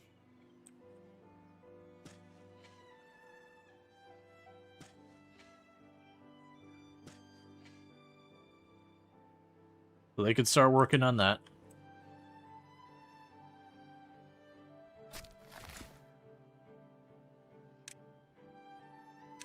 That won't matter. I'm happy that because these are technically oak trees, I don't have to wait for them to all go. So that should supplement our wood.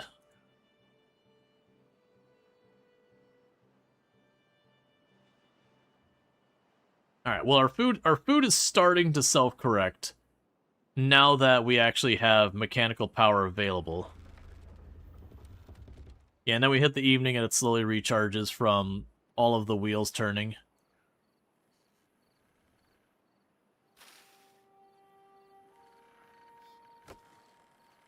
Okay, so once we get this first one here online, that's an extra, what is it, like 400 horsepower or whatever. And then there'll be another extra 400 horsepower. So it should help a lot. To try and keep all the food production online until the population starts settling back down as all of these, all the breeding chambers that I got rid of, you know, we slowly have that resolve.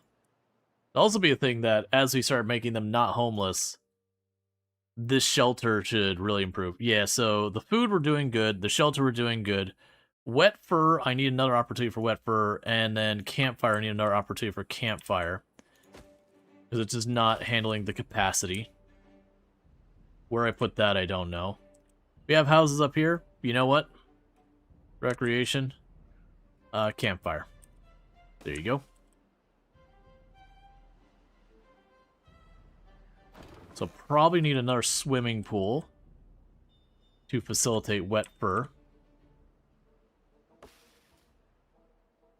Which I do not have a place set aside here at all. No, not really. They don't have a place set aside at all that would be workable for that too well yet.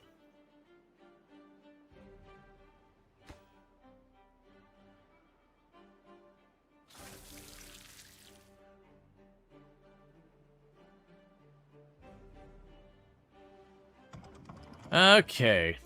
So with that, during the day, we are on a very, very slight plus on the charge. So we should have everything running at 100% capacity.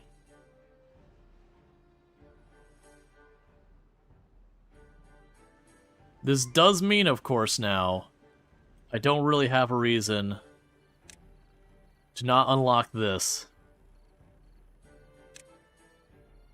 And when I have the resources, to chuck a couple of these wherever I can fit them.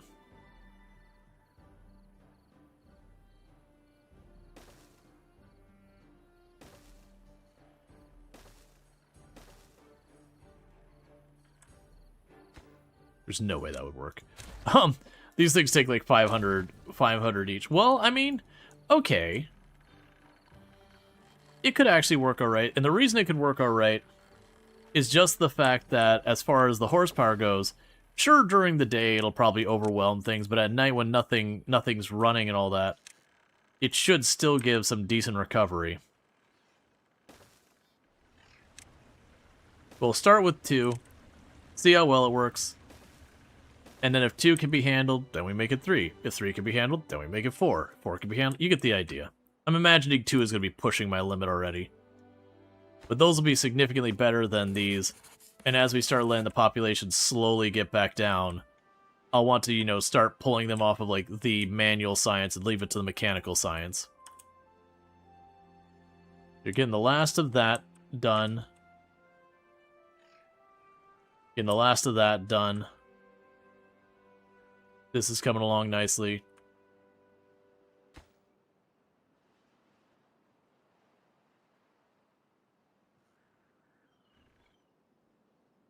Got so many building ones. Alright. Yeah, food is picking back up, which is good. The mangroves here will be getting pretty good pretty soon. It looks like our coffee is so much more than full, I don't have to worry about that at all. There's just nowhere to put the coffee beans, we got so many of them. Actually, don't see the coffee beans up here, which makes me curious. It's fine.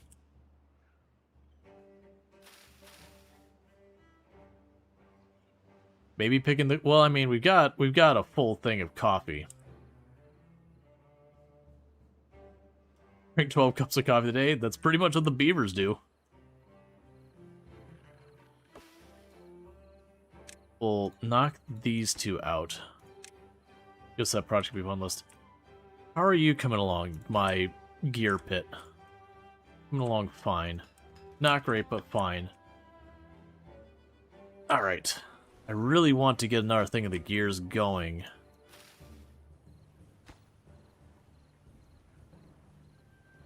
Which is going to require getting another thing of planks going. Alright, so both of those are like the 2x3. So I think what happens here is we yoink those. You just became high priority.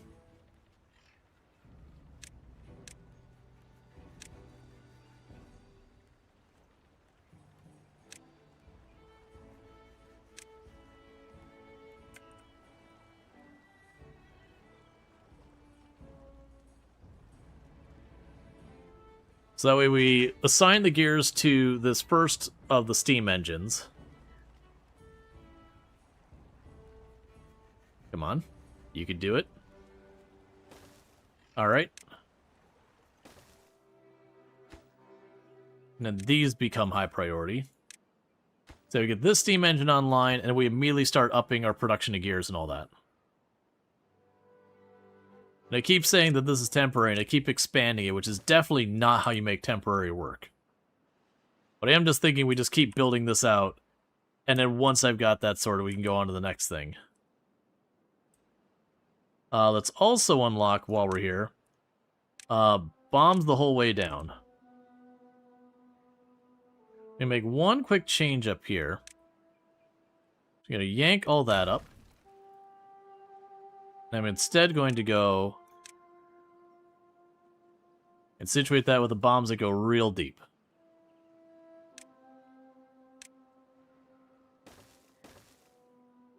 So that if we get up there, we can blast all the way down to that water source relatively easily. And you're almost done with your thing.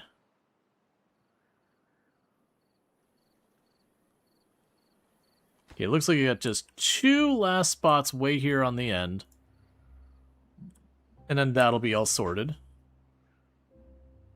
And now make the reservoir a full tile deeper for like 30% of it. You're just another obnoxious consumer of gears. Yep, so 15 more gears, and then these 2 will come online.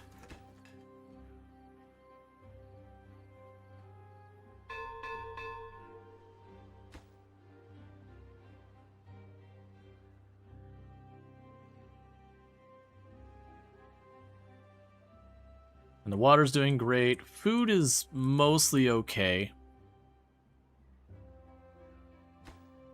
Alright, one more explosive.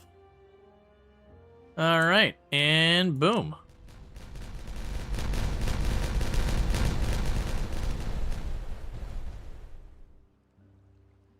Cool.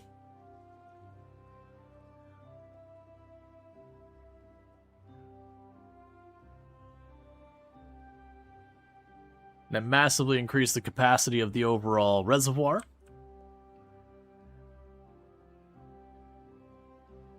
And once I blast this corner, kind of reevaluate how I need to set this up to go for the next layer deeper. Honestly, I might just skip to doing the 3 layers deep and just keep blasting down until we hit the bottom. We've been doing these ones the whole way.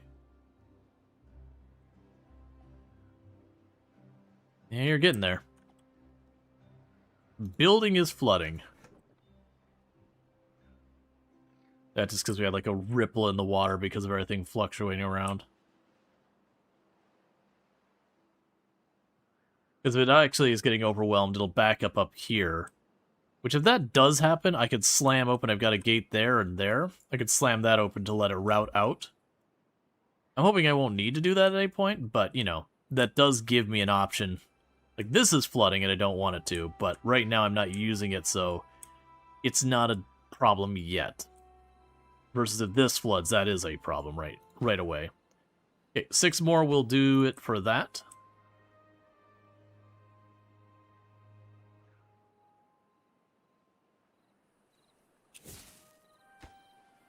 Okay, I've got 1 more of these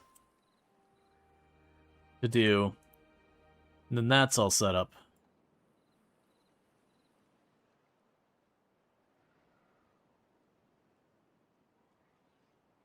Then the catch here is I want to take that platform apart so we can get over here. Alright. So now what I need to do is they're going to go here.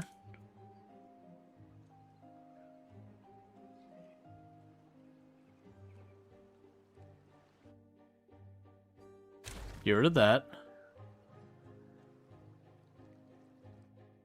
Get rid of you.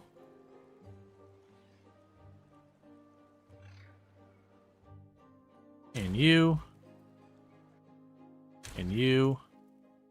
And you. Put you there. Bring that across. Because I do not care about wasting planks. Planks are absolutely fine for me to waste. Alright, so you go 3 deep.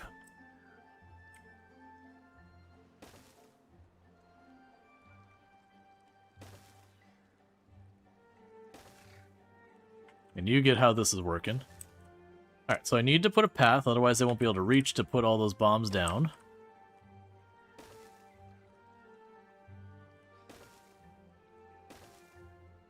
And so I'll take care of all that. Then we can go over here.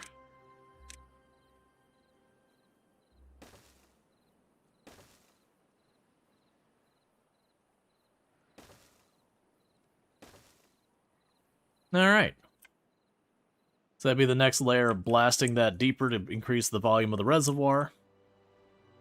Which that's what we're doing, is just continuing to blast more and more and more to increase the volume till we hit bedrock, because I don't see a reason not to.